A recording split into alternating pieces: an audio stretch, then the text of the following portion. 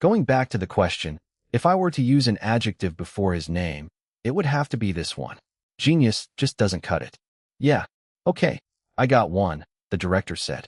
Just like that, he spoke his thoughts. His hand shook from the excitement. The expressions on the reporters' faces started to change. Staring at his fingers, which were wiggling like a spider, Jenkins said, "Okay then, why don't we move on to the next question?" "Wait, hold on, just one more." "No, I don't think so," Jenkins said, shutting down the reporter's desperate request. After that day, most of the reporters who had been present at the conference gave the movie a high rating and positive reviews. However, what really drew the most attention was the article about Yun-Woo, who still didn't make a public appearance, even after it was printed. The hollow shouts from the fans waiting desperately for his return echoed through the media. Achoo! Endless green lawn, the sound of a fountain spurting in the distance, and people speaking different languages with their shirts off, bathing in sunlight. Away from it all was a person who was sniffling under the shade, laying on his stomach. It was Yun-Woo, the author who was desperately waited for by the people. Although the sun was quite warm in March, the air was still cold. It's been too long. Joo-ho sprawled across the lawn, relaxed to the point of feeling lazy. It had been quite a while since his last vacation. Jenkins must be in Korea by now. The director had scheduled a visit to Korea right around the time of the movie's release there. Meanwhile, Joo-ho was well aware of all the atrocity for which he was responsible. Thanks to the massive bomb he dropped, what should have remained a quiet life had become hectic and vibrant all over again. As the phone started vibrating, Joo-ho took it out of his pocket and looked at it. It was an email, the 20th email, to be precise. Upon checking it, Joo-ho put the phone back in his pocket. At that moment, a pigeon that had landed next to him came into the young author's view, bobbing its head. While Joo-ho was staring dazedly at it, he sensed a shadow cast over him. A man in light sportswear was looking down. Seeing as though his chest was moving up and down, he had to have run up until he stopped. Nevertheless, the man's face was filled with astonishment. "Can I help you?" Joo-ho asked. "You're Yun-Woo, aren't you?" the man asked, catching his breath. Staring into the blue sky over his shoulders, Joo-ho said, "Yes, I am." As the young author rose from the ground, the man asked in a hurry, "Could you take a picture with me?" Picking up the hat, which he had placed next to him on the lawn, and brushing off the blades of grass on it, Joo-ho said, "Of course," willingly getting in front of the lens with the man. The man seemed ecstatic that he had run into Joo-ho. "What have you been up to?" "Nothing much. Just killing time. I'm a fan. I own every single one of your books." At that moment, the man called the young author by a peculiar nickname, Mr. Great Storyteller. Joo-ho looked up at the sunlit sky. Since Jenkins had made a certain statement, the young author had been coming across the nickname on the news, no matter the country he was in or where he was in that country. When presented in such a manner, even his greatest dream was reduced to a repulsive and hollow-sounding set of words. "That wasn't me he was talking about," Joo-ho said, putting on the hat and walking away. The water drops in the grass tickled his calves pleasantly. At that moment, his phone started vibrating in his pocket yet again. That time, it was a call. "Hello. Did you see it?" Even without the specified subject of his question, Joo-ho was able to understand him thoroughly. "Mr. Jenkins, you asked me the same thing just 10 minutes ago. Do you realize how long your movie is?" "Good. Do not watch it." "Okay, I heard you the first time," Joo-ho said. At which, the director warned him sternly, "Do not watch that movie. Not until I'm there." Chapter 337. Jenkins, full of surprises, too. "I have to see you getting impressed in person," Jenkins said. He wanted desperately to see Joo-ho watching his movie in person. Meanwhile, Joo-ho stopped in his tracks and squatted in front of a nameless plant. "Seems like you still refuse to say anything about failure. I made the movie while you were gone. I'm sure you'll find plenty of inspiration," Jenkins said confidently, probably with his chin raised high. "You sound very confident, Mr. Jenkins." "I very much am." "Well, that makes me look forward to the movie even more," Joo-ho said, fiddling about with the leaves of the nameless plant. At that, Jenkins stopped running his mouth all of a sudden. "I'm leaving Korea tomorrow. You see, Mr. Jenkins, I'm kind of in the middle of a vacation. Please, Mr. Woo, is there a way we can make this work?" "I don't have a problem waiting a little longer," Joo-ho said, chuckling, and Jenkins gnashed his teeth irritably. Why did you decide to go to the States of all places when I'm in Korea? Jenkins asked, pointing out inadvertently the precise reason for Juho to be in the States. I was afraid you might show up at my door without any notice. Come on, Mr. Wu. Isn't it a bit excessive for you to fly out of your country like that? I find that reaction difficult to take seriously when coming from you, Mr. Jenkins. In any case, do not watch that movie without me there. All right, by any means. On one hand, Juho wanted to run to the nearest movie theater and watch the movie. However, after some thought, the young author nodded and said, You know, it's beautiful out, so I think I'll enjoy the sun while it lasts. Promise. You got it. Then, like he had promised, Juho made his way to a movie theater just after dark. Been a while since I've watched a late-night movie. It was the result of adjusting his schedule to the director's. When Juho looked around, Jenkins was still nowhere to be found. The young author was aware that Jenkins had already landed in the States. Since he was early, Juho decided to wait for the director peacefully, standing a slight distance from the theater entrance and watching moviegoers going into the theater. Then, Juho checked the time. Maybe he's running late. Jenkins was still nowhere to be found. 10, even 20 minutes later. When Juho checked the time again, it was officially after the time when they had agreed to meet. At that moment, his phone started vibrating in his hand. Where are you? Juho asked. However, instead of a response, coarse breathing came from the receiver. Leaning against the building, Juho asked, running late. Wait just a little. Huff longer. The jet lag few. I'm a hot mess. He had to have slept through his alarm. However, considering the intensity of his schedule recently, it made sense. Should we meet tomorrow? No. Phew. I'm on my way. The movie's about to start. You sure you're going to be able to make it in time? I'm here, Jenkins said, sounding even more desperate than usual. At which point, Juho looked back. I'll get us the tickets. You do that? Huff. Huff. Juho bought a ticket from the ticket office. After some thought, he decided to go to the snack bar and get Jenkins a drink. The movie theaters in the States didn't seem all that different from the ones in Korea. Lingering around in front of an empty arcade, Juho checked the time. Since there were commercials and previews before the actual movie, there was still time. Phew. Upon hearing a breathing sound, Juho felt a strong impact on his shoulder. It was Jenkins, who seemed quite distressed. Hey there, Juho said. Instead of giving him an answer, Jenkins stretched out his neck and coughed noisily, holding his sides. You made it. I told you. I fell asleep, before I knew it, when I saw the time. Oh man. Phew. Here, Juho said, offering the drink to the director, who took it and guzzled it without question. At that moment, a group of people walked past them, staring in their direction. At which point, Juho pulled down his hat in order to conceal his identity. Burp. Jenkins let out. He looked noticeably better. You're not going to pass out during the movie, are you? I can't tell if it's day or night, but I'll be okay. To this day, I've never passed out watching a movie.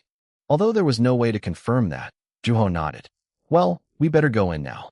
Though, I don't know if we'll find any good seats.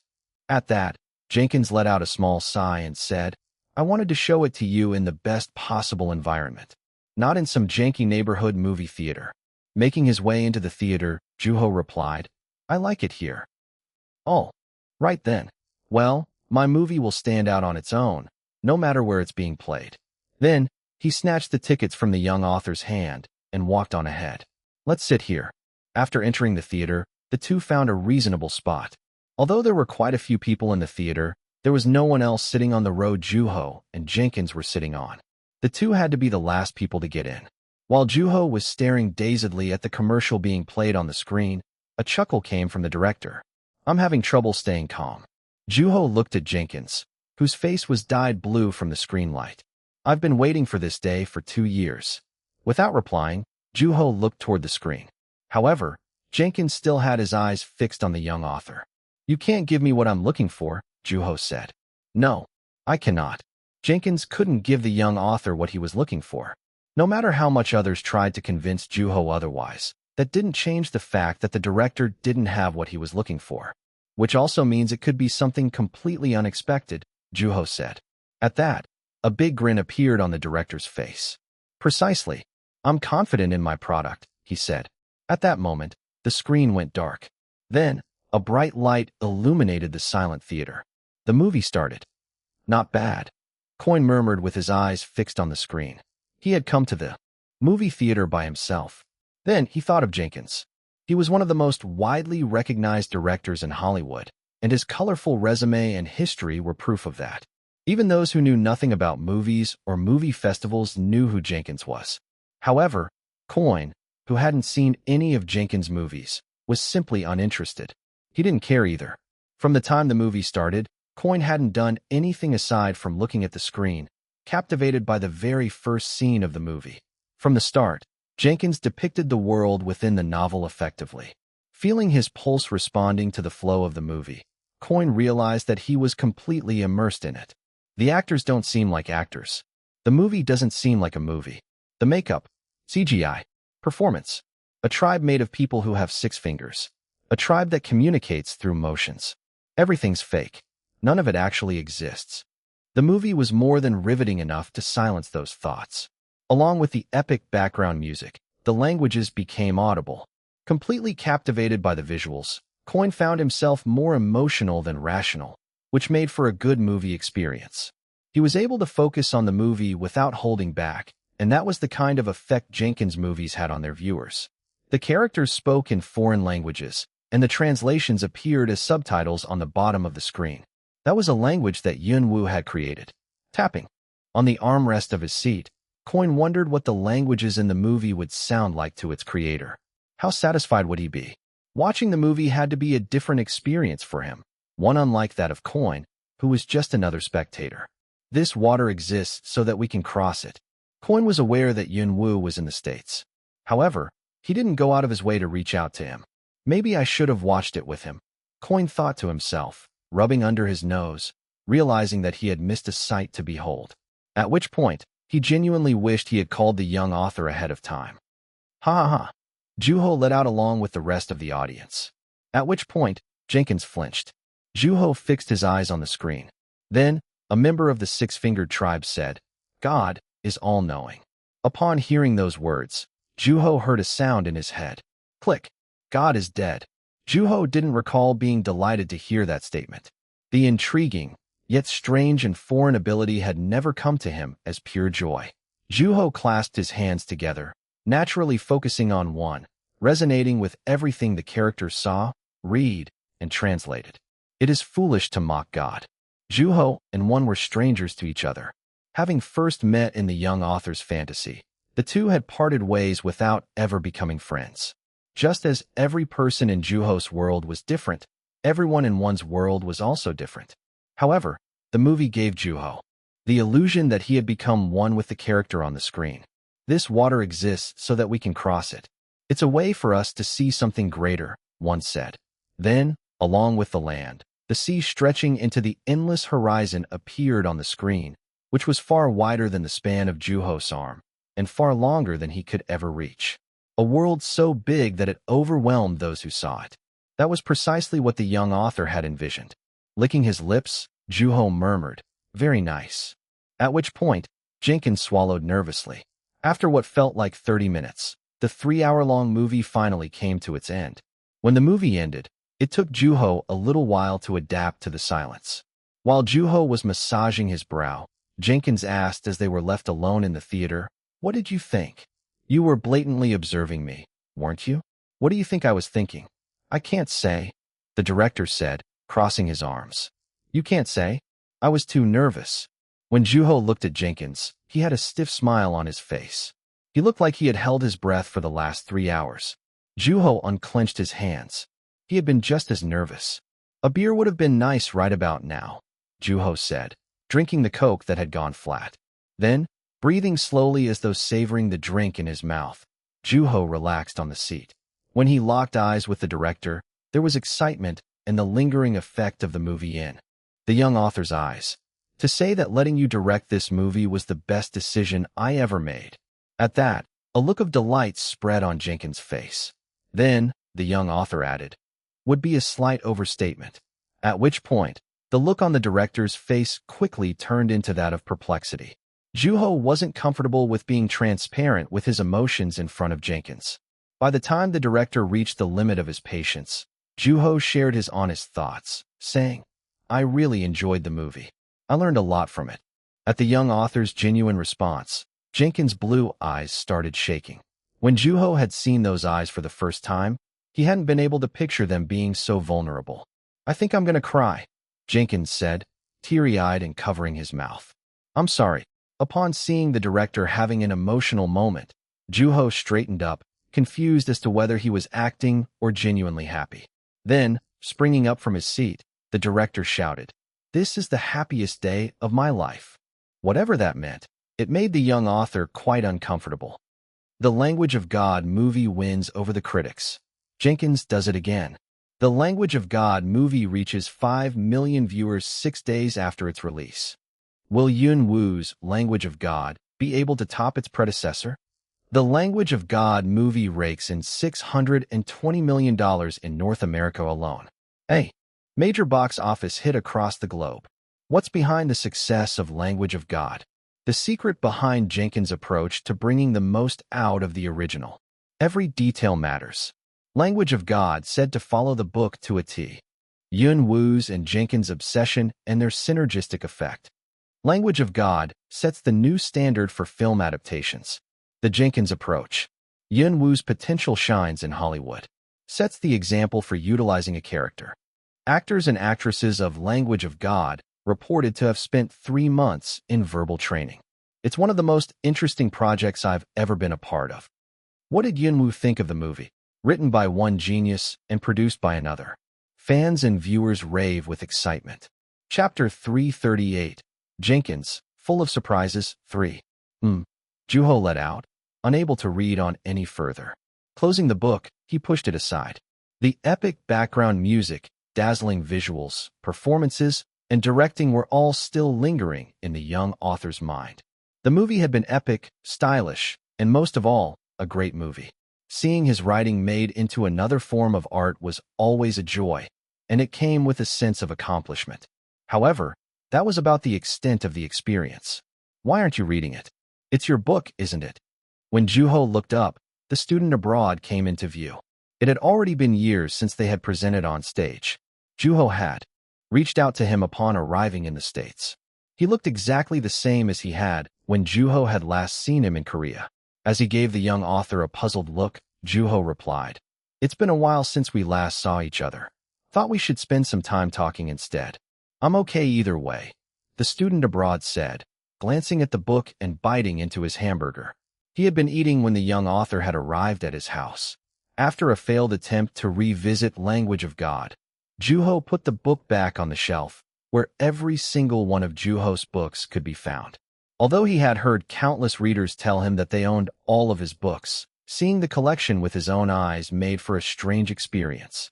As if avoiding them, Juho started to look around the room, which was quite indicative of the student abroad's personality, well organized. Upon spotting collection of LPs, Juho asked, Not a fan of rock, I see? Not at all, the student abroad replied emphatically. The place belonged to his older sister and her husband, whom she had met when she had come to the States as a student abroad. Her husband was American and deeply in love with her. Anyway, I was so touched when you called, the student abroad said. You were. Chewing the lettuce in his hamburger, the student abroad replied, You're staying on the down low after getting discharged from the military. You haven't made a single public appearance, even after the movie was released. Frankly, I was starting to get curious about you. Hearing it through Jenkins is just not convincing. You could have called, Juho said. Juho saw the student abroad moving his dry eyes busily. I tend to be an overthinker. I wasn't sure if you'd remember me after becoming the great storyteller. Chuckling quietly, Juho took the book he had received from the student abroad, saying, Or, it could be that you were really busy. It was the novel he had published in Korea. The first edition had started at 5,000 copies. The second edition had gone into print almost immediately since it was a steady seller. Not the most impressive figure in front of Yun Woo, really, the student abroad said, sounding almost sarcastic. That was exactly why bringing numbers into a conversation with an author tended to make things uncomfortable. I thought I should try to make the most out of your absence, but it seems like it got buried by your movie. My sister and brother-in-law went out to see it, actually. It takes her a month to finish reading my books. I'm sure it's because it's directed by Jenkins. Quite the opposite, actually. The novel came first, which means he wouldn't have been able to make a movie like this if it weren't for you. Juho shrugged lightheartedly. Then, he opened his mouth wide and ate what was left of the hamburger, crumpling the wrapping paper afterward. I don't know much about movies, but he seems to have done one heck of a job with the adaptation. Good enough for the fans of the original series. Yes, he did. I enjoyed the movie myself. Sitting back down, the student abroad asked, if you had said that to a reporter, the movie would be making double the money it's making. It's already doing well enough as is, Juho said, and the student abroad didn't deny it. What have you been up to? The student abroad asked out of nowhere. However, the young author answered without hesitation, why? I was in the military. And then I wrote. I thought so, the student abroad said, nodding. Yunwoo wrote no matter where he was. To the student abroad, Yunwoo was an author who would choose to pick up a pen rather than a rifle in a battlefield in an attempt to tell as many people as possible about the pain of war. At which point, the student abroad thought that he'd like to see the young author release a war story in the future. Honestly, there was a piece that I'd been meaning to write since before I went into the military. After thinking quietly for some time, the student abroad narrowed his eyes. The time of the young author's enlistment crossed his mind. Wait, you're not telling me that you went into the military to write, are you? That's part of it. You really know how to keep someone on their toes, the student abroad said. The ambiguity in the young author's response was bound to stir up curiosity. Rubbing his hands together anxiously, the student abroad asked determinedly, if I were to ask which piece it was, would you tell me? At which, Juho replied nonchalantly, Language of God. From Juho's standpoint, he had no reason to hide that there was a new work in progress. The final draft had already been sent to the publisher and was probably in the middle of a translation process. Language of God. Yes, the sequel. However, things looked very different from the student abroad standpoint. It was the long-awaited sequel to Language of God, which was about to come out to the world in the near future. You mean there's going to be a new series? You're working on it. It's already finished. The student abroad found himself at loss for words. Unlike his usual self, he seemed to have trouble maintaining a calm look on his face. Kind of cruel, don't you think? I'm sorry. I thought I'd be able to take it slow during those 2 years you were gone. First, the movie, and now a whole new series? Why don't you just take over the world while you're at it? Juho blinked awkwardly. The student abroad's face was flushing bright red, the corner of his mouth twitching. I don't know if you can tell, but I've been on a frenzy since the movie was released, which was some quality work to say the least. Before I knew it, I picked up Language of God, and I've been on a marathon ever since. And now, you're telling me that there's going to be a sequel? That there's going to be yet an entirely new series that will inspire me all over again? Do you understand where I'm coming from, Mr. Wu? Sure. No, you don't. So, when is it coming out? There should be articles turning up soon, but I can't say for certain. The new Language of God. A whole new series. I can't believe it. At that moment, they heard somebody approaching the house from the outside. Your sister must be back. Although looking slightly disgruntled, the student abroad sprung up from his seat and rushed down the stairs. Juho followed him. Hey, get down here and ask me about the movie, the sister shouted as if she had a desperate need to talk about the movie with someone. Get your butt downstairs. You have no idea how anxious I was that Jenkins might crap all over the novel. All right, you don't have to shout, the student abroad said. Then, noticing an unusual smile on her brother's face, she asked, What's with your face? You're freaking me out. What about my face? That smile of yours. What did you do by yourself while I was gone? I'm not alone. You know, if you have a date, you better take that outs.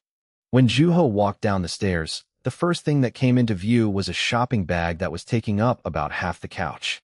Then, locking eyes with a lady sporting a tight ponytail, Juho rubbed the back of his neck awkwardly. Hello. Wait, am I seeing things? I told you I was having a guest over. At that, the sister punched her brother in the stomach, saying, You didn't say anything about the guest being Yun Woo.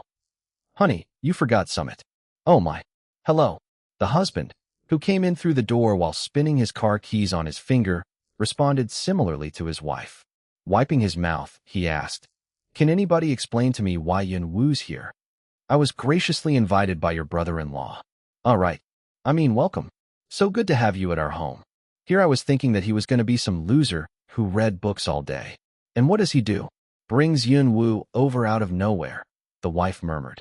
Then, slapping her brother on the shoulder, she added, not too bad.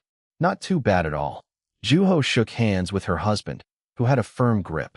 Since the sister and her husband had turned up, everyone spoke to each other in English. Can we all take a picture first? She asked, and Juho nodded affirmatively. Did you see the movie? The sister asked while putting a slab of meat onto the grill. Insisting on treating the young author to some food, she had put together a small barbecue party in the backyard. Although Juho had declined repeatedly, she had insisted even more emphatically, saying, It's okay. We do this often. Don't be shy. Her husband nodded in agreement. Along with lamb chops, drumsticks, steak, and short ribs, there was also some kimchi and slices of halloumi cheese on the grill, sizzling and looking incredibly appetizing. On top of that, there was an array of vegetables and a salad. This is a lot of food, Juho said, and the student abroad replied nonchalantly, Nah, this looks about right. Of all the characters in Language of God, I like one the most. I'm obsessed with him. When you see how he changes from his childhood, before and after he leaves on that journey, and just how he changes throughout the book, it makes me feel like I'm watching my own child growing up, the sister said, waving the tongs in her hand. As she cut the slab of meat into smaller pieces, her husband stepped in to finish the rest. Are you a wine person? She asked. I'm sorry, but I'm not much of a drinker. Would you like some Coke instead, then? Yes, please. Then, she looked at her brother, gesturing for him to go to the kitchen and bring out the mentioned items. Clicking his tongue irritably, the student abroad rose from his seat. Make sure to bring out some plates too, she said, kicking her brother in the buttocks. So, going back to the book, I went into the theater with a certain image in mind. Of course, it didn't exactly match what I saw in the movie, but the movie was so well made that I found the image in my head starting to change. Especially the six-fingered tribe member playing the violin. It was so much better than what I had pictured. Juho listened to her quietly. Meanwhile, her husband moved all the pieces of meat onto a plate, putting one into his own mouth while he was at it. Apparently, they filmed in New Zealand. What did you think? Was it similar to the image you had in mind when you wrote the book? Staring into the air, Juho reminisced about the movie and said, I actually met with Mr. Jenkins before coming here. We watched the movie together. Jenkins was now in another country because of a prior engagement. Before he left, Juho saw the delight on the director's face with his own eyes. Yes, I heard him bragging in an interview. He seemed like he was really proud of his work. Is it true that you were shedding tears of joy afterward? Jenkins seemed to have added his own twist to his statement yet again. With a sigh, Juho shook his head. I didn't cry, but it was quite a moving experience. After the movie, Jenkins had followed the young author all the way to his hotel and drunk to his heart's content. It had been a celebration of sorts. Despite having scheduled events for the next day, he hadn't been afraid to get drunk. If you were to give it a rating, what would it be? The student abroad asked while carrying a bottle of wine, some Coke and plates. Way to rain on my parade, the sister said, giving her brother a disgruntled look. However, the student abroad didn't let up, acting as though he had the right to know. A rating? Yes. In a number. I want to know how satisfied you were with the movie. I didn't even do this in front of Mr. Jenkins. And that makes me want to hear it more, the student abroad said. You're supposed to talk about stuff like this behind someone's back, he added, giving off an ill-natured vibe. After some contemplation, Juho replied, You know what? I don't think I can do it. Come on now. Don't be like that. Is that another way of saying that it wasn't perfect? I think the meat's done, the brother-in-law said, cutting off the student abroad while he was clinging to the young author, bringing several platefuls of grilled meat to the table. In comparison, there was significantly more meat than vegetables, and needless to say, everything was quite tasty. While Juho was tasting everything one by one, the student abroad's sister asked out of nowhere while pouring herself a glass of wine. So, Mr. Wu, how good of a writer is my brother? Feeling like a teacher meeting a parent, Juho barely managed to swallow the piece of meat in his mouth. Chapter 339, Violinist's Impressive Hearing 1. I'm not sure, Juho said, looking into the distance. Springing up from his seat, the student abroad with his face twisted into a scowl, said, I think I'd prefer you say that I still have a ways go rather than some ambiguous answer like that. What did you mean by you're not sure? Maybe I shouldn't have said anything, the sister said lightheartedly. However, the student abroad didn't let up. Having no intention of starting an argument in front of delicious food, Juho explained himself calmly. I'm not sure because I don't really know you yet. You don't know me? I haven't read your book yet. That's why you gave me one as a gift, isn't it? Although the student abroad still looked quite upset, he sat back down willingly. At that, Juho shrugged and added, Besides, I've been busy too. Not to mention the environment I was living in never really allotted me a whole lot of freedom. There are actually a lot of books I haven't been able to read, which included the one written by the student abroad. Still sounding disgruntled, the student abroad asked, Then, what about now? You're staying on the down low. I can't imagine you're all that busy. Of course, your presentation was outstanding. I assume that's why it got made into a book, right? Then, Juho looked around at the student abroad's family to study their expressions. Sitting quietly, the student abroad still had the same disgruntled look. Good for you, kid. You know what? Let's make a toast. Pick up your glasses. Thankfully, the subject changed quickly. Everyone there were quite tactful. At one point, a neighbor's dog came into the backyard after smelling the meat, causing a ruckus. Although the amount of food had been quite intimidating at first, every bit of it had been eaten without much trouble. The family seemed to have quite the appetite. By sunset, they started cleaning up after themselves. As the sister and her husband went inside, Juho picked up the plates.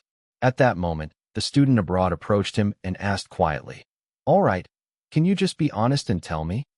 Tell you what? Juho asked, giving him a puzzled look. Now that my family isn't around, you don't have to worry about making me look bad in front of them. I told you. It was outstanding. Did you want a number or something? Judging others is one of the easiest things to do, don't you think? Don't be such a prude now. You're Yunwoo. If this is about your age, don't you worry. I won't go around telling people that you're full of yourself. What's with you all of a sudden? After some thought, the student abroad replied in a calm tone of voice, It's not sudden. A pretender like me tends to be curious about how a genius sees the world, including himself. I don't consider myself better than others. I think that's being too modest. Are you looking for criticism? Is that what this is about? Have you ever compared yourself with me? Stopping midway while picking up the plates, Juho looked at the student abroad, who asked, Or do you not have an answer to this question? Was that why you were so riled up back there? Juho asked, making sense of why the student abroad hadn't contacted him first. Before he knew it, Juho had acknowledged that the difference between an author who sold 1 million copies and another who sold 5,000 copies had to do with their skills. You really are an overthinker. It's because you showed up out of nowhere. You have no idea how anxious I've been the last 2 years. I wrote with everything I had, and I've managed to sell 5,000 copies.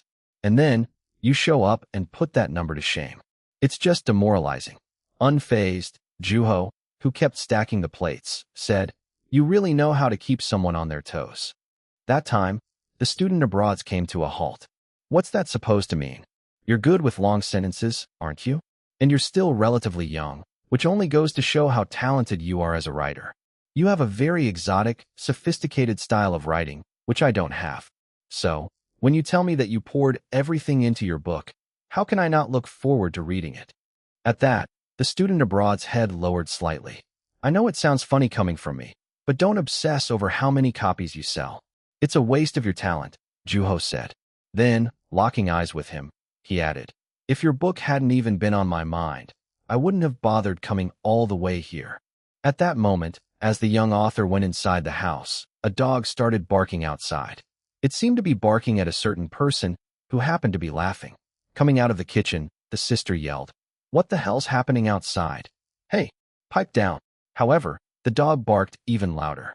Meanwhile, Juho soaked the dishes in the water in the sink. You could stay for the night, you know. Oh no, I couldn't do that.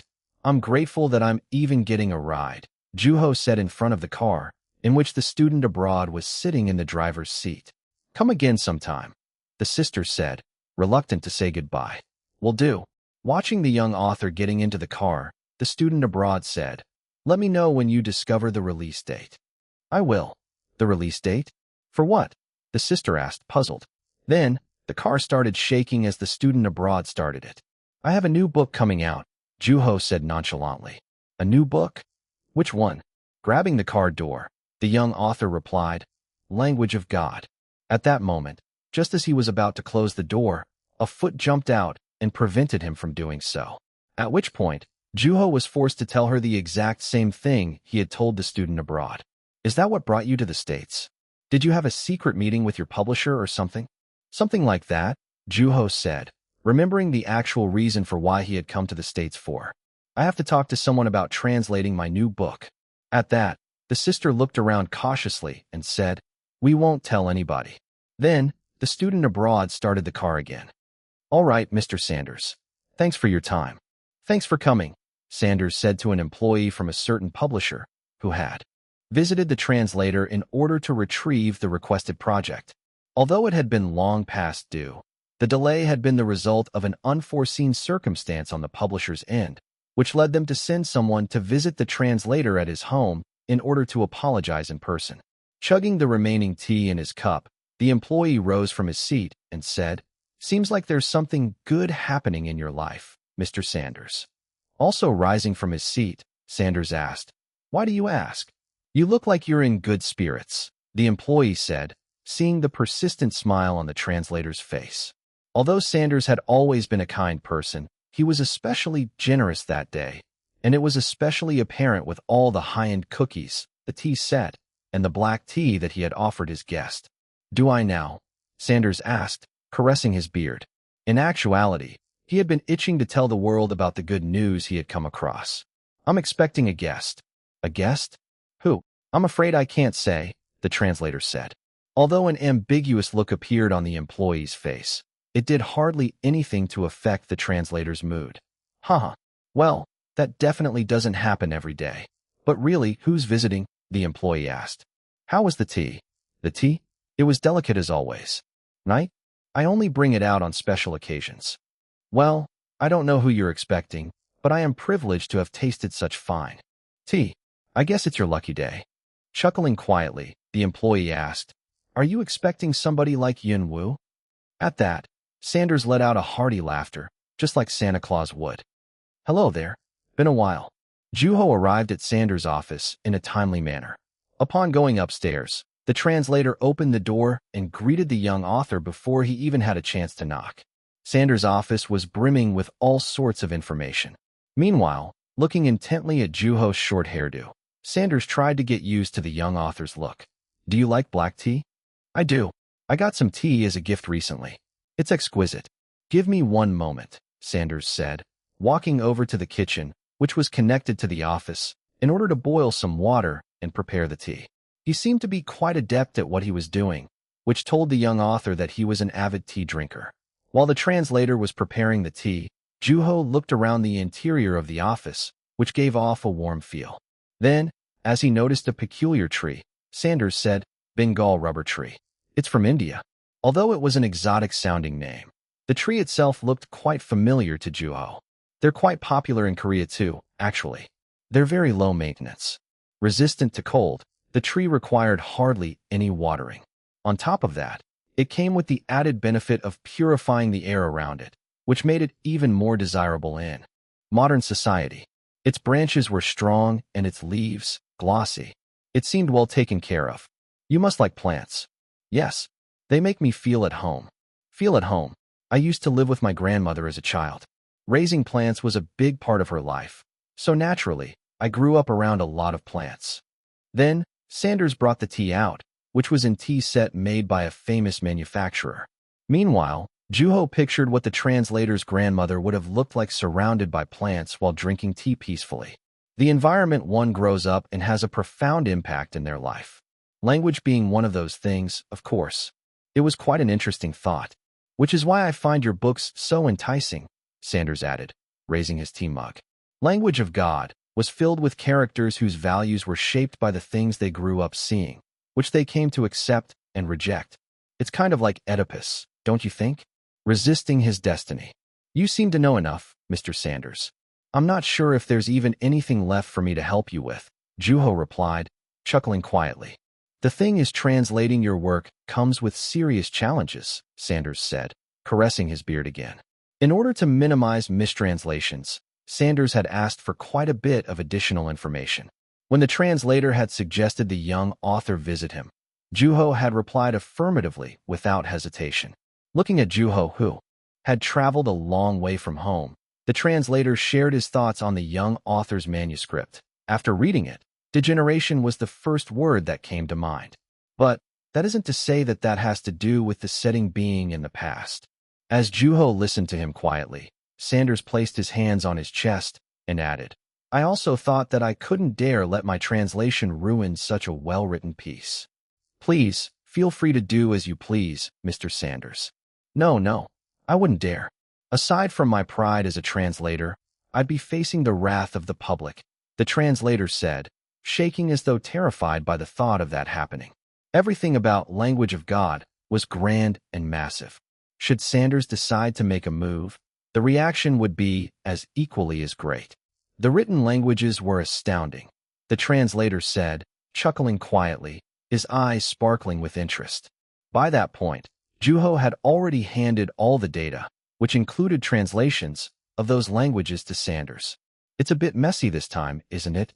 Sanders asked. It's supposed to be. Being far less refined than their future counterparts, not only were the written languages uncouth, but they were also quite cumbersome. Languages tended to rise and fade away with time, and the new languages Juho had come up with were bound to face the same destiny. Did your time in the military play into this at all? I wouldn't say that it didn't. At that, Sanders replied, nodding. The fact that it's a piece that you wrote at the base already makes it riveting.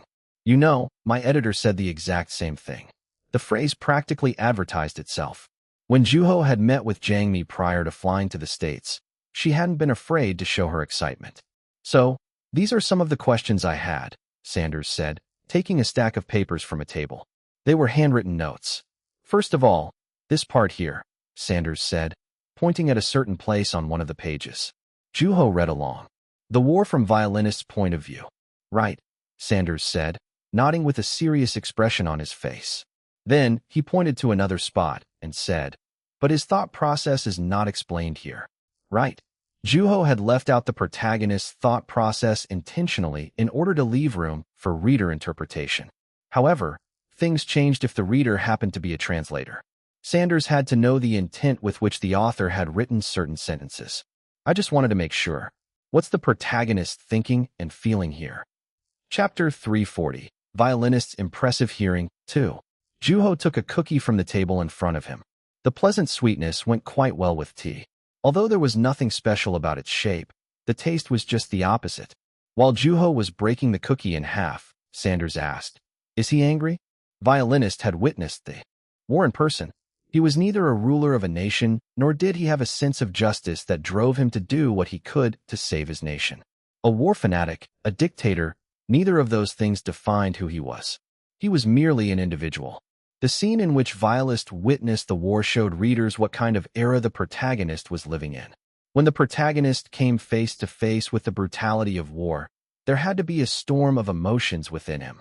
Of course, Juho said, locking eyes with the translator, who nodded in confirmation. I wonder if this is what it's like to be interviewed by Santa Claus, Juho thought to himself. Hearing Sanders use such a strong word like angry was quite strange. Maybe it was because it wasn't very Santa Claus-like. Sense of void, perhaps? Yes. Overwhelmed. He was. Do you think he'll grieve what he saw? Not immediately. Does he find himself afraid? Yes. There was no time to grieve. The fear was simply too great. Yet, Violist didn't succumb to it. Does he ever grow numb or indifferent toward it? A little later into the story, actually, he gets used to longer-lasting wars. Seems like he's quite the emotional type. He is. He's easily influenced. When another person gets upset, he'll join them in getting upset as well. When they're calm, he's also calm. While Sanders jotted everything down on his notebook, Juho brought the cookie up to his mouth.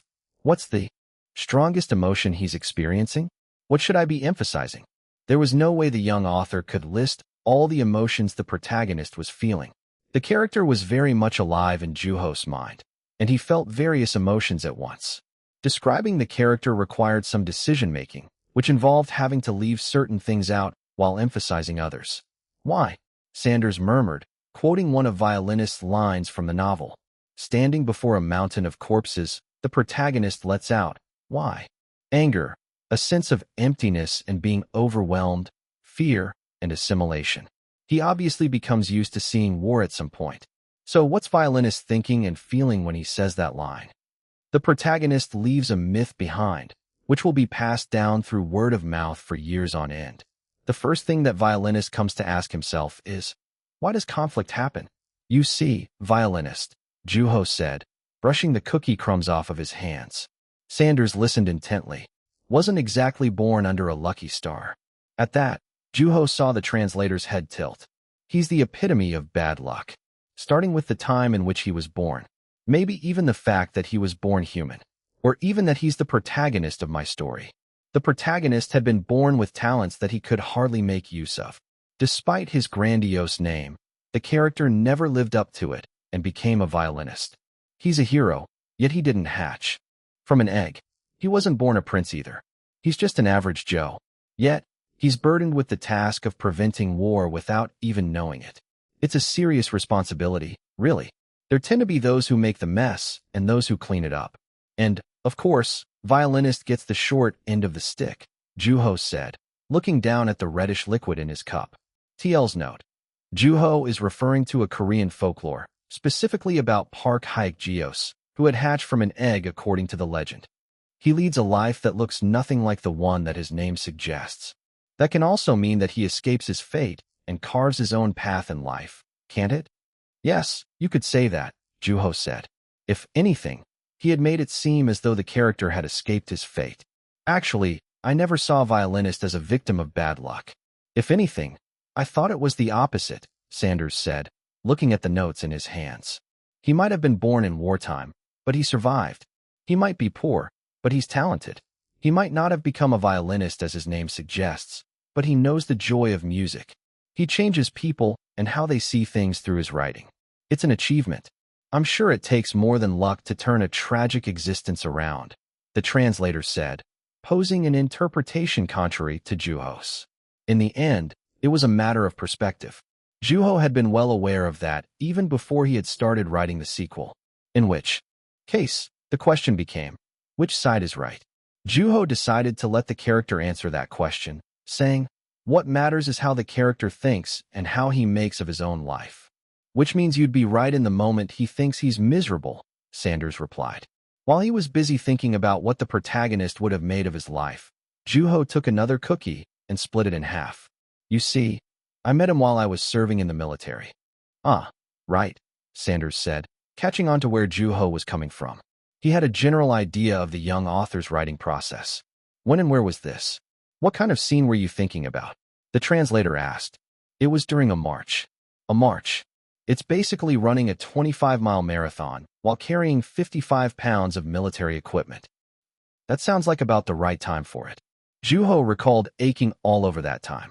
The protagonist had appeared with different expressions on his face. He would stare dazedly at the marching soldiers, either hiding from them or lingering in front of Juho's eyes. Must have been exhausting. I can't say it wasn't. I found myself gritting my teeth at one point. Haha, Juho said. However, Juho hadn't been the only person under distress. In fact, violinist had been in a similar state, following him until the end while clearly looking hostile. Then, Juho moved on to talking about the war in the novel rather than his training experience.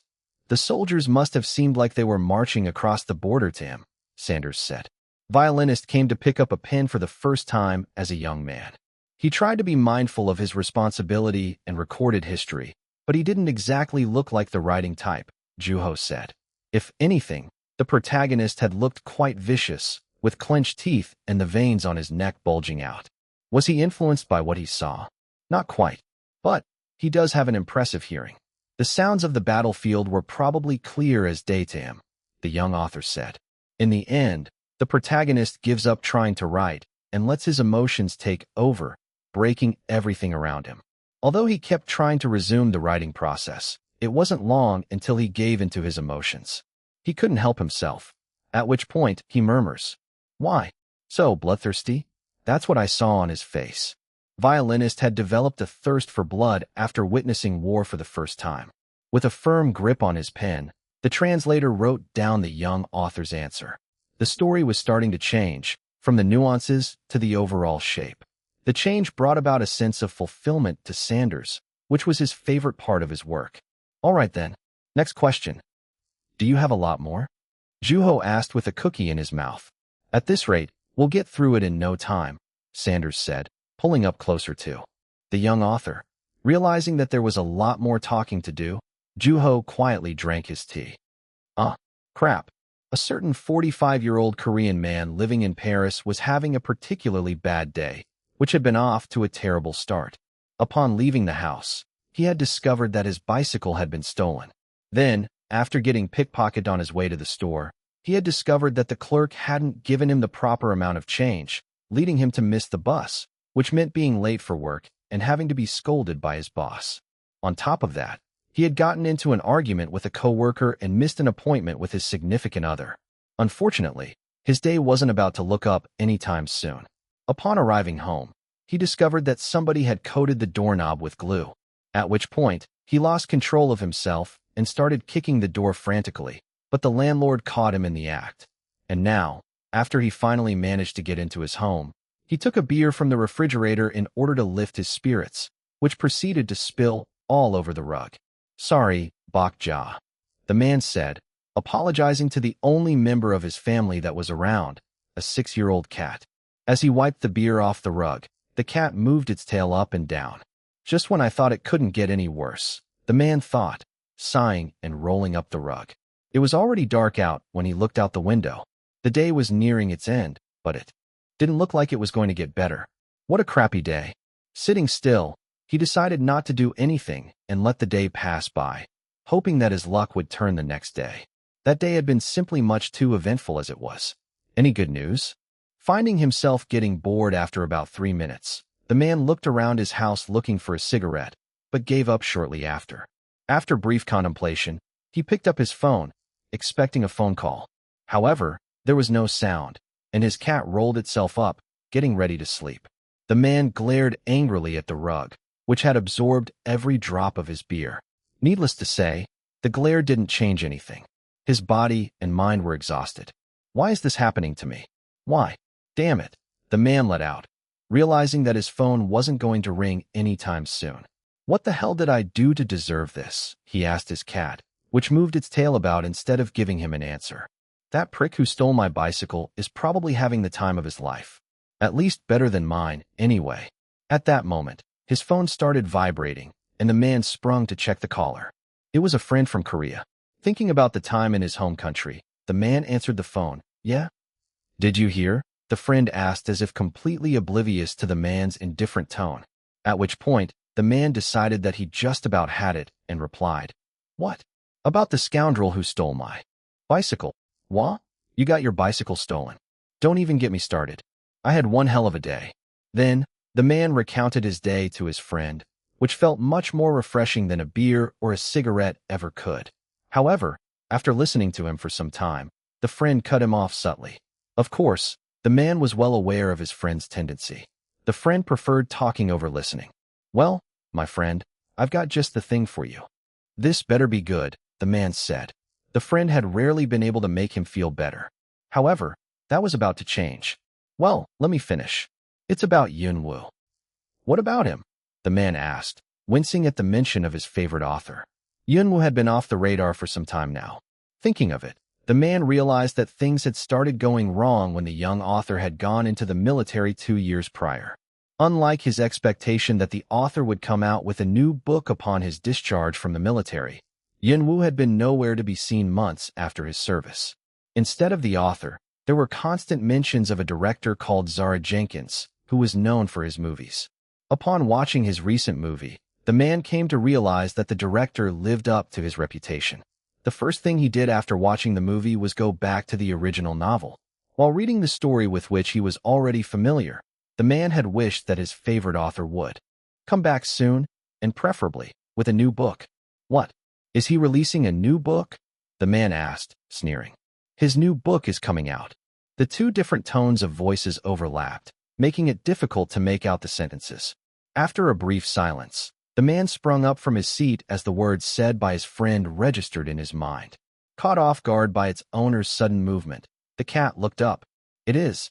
It sure is," the friend said. Although the man wasn't fond of the tone in his friend's voice, he decided to let it slide. "When? Who told you that? Is this only in Korea? Which book? Hey, one at a time. Spill it," the man said impatiently, glancing at the clock on the wall. It was midnight. The new day had arrived, and it was off to a great start. The man felt strength welling up from within him. Then, he walked over to the desk and got his laptop. "The internet's going crazy right now. Go see for yourself."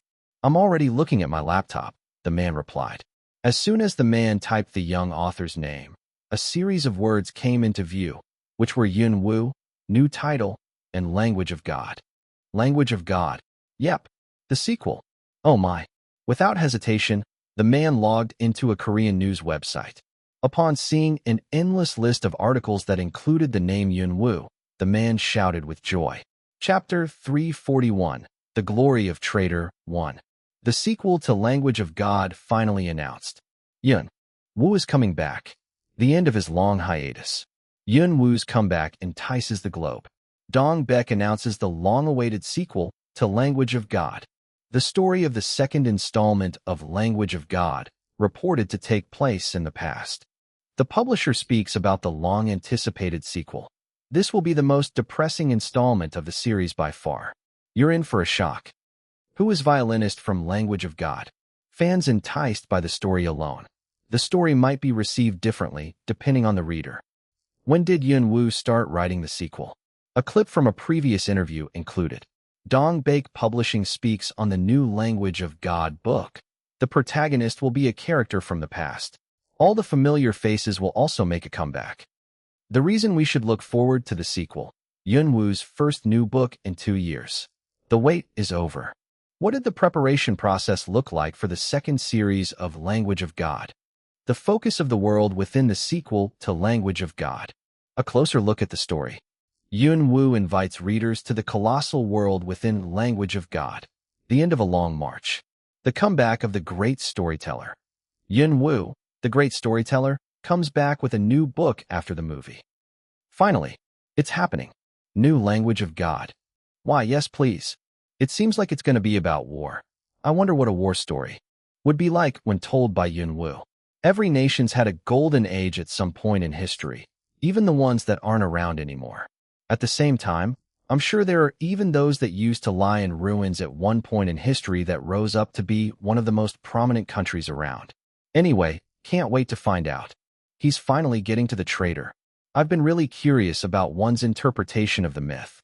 Hope Yun Woo talks about how the traitor came to betray its own kind. Another Language of God. Take my money. If Yun Woo's stretching out an already massive world timeways, sign me up. Heard he's made some subtle changes to the languages from the previous series. Languages do change over time, but he goes back in time instead of moving forward into the future. For example, there are certain expressions and names of certain objects that tend to get lost over time. The pronunciation evolves, too. It may be subtle, but it definitely happens. The details are what makes Language of God what it is. I can't wait to find out what the languages were like in the past. I heard he talks about fascism. There must be a reference to World War II. It sounded like he touches upon religious wars and autocracies too. Wonder if the book's gonna be violent. Language of God wasn't exactly the most cheerful book either. Going by the things that have been mentioned so far, I doubt that's gonna change. I mean, the character's name is Traitor, so that says a lot. Language of God has always been massive and epic in every sense possible. He even went to the military. I'm sure he knows a thing or two about wars now. Besides, you can't go wrong with Yun Woo. Language of God is such a good book, whether as a casual read or a book to geek out on. I haven't even read the book yet, but I'm already having a great time. Mr. Moon.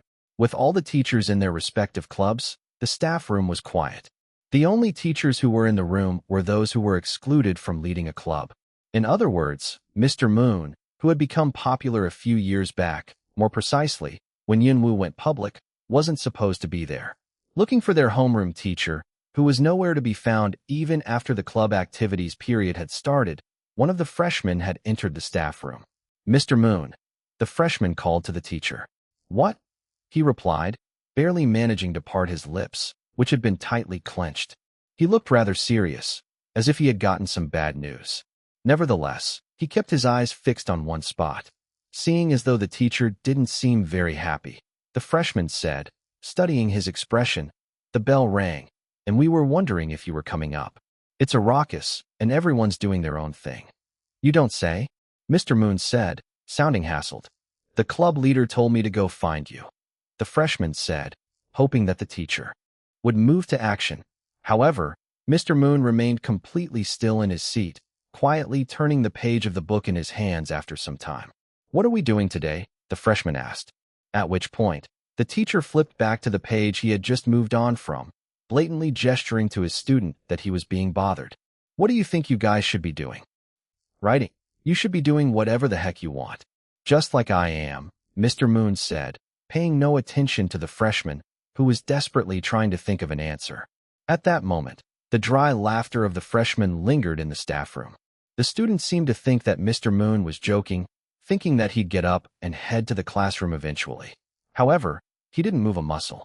"Mr. Moon, what do you want? Aren't you coming? I told you, you guys can do whatever you want. What do you need me for?" At that, the freshmen rubbed their hands together anxiously, saying, "As in study. As in, do what literature club members should be doing," the teacher said. Then, after a brief pause, he added, "Just like I am." The freshman moved his eyes, hopelessly confused and unsure of whether they were even allowed to leave or not. In the end, the freshman decided to walk into the room rather than standing by the door, appearing as if protesting in some way. Meanwhile, Mr. Moon flipped another page of his book. And another. "Scary," a voice said while the freshman was standing in the staff room awkwardly, breaking out in cold sweat and looking anxiously at the teachers walking by. "That's Yin Wu's new book, right? Language of God. The Glory of Traitor?" the freshman asked, alluding to the thick red book in the teacher's hands. "Yep, written by a former pupil of mine." The freshman was also well acquainted with the book. After all, it had been that story that had brought them to join the literature club. "I can't stand the subheading. Traitor? Glory? I can't stand that those two words are next to each other. What about the victims of the betrayal? At the very least, he could have gone with something like the betrayal of glory. That would have been more reasonable. The betrayal by a certain animal had allowed mankind to survive. To them, Traitor was a hero. It is a bit mind-boggling from mankind's standpoint, and that's probably what the author wants his readers to think. My classmates are borrowing each other's copies all the time. Really? What's Yin Wu like as a person? The freshman asked, unable to resist their curiosity. Perhaps part of it was their attempt to escape the situation. Thankfully, the freshman's attempt proved successful, and the teacher finally looked away from the book. That's a surprisingly difficult question. Really? The freshman asked, imitating the teacher inadvertently. Well, to answer your question, he's quite arrogant in my eyes. Not only did he tell me about his enlistment the day before he went off to the basic training, but he didn't tell me anything about his new book coming out. He does call me from time to time, but he leaves out all of the important information. Yet, he knows how much I like his writing. What's worse is that he never tells me what he's working on while he's writing. Though, he does send me a copy every time he releases a book. That cheap shot. While the freshman was thinking that that wasn't the answer they had anticipated, the teacher asked, "Well, what do you think of him?" "Me? What's Yin Wu like as a person in your eyes?" Looking at the blood-red cover of the book in the teacher's hands, the freshman replied without much hesitation, "He's the great storyteller." The freshman tensed up upon seeing the expression on Mr. Moon's face. "Mr. Moon? Right? I see," the teacher murmured, fumbling with his earlobe and nodding repeatedly. Then he asked out of nowhere, "Candy?" Without hesitation, the freshman took the candy from the teacher. It was peppermint. Then, just as they unwrapped it and put it into their mouth, Mr. Moon asked, "Have you read this book?" "I have," the freshman replied. Unlike Mr. Moon, who was constantly swamped with work, the freshmen had all the time in the world. Since their parents weren't the type to obsess over their child's grades either, the freshman was one of the lucky few who could actually afford the time to do other things outside of school. "Tell me what you thought," Mr. Moon asked. At which point, the freshmen realized that they hadn't just been making small talk. Nevertheless, It wasn't such a difficult question to answer.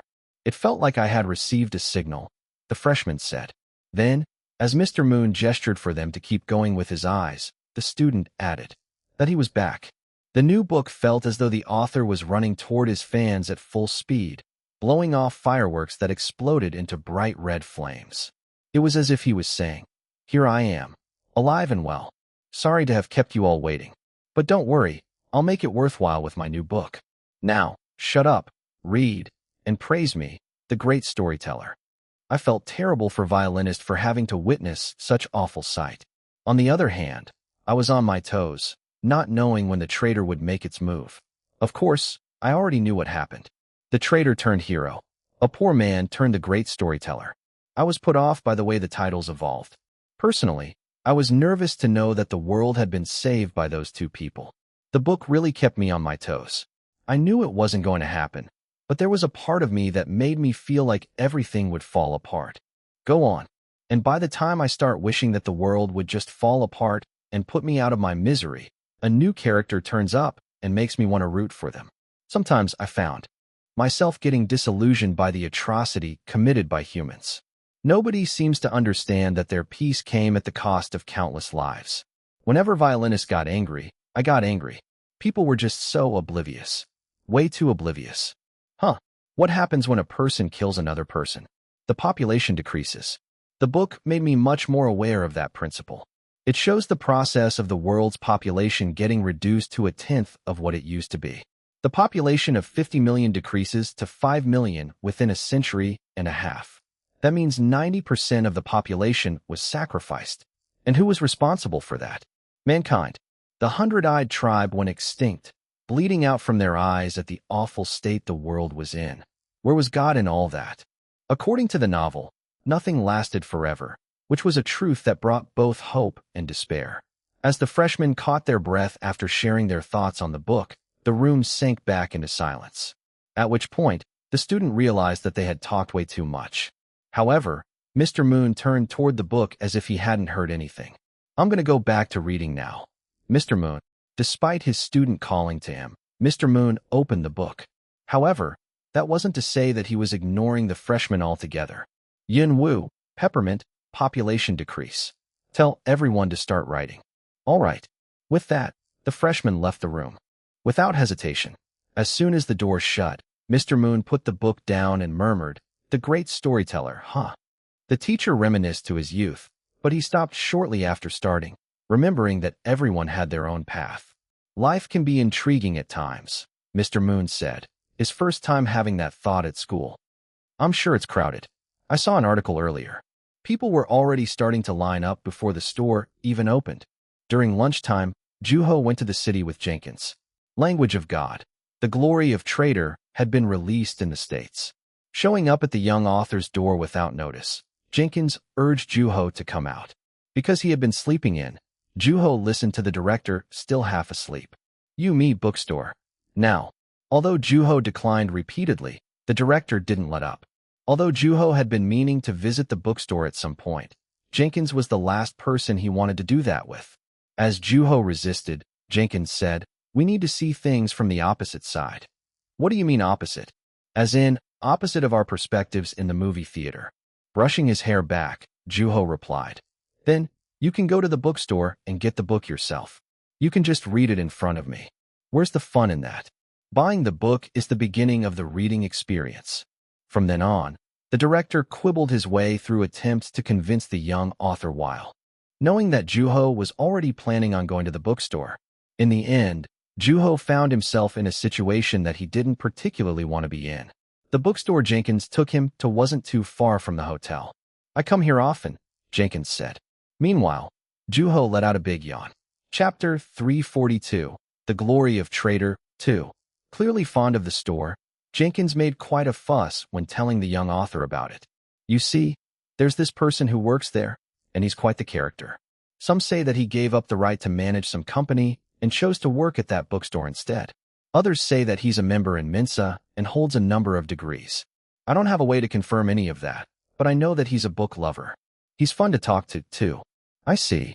It wasn't usual for a bookstore worker to have a reputation like that." Seeing the astonishment on Juho's face, the director added. The thing is that the owner of that store is, how should I put it, a pathological liar.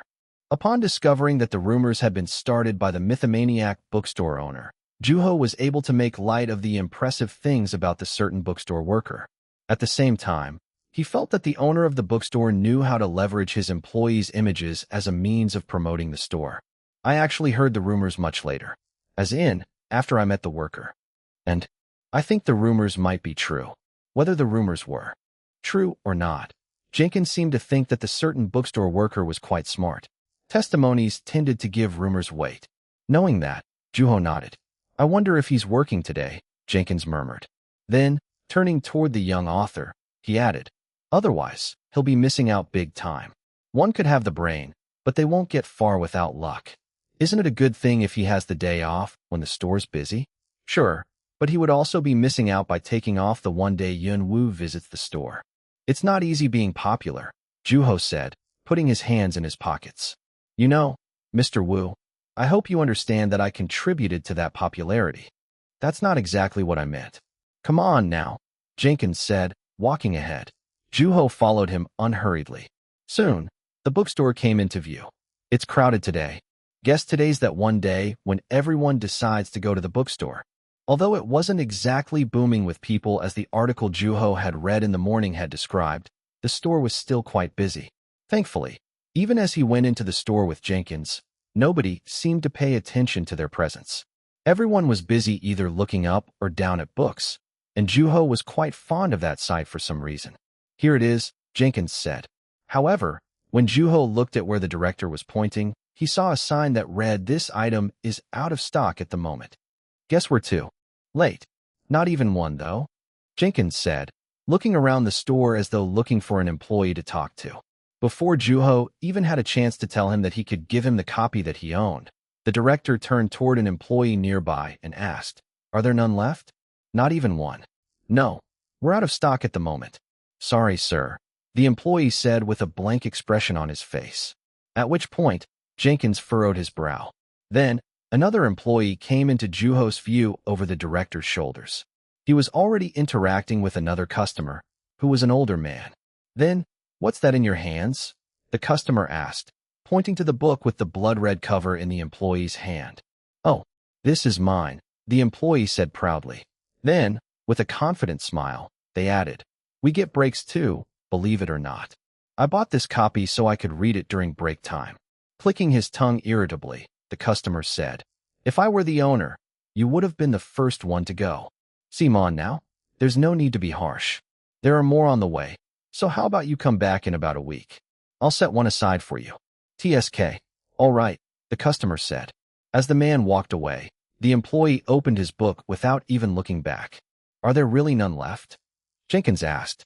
Upon looking up, the employee's face changed when he saw the director's face.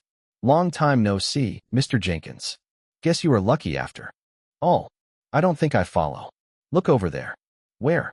Juho had been standing idly when the employee looked in the direction Jenkins was pointing toward. When they locked eyes, Juho saw the employee's Adam's apple move up and down, his eyes darting back and forth between him and the red book. "Hello," the employee greeted Juho.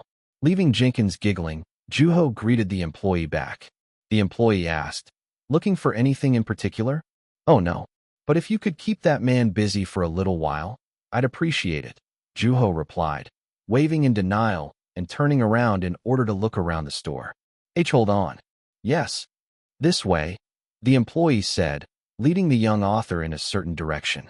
When Juho gave him a puzzled look, the employee explained his intent. "We gotta keep you out of other customers' sight. I have no intention of taking advantage of your name for the sake of the store, either. Besides, the sequel's already sold out."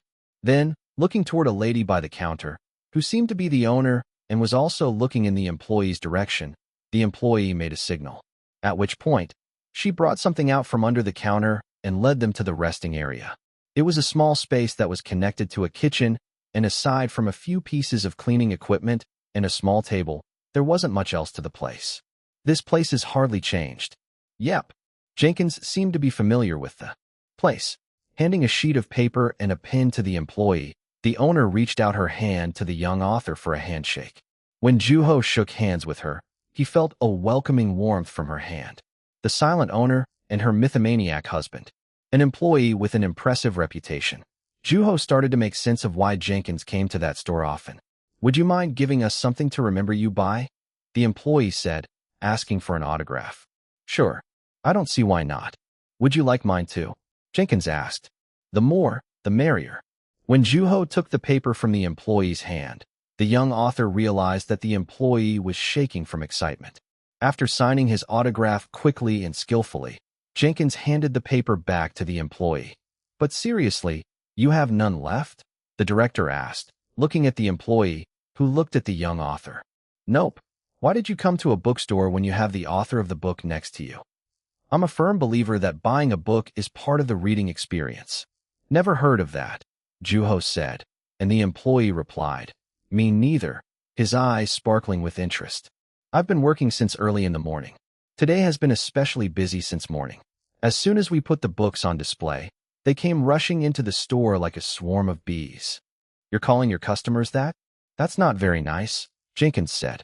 However, unfazed, the employee replied, "Bees are one of my favorite insects. They have a very, very logical way of life. Also, there are over 100,000 species of them across the globe."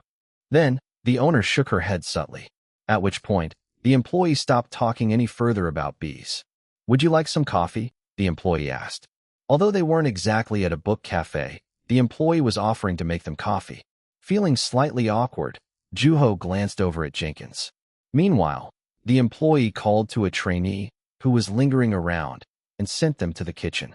"When I first started working at this store part-time, I fell in love with the coffee here. It's probably what kept me here all this time," the employee said calmly. Soon, the trainee brought a couple of steaming mugs with pictures of cats on them. As the employee took one for himself, Juho noticed that his hands were still shaking. It was subtle, but noticeable. Juho drank his coffee. "Did something get on my face?" Juho asked, noticing the employee's burning gaze. At which point, the employee jumped from his seat and said, "I'm so sorry. This is my first time seeing Yun Woo in person. Riveting, isn't it?" Jenkins interjected. "I think it feels even more surreal because I was reading your book up to a moment ago. You really are Yun Woo, right? Are you really Yun Woo?" Juho couldn't remember the last time somebody had asked him that question.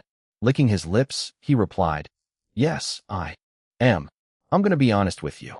I'm itching to go back to my book right now because I'm almost at the end, the climax." Then, letting out a strange exclamation, Jenkins interjected, "You mean it's so good that it makes you forget that Yun Woo's sitting right in front of your eyes?" "Let me tell you, this is the real deal," the employee said with a corner of his mouth turning up. Narrowing his eyes, the director glared intently at the book. Having yet to have read the book, Jenkins couldn't relate to the employee, and the employee was well aware of that. At which point, he looked toward the young author and said, "If I were the writer, I think I would have turned completely insane by the time I finished writing a book like this." Instead of giving an answer, Juho put on an ambiguous smile. He remembered the moment when he had first finished the first draft at the base. It hadn't been special in any way. It's always exciting to see a world taking shape.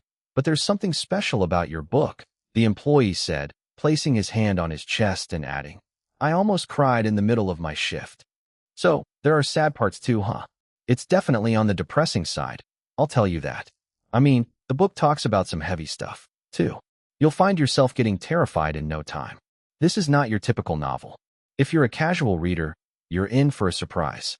Does anybody die? I don't mind telling you if you want. I'm just kidding." The more Jenkins talked to the employee, the higher his expectation got. There was a stark contrast between someone who had and someone who hadn't read the book. Meanwhile, Juho listened intently to the sounds that were coming from the outside of the resting area, including the customers talking to each other. "So, I actually have a question," the employee asked cautiously, unlike his confident demeanor up to that point. Juho nodded and gave him permission to ask, saying, "As long as it's something I can answer. Personally, I really like Trader as a character. It could feel so different depending on how you look at them." Juho nodded in agreement. Trader was one of the most polarizing characters among readers. Being a symbol for both hope and despair, mankind wouldn't have been able to avoid extinction if it hadn't been for the character. At the same time, If it hadn't been for Trader, no life forms would be suffering under the reign of mankind. What the character did was integral to the existence of language of God and the journey of the companions. In a bigger scale, their world existed because of Trader's betrayal. What's your take on the character as the author? Is it a hero or a traitor like its name suggests? Is it God in the myth or a fool who's inclined to make foolish decisions? Juho looked up. There was a dust particle floating around, which disappeared shortly after. There's a certain person that comes to my mind whenever I think of the character, the young author said. Who? A friend, perhaps. Jenkins interjected, but Juho shook his head and replied, a reader who passed away. The room sank into silence for a brief moment. Juho knew of a certain reader who had passed away from leukemia before he got to read the ending of his favorite series. The reader had liked Trader in particular and couldn't stand his favorite character being called by such a name. Is that why it becomes a hero in the end? The employee asked, his eyes sparkling with curiosity. Juho shook his head and replied, no, it dies. While the employee froze in place, Juho said cheerfully, what's the matter? He's part of the myth, and the book takes place in the past. You knew that it died. As a reader who's hopelessly lost in the story is very much in the present. You should know, Mr. Wu. You're the one who wrote such a nerve-wracking story. Inhaling slowly, Juho replied, I believe that readers have the freedom to judge the dead. Hence, I decided to leave the interpretation up to my readers. I see. The employee said calmly while thinking that the dead reader had had an influence on the author's writing process, leading him to write a story filled with death. Perhaps that was why Yun Wu excelled at the subject of death. That's it. While the employee was preoccupied with analyzing the young author, Jenkins sprung up from his seat, which rocked the table and everything on it. He seemed to have already finished his coffee.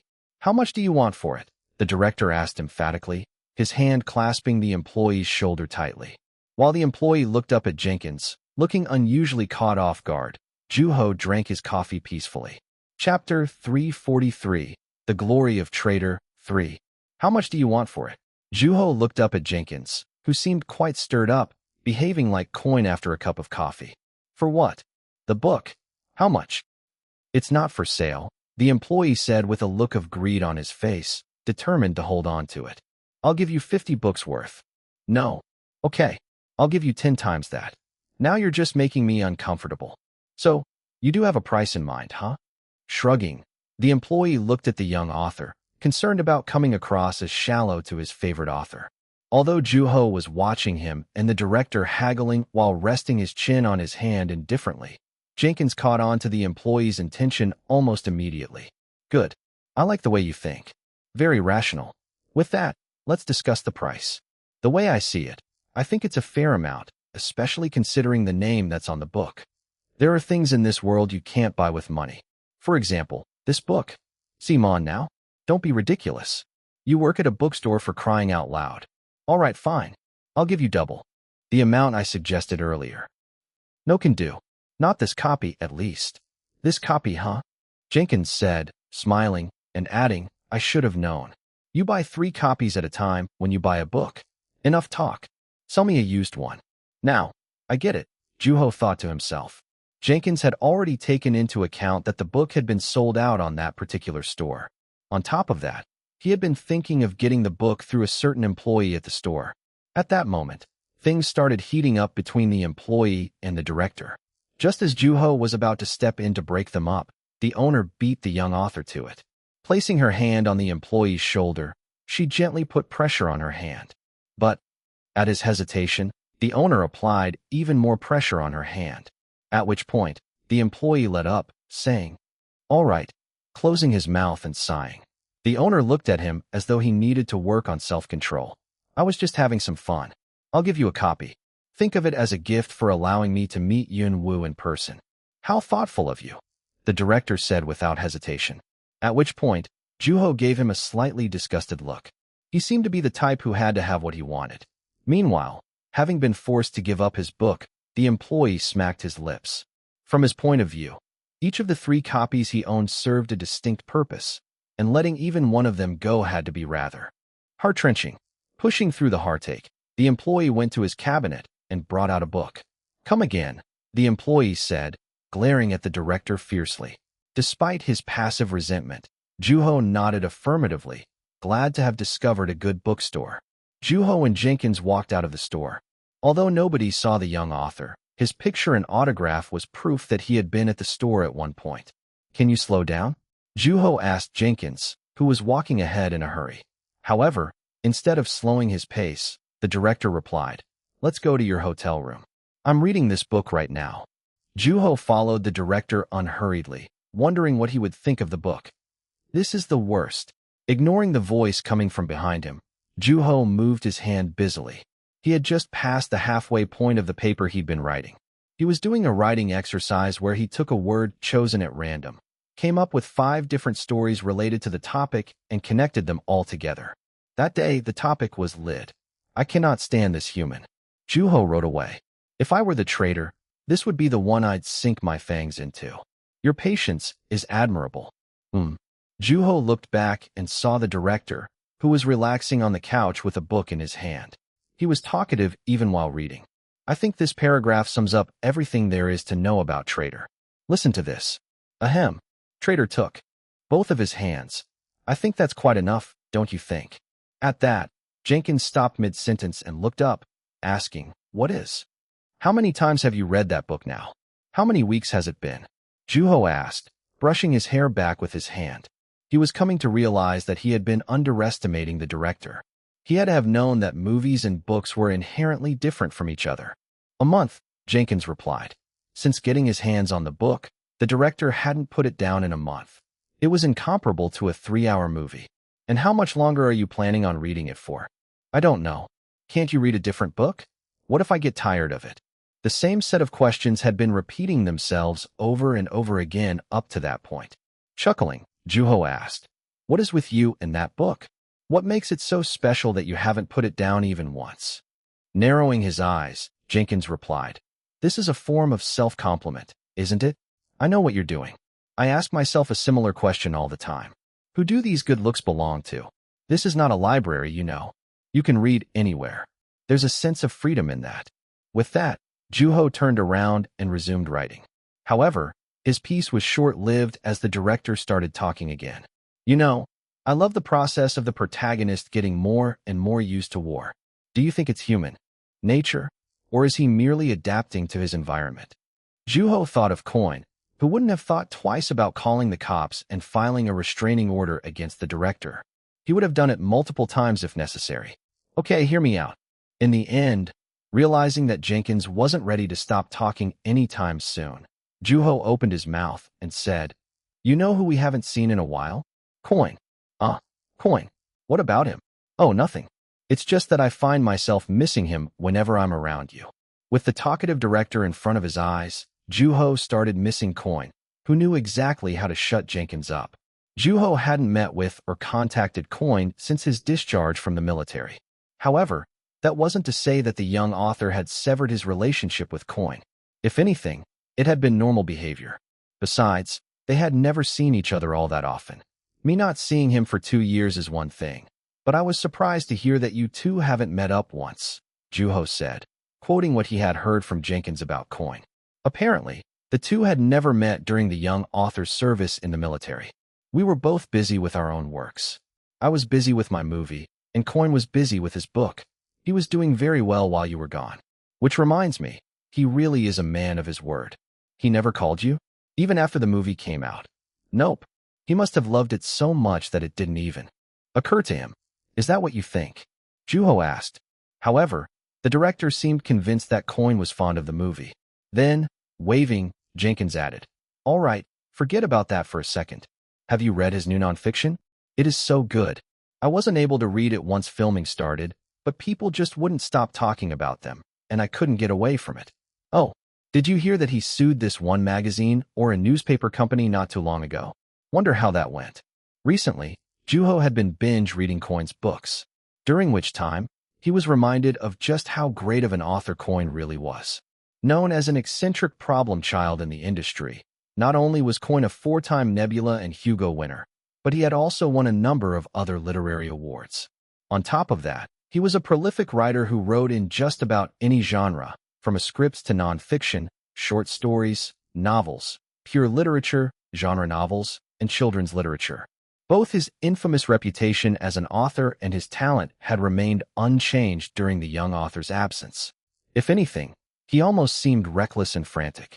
I remember laughing at just how desperate he seemed. "You're one to talk," Juho said internally, barely managing to swallow the words that came all the way up to his throat. Then, after looking up for a little while, Jenkins reached into his pocket and took out his phone, saying, "Should we give him a call?" calling the infamous author. Before Juho even had a chance to reply, the two stared at the phone as the ringing echoed throughout the peaceful room. However, after ringing for some time, the phone stopped.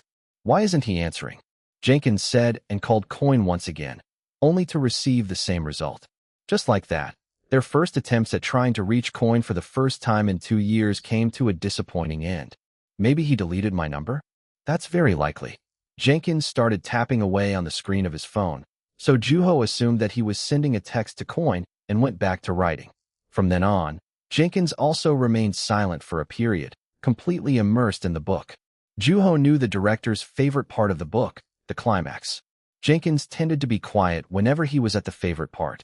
By that point, and after a month-long observation, it had become quite obvious to Juho. Juho stopped writing for a brief moment and thought back to the time when Jenkins had read the book for the first time. Juho had also been writing back then while the director had been reading. It had been so quiet that Juho had been even able to hear the sound his arm brushing against a sheet of paper, much like now. After putting the finished manuscript into a box, Juho opened his laptop, wondering if Coin had read his new book. He had to have done it. If what the director had told him had been true, the fact that Coin hadn't tried to reach out to him might be proof that the author had really enjoyed the book. At that moment, Juho hesitated as he pulled up a web browser. Juho looked closely at the screen of his laptop and read through the article slowly. "What is it?" Jenkins asked, walking up to the young author. Without looking back, Juho replied, "I think I know why he didn't answer the phone." "Well, do tell. Was he bashing me in an interview or something?" Moving his eyes busily, Juho said, "He's releasing a new book." Noticing Jenkins moving around behind him, Juho read the synopsis of the book. It was a full-length novel inspired by the Old Testament of the Bible, taking place in a dystopian future where everything had been created anew after the apocalypse. Upon reading the description, Juho felt his heart jump. "This is very interesting," Jenkins said and added, "It's just the opposite of your book." Then, Jenkins pulled Juho's laptop toward himself, and Juho followed it with his eyes. "Whose book do you think would be better?" Instead of giving him an answer, Juho checked the release date. "Now I get why we couldn't reach him," Juho thought to himself, while picturing Coin wearing a complacent smile. "Simon, can't a guy get some sleep?" Juho murmured as he got out of bed. His phone was about to explode with text messages arriving from various people, which prevented him from sleeping any longer. Seo Kwong, Bom, Sun Hwa, Bo Suk, the twins, Mr. Moon, Seo Jung, Midium, Sang Choi the two editors, Sung Pil, the student abroad, etc. There were at least 20 nearly identical messages. Coin. Something similar had happened when The Language of God, The Glory of Traitor, had been released. Everyone had written long texts to the young author, telling him about what they had thought about the book after reading it. Of course, there had been congratulatory messages as well. This time, everyone was expressing how excited they were about Coin's new book, all at the same time. And seeing as though the phone wasn't going to stop ringing, Juho massaged his neck and sighed. Before replying to all the messages, Juho reached for the water cup by his bed. When he drank some of the lukewarm water, he felt somewhat more awake. Why do I have to go through all this trouble when Coin's the one who released a new book? Juho muttered to himself with Coin's new book in his hands. This is why. At that moment, his phone started vibrating. That time, it was a call. After checking the name on the screen, Juho answered the phone. The man himself. The hell are you talking about? Juho recognized the irritable tone almost immediately. Clearing his throat, Juho replied, I'm sorry. It's just that there have been so many people asking me about you. This is nothing like the time when you were anonymous. Were you sleeping? Coin asked. Yep. Just got out of bed, actually. I was starting to wonder if you were still alive. Don't state the obvious. Mr. Jenkins was sad that you weren't answering his calls, you know. Why does he keep pestering me? Do you have any idea how many times I had to replace my phone because of him? Replace your phone. I chucked it every time he called. At that, Juho remembered all the mugs Coin had broken in the past. In case you're wondering, Mr. Jenkins is doing just fine. I didn't ask. As the two authors caught up with each other briefly, Juho told Coin the name of the hotel where he was staying. At which point, Coin sneered and said, "Are you planning on spending the rest of your life in hotels? I am in another country, you know."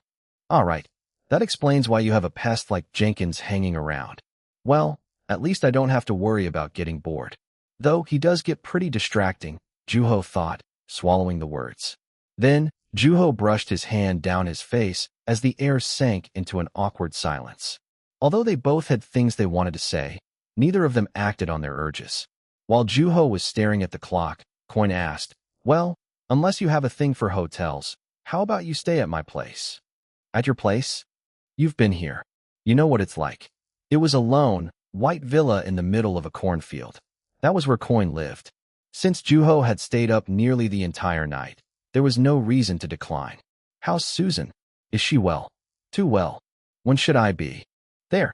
I don't mind you coming right this moment." "Good. Well, let me get some shut-eye before I leave, then. Shouldn't you be more grateful?" "I'm tired." "You sit tight," Juho said, chuckling quietly and getting ready to leave. Chapter 344. The Glory of Trader 4. "This place is hardly changed," Juho said, surrounded by low buildings while looking at a pedestrian walking past him. There weren't that many people around, and it didn't seem like there were all that many tourists either. There were hardly any stores open. Meanwhile, Juho stood on a corner of the street, waiting for his ride. Soon, Coin would be there to pick the young author up. "Are you there?" "Oh, yes." The phone in Juho's hand was starting to feel quite hot.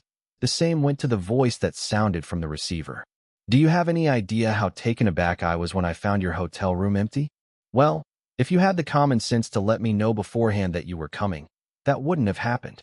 I thought we had already agreed on this." Non-verbally. That's my first time hearing that. As the sound of the director's loud grumbling sounded from the receiver, Juho moved aside in order to make room for a person unloading his truck. Juho fixed his hat. Nobody was looking at him. "So, has Coin picked you up yet?" Jenkins asked. "Nope. You're going to his house, right? The white villa." "Yep," Juho replied haphazardly while checking the time. It was almost time. He looked at the cars passing by in front of him, which there weren't that many of. "Heard you're guesting on a talk show? Hope you're ready," Juho said to the director. "Don't you worry. Talking is what I do." At that moment, Juho saw a certain car approaching his location. Realizing that it was the car he had been waiting for, Juho walked toward it. As the car stopped right in front of him, Juho hurriedly cut the director off in mid-sentence, saying, "Uh-huh, right. I gotta go." "What? Wait. Hold on." As Juho hung up the phone without hesitation, he saw the driver of the car in front of him getting out of the driver's seat. He looked irritated. It was Coin. Although Juho was seeing him for the first time in 2 years, Coin seemed to be off to a bad start.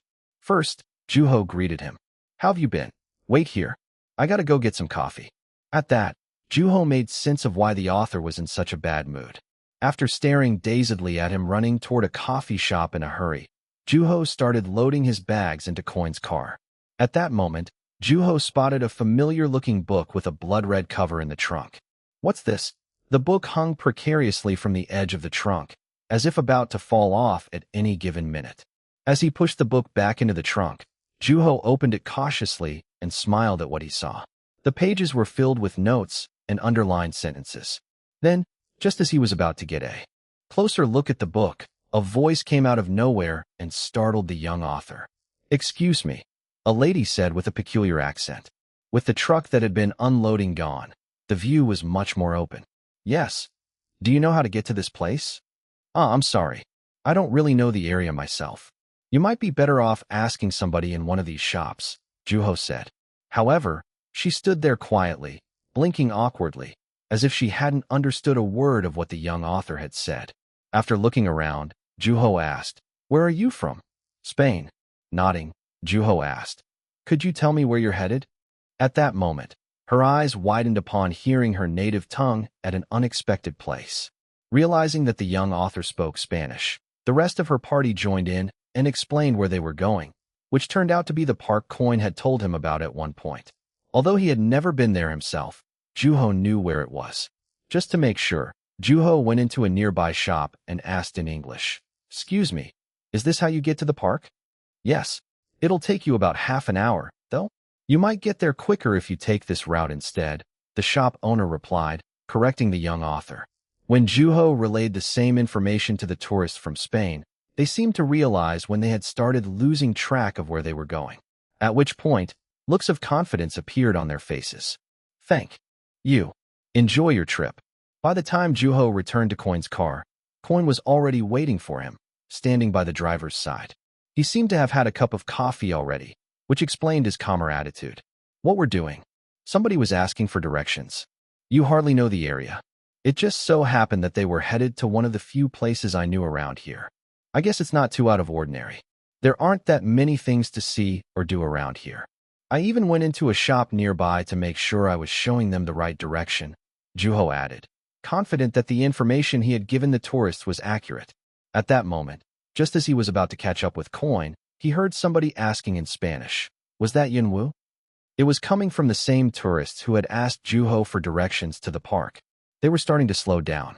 "Get in," Coin said, holding the steering wheel. Juho got into the car. "Excuse me." "Yes," Juho replied, and the tourists started walking toward him. At which point, Coin started the car without hesitation. At the sudden roar of the engine, the tourists hesitated, and Coin took the opportunity to escape the scene. Looking at them in the mirror, Juho asked, "What's the hurry?" "There's no hurry. I just didn't feel like dealing with them," Coin replied. "That's not a way to treat your readers." "Well, that's just too bad. I have way too many readers out there. There's no way I can interact with them one at a time." Coin seemed to be set on not letting anybody get in the way of his day. Instead of speaking any further about it, Juho looked out the window at the scenery rushing past. Soon, a cornfield appeared. Seeing it for the first time in years, Juho couldn't be more pleased. "This place looks exactly the same as last time." At that, Coin snorted and replied, "None of that corn was there when you visited last time." All the corn Juho had seen during his last visit was long gone. Looking out the window quietly, Juho asked, "Do you think the corn would say the same about me?" and reached for the blood-red book in the back seat. Coin followed the young author's hand with his eyes, almost as if glaring at it. "This cover makes the book stand out like a sore thumb," Juho said, and Coin sneered. "How has it?" the young author asked. "Have you read mine?" Coin asked back. Looking at the book in his hands for a brief moment, Juho played along with him. "I have." The book in Juho's hands looked slightly different from the translated version that he owned. Meanwhile, Coin sped up. "Intimidating, wasn't it? Seeing somebody better than you." "No way. I saw it," Coin said in a low voice, barely audible over the surrounding noise. Juho closed the window in order to listen to Coin. "I saw the anxiety in your writing. You might have looked like you were on a 2-year hiatus, but we both know that. There's a beast living deep within us. There was no way that you could have written in peace. Even authors tend to get excited when working on subjects like flesh and blood. A beast, huh? A bit much, don't you think?" Juho asked, flipping the book around. "You lost this one. Admit it." Coin pressed even harder on the gas pedal. There was nothing getting in their way. Remembering Coin's book, Juho said, "The future. The birth of new humans. A blank slate history where everything is in its original state." That was the description of the world Coin had showcased through his new novel. It was in a world like that the two brothers were born. A world untainted by murder. Like the rest of humanity, the brothers didn't understand the concept of murder. I stayed up nights reading. Over and over. Coin's world was different from Juho's, where death was a regular occurrence. It was astounding and impressive. Juho had been so lost in the book that he had almost forgotten to breathe. Finding himself in a good mood, Juho looked at Coin. His Adam's apple was moving up and down. "I did notice something, though. I got a feeling that you were quite anxious during the 2 years I was gone." At that moment, the car jerked, slowing down all of a sudden. At which point, Juho raised a corner of his mouth. Anxiety comes from certainty. The moment you believe that pain is caused by cancer, the moment you believe that a person is a burglar, the moment you believe that this world is coming to an end, that's when anxiety starts to creep in, robbing one of hope, causing them to fight a cancer that might not even be there, running away from somebody who might not even be a burglar, praying to God in desperation, Juho said. Get to the point. Isn't it just a pain in the neck that those who see the beast within us are guaranteed to be set free? Being well aware of what the young author was about to say next, Coin clicked his tongue internally. I saw the same thing in your writing. The anxiety. Damn it. Coin let out, looking at the book in Juho's hands. The young author's book had been astounding and impressive. Breathtakingly so. The book had been filled to the brim with sin, which had left a bad taste in his mouth. It felt like I had blood on my hands, Coin said with a hardened expression on his face. There's always been a sense of moderation in your writing, but not this time. Then, Coin raised his voice all of a sudden, and Juho pulled back. You purposely made it so that there were no corpses lying around in the castle. There are wars and massacres surrounding the people just outside the walls, but those who grew up behind the walls had never seen a dead body in their whole lives. To them, there was not a single thing wrong with their world. It was peaceful. There was no war. Violinist was the only character who understood that reality. It was quite unlucky to be granted the ability to see things that no one else could. Do you know what you offered your readers? A world so wretched that it drove the 100-eyed tribe extinct, making them bleed to death from their eyes. That's what you gave your readers. There's not one speck of hope. You can tell that the end is near, and you can just feel it in the air. Everyone deserves to die there. In the end, a written language came about that only humans couldn't read. That was when Traitor appeared. With it, Violinist had to change the course of the future of mankind. They had to deliver the news of imminent danger, change mankind's hearts and values. That was the only way to survive. If the two were to save mankind, they didn't have a choice but to come face to face with the greatest sin of the very beings they were trying to save. Violinist and Traitor had had no choice but to face the atrocities outside the safety of the castle walls. In order to raise awareness to the reality to those living behind the walls, the two had to understand the real state their world was in. Readers had to connect with the two and go through their pain together. Whenever the flags would blow in the wind, Violinist would be reminded of the perilous reality he was living, that there was a chance that he wouldn't make it back alive, and that his body would be nowhere to be found. It's a downright dreadful story, and your anxiety only brings that out more, Coin said and asked. You knew that, didn't you? At that, Juho rubbed his forehead and replied, What can I say? I had an unbearable itch on my foot. Your foot. I had a blister on my foot, and it popped while I was writing. It had been a blister from the combat boots, which weren't made for comfort. Because they were made for combat, they tended to be heavy and rigid, which made them hard to wear, let alone walk for an extended period of time, damaging the very part of the body they were made to protect. Juho recalled having to change socks dozens of times, using a softer inner sole, and making sure the laces were tightly tied so that his feet wouldn't rub against the walls of the boots. Unfortunately, those things had done little to alleviate the young author's pain. Violinist was trying to free his people from pain and constraint similar to being in combat boots for hours on end. At that point, Juho became curious about what Violinist would think of the life of the two brothers in Coin's novel. Your story wasn't exactly the happiest either, Juho said. As the car changed direction, Juho brought up Coin's novel. Murder happens eventually. There's no way around it. The story takes place in a world before the very first murder in the history of mankind. It was bound to happen. The older brother kills the younger brother. I stared at the last page of the novel for a good while. That wasn't the most important part of the book, Coin said. What he had emphasized in his novel had been the time before. The first murder had occurred. I know, but I couldn't help myself. You're one to talk. You killed Traitor. The story takes place in the past. Everybody dies in the end. One was a story of redemption from sin, and the other a story of those headed towards sin. Although they seemed to be the polar opposite of each other, the two stories were strangely similar but different at the same time. The two authors had written according to the directions they had each decided to take. At that moment, Coin's white villa came into view in the distance. It seemed quite peaceful. Guess it's a draw this time. As the car came to a halt, Juho got out of it and set his foot on the ground. Chapter 345, The Glory of Traitor 5. Susan. Welcome. You look well. You've grown a lot in the last 2 years, Susan said, greeting the young author from the living room. Much like the villa, she had hardly changed. seeing as though there was a tea set on the table. She had to have been drinking tea up to the moment that Juho showed up. I apologize for coming so suddenly. There's no need to walk on eggshells around me. Make yourself at home. There are plenty of rooms, so feel free to pick one, she said, pointing toward upstairs with her chin, just like Coin did. Juho went upstairs with his belongings. Walking past the door to Coin's room, which was tightly shut, Juho went into the same room in which he had stayed during his last visit. Come in. Once you're done unpacking, Coin said, pointing to his room and going into it without even waiting for the young author's answer. You could at least give me time to hydrate myself, Juho murmured. This room looks just like it did last time too, Juho said. When he went into Coin's room with a glass of water in his hand, he was greeted by the familiar interior. Looking around unhurriedly, Juho spotted the things that had changed since then. Got yourself a new chair, I see?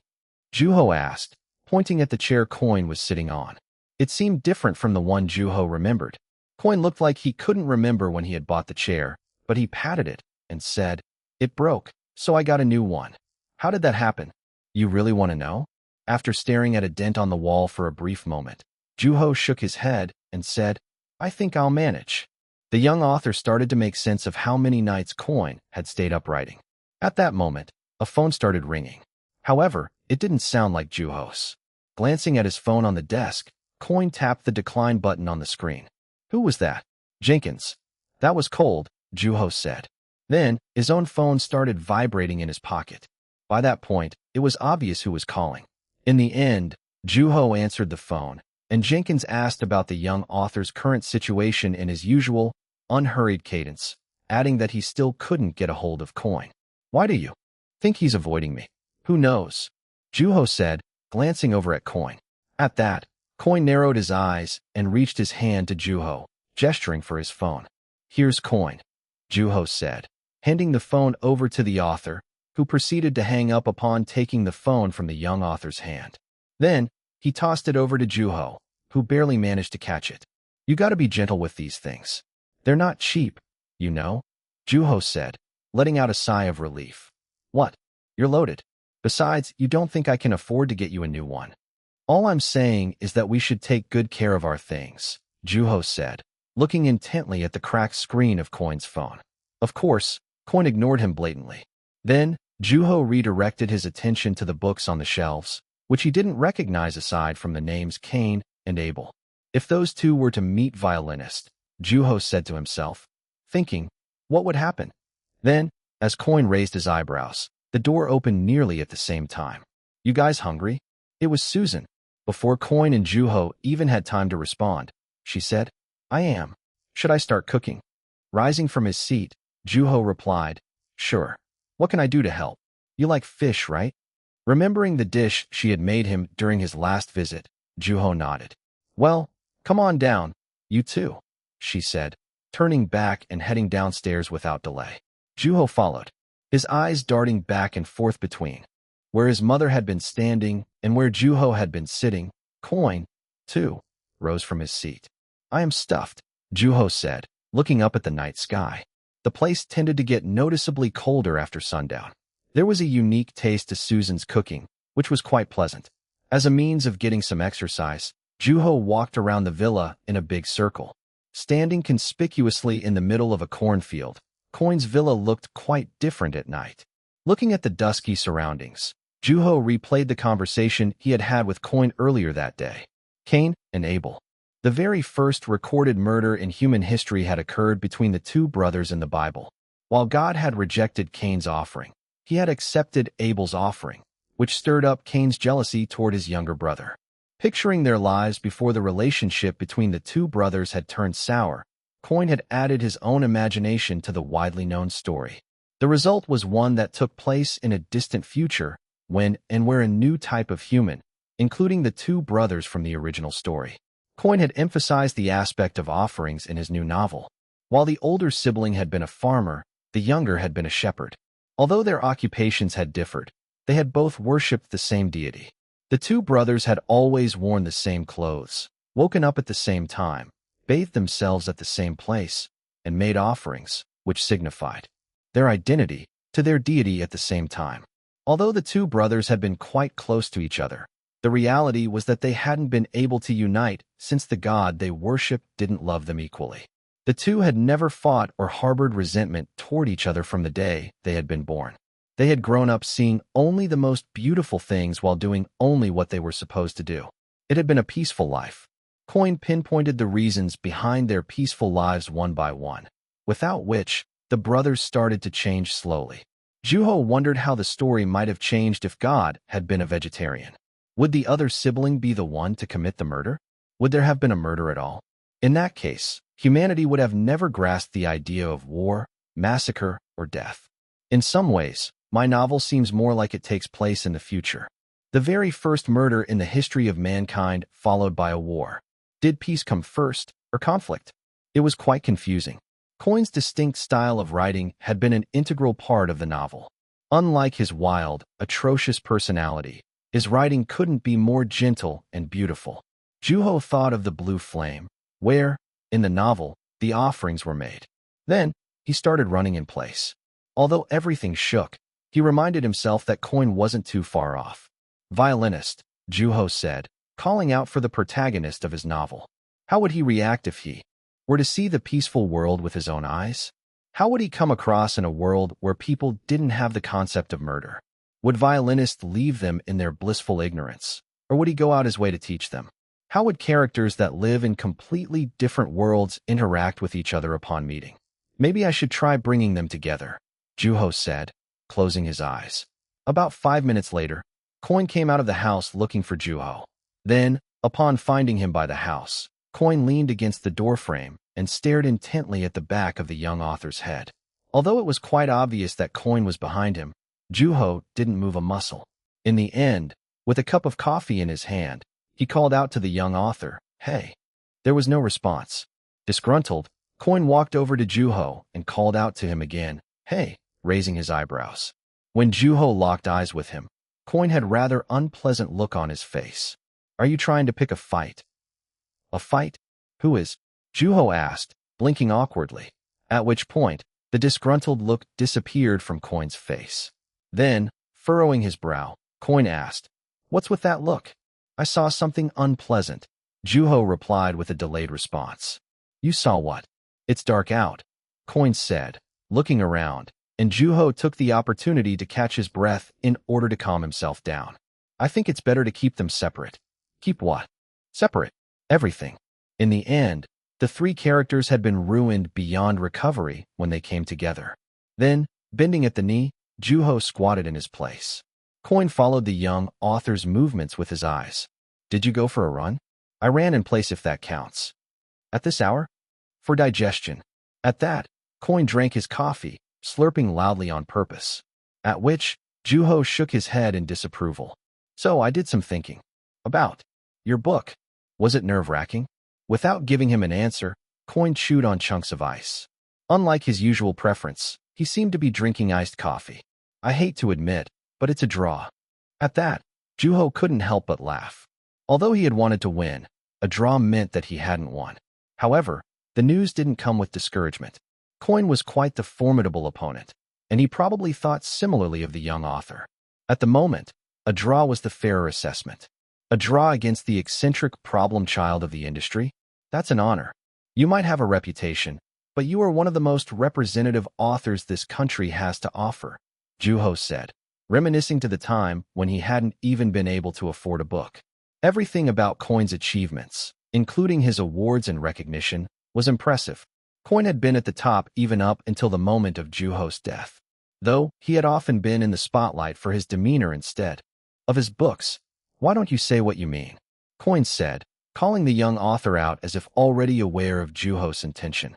"You're already thinking about your next book," Coin added, accurately pointing out Juho's thoughts. However, the clues were quite obvious. "You're the same way, aren't you?" Juho asked. Coin had always maintained his position in the literary world. He had never grown weary as an author. "Guess there's no hiding it. Though, I have this lame and boring event coming up. Good luck with that. The worst is yet to come. You just wait." "I guess that's true.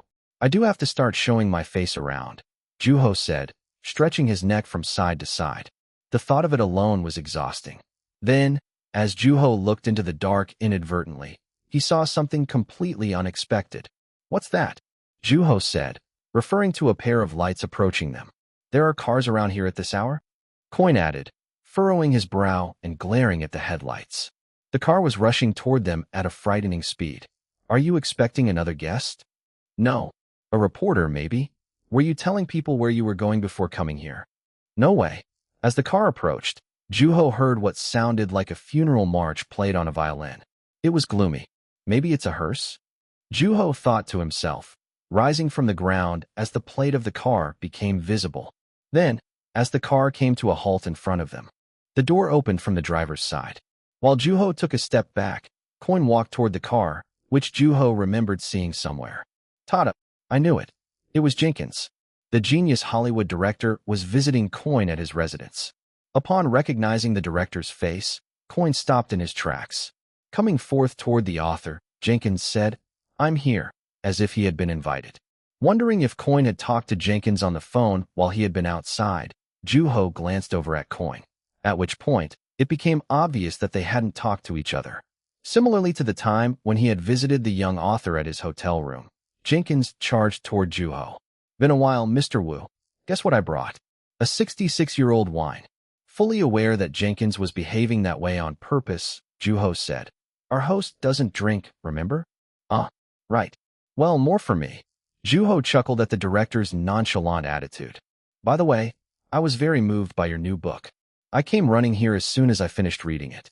I loved it so much." "Oh, how was my movie? It was unbelievable, wasn't it?" Jenkins asked, looking all over the house. He was bouncing off the walls. "So this is the villa. It's kind of hard to see it at night, though. You see, I was very excited to see the cornfield, but it was too late by the time I got here. Such a bummer. I had some business to attend to, so I couldn't leave any earlier. Man, am I beat. All these hours behind the wheel. Let's go inside, shall we? How did he even get here? What was he thinking coming here? Why is he here?" Juho thought, smacking his lips at the thoughts rushing into his mind all at once. However, unlike Juho, Coin was much more emphatic. "Get lost," Coin said, turning around without hesitation, going inside and slamming the door. "Wadash. Seriously? He's kidding, right? Is this about the wine? I brought other gifts too." The door remained tightly shut. "I don't know if that door's gonna open anytime soon," Juho said, and Jenkins scratched his head, feeling slightly awkward. "Well, this is not what I had in mind." He kept blabbering until Susan came outside. In the end, he took a room next to Juho's. Chapter 346, Bet on Coin and Yunwoo 1. "I thought I'd have to sleep in my car." So, this is the world-famous bacon cooked by Kelly Coin himself. When Juho came downstairs in the morning, the first thing that he saw was the disgruntled look on Coin's face and Jenkins making a fuss about Coin's cooking. Instead of joining them, Juho walked over to the living room to join Susan. Having already eaten, she was enjoying herself a cup of tea on the couch. "How'd you sleep?" she asked peacefully. "Slept like a baby," Juho replied, walking over to Coin, whose voice was starting to get louder. "I'd like some too, please." "Good morning." Jenkins greeted the young author, and Juho nodded haphazardly. "So I had dinner with a friend of mine, and he kept talking about boring stuff like film festivals. He just made it so obvious that he's got a fat paycheck. That's why eating with someone else in the industry gets tiring really quick," the director said, biting into a tomato. As its red juice flowed down his wrist, Jenkins pulled out his tongue and pulled his hand up to his mouth, licking it. "That's disgusting." "What?" "It's my hand." At that moment, a drop of hot oil from the pan splashed on Jenkins, making him jerk. However, Coin seemed indifferent about what had happened. "I'll go get the bread," Juho said, removing himself from the situation so as not to get dragged into it. "So, this is your writing space." After breakfast, Jenkins peeked his head in just as Coin went into his room. However, Coin didn't even consider Jenkins a hindrance. Walking over to the door, the author started pushing the door close while Jenkins was still peeking his head in, choking the director. In the end, Juho stepped in to help Jenkins pull his head out of the door. A director who recklessly peeks his head into a closing door in the same place as an author who's strong and ruthless could only mean one thing: trouble. "This place is filled to the brim with things," Jenkins said, looking around the room. "The coffee stains, the torn-up wallpaper, and Coin's untidy desk. Yet, I don't see your next work, the director said, smacking his lips and sitting on Coin's bed. You two have a lot in common, he added, repeatedly tossing something up into the air and catching it. Juho watched him quietly. Although, I could probably get a lot more information out of Mr. Wu here. That'll be $400, Coin said. 400? You mean this baseball? Rolling the baseball around in his hands, Jenkins thought about the stark contrast between the two authors in front of his eyes. The director had been visiting the young author in his hotel room. Whenever Jenkins had visited, Juho had been writing either on a laptop or on manuscript paper. Writing was just about the only thing the director recalled Juho ever doing in his hotel room. Similarly, the director was also aware of Coin's prolific character. However, there were also other things in his room, things that had nothing to do with writing, such as the baseball. By contrast, Juho seemed like someone who was investing his entire life into his writing, and Jenkins simply couldn't understand that. Can I ask you something? What? What's your net worth? The director asked Coin, wondering if the difference came from their wealth. What? Looking at Coin, who was blatantly expressing his discomfort, Jenkins was reminded that Yunwoo couldn't possibly be poor. Pointing at Juho, the director asked, You don't wear any designer clothing, do you? That t-shirt of yours is made by some budget, casual clothing store, isn't it? Looking down at the clothes he was wearing, Juho nodded. You don't wear a watch or any sort of accessories or own a car. On top of that, the hotel you were staying in isn't exactly the best either. You don't even collect anything, right? Shoes, toys, puzzles, bags, wallets, art pieces, medals, insects, etc. You don't spend a penny on a hobby, if you even have one, that is. Are people around you into collecting things like that, Mr. Jenkins? You don't have a hobby, do you? I do, Juho said, putting his brain to work in order to think of an answer. I watch sports on TV, and I exercise regularly. I also enjoy reading and listening to music. Do you gamble? I do not. Do you have a business? Nope. Then what do you do with your money? Maybe you don't know what to do with it. In which case, I can teach you all about it. What's with you all of a sudden? I'm worried for you, Mr. Wu. I didn't realize there were authors like you. With that, Jenkins lay completely flat on Coin's bed, repeatedly throwing the baseball right above his face and catching it.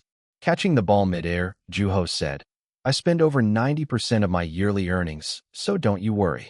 Make sure you have enough saved up to get by until you're done writing your next book. You can't write anything if you're homeless. I'm aware, Juho said, fully aware of what Coin was talking about.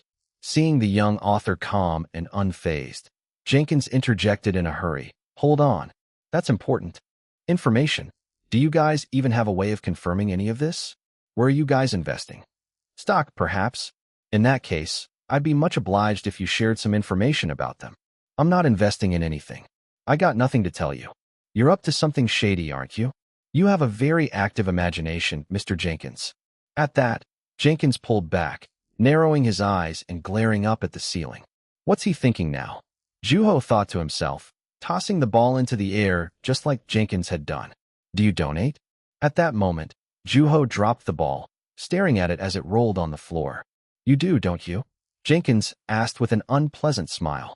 Standing awkwardly, Juho replied, I don't know. Now I get it. In the end, Juho sighed, realizing that the director had discovered what he did with his money. Meanwhile, Jenkins had his chin raised up high with confidence. However, it wasn't long before that confident look turned into a puzzled one. That is admirable. Why didn't I know about it? Jenkins asked. Because I didn't tell anyone about it. Why not? What is there to hide? It's just never been brought up. Until today. No, that's not what I'm talking about. A celebrity like you has to be open about this so that other people can join in. That was very different from telling friends or acquaintances. However, and with an ambivalent look on his face, Juho replied, I don't want to make a scene, even after doing something so admirable. I'm just not looking for compliments. Anyway, it's just something I decided for myself, Juho said, picking up the baseball from the floor and putting it back where it had been originally. Meanwhile, Jenkins watched the young author. And how much longer do you think it'll stay a secret? What? Are you going to go around telling people? Oh no, it's nothing like that. It's just, you're impossible to read. You took the words right out of my mouth, Mr. Jenkins. Having been visiting the young author on a nearly daily basis, Jenkins giggled and said, I just couldn't resist. I was so curious about what kind of mind games you two were playing. Is that why you've been visiting me almost every day? Juho asked Jenkins, glancing over at Coin. Well, I know what I'm doing for the next month, the director said, referring to Coin's new book. At which point, feeling liberated, Juho asked, So, does that mean my book fell out of favor with you? That time, Jenkins looked toward Coin while waving his finger from side to side. Oh no. This is simply a matter of when the books came out. Coin's came out later. So what? You don't think I want something from you, do you? If you do, you're making a big mistake. Despite Coin's seemingly threatening remark, Jenkins didn't stop talking.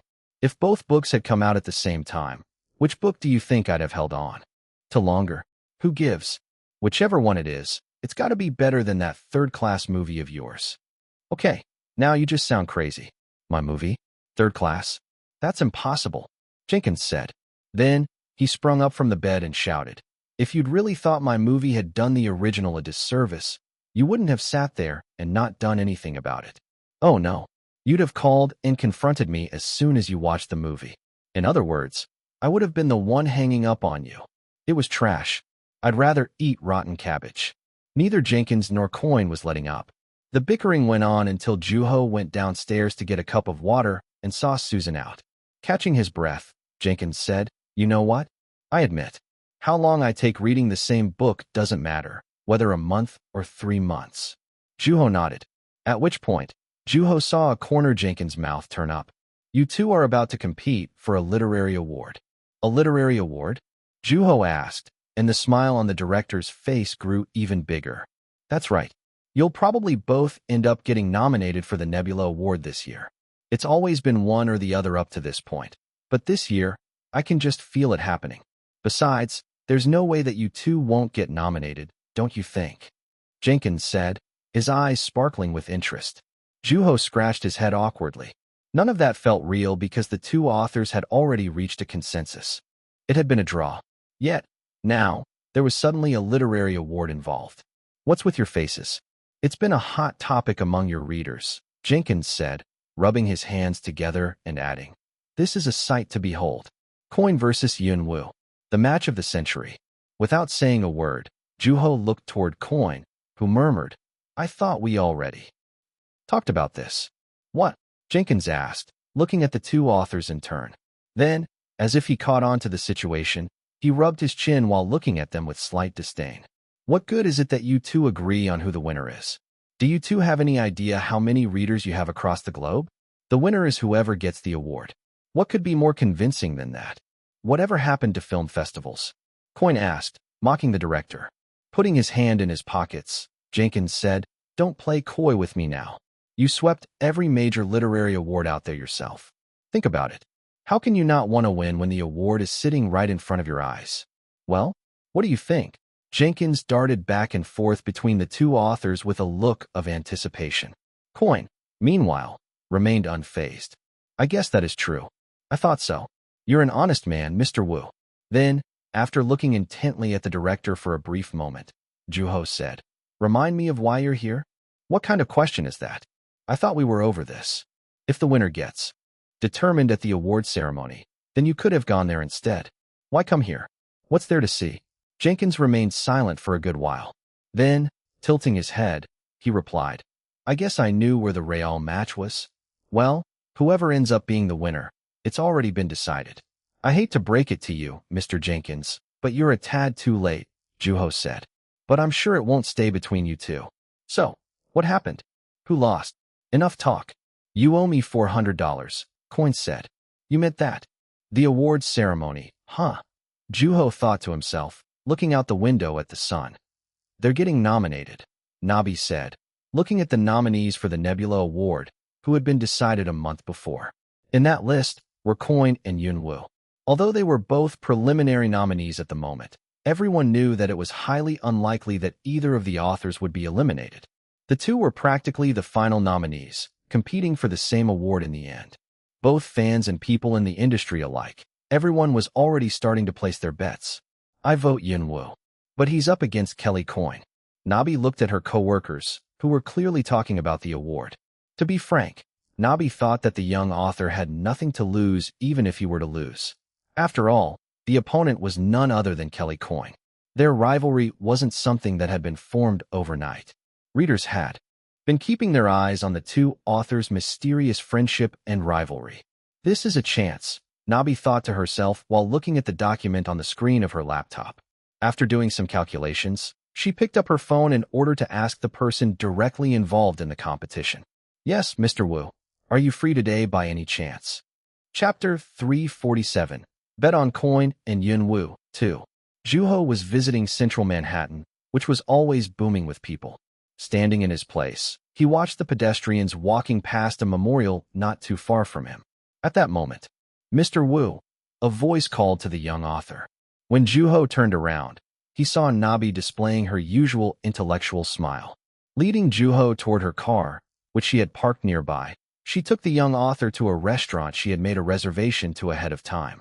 I knew things were about to get busier, and boy was I right, she said as she updated Juho on the things that had occurred recently. Juho realized that was his second time driving across the streets of Manhattan in Nabi's car. The first time, Nam Kyung had also been there. Back then, I was here to watch the awards ceremony on TV.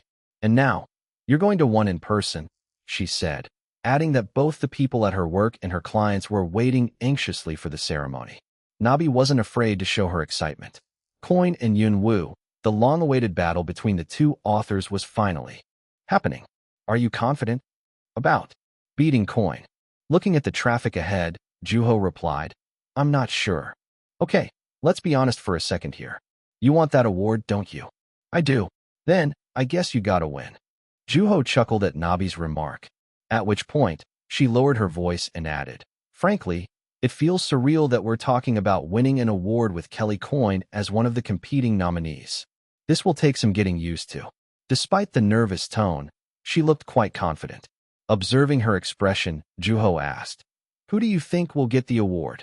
Why, you of course, Nabi said sincerely and without hesitation. Shrugging, Juho replied, That kind of puts pressure on me. Although she didn't buy what Juho had said, she said, Well, we're not the ones giving the award. Don't worry about it too much. Then, recognizing the inconsistency in her statement, she added, as in, we should be cautiously optimistic. Right? Well, the ceremony's still far away anyway. You're right. The anticipation was starting to boil over. However, Nabi didn't go out of her way to bring it up to Juho. Well, what did you want to talk about today? She swallowed nervously at Juho's question. Then, trying to sound as lighthearted as possible, she said, There's a TV show that wants to cast you. At that, Juho's eyes narrowed. Where's Yunwoo? How the hell should I know? Coin was at a high-end hotel restaurant as one of 11 invitees, every one of which were best-selling authors whose books had sold millions. Because Coin tended to be left out of social gatherings between authors by default, his presence was an unusual one. Of course, he had been invited to the gathering only because the inviters had been under the assumption that he would have brought Yunwoo along. I might as well be chewing a rubber tire, Coin said, spitting the meat out on a napkin. Amid the uncomfortable silence, a daring soul spoke up. Two of the authors on the table had gotten into an intense argument with Coin, nearly leading to a legal dispute. Seems like the food isn't to your liking, King said. Being the oldest of the 11 authors at the table, Coin remembered him having held a party in Germany in order to celebrate having sold 100 million copies. I really didn't feel like coming here, but I couldn't stand that these people were trying to use me to their own benefit, so I thought I should stop by. I couldn't tell whether they were just trying to piss me off or invite Yunwoo, Coin said, putting the knife down almost as if throwing it and chugging the sparkling water in the wine glass. Then, another author sitting next to King said, I was looking forward to meeting Yunwoo, honestly. I know, which is exactly why I'm here, Coin said. The only reason he had bothered to show up at the gathering had been to see the disappointment on the authors' faces. At Coin's edgy remark, the author clenched their lips tightly, appearing disgusted. Every author on the table, with the exception of Coin, knew better than to start a conflict with the infamous author. If necessary, Coin wasn't afraid to sling mud, even against somebody of higher social standing. However, Coin's prominence had often prevented others from retaliating. While wealthy, Coin acted as though he had nothing to lose. To be more precise, he wasn't afraid to lose all he had, which made him an opponent to be avoided at all costs. Although he seemed to be relatively well-behaved as of late, it wasn't long before the authors found out that he had hardly changed, especially the two who had picked a fight with him. I told you not to start anything with him. He even filed a lawsuit against a press company not too long ago. Tamed. Well-behaved? Yeah, right. While half of the authors on the table focused on eating their food while avoiding eye contact with Coin, the rest of them were intimidated by his presence. Only Kings had a welcoming smile on his face. There's always next time. Seems to me that Mr. Coin here seems to think there was an ulterior motive for our invitation. Though, I am glad to have such an unusual guest. In any case, please, let's be respectful to one another. The table grew silent. Meanwhile, with an oblivious look on his face, King said to Coin, I heard you're close friends with Yun Wu. It's always fun to be able to connect with the younger generations. What do you know? Coin said. He was the only author in the literary world who dared to speak to Kings in such a manner. Haven't seen any new books from you lately. Are you planning on retiring soon? Coin asked. I can't say, but I appreciate that you're waiting. This conversation is going nowhere. I doubt you'd be able to connect with younger folks, Coin said, drinking from his thermos. Then, locking eyes with another author, who gave him a strange look, Coin asked, What are you looking at? You have something you want to ask? Oh no. Actually, the timid author said, hesitating while rubbing his scruffy chin. Well, spill it. Being significantly younger than Coin by more than 10 years, the author had a medical school background, which he had utilized in his successful debut title. Since its release, his book had been a steady bestseller. With the recent news that stood out to him lingering in his mind, the author said, I was wondering if you're planning on attending the award ceremony. At the mention of the award ceremony, somebody stepped on the timid author's foot, and Coin clicked his tongue at the subject that was far from interesting to him. As though untactful and oblivious, the author kept on. You were nominated for the same category as Yun Wu. Do you think you'll win? What are you? A reporter? No, an author, actually. An interviewer, maybe? I'm an author. Which magazine do you work for? I'm a writer. It took the timid author a while to realize that Coin was blatantly looking down on him, refusing to answer his question. Then, other authors started to chime in as they barely managed to muster up enough courage to speak up. Well, this should be interesting. This is Coin's first nomination in 5 years. Though he did go to the award ceremony on somebody else's behalf. I was there too. I felt so lucky that I got to witness the youngest winner of the award getting announced. You were up for a short story, right? That's right. Along with another author sitting at the table next to us. As the conversation naturally moved on to the award ceremony, Coin was also having a chat with Kings. I'm betting on Yun Wu. Coin calmly sought out the person to whom the voice belonged, who turned out to be the author who's sitting next to him, the one who had a background in journalism, writing mostly for a science magazine. He had sold over 30 million copies. Yun Wu had never invested this much time into a book before. Of course, time and result aren't always proportionate to each other. But the story about the traitor was exceptional. At that moment, the author with the medical school background raised his hand and said, Personally, I read Mr. Coin's book many times. It was great. A world untainted by murder, just before the first murder in human history took place. I thought it was incredibly charming. Aren't you a Coin fan by default, though? I guess I am, the timid author said, looking at Coin with an awkward smile. Then, another author, who had a blank expression on his face, added, Regardless of who wins, both books were outstanding. But it's impossible to take authors out of the picture completely. People already view the ceremony in a certain way. To them, it's a showdown of sorts. I guess I should be thankful that I'm not one of the judges who have to endure the pain of having to choose one over the other. Speaking of judges, have you heard anything new? I'd be lying if I said no, but I'm not rooting for anybody in particular. But I do have somebody in mind that I wish would get eliminated. At that moment, the table sank into an awkward silence, and Coin rolled his eyes to look at the author across the table. Being a familiar face, Coin was well acquainted with the author's scowl. It's always entertaining to watch the idiots who think that polar bears live in the South Pole. What's that supposed to mean? It means Yun Wu and I already came to a consensus, and nobody has time to listen to your crap, Coin said, rising from his seat. Meanwhile, the author sitting across the table turned slightly away from Coin with his arms crossed. Then, walking over to him, Coin grabbed the chair the author was sitting on. I did kick some serious ass, though. What? I know. I'm not the easiest person to be condescending to, Coin said, eating a shrimp off of the author's plate and wiping his hand on the tablecloth. I'm leaving. Watch your teeth, Mr. Kings. They tend to overcook their meat here. I'll give you a call sometime. Don't bother. Then, as Coin left the hotel without even looking back, his phone started ringing immediately after he switched silent mode off. What? Why didn't you answer the phone? I was busy, Coin replied, wondering if Isabella had already found out. Thankfully, it was about another subject. Instead of scolding the author, the editor said, somebody wants you on their show. Now, keep listening before you hang up. With his hand in his pocket, Coin waited for his editor impatiently. How would you like to appear on TV with Yunwoo? She asked. Having been waiting with his mouth parted open, Coin said, go on. After a short jog, Juho stared at the lake in front of his eyes, where Coin had brought him at one point. Catching his breath, he made his way toward a bench. You were pretending to run, weren't you? Coin asked, examining the young author. What? You want me to sprint around the lake? That works too. No. Thanks, Juho said, stretching instead of sitting on the bench. The park was still as quiet and unoccupied as ever. There was a big Zelkova tree that created some shade. Have you decided? Coin asked. Needless to say, he wasn't there to watch the young author exercise. I don't know yet.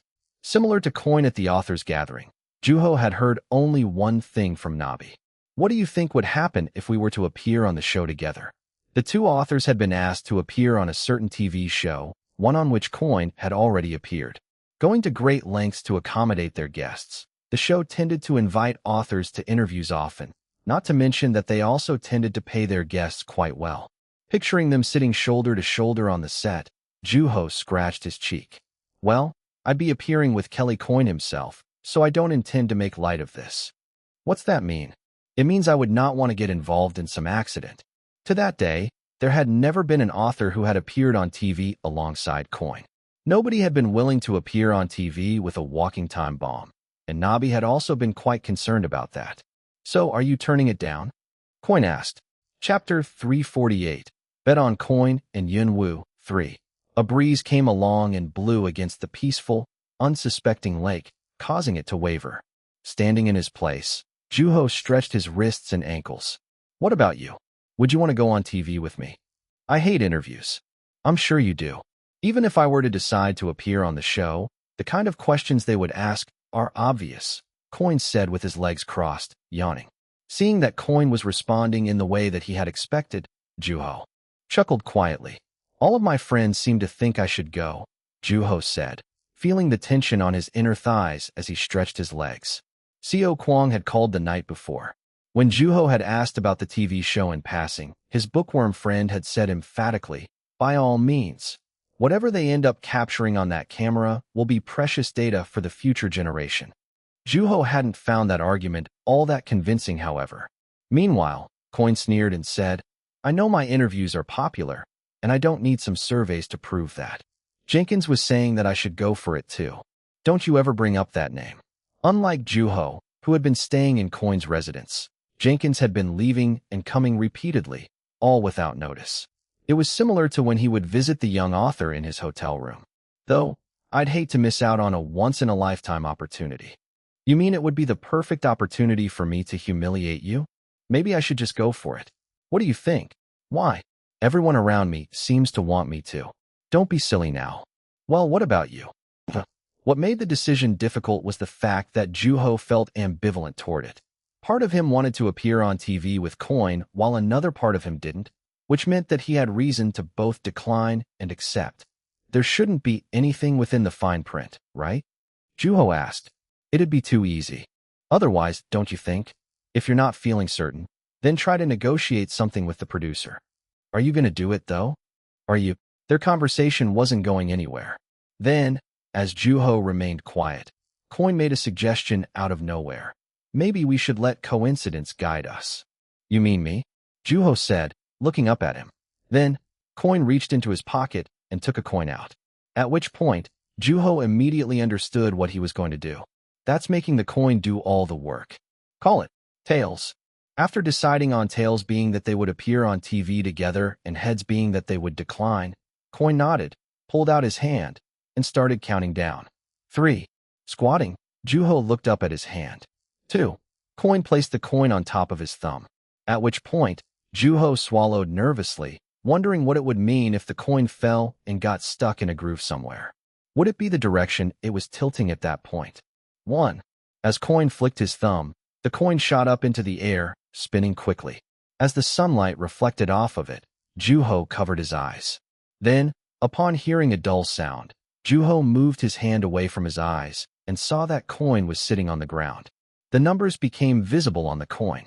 Tails, Juho said, locking eyes with Coin. Damn it, just like that. The decision was made between Coin and Yunwoo. Yunwoo and Coin reported to appear in an American TV interview together. It's official. Yunwoo and Coin said to appear together on TV. Taping schedule set. We're looking forward to working with them. Renowned American TV show live streaming on the internet. Yunwoo and Coin said to appear together. Fans fired up with excitement. Taping said to start on the 18th. Yunwoo's agency speaks on the author's decision to appear on TV. His first public appearance since the end of his service in the military. Coin and Yunwoo's appearance draws massive attention. What will they talk about? The web responds to Yunwoo and Coin's appearance on a TV interview. How and when to watch the interview. Coin and Yunwoo said to be interviewed by a renowned TV host. Fans in America getting fired up. Who were some of the guests in the past? Pictures included. Yunwoo, the heartbreaker of the broadcasting industry. Why did choose to appear on American TV? The award ceremony approaches. Will a miracle happen again? What would Yunwoo say? The eccentric problem child of the literary world reported to appear on TV with another author. The head-scratching friendship between Yunwoo and Coin. 100 million copies sold combined. The two world-class authors joined forces.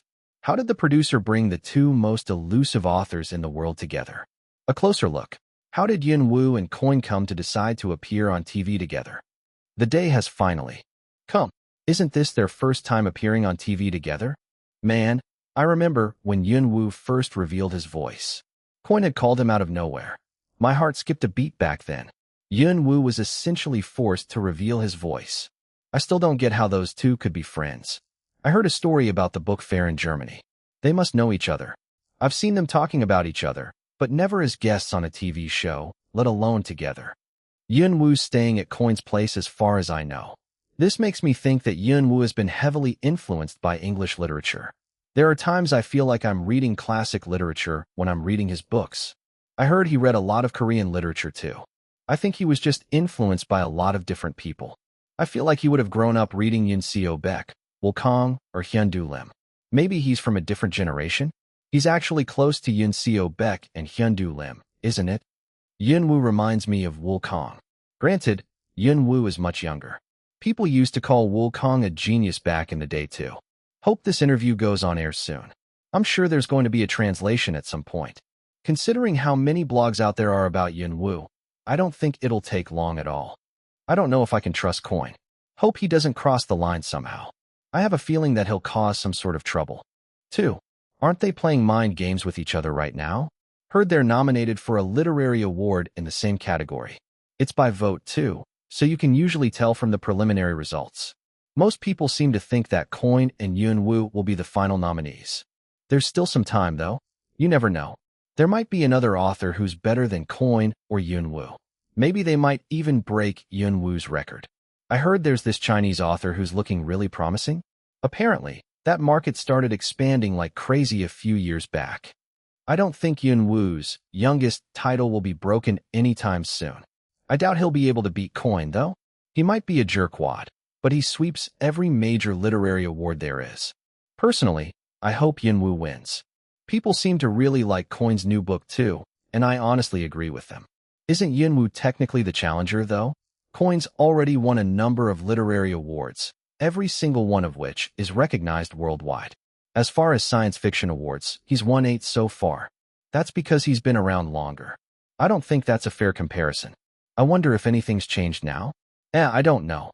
What we should be mindful of here is that Yun Woo isn't just another author. I was in awe when I read the sequel. I don't know if it's because I've been following him since he was a teenager, but that book definitely felt like it had been written by an adult. He wrote that book during his 2-year military service. I think he definitely has a shot at winning. I have a feeling that Yun Woo will win.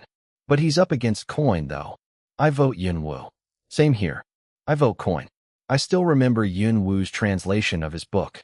Dang, that's true. Rooting for you, Yun Woo. Wonder what they make of the situation themselves. Please, don't do anything out of line. As the car rocked up and down, Joo-ho sat up in his seat. Mr. Woo's here too, so don't you make any unnecessary comments. You know how sharp these people on staff can be, right? Remember how they got you last time? Even the thought of that article makes me grit my teeth. I heard you. As in, I don't want any phone calls complaining about you. All right. Don't get all ticked off just because there's no coffee around. I brought my own. Make sure not to say anything bad about other authors. I didn't say anything false. Don't pick fights with critics either. I'll take responsibility. Don't you worry. I worry about how your books do whenever we get written accusations against you. I won against them all. What's there to worry about? That's not what we're talking about, you know. Meanwhile, Joo-ho let out a small yawn. Isabella and Coin had been arguing for quite some time now. You're not nervous at all, are you, Mr. Woo? Nabi asked, and Joo-ho nodded affirmatively. You have a heart of steel, she said, smiling confidently as though she already knew the young author wasn't fazed. Call it an inclination, Joo-ho said, thinking of Nam Kyung, with whom he had talked to on the phone the night before. Despite being back in Korea, the editor had made all kinds of a fuss. Make sure to watch what you say. What is there to watch? Stay calm and don't get too excited just because you have Coin next to you. It's not like we just met. If they keep asking you a question you can't answer, don't give in, even if they keep pestering you. I won't. Despite having watched the young author be interviewed a number of times already, Nam Kyung had sounded like he was anxious. He had to be expecting the worst, the young author's mistake leading to the downfall of his career and putting Zelkova's reputation at stake. Though, part of me does feel kind of nervous today, Joo-ho told Nabi, glancing over at Coin, who gestured as if to poke his eyes out. At which point, Nabi chuckled awkwardly. Coin looked quite annoyed. Then, as the car stopped at a red light, Isabella said while looking toward Joo-ho, I was surprised. I was certain that you'd turn me down. Nabi nodded in agreement. Although Joo-ho understood where they were coming from, Joo-ho had had little choice in the matter. I didn't think I'd get tails either. I was at loss for words when I heard that you and Coin decided to appear on TV after a game of heads or tails, Isabella said, bringing her hand up to her forehead as if imagining the possibility of the coin showing heads. I guess we're not doing this after all, Yun Woo says. To which, Coin replies, yep. It seems that way. It would have been quite the disappointing result. After thinking of the producer, who had reached out to her with all sorts of accommodations in order to interview the two authors, Isabella gave up. Seeing as though her expression was getting darker and darker, Joo-ho quickly changed the subject. So, I was told that there was going to be a mini-game after the interview? The show was known to play a brief mini-game, which tended to change depending on the guest after interviews. It was to accommodate the viewers. What kind of questions should I be expecting? Joo-ho asked. The game he had been told to expect ahead of time had been a quiz. Although competing against Coin, there was no risk of the game getting overly competitive. On top of that, it was simple and had a promising result. People in mass media love to pull pranks on other people. It couldn't be harder than the title of each other's books or the year they came out, right? Coin asked nonchalantly, picking his ear. That puts me at a disadvantage. How? Well, think about the number of books you've published. PFF. Come on. How strict would they really be? Coin asked, still sounding uninterested. Well, you said you were up for it, so I'm going to give it my best. Don't get mad at me later for losing. Oh, you want to bet. What do you get if you win? You get ready to walk around Manhattan, buck naked. If you lose. As things started to get heated, Isabella interjected and said, before we get to that, I'd appreciate it if you both focused on the interview. Yes, ma'am, Joo-ho replied. Meanwhile, Coin turned toward the window and looked out. Their destination appeared in the distance. Chapter 349. Bet on Coin and Yun Woo 4. Are they really coming? Having gotten her admission ticket, Amanda simply couldn't hold back her excitement, which made her ask her friend the same question repeatedly on their way to the broadcasting station. Were Kelly Coyne and Yunwoo really coming to the set? Would she really get to see the taping? That's right, Chris replied, also struggling to hold back a smile, much like all other audience members. His heart had been thumping even on the subway ride to the station. Having met online, Chris and Amanda would get together for concerts and various stage presentations at least once bi-monthly. Upon discovering that they spoke similar languages and shared similar hobbies, they bonded quickly, and Chris harbored feelings for Amanda. You don't think Coyne will storm out in the middle, do you? Maybe. Honestly, though, I think it's worth seeing it at least once. No, that means the taping will. Stop. Well, what can we do? Nothing's free in life, Chris said, putting his hands in his pocket. Then, elbowing him on the side, Amanda said, what do you think Yunwoo will be like?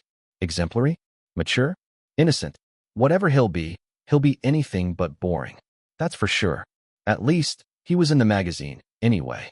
I wonder what he'll be like in real life, though. Do you think he's nervous? He's never been on TV in the States, and it's his first TV appearance in a long time. On top of that, he'll have Coyne by his side. It is remarkable, I'll tell you that much, Chris said. Although he initially wondered what it would be like to be in Yunwoo's position, that didn't last long as he was struck by a suffocating fear of being away in another country. It's a scary thought, really, she said. At which point, Chris felt somewhat validated by her. I don't think it'd bother me at all, Chris said proudly and confidently for no apparent reason. However, looking indifferent, Amanda said, you know what? I just can't picture Yunwoo getting nervous. I'd love to see it one of these days, though. We'll find out soon enough, Chris replied, coughing awkwardly. I'm going to scream from the top of my lungs as soon as they come out. What if we make eye contact? Well, there go your virgin eyes. I'm so anxious to meet Coyne and Yunwoo. Since he was also looking forward to the occasion, Chris agreed with her silently, enjoying the fact that they were sharing that excitement together. The audience erupted into cheers. Juho couldn't remember the last time he had heard it. Perhaps that was why he was so caught off guard. Meanwhile, looking impatiently at Juho, Coyne walked ahead. Following him, Juho recognized the green sofa on the set, which he had only seen on TV. This is crazy. The audience was shouting from the top of their lungs as the two authors appeared on set. Then, the host, who had been preparing for the taping, walked toward them, pretending to be taken aback by the explosive cheers. People love you guys, the host said to them. Of course, his voice was being buried by the thunderous applause from the audience. A man with well-defined facial features, there was no awkwardness between him and the two authors since they had met prior to the taping. This is normal, Coyne said arrogantly. The host smiled naturally, but there was something about his smile that gave off an exaggerated feel. I'm sure it is, Juho said. To which, Coyne replied, I'll make it a goal of mine to expose that mundane life of yours. Mundane? I worked hard to get here. Looking forward to it, you too, the host said. Looking intently at the young author, who was talking to Coyne, the audience was anxious to know what the three were talking about. Ready? Juho turned his head and looked toward the person to whom the voice belonged. It was the host, who had been hosting the show for over a decade. Juho recalled having seen him on TV, hosting a film festival. Good to go. You don't seem nervous, Mr. Wu. It's not like I'm alone.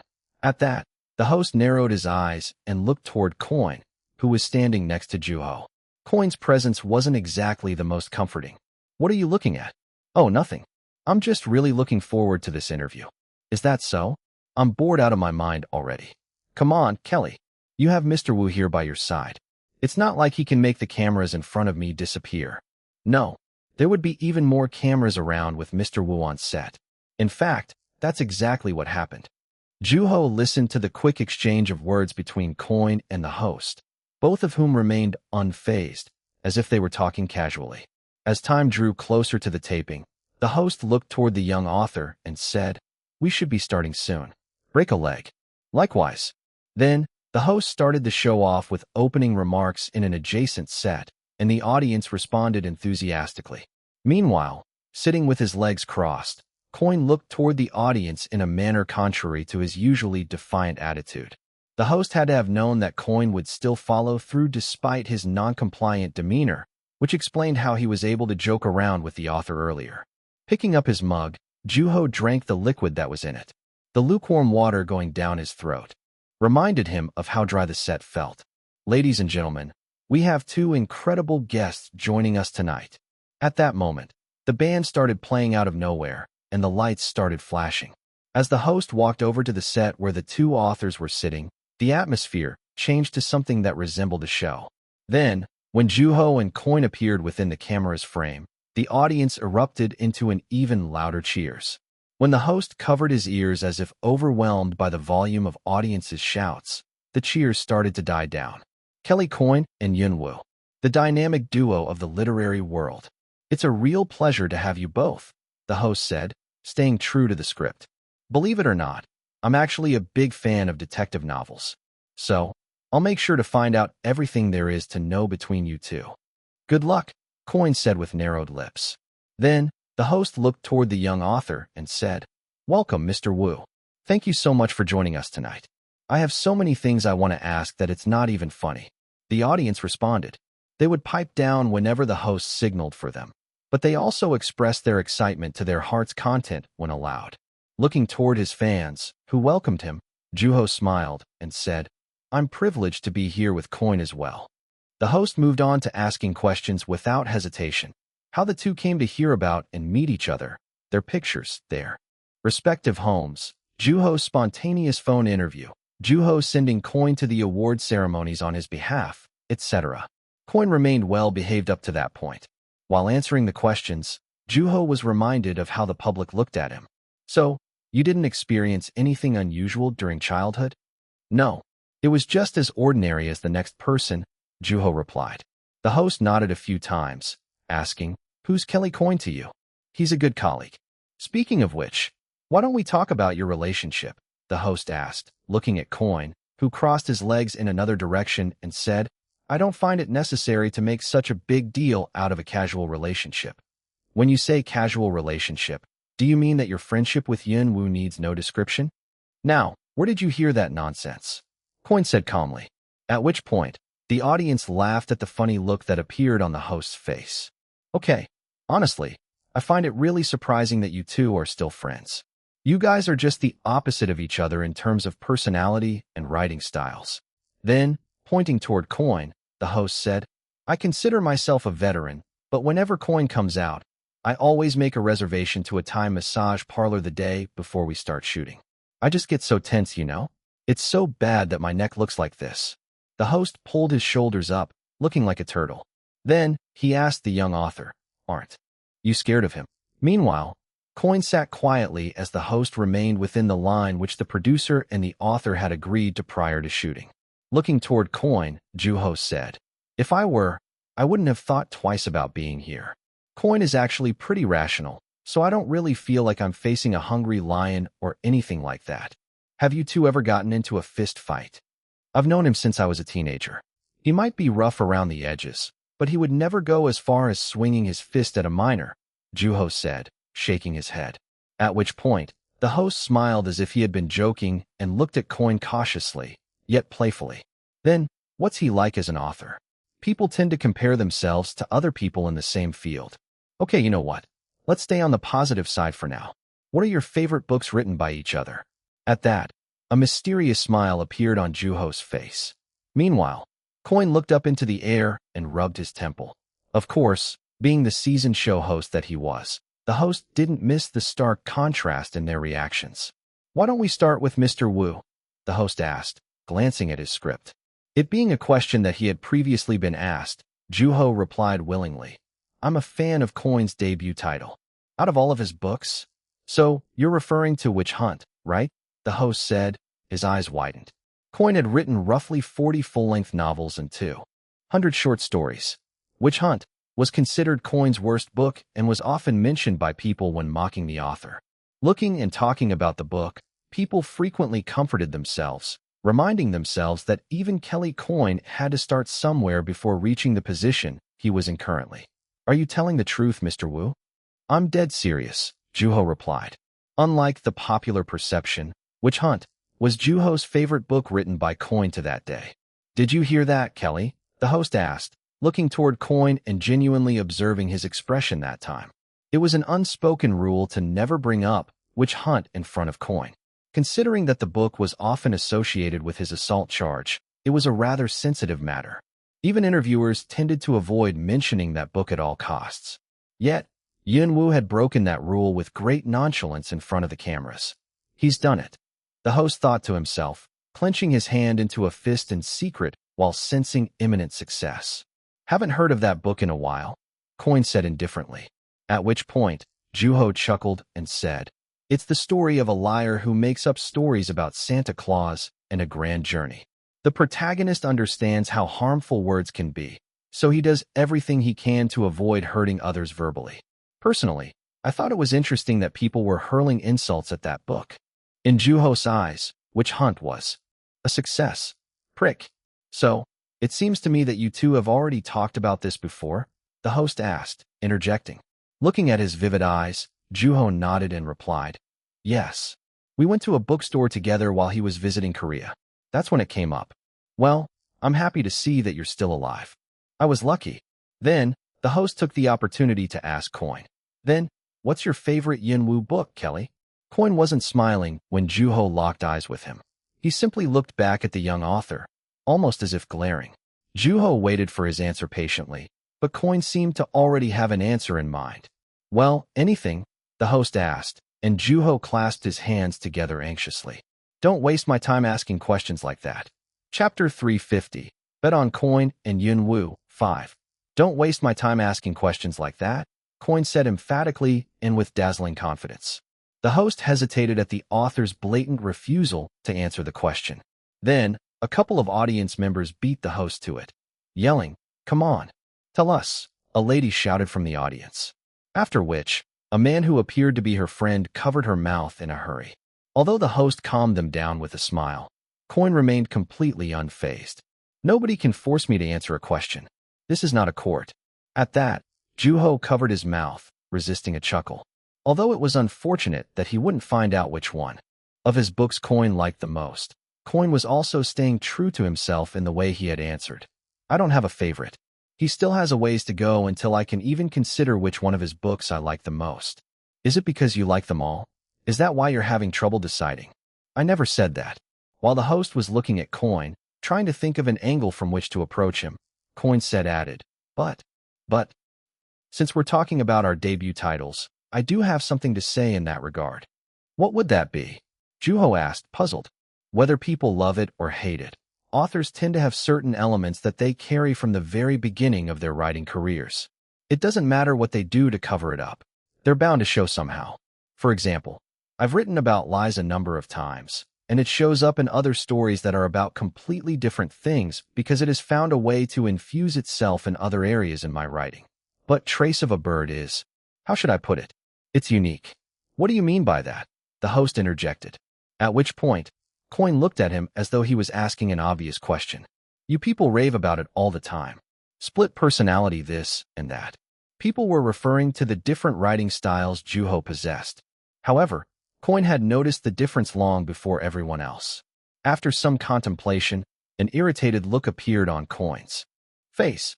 "Does that mean you have questions for Yunwu? From one author to another?" "Not necessarily." "Then what? Why don't we move on?" To Juho, Trace of a Bird was the connecting piece between his past and present. Whether when he had been homeless in the past or after remaining an author in the present, the book had kept its place. Juho looked at Coin, who was growing increasingly irritable. Soon, the interview moved on to another subject. "Frankly, I can't really remember what things were like before Yunwu anymore. That's how big of a presence he is in the literary world. You two are known for being prolific writers, but you, Mr. Wu, just came back from a 2-year hiatus." "That's true. I heard you kept writing even after you were discharged from the military?" "Yes, I did," Juho said. "And I also heard that you were planning the sequel for quite some time. I wouldn't go as far as calling it planning, but I did have a vague image in mind. So, this was probably about 6 years ago." "Yes. I didn't actually start writing until I got to Germany." "You mean at the book fair, right?" "Kelly was on the stage back then." "What happened back then was completely unexpected. You signed a contract with Zara Jenkins, right?" "I remember jumping up and down when I found out that Language of God was getting made into a movie. As far as I'm aware, You were pretty firm about not doing another film adaptation. What made you want to work with Zara Jenkins? At that, Juho answered according to the script. As the audience listened to him intently and with interest, the screen on the set showed the host dressed like one of the characters from the movie. So, I heard that the three of you got together at one point? As in Kelly, you, and Zara? The host asked Coin, who proceeded to share a few things that had occurred while they had been in Germany. When Yunwoo was about to fly back to Korea, I ended up having to send him off somehow. At the same time, there was Jenkins, who was hung over like no other, throwing up left and right. Probably, at least 6 times on our way to the airport. Do you think you could tell us more about that? Did you all drink together? No, he drank on his own. I didn't want to throw up in the plane. If I were to let everyone in on a secret, Mr. Jenkins has a peculiar drinking habit of wanting to squeeze himself into tight spaces when drunk. Of course, that day wasn't any different, and he seemed to be really fond of the restroom that day. I remember being exhausted from trying to pull him out of there all day. Then, the host dug deeper into their time in Germany, from pubs to restaurants, bookstores, libraries, museums, and other tourist attractions.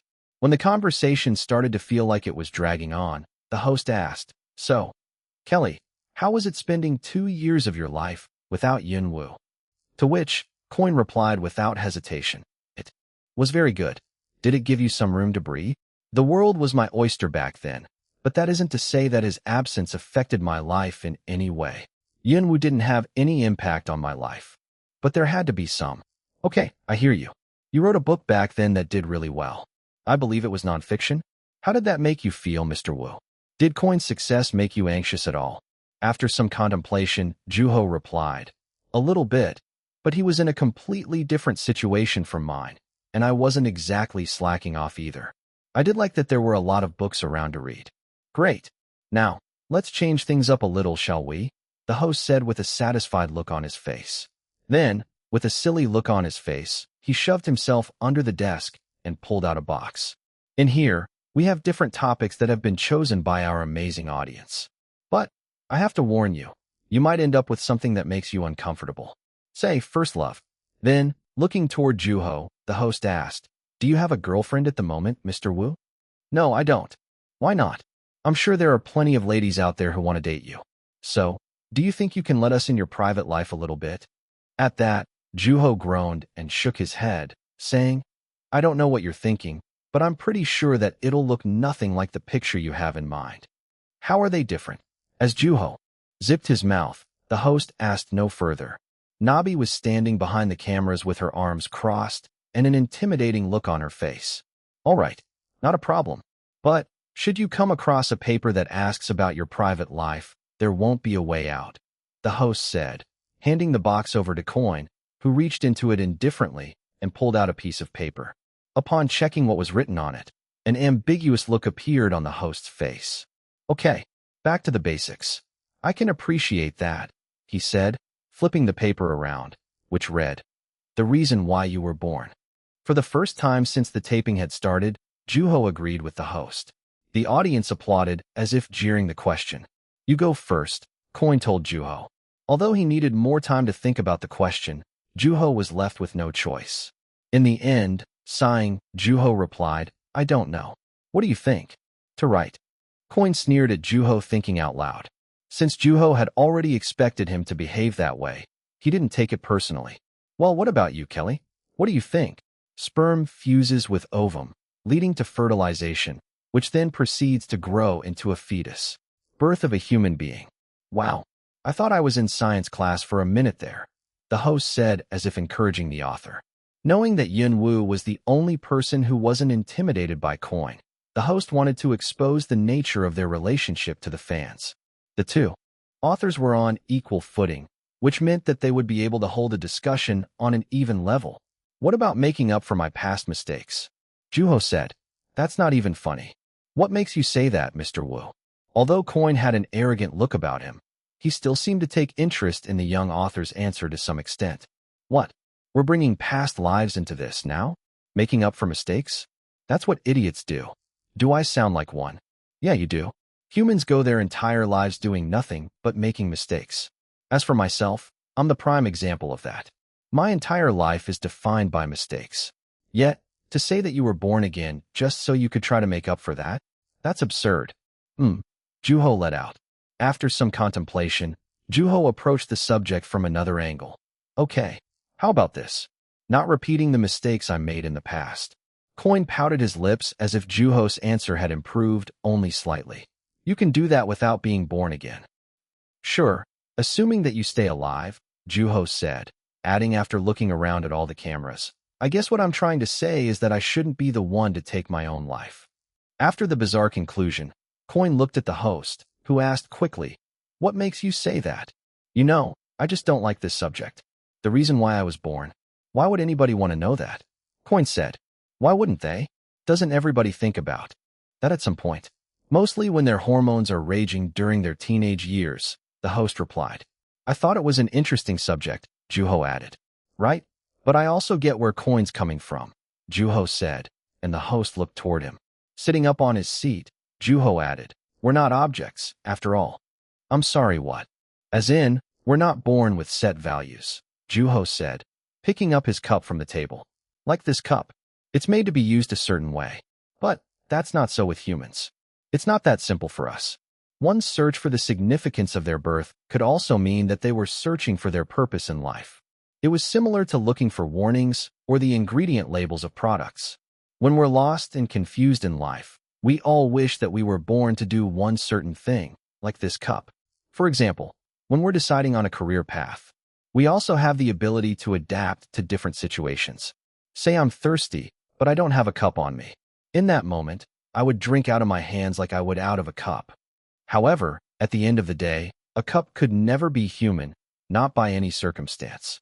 Actually, Coin talked about something similar in one of his novels, Juho said. That had been why he had expected Coin to sneer at him. What do you know? Coin said in his usual tone of voice. Or not.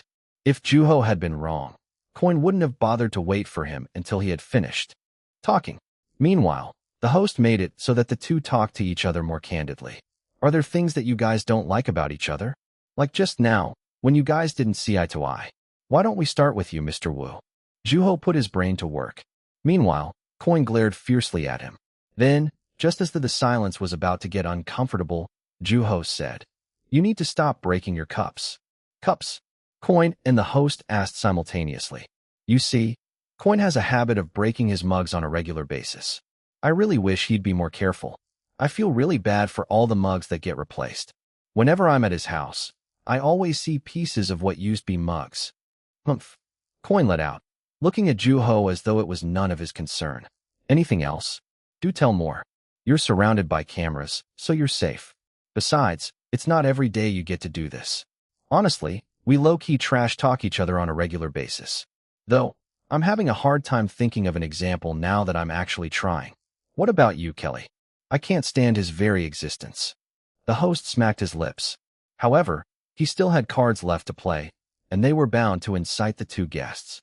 So, my understanding is that you were both nominated for the Nebula Award. At the mention of the award, which Juho had been expecting, he sat up on the sofa. And you two have a special connection to that award ceremony. I remember. When Coin received the awards on Mr. Wu's behalf. Are you planning on attending the ceremony yourself this year, Mr. Wu? Yes, I am, Juho replied.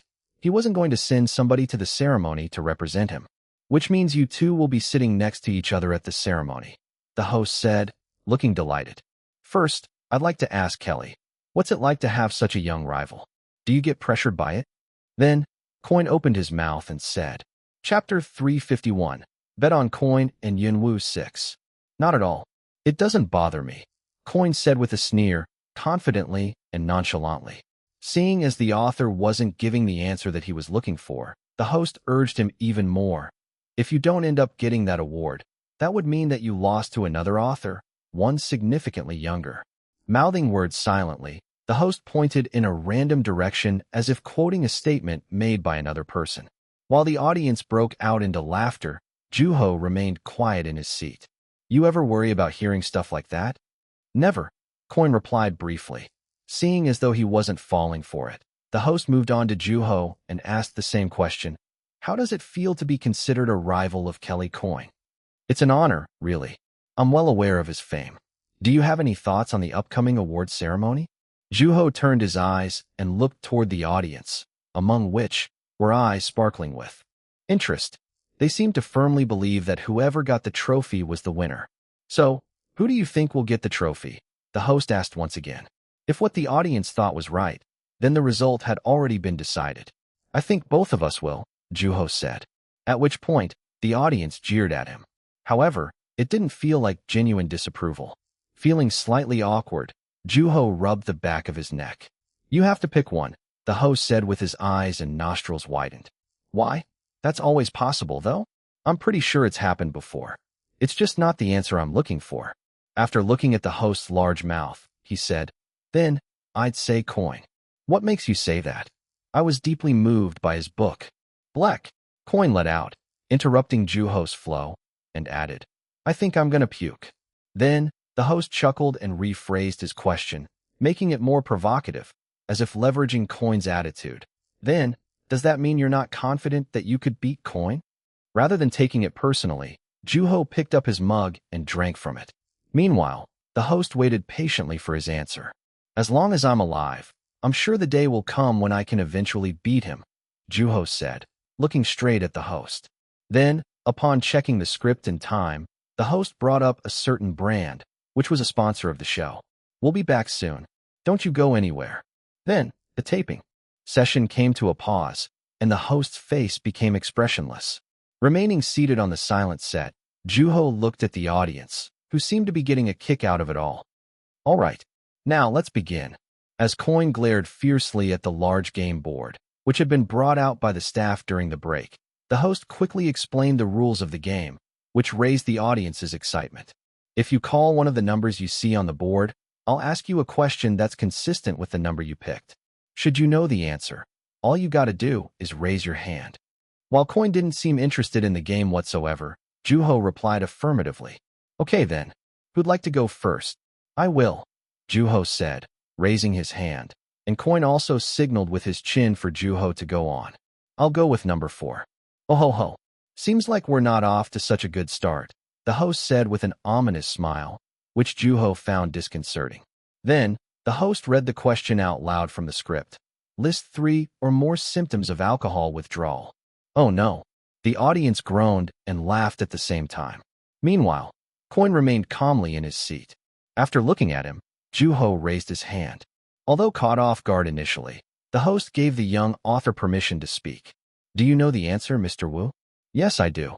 Well then, the leading examples are hand tremors, insomnia, hyperactive, autonomic nervous system, vomiting, anxiety, and seizures. At that, the host looked through the script with widened eyes and said, Correct. How do you know all that? The host asked. I did some research for a book at one point. And how do you know all those words in English? I am Yun Wu. After all, Juho said nonchalantly. At which point, Coin gave him a suspicious look. Okay, there's one more question on the same subject. Kelly, I'd appreciate it if you'd participate in this one. As long as you don't get too giddy. At that, a facetious look appeared on the host's face. The amount one drinks in a day determines whether they're an alcoholic or not. True or false? That time, both Juho and Coin raised their hands. After some contemplation, the host gave Coin the right to speak. The amount doesn't necessarily make somebody an alcoholic. Correct. Seems like your experience is really shining, Kelly. I'm just ticked off that this guy beat me to the punch with the first question, Coin said, crossing his legs. Looking at Juho, the host asked, I'm not surprised that Coin knew the answer, but I saw your hand go up too, Mr. Wu. I didn't think that you'd know. Did you? Yes. Though, there's no way to confirm that now. Not so fast. Would you mind explaining the answer to this question? The host asked. Juho remembered every single question the doctors had asked him in the past. Do you not feel drunk even after you had a certain amount of alcohol? Has alcohol ever hindered your performance at work, meal, or hobby? So, does getting your fix of alcohol come before other responsibilities? Does your hand shake? Are there any symptoms of withdrawal? Tolerance, withdrawal, compulsion, and obsession, Coin said, summarizing Juho's answer. Ambiguous applause came from the audience. However, the host seemed entertained by the situation. If I knew that these questions would be too easy for you guys, we should have come up with at least 10 questions for every subject.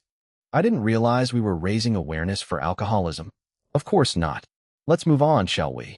From then on, Juho and Coin took turns calling numbers and answered 2 questions for every subject, which added to 10 questions.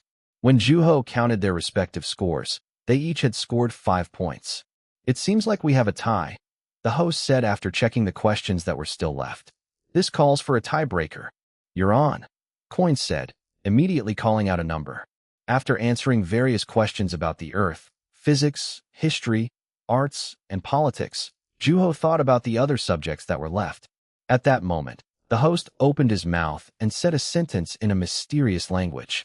Upon hearing it, Juho sat up as the words triggered the language acquisition device within him. It was an ancient language. The Rosetta Stone allowed scientists and experts to interpret the hieroglyphs of ancient Egypt.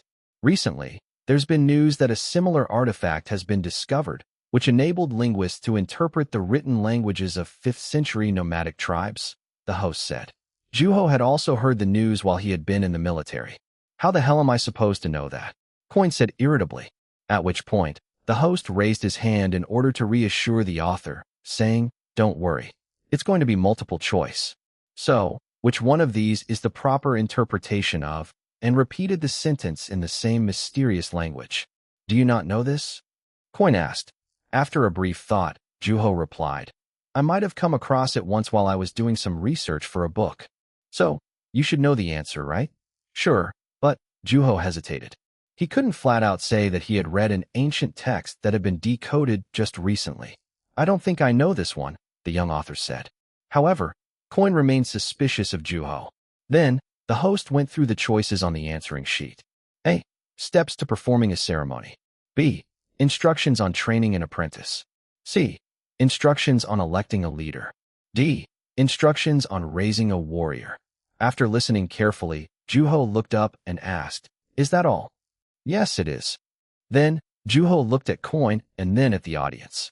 Nobody seemed to notice anything strange, unlike Juho, who was slightly flustered.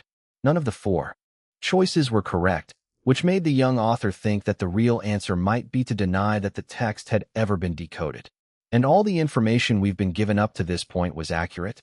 That's right. We have a staff member who majored in physics back in college.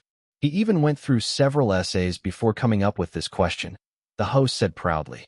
However, he seemed to be completely oblivious that something had gone wrong in the process of formulating the question. As Juho clenched his lips tightly, the host asked, "What's the matter?" "Nothing. It just feels like none of the answers are speaking to me." "So this is pure luck?" Coin asked. "Luck is a skill too," Juho replied. Looking like he'd had it, Coin made a C with his hand, indicating his choice of answer. "So, there's no hidden answer?" "Say, none of the above." "No. One of these choices is definitely the answer." "I see," Juho said, forcing himself to accept the situation. The true nature of the question was to guess the actual translation that had been reported by the linguistic circle, which Juho had no clue as to what it was. As Juho was lost in thought, Coin kicked him in the shin, saying, "Get a move on. We're putting an end to this with the next question. And if I say that there is no answer, we'll have to consider it as forfeiting. And one of those 4 choices is the right answer, right?" "That's right," the host said, checking the script. Out of courtesy, but puzzled. "I'll go with D then." "D it is." "All right, believe it or not. One of you actually got it right," the host said. Juho stayed in his seat, feeling like a complete idiot. Then, moving his hands in an exaggerated manner, the host announced the winner, and the answer is C. Instructions on electing a leader. Kelly Coin wins. As Juho applauded Coin, Coin told the host, "Next question." "I'm sorry. I told this guy earlier that we would decide who the winner was with the next question." "Come on, let's go," Coin said insistently. Of course, it was a welcoming change for the staff, and the host accepted his demand without question. The audience seemed quite excited about the new development as well. In the end, the final question came up, and after beating Juho to answering it, Coin finally obtained his victory. Juho genuinely congratulated his opponent's victory. "Juho, you need to see this." At the sound of Susan's voice calling to him, Juho opened his eyes. The villa had become a second home to him. Looking at the book in his hand, he assumed that he had dozed off while reading. Getting out of bed, Joo-ho made his way downstairs. 2 months had passed since appearing on a certain TV show with Coin, and needless to say, the show had been well received. There had been a review, which had been written by a certain fan in the States, floating around the internet. It had gained enough popularity to make reporters visit Coin at his residence. Of course, Joo-ho's phone had been constantly hot from ringing nonstop. People were quite fond of seeing Yun-woo stand alongside Coin, making the two highly recognizable. Meanwhile, Coin was on the verge of snapping as his life became even more troublesome than before. In order to avoid people who recognized him, he had been refraining from going out. "What is it?" Joo-ho asked, sitting across from her. When he went downstairs, he saw Susan looking at a newspaper with a serious look on her face. Examining the young author's face, she asked, "Did you just wake up?" "Kind of. I didn't wake you up, did I?" "Oh no." Nodding haphazardly, she put the newspaper down on the table. At which point, Joo-ho also looked at it. Just from glancing at it, he was able to piece the puzzle together. As he picked up the newspaper slowly, Coin came downstairs and asked, "What's the matter?" "Seems like a scandal has broken out," Joo-ho said calmly, his eyes fixed on the newspaper. "Well, that's nothing new, is it? Let's see it. Fabrication. Fraud. Results. Essay. Research team. That was one of the questions you solved," Susan said, adding, "There was no answer, apparently." The mother and son fixed their eyes on the same spot. Upon reading the article over Joo-ho's shoulder, Coin grasped the situation almost immediately. His face twisted into a scowl. "So it's a draw?" Joo-ho sensed a threatening presence behind him, at which point he buried his face in the newspaper. Chapter 352, The Showdown 1. "Damn it," Coin murmured, looking as though he was about to rip the newspaper in front of him in half at any given minute. "You were so happy that you beat me," Joo-ho said with a smile. At that moment, Coin raised his hand, catching Joo-ho off guard. However, instead of landing a blow on the young author's face, he reached for the newspaper and snatched it from Joo-ho. "Easy, whatever." Joo-ho clasped his hands together. Meanwhile, Coin ripped the part of the newspaper that had the article on it and tossed the rest on the table. It looked like a corpse with all the important organs missing. "So, they pulled a fast one on us, huh?" "It appears so." "I knew it," Coin said, retracing his memory. Then, looking at Joo-ho, he asked, "How'd you know?" "Know what?" Joo-ho asked, playing coy. "You're not telling me it was a coincidence, are you?" "Why, of course it was." Then, the air sank into suffocating silence. "Spill it before I put on your videos on TV all day long." Susan was also staring intently at the young author, which reminded Joo-ho that Coin really was related to her. "I just felt like something was wrong," Joo-ho said, putting both of his hands up. "What does that mean?" "You see, I tend to be rather sensitive when it comes to language. Cut the crap and get to the point. I just got the feeling that there was no right answer." "And what's that supposed to be like?" "It's hard to put into words." "What? Would you rather write me a paper on it?" "Actually, I've already done that." "In language of God," Joo-ho said, unintimidated. Looking disgusted, Coin asked, "What are you? A linguist?" "I didn't say that." "Then, what the hell is this about?" Coin asked, scanning Joo-ho with piercing eyes, as if looking at a freak of nature. Shrugging, Joo-ho replied, "Well, they figured out the trick, so it couldn't have been anything too elaborate." Which could also mean that I wasn't the only one who felt like something was wrong. Looking intently at Joo-ho, Susan said, "Well, who would have thought?" "I'm intrigued." The lack of inflection in her tone made it difficult to make out whether she was being genuine or not. Intriguing, indeed. At that moment, Joo-ho's phone lit up. It was a text from Korea. More specifically, from Midium, who was scrutinizing the young author if he really had been part of the research team that interpreted the ancient text.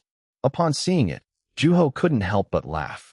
Although the detective writer was correct to assume that Joo-ho already knew the answer, there were simply too many flaws in her allegation. With that, Joo-ho wrote her a reply. "Glad you're an author and not a detective." At that moment, the screen changed as a call came in from Jenkins. When Joo-ho looked at Susan, she made a signal for him to answer the phone. Upon bringing the phone up to his ear, the director's flippant voice came from the receiver. "How'd you know?" "Know what?" "That there was no answer," Jenkins asked. Then, he added before Joo-ho even had time to answer. "You already knew that language, didn't you? You said you'd seen it before. Maybe you interpreted it before the linguists." That's just silly, Juho said in a delayed response. Then what is it? Don't you give me an excuse by saying that it was because you're Yunwoo. But I am. Lies. Tell me, before I come over and shake it out of you. Looking at Coin, who was also looking in Juho's direction, Juho replied, You're starting to sound like Coin there. You gotta trust me. What did you say? What did you say, punk? Coin asked. I gotta go. I'm going out for a walk. You stop right there. Coin shouted as Juho sprung up from his seat in a hurry. Following Juho with his eyes and a furrowed brow, Coin redirected his attention to the newspaper as Juho went upstairs. At the same time, Susan's eyes darted back and forth between her son and the newspaper before she went into her room. Then, as Juho came back downstairs and was about to leave, Coin said to the young author, I felt something my ass. It was just some nobody who decided to drop the bomb because they didn't get their paycheck. After all, money had been at the center of that scandal. By the time Coin tried to grab Juho, Juho was already outside. Clicking his tongue irritably, Coin crumpled the newspaper up. You. Just wait, Coin said, determined to get to the bottom of the young author's mysterious ability, which Coin himself didn't possess. The essay proven to be fake? How's Yunwoo associated? Did Yunwoo already know? A head-scratching episode. Yunwoo's true language skill? Language of God, rising to popularity all over again. The process of creating a whole new language. It's a draw. The showdown between Coin and Yunwoo ends in a draw. Video included. The Nebula Award ceremony is right around the corner. Will the two leading nominees turn up at the ceremony? This year's ceremony is said to take place in Chicago, Illinois. Yunwoo's second go at the award with Language of God. Yunwoo's first appearance at the ceremony? Will the young author turn up? Yunwoo reported to be in Korea? He's not attending the ceremony. Rumors flare up. Yunwoo appearing at the ceremony alongside Coin. Who will be the winner? Both authors said to be nominated for the full-length category. Kings, the legend of the American literary industry, said to present the awards this year. A Chinese author said to be at this year's ceremony. A new Asian invasion. Who will get that trophy? Find out on April 16th. The possibility of Yunwoo winning the Nebula according to reporters. Who's the author competing with Yunwoo? Possibility of Yunwoo winning the award. The significance of the literary award. A closer look at its half-century history. Who are the judges? The origin story? What makes Yunwoo so impressive? The black and white of the literary award. What were some of the scandals that broke out in the past? How is it still prominent? Yunwoo's presence raises fans' awareness of the award. Why we shouldn't be quick to criticize Yunwoo even if he doesn't win. The ratio of the past winners. Who'll win? Coin or Yunwoo? Yunwoo for sure. Even Coin can't stand up to the sequel. Coin's book is doing really well, though. I thought it was actually really good. It reminded me of why he's at the top. Who has the advantage? I'm rooting for Yunwoo, personally. I'm sure Coin has the upper hand since the ceremony is taking place in his home country. All the judges are English speakers, too. I don't think you know Coin as well as you think, my friend. There's a rumor circulating that he's gotten on the bad side of some important people in the literary world. In terms of skills, though, I think this is going to be a close match. If we're speaking experience, Coin, all the way. But look at Yunwoo's achievements, though. They surpass Coin by a margin. Coin has fans all across the globe. In terms of cumulative figures, Yunwoo still has a lot of catching up to do. Really? You're bringing numbers into this? Just look at the difference in their experiences. Numbers don't come up for no reason. I think it's fairer to judge. Between all other nominated books. Yunwoo for sure. Nobody can possibly think otherwise after reading The New Language of God. Somebody hasn't read Coin's new book. I read both, but I'm still on Team Yunwoo. Comparing the two is tons of fun. Their personalities are polar opposites, and so are their writing styles. I just can't tell who's better, though. I think they both have something that's unique to their own. What will the judges think? Who knows? I think people are split over who's going to win, even in American websites. With the kinds of books they wrote, they both deserve to get that trophy. They both qualify, for sure. Well, somebody's got to win, though. That's just how awards work. They're both leading nominees for a reason. People are debating over this all over the internet. My friends and I are placing bets, too. Who'll win? Whoever does, I hope they announce it soon. Are they going to go on TV again anytime soon? I was so intrigued by Yunwoo. I thought he was joking when he kept saying that there was no right answer. And 2 months later, bam, I'm still in awe about that.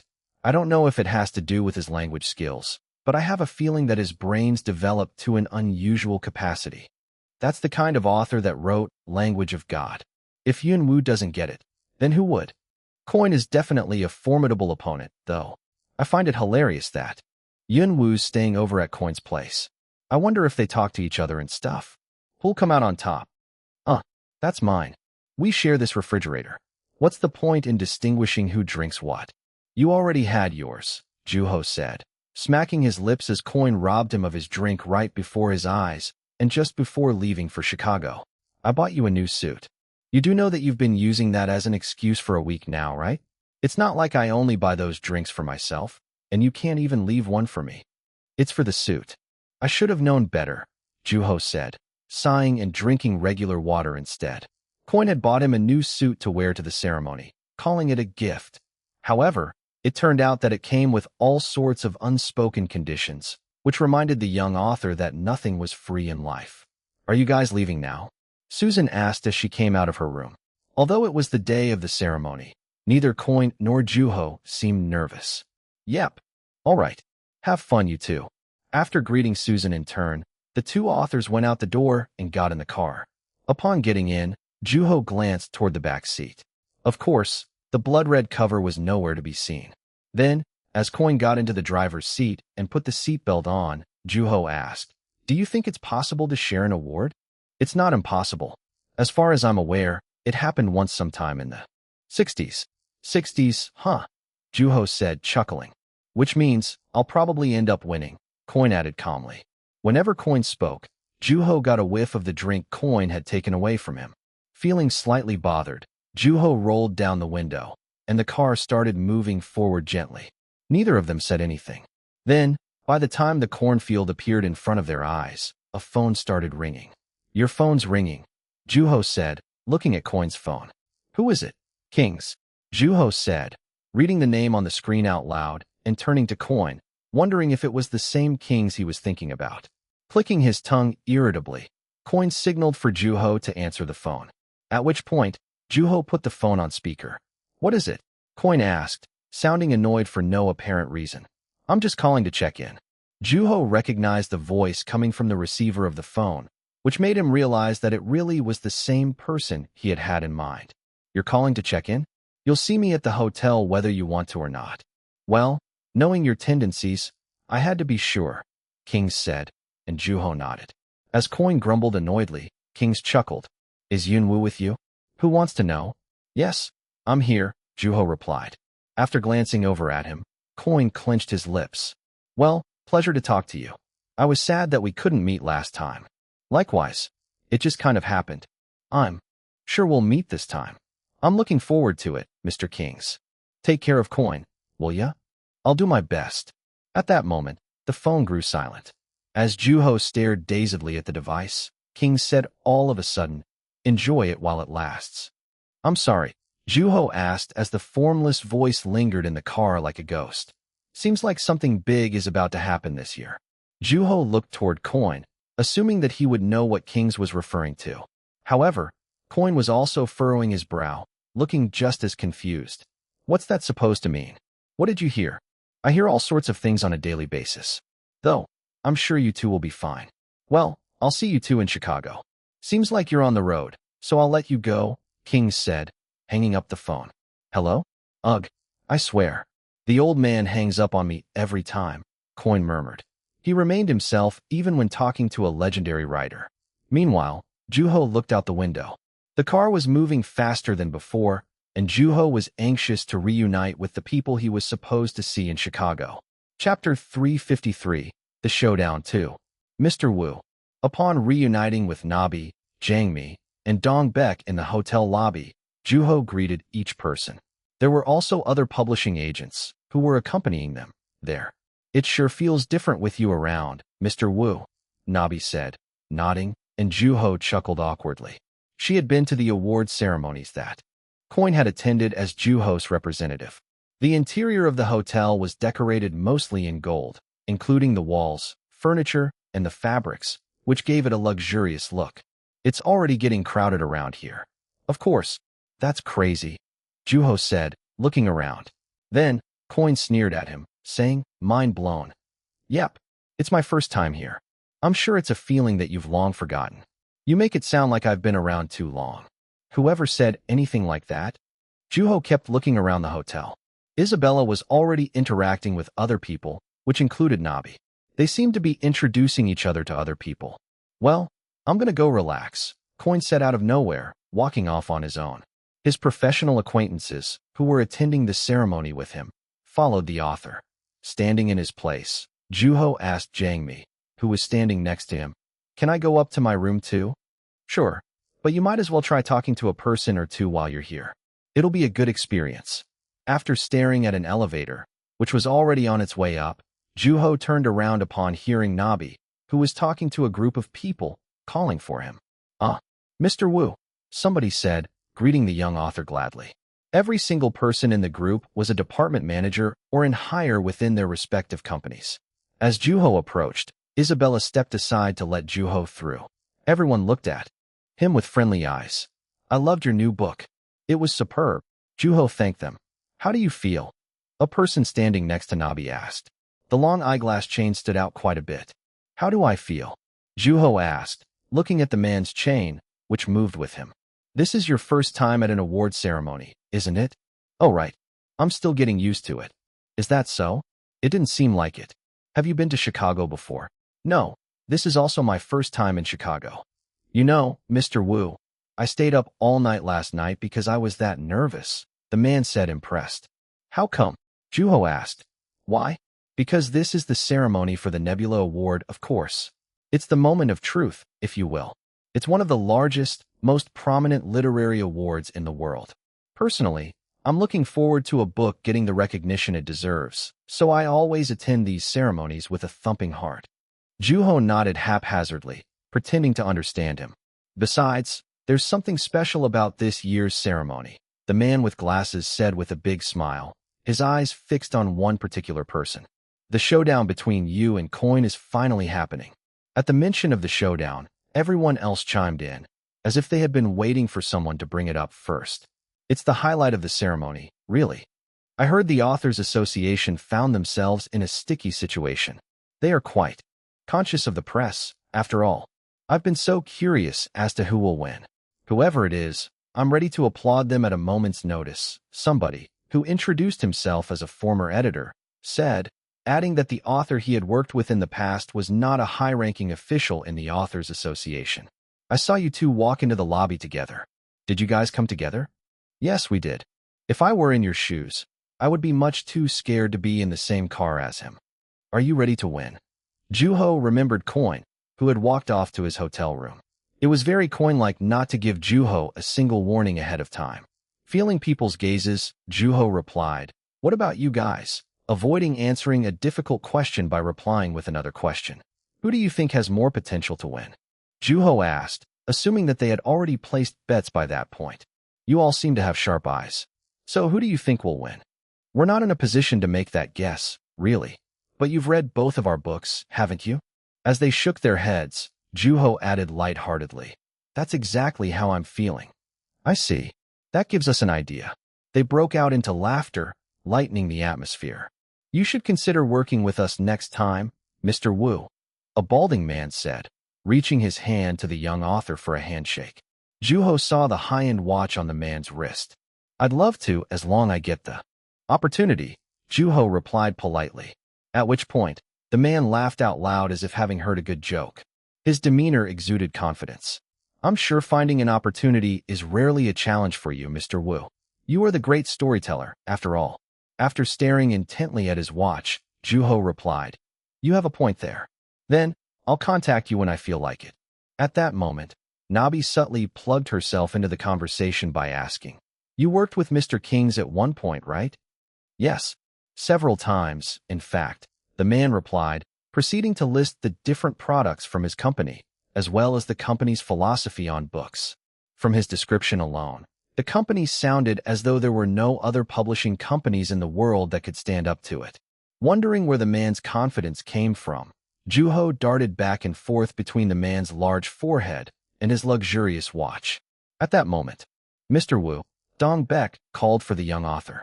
Would you excuse me? Juho said to the group of people he had been talking to. After staring intently at the man with the luxurious watch, Juho said, "It was a pleasure talking to you, sir. Likewise, I sincerely hope we run into each other again.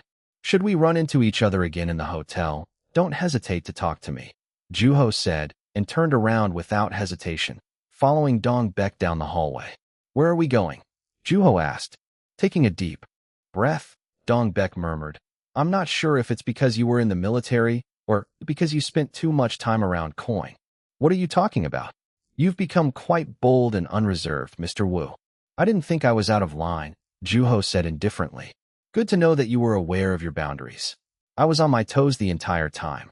You were waiting for the right time to call me, weren't you? You caught me."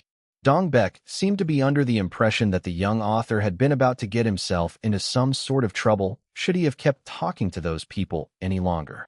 Nevertheless, Juho still appreciated Dong Beck for getting him out of the conversation. "Would you excuse me?" Juho said, making his way up to his room. When he went over to Coin's room, he discovered that Coin wasn't there. Finding it boring to stay in his room and not do anything, Juho decided to go out for a walk around the hotel, which was when he ran into Coin. "There you are. Isabella was looking for you," Juho said. However, Coin remained silent, walking away from the hotel. After looking back and realizing that there was a camera aimed at them on the other side of the street, Juho followed him. Coin walked quite a distance away from the hotel before stopping at a kebab truck. "One kebab," Coin said. Without saying anything, Juho observed him. "What's he thinking getting a kebab before the ceremony? What do you want?" The basic. What sauce?" "Same as yours." In no time, the owner of the food truck whipped up 2 kebabs for the 2 authors and handed it to them. He was so fast that it was hard to tell whether he was making the food haphazardly or simply skillfully. Taking the kebab from the owner, Juho brought it up to his mouth inadvertently. The 2 authors ate quietly. Although the kebab was bland in the parts that didn't have any sauce, it didn't taste all that bad. When Juho looked in Coin's direction, he thought he was quite skilled at eating kebabs, seeing as he hadn't dropped anything. Leaning against a wall dazedly, Juho asked, "What do you think people will make of us eating kebabs on the street together? That we're hungry. What about the reporters?" "Who gives?" Coin replied. Licking a piece of lettuce off his lip, Juho said, "Thanks for leaving me with strangers on my own. I had a great time getting to know them, and I got plenty of rest."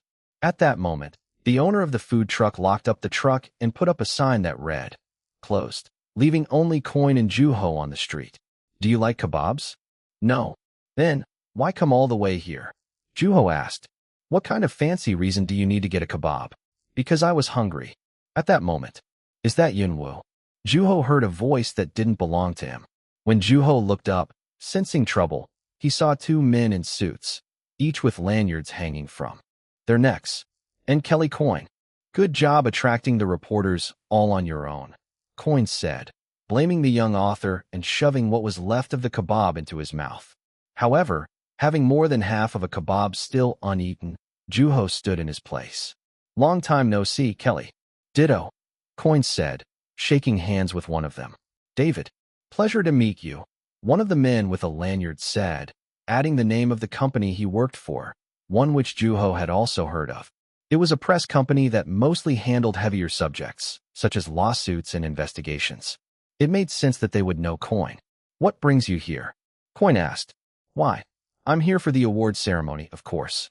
I'm actually writing a book at the moment. Could you recommend me a publishing company?" "How the hell should I know?" Laughing cheerfully, David looked toward the young author and asked, "If I were to go to Korea, would you show me to a good publishing company, Mr. Wu?" "Sure, as long as you get there. The thing is, I'm not a linguistic genius like you, which would make things slightly more difficult on my end," David said. Although it was their first time meeting, he seemed to be quite friendly in his attitude with Juho. Biting into his kebab, Juho asked, "Okay, let's be honest. How did you know?" "I don't think I follow." "You know?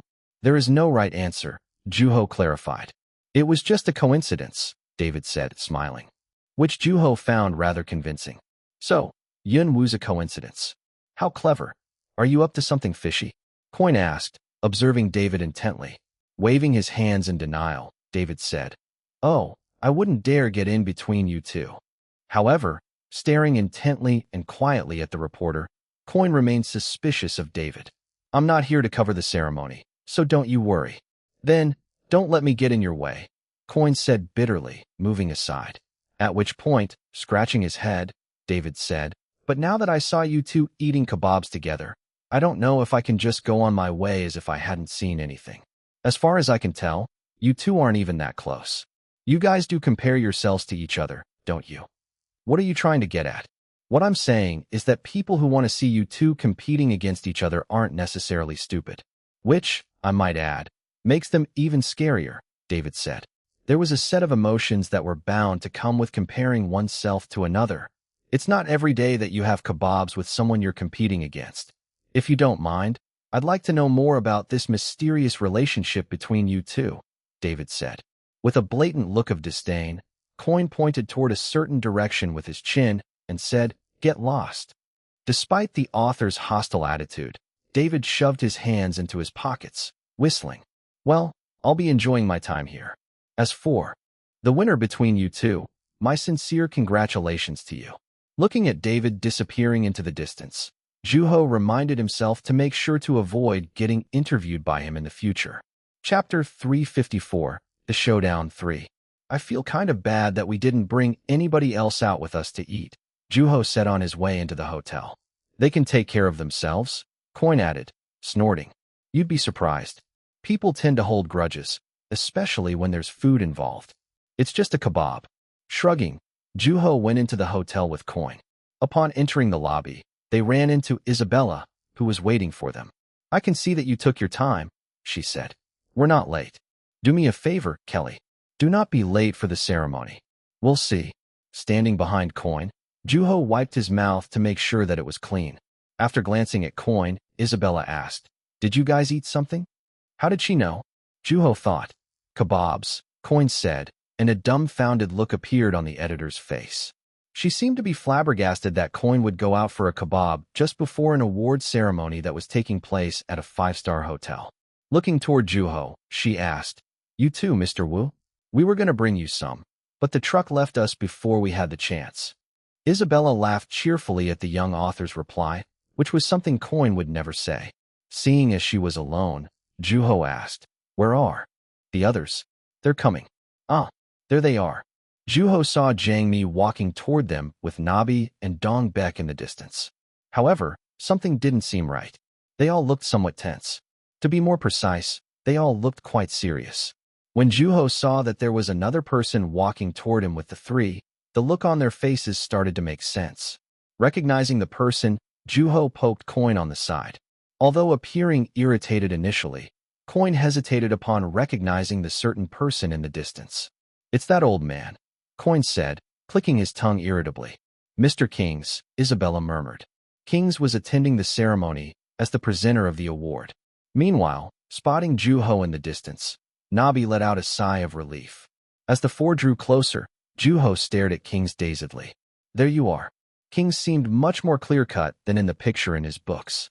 Juho had only seen pictures of him while the author had been on trips. Seeing him in his suit in an urban setting made Kings seem more like a businessman than an author. It was astonishing how much impact the surrounding environment had on a person's appearance. Then, Juho became curious as to how he would appear to Kings. "We finally meet, Mr. Wu," Kings said, initiating a handshake. Juho grabbed his hand by reflex. Kings had quite a grip. "My, you're even better looking in person." "Thank you. I enjoyed your new book." Juho had had conversations similar to that a number of times by that point. However, now that he was talking to another author, it felt like a completely different conversation. "You don't seem nervous at all, Mr. Wu," Kings said, and Juho smiled for no apparent reason. Kings seemed to know what had happened between Juho and Coin prior to the ceremony. "I believe you and Coin reached a consensus a while ago." As Juho stared at him quietly, Kings added, standing straight, "I also happen to have a similar experience. What really matters, though, is in the heart, don't you agree?" The moment I read my opponent's work, that's when I realized that I'd lost. "And who did you lose to?" Juho asked. As Kings smiled at the young author's question, Coin burst into laughter, holding his side. I'm afraid there are too many to name, Kings said. Then, stepping back, he asked Coin, how have you been, Coin? How many times is that now? It's just that I have a feeling that you'll get yourself into some serious trouble one of these days. So, I might as well hear you say that you're well while I still can. That's rich coming from you. You do realize that you don't have much time left on this planet, right? At that moment, Isabella pinched Coin in the back. Despite Coin's remark being extremely rude, Kings didn't seem to take offense to it whatsoever. It was almost as if he were used to it. Your recent work was quite interesting, Kings said. I write nothing but interesting books. Sure, assuming that you don't include your debut title. As Coin's face twisted into a scowl, Kings reverted back to the subject he had been meaning to talk about all along. You know, I couldn't stop thinking about your book when I came here. Why? Why? What do you mean why? Oh, is it because Yun Wu's here? What the hell is that supposed to mean? Then, narrowing his eyes, Kings asked, do you know anything about jealousy? Although the author was looking toward Coin, Juho realized that the question wasn't directed to the same person. After a brief pause, Juho replied, it's when you're envious of another person. Do you know how many people I met today that were feeling that way? Instead of giving an answer, Juho looked around. There were pockets of people spread about the lobby, talking casually with one another, enjoying the moment. However, Juho had a strange feeling that all of them weren't being entirely genuine. Perhaps it was the gold interior of the lobby. People playing mind games with each other with piles of gold before their eyes, scheming to take it all for themselves. Everyone seems to be enjoying themselves, Juho said. Envy and jealousy might have a lot in common, but they are inherently different, King said emphatically, looking at Juho now and observing him with eyes filled with interest. When do you think one experiences those two emotions? Mostly when another person has something that they don't, such as language skills. Geniuses often tend to be the target of those two emotions, Juho replied, remaining unfazed. I'm sure you've been in that position yourself, right? I have. What are you trying to get at, old man? Coin said annoyedly, and Kings replied. It was Cain's jealousy that killed Abel. Mankind's first murder was the result of jealousy, and Coin's new book blatantly exposed that. At that moment, Juho locked eyes with Coin. So what? Are you begging him to be jealous of you? Are you that desperate for younger friends? Oh no, don't get me wrong. I was just wondering if any of that applied to your relationship. You two are close, aren't you? The closer you are to someone, the stronger your feelings tend to be. Whether it was envy or jealousy, one had to know the other first, and Coin and Juho knew each other quite well. Kings kept on. You ever thought to yourself that you could let go of your fear of defeat if you could just get that trophy? You ever thought about that? What if not winning the trophy rendered one's sense of victory meaningless? The excitement in the air was more than enough to stir up such questions. The air sank into silence as the three authors observed each other quietly. They knew each other's writing. They knew each other's preferred subjects and the style with which they depicted characters. At that moment, no, Juho said unhurriedly. No, King said, his cheek twitching, ever so slightly as if caught off guard by the younger author's answer. That's right, Juho clarified. Isabella looked toward the young author with widened eyes, and Dong Baek, Jangmi, and Nabi looked at each other as if wondering if they should intervene. Without hesitation, Juho added, I don't intend to ignore anything or act as though nothing happened. Coin and I made our decision before coming here through a game of heads or tails. Heads or tails. Both Yun Wu and Coin had come willingly to the hotel, filled with golden glory. There was no reason to be swayed by anybody else, and Kings was completely oblivious to that. At that moment, Juho heard people around him whisper to each other, glancing in his direction. They had to be wondering what Kings, Coin, and Yun were talking about. Seeing Juho standing there awkwardly, Kings let out a hearty laughter. Then, I'm glad to hear that. I was just worried that you two might get overly competitive over the award. I can see that the younger generation these days has really wisened up. They're smart, right? Juho murmured internally. Then, Kings pulled his sleeve up slightly and checked the time on his watch, which seemed like a thing hikers would find useful when stranded. Well, I better get going. I don't know which one of you will end up on stage, but I'll see you later. With that, Kings walked down the golden hallway without hesitation, and Juho stared at him fading into the distance. Nobody dared to speak up. While Nabi seemed exhausted, Isabella seemed to be lost in thought. Have you wanted to kill me by any chance? Juho asked. Took you long enough to realize that, Coin said in a serious tone. What about the award? How many times do I have to repeat myself? It's mine. Period. At that, Juho clenched his hands into fists. Coin had something that he didn't. You're probably going to be writing for a while, right? Duh. Coin replied without hesitation. Just like he had said, Juho knew that Coin would live out that answer, which means you'll have plenty of opportunities to win awards. So, Coin said, snorting like usual. Well, I'm not saying that I'm going to do anything about it. Then, Juho asked to be excused to his room, leaving only Coin and Isabella. Looking toward the elevator going up, Coin clicked his tongue and said, That prick. Are you envious of Yunwoo? Isabella asked. PFF, what's that supposed to mean? Coin said, breathing unhurriedly and adding, I clearly have the upper hand, and walked down the hallway. So, they did compare themselves to each other at one point, Isabella murmured. The two authors shared a truly unique relationship, and the fact that they would go out for a kebab together only accentuated that further. Juho saw a trophy shining in the spotlight. It is truly an honor, somebody said on stage, sounding emotional. The audience was looking intently at the author who was delivering the speech.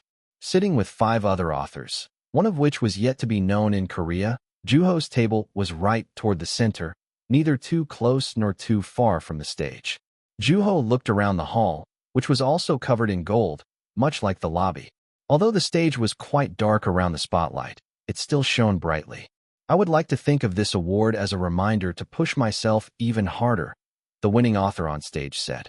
Although Juho hadn't read his book, the young author fully intended on applauding him on his way down from the stage. Seeing as the author on stage was genuinely happy about winning, Juho also felt happy for him. Drinking the water in the wine glass in front of him, Juho looked toward Nabi, who made an X with her fingers. Coin hadn't arrived yet. What is he up to? Sleeping? Lost? Did he get into an accident? Maybe he ran off. Juho thought to himself. All right, we'll move on to the next nominee. What if he really did run off in search of his own path, away from me or the award? Juho thought. If what he had thought was true, then Juho would fully support Coin's journey. There were countless other things that were more important than a mere award. At that moment, why are these people in such a hurry? Juho heard a door open. Even without looking back, it was obvious who it was, Kelly Coin. As he walked unhurriedly toward Juho's table and sat next to the young author, some let out a sigh, while others clicked their tongues bitterly or glared at him piercingly. Then, with an awkward tension in the air, the person on stage resumed hosting the ceremony. I was starting to think that you'd run off, Juho whispered. Dramatic much? Holding back his laughter desperately, Juho handed Coin a cup of water. Coin took it without complaint and drank from it. What were you doing? Juho asked. What's it to you? I'm curious. Zip it. Seeing as Coin was getting dangerously close to chucking the cup at him, Juho stopped pestering him. At that moment, good evening, ladies and gentlemen. A familiar voice came from the stage. When Juho looked toward it inadvertently, he saw Kings up on there. Chapter 355, The Showdown 4. Everyone stopped what they were doing as Kings, whose presence seemed to have the effect of restoring the ceremony to its original state, grand and sophisticated, appeared on stage. While all eyes were on the veteran author, Coin crossed his arms. This sure takes me back, King said in a calm tone of voice, adding a brief anecdote about standing on the stage as the presenter, as well as the significance behind the award. Although speaking while looking directly ahead, he didn't seem to make eye contact with the audience members. This year's ceremony is a special one. Kings listed the novels that had been nominated in the full-length category of the award, which included Yunwoo's and Coin's. What the hell is that guy looking at? Coin murmured, and Juho replied. I'm sure he's looking at the people standing by the door. Nah, he probably has to go to the restroom. At Coin's absurd remark, Juho looked around to make sure that nobody else had heard it. Fortunately, everyone was listening intently to the presenter's speech. Now, I don't have to remind you all that every single one of these books is a gem, which is also why that we're all dying to know who the winner is, right? While some breathed slowly, a person in front of Juho took their phone out. The winner was about to be announced. Then, Waving the envelope in his hand, King said, "Whose name will we find in this envelope?" The audience groaned and cheered at the same time. King seemed to be quite skilled at being a presenter. He neither dragged on for too long nor talked excessively. Juho saw some of the people in his party holding hands while looking desperate, at which point Juho's heart also started thumping. "Let's take a look, shall we?" the presenter said, untying the ribbon on the envelope and opening it quickly. As Kings took out the card and looked down for the first time, Juho saw Coin clenching his hands into fists from the corner of his eyes. "The winner of the full-length category is..." The anticipation kept everyone on their toes. Then, as Juho locked eyes with Kings for a split second, the presenter said, "Yin Wu," as the winner was announced. The authors around Juho patted him on the shoulders and/or reached out for a handshake, pushing him up to the stage like a wave. "Congratulations." Before Juho realized it, he found himself on the stage, standing under the bright, scorching spotlight. As Juho blinked, a clear, yet sparkling trophy appeared in front of his eyes. It felt unlike anything he had ever experienced before. The trophy also looked completely different from his previous one. Juho swallowed nervously. "Incredible," King said, patting the young author on the shoulder. "Thank you," Juho said, sounding much calmer than people had expected. There were still cheers and applause coming from the audience. At that moment, Kings came closer and whispered, "Feels good, doesn't it?" "It doesn't feel bad, that's for sure," Juho said honestly. "Isn't it beautiful?" "It sure is. It's not easy being up here at your age, Mr. Wu." "Well done." Then, upon locking eyes with the presenter, Kings said, "Look," pointing toward a certain direction. The audience members were sitting in the dark in a much lower place, and it was nearly impossible to see them from where Juho was. The stage felt like a completely different place, separated from the rest of the world. "Congratulations." Feeling his heart thumping, Juho looked toward the audience, thinking that perhaps he was there to see something that he hadn't been able to before. "What's in the dark?" As his eyes adjusted to the dark, Juho heard a voice call for him. "Juho." What finally came into view were the familiar faces covering their mouths, throwing their hands into the air, crying. When Juho saw that Coin was still crossing his arms, he couldn't help but laugh. "With all due respect, Mr. Kings, I'm not falling for it again." "It's a good look you have there," Kings said, nodding. With that, Juho stepped forward, delivered a short speech, and walked down from the stage feeling blissful. "Please, get a grip of yourself, Mr. Wu." I, Dong Beck said, wailing, unable to finish his sentence. Seeing the people passing by glance over in the president's direction, Juho genuinely hoped that he would get a hold of himself. While Jangmi covered her mouth in disbelief, Nabi had her hands up in the air, still looking ecstatic. At that moment, "Mr. Wu, Mr. Wu," a voice called out to the young author. Wide open doors, quiet conference hall, empty chairs, rowdy hallways. The winners of the awards were coming together for pictures, giving interviews with their trophies in hand, or talking to their acquaintances. "Could you spare some time for an interview?" Leaving Dong Beck behind, who was still sniffling, Juho nodded affirmatively. "Could you pick up your trophy?" a cameraman asked the young author, and Juho picked up his trophy from where he had left it. "Congratulations, Mr. Wu," the interviewer said. After giving a short debrief of the situation to the camera, he asked the young author, "How was it going up on that stage for the first time?" "It was very, very bright." "Were you nervous at all?" "My heart was racing, so that's probably saying something." The reporter seemed quite fond of the author. "Is there anything you'd like to say to the people who voted for you? For example?" The reporter brought up other authors whom he had interviewed prior to Juho, using their answers as examples. "I'm always thankful to my readers. I heard the audience went crazy when your name got called. What was it like being on the receiving end of all of those cheers and applause from your colleagues? I felt like I didn't deserve it. I wish that the light would shine on the audience too. It was hard to see from the stage." "Did you talk to Coin after winning?" the reporter asked, his eyes sparkling uncomfortably. "Yes, I did." "What did you two talk about?" "He congratulated me. Of course, he didn't forget to badmouth the trophy and complain about the ceremony." Although the reporter seemed to want more information, Juho drew the line and spoke no further. "So, this is about another award that's essentially a sibling counterpart to the Nebula. The ceremony for the Hugo Award is coming up soon. Are you confident that you can beat Coin?" Seems like you didn't hear my speech just now, Juho said, chuckling. I'm sorry. I'm pretty sure I said that I don't believe that I've beaten Coin. The reporter hesitated briefly. Then, in a confident voice, he explained, let me clarify. I meant to point out that you won the award over Coin. You did want that trophy, didn't you? I presume that's why you're here. Fiddling with the trophy in his hand, Juho replayed one of the questions Kings had asked him. You ever thought to yourself that you could let go of your fear of defeat if you could just get that trophy? Upon receiving the trophy, Juho realized that the award didn't have the power to invalidate the consensus between him and Coin. With a mischievous smile on his face, Juho replied, which is why I'm not planning on attending that ceremony. The air sank into silence. Blinking rapidly, the reporter asked, I'm sorry, did you just say that you're not attending the Hugo ceremony? That's right. Are you saying that you're going to send a representative instead? No. As in, I decline my nomination. From the cameraman to the staff lining people up and those who happened to be passing by, everyone froze in place and stared at the young author. Juho awkwardly scratched his cheek. If you don't mind me asking why? Puffing his chest out, Juho replied, Coin and I have already reached a consensus. No. As in, I decline my nomination. David stopped on his way out the door and looked back, his jaw dropping. Yunwoo had just announced that he wouldn't be attending the Hugo ceremony.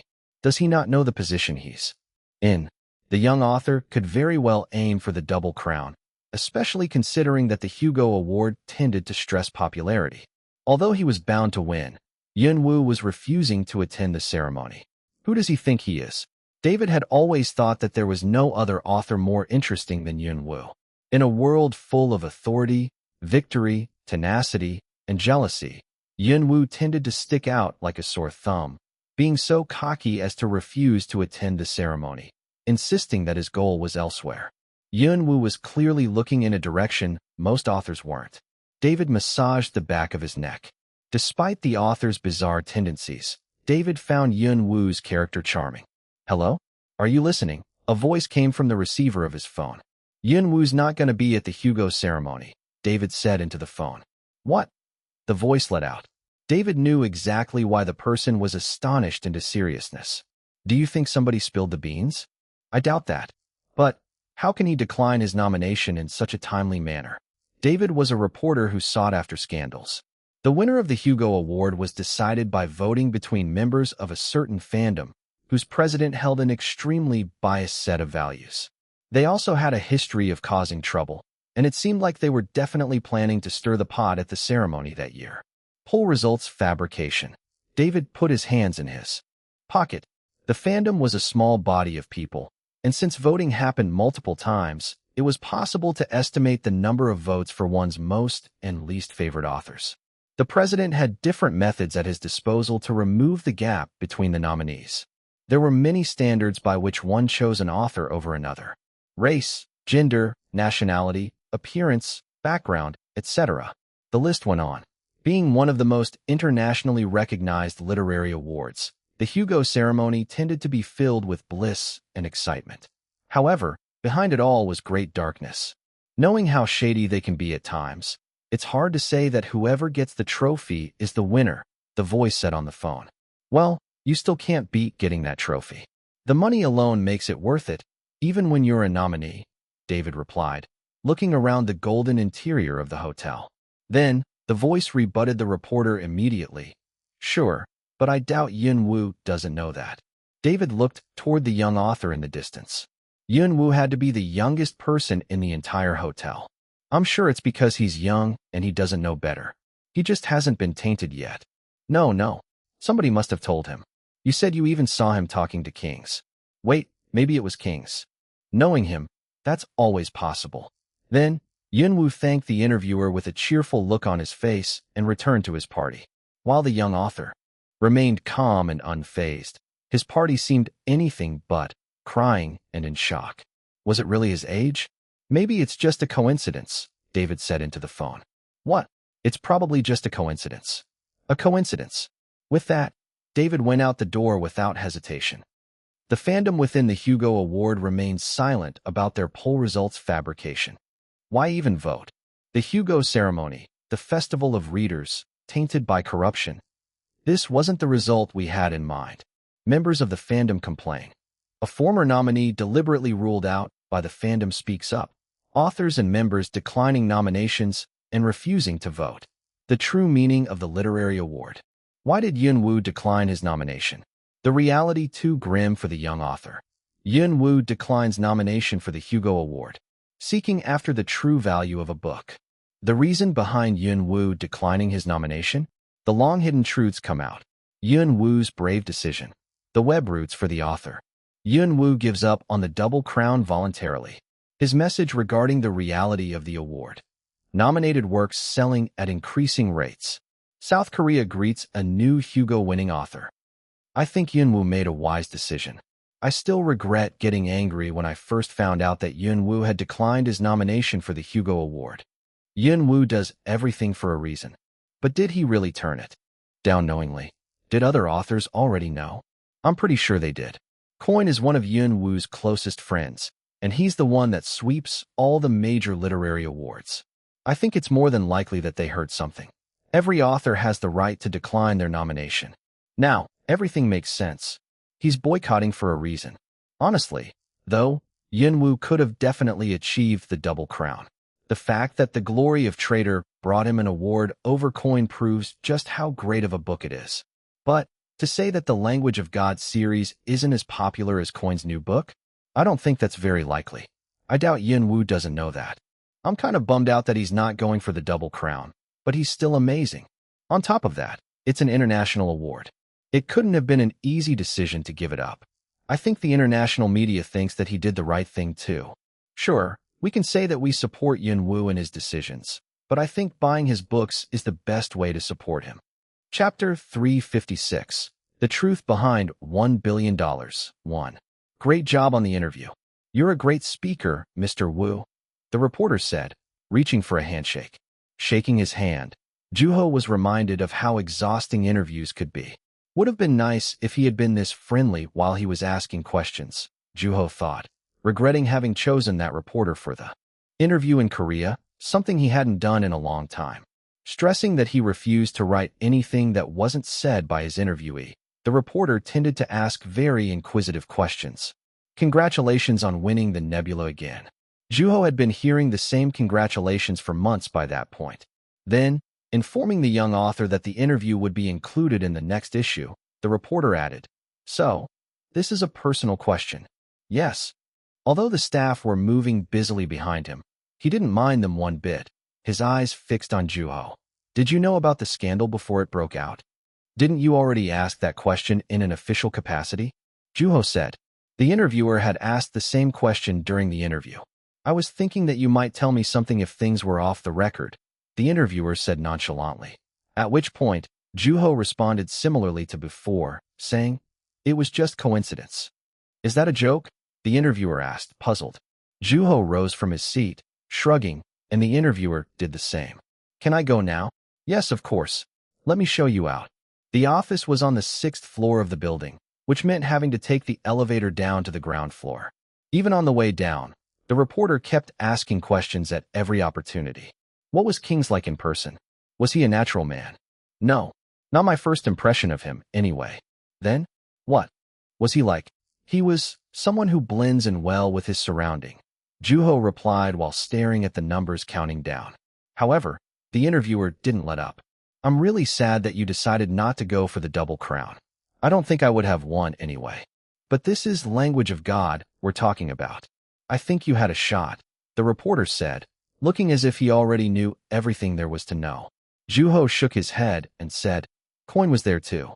Personally, I think you have the upper hand this time, Mr. Woo, the reporter said, as though implying that Juho's victory of the Nebula Award proved his statement. At which point, Juho gave up trying to argue with the interviewer and said, Why? I'm flattered. Oh no, I'm flattered. Getting an interview with you is near impossible these days. As far as I know, you haven't made any statements since returning to Korea. I've been kind of busy. Oh, you mean? The reporter said, mock writing in the air. Avoiding eye contact, Juho said, I can't say. But it's just the two of us. The fact that you're a reporter doesn't make it any easier for me to speak openly. The interviewer let out a hearty laughter. As the elevator arrived on the first floor, the door opened. I hope we can meet again, Mr. Wu. Would you do me a favor and go easier on me next time? With that, Juho walked out of the building. Although it was fall, the sun was still quite hot. In the end, Juho decided to take the cab. Upon getting out of the cab, Juho put on his hat and walked unhurriedly to his home. Home sweet home. It was peaceful. Juho had returned to Korea a few days after winning the Nebula. While watching the Hugo Award ceremony on TV, Juho saw Coin in the audience, who had gone on to win the award, make his way up to the stage and hurl harsh criticism on the recent scandal surrounding the award. As the audience erupted into explosive applause, Coin came down from the stage leisurely. Coin had made a choice, and he had followed through with it. Upon checking that the mailbox was empty, Juho went back into his apartment. I recognized that silhouette, Juho murmured while walking down the hallway. There was an unexpected guest, who seemed to be looking toward the young author, drawing closer to him. Too slow, a disgruntled voice said. Chuckling, Juho asked, "What are you doing here?" Then, the figure raised something up to Juho's eyes in a threatening manner. This brings us to a tie, yet again. Staring at the metal trophy, Juho said, "It appears so." Then, Juho went into his apartment, and Coin followed nonchalantly. Throwing the trophy on the couch, Coin started going into the rooms. So, did you come all the way to Korea to show off your trophy? Juho asked, fiddling with it. That's one of the reasons. Placing the trophy on the table, Juho went into the kitchen. I was about to eat something. Would you like some? What you got? When Juho showed Coin the red broth in the pot, Coin shook his head. As the broth started boiling, Juho gave the kimchi stew a stir and brought it to the table. Of course, he didn't forget to order a hamburger for delivery for the unexpected guest. Looking at the red stew with a furrowed brow, Coin said, "That is red. It's good, though. I feel like I'd be vomiting blood after I ate a spoonful." "It might be a little too spicy for your taste, I'll be honest," Juho said with a smile, picking up a piece of fry in front of Coin. Juho tended to crave foods that he was familiar with after staying in another country for an extended period of time. For that reason, Juho had been eating nothing but Korean food since returning to Korea. On the other hand, Coin expressed that Korean food wasn't exactly his favorite. Then, what if you try to make it yourself at home? You know, change the recipe up to your liking? I wouldn't go out of my way to do that either. Scooping out the spicy broth along with a soft piece of well-cooked pork, Juho brought it up to his mouth. The flavors went quite well with white rice. Now that I think about it, I didn't hear you complaining about the food at my place. Coin asked. Swallowing, Juho replied, I'm not very picky. Besides, Susan's a good cook. Nodding haphazardly, Coin took a bite off his hamburger, drinking coffee instead of a soda. Then he started bringing up things that had taken place at the Hugo Award ceremony one by one. Things got pretty messy back then. I did have to prepare myself, Juho said, appearing unfazed. You didn't know things would play out like this either. There was no promise that fans would support Juho's decision to decline his nomination for the Hugo Award, which meant Juho would have to risk everything he had. Then, when the scandal had broken out a month later, Coin couldn't help but burst into laughter. Don't forget to take that with you, Juho said, looking at the long trophy lying across the table. The trophy reminded the young author that his choice to turn down the nomination hadn't been such a bad idea after all, especially if it meant their competition ending in a draw. Though it is funny seeing people changing their attitudes. After the scandal had broken out, those who had viewed the young author's choice negatively had started to take on a different view. Shrugging, Juho said, well, they learned something they didn't know. So, that could always happen. You think I don't know that? If this was about somebody else, then I wouldn't have felt this way. They just have to involve the press and make things even more complicated than they have to be. It makes them look crafty. Juho remembered people's responses when he had first announced his decision about the nomination. Everyone had been against it, saying, the double crown is just within your reach. You won against Coin. What is there to be afraid of? Considering the nature of language of God, you'll have the upper hand, especially when it comes to popularity. Why would you want to stop now? Etc. I thought this would be your downfall, Coin said. Chuckling, Juho replied, what? Are you sad it didn't happen? Isn't that obvious? Coin said, clicking his tongue irritably as if being genuine. Picking up his phone, Juho said, You know what? I have just the thing. What? Looking into the screen of Juho's phone, Coin furrowed his brow. What does it say, he asked. It says, Yun Wu is presumptuous. I don't see anything wrong with that statement. It also says that I'm a narcissist. Uh-huh. So, it's that kind of website, Coin said. He was also acquainted with the website, which had turned up after Juho had declined his nomination. It had been the perfect opportunity for those who weren't fond of the young author. It turns out that they decided to take a different approach. Before, they would accuse me of hiring a ghostwriter. Well, ain't that something? Coin asked. Then, staring into the young author's phone, Coin started fumbling with it. Meanwhile, Juho resumed his meal, remembering the recent phone call with Nam Kyung. Hello. Nam Kyung had checked in with the young author in his usual tone of voice when Juho had answered the phone that day. After making small talk for a little while, the editor brought up a subject that he had been meaning to mention. Have you been on the internet lately? Why do you ask? Oh, never mind then. Don't look up your name either, Nam Kyung said. But, Juho replied, I've already seen it. That had been when the editor had lost control of himself. Nam Kyung had been expecting the worst. I'm okay, really. I've been through worse. You're going to be swimming in a sea of manuscript paper, aren't you? That was ages ago. Nam Kyung had been referring to when Juho had read Hyun Doo's book, which was quite different from Juho's. However, Nam Kyung had been quite emphatic. As Coin stared into the screen of the young author's phone, Juho said, You want to go for a walk? I know a good trail. We won't have to worry about running into anybody. At that, Coin looked up at Juho. The hamburger was long gone. Chugging what was left of the coffee, Coin rose from his seat. Yun Wu made a poor choice, Coin said, reading a text out loud. In that clear, peaceful day, there was a cicada buzzing under a tree in the distance. Imagining Coin wearing sunglasses, Juho looked toward him, who was holding a phone in his hand with a spiteful look about him. Yun Wu is presumptuous and of questionable character. A self-absorbed genius. His confidence comes from the wealth he raked up in the early days of his career. What are you reading? Juho asked Coin, who was undoing Nam Kyung's desperate effort to keep the young author from seeing the malicious posts about him online even further. I'm reading a crap post, that's what I'm reading. Juho stared at a stray dog in front of him lingering around the riverbank. Aside from Juho, Coin, and the stray dog, there was no one else around the Han River. You'll find even more of them later, Coin said. Crap post, huh? That's right. Why? Pulling his sunglasses down slightly, Coin said, You've been too clean. Is that supposed to be a compliment? Juho asked, locking eyes with Coin. You've always been flawless. To a fault, really.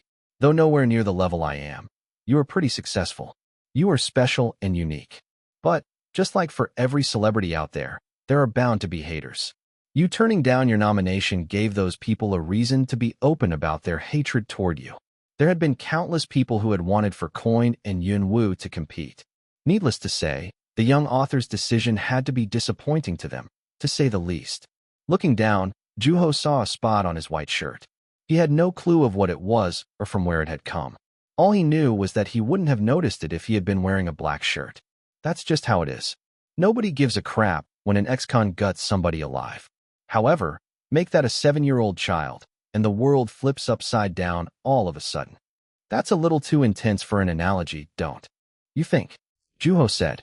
Then, looking at the stray dog shaking something off, he asked Coin quietly, Do you think I could have let myself go a little bit? Do you cover yourself in shit just so you can avoid getting any on you? Well, if you want to hide a tree, there's no place better than a forest. You must be having trouble distinguishing a garbage dump from a forest. Juho shrugged without saying anything. Coin was very well aware that Juho hadn't meant what he had said. Then, after sniffing the ground, the dog looked around and hid behind a tree. Did that dog just? It appears so. Clicking his tongue irritably and shoving his phone back in his pocket, Coin said, This place is full of fecal matter. Let's head back. It's getting warm out. Juho followed. Isn't this infuriating? Samong asked the boy who was 2 years older than her. They were sitting next to each other in a classroom in a community welfare center. Looking away from the book he had been reading, he asked, What is this? These people ripping on Yun Wu for no reason. Samong said.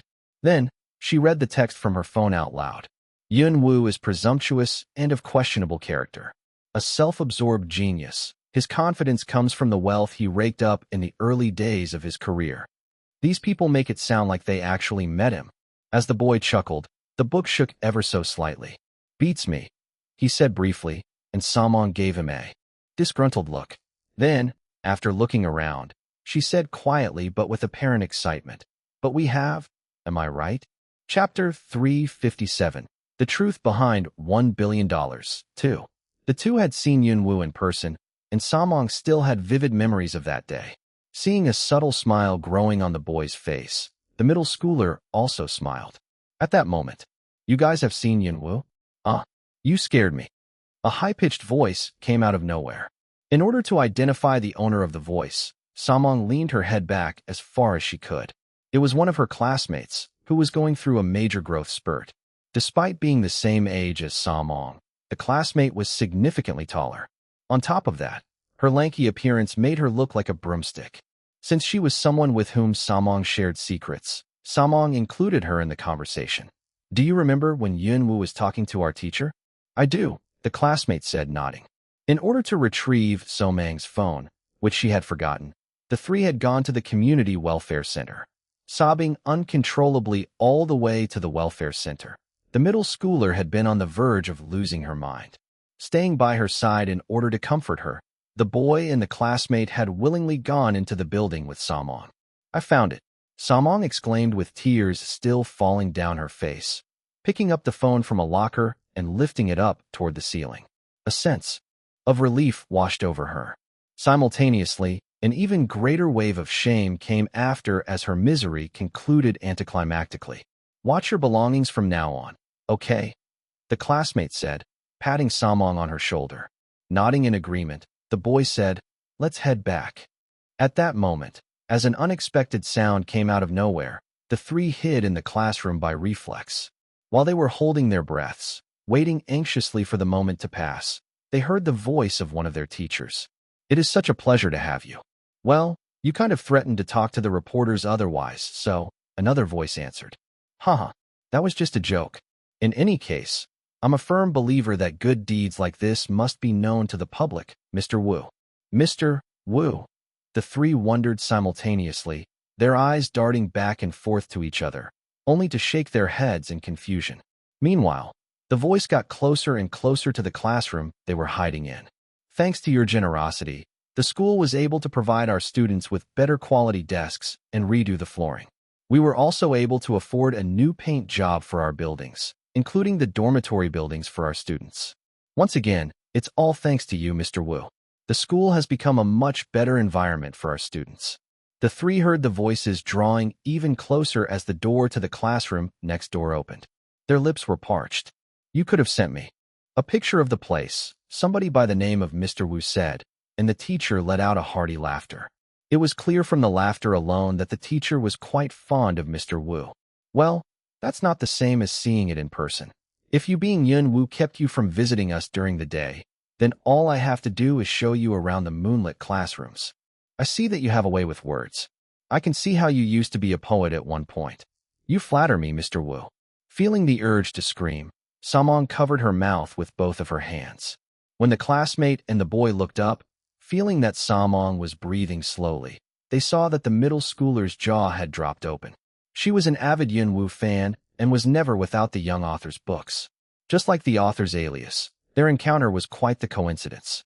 Fiddling with her phone, Samong asked under her breath, "Yunwoo has been making donations?" Yunwoo was in the hallway of that same building. Samong stared intently at the door of the classroom they were hiding in. While a part of her wanted the young author to walk through it, another part of her wanted him and the teacher to walk past it. As the image of the young author's face came up to the surface of her mind, her heart started thumping as if it would jump out of her chest. "Oh, if you look that way toward the restroom." As the teacher's voice started to fade into the distance, Samong breathed out, feeling relieved. Then, the boy tapped her on the shoulder and pointed toward the door, gesturing for her to leave the classroom. Just like that, the three bolted out of the building. Samong couldn't forget the look on the boy's face that day. Tapping on his hand, she asked, "So, are we not going to do anything about this?" "Do anything about what?" "We know something nobody else does," she said. forcing her face in between the boy's face and the book he was reading. At which point, he shuddered. That's a Yunwu book you're reading, you know.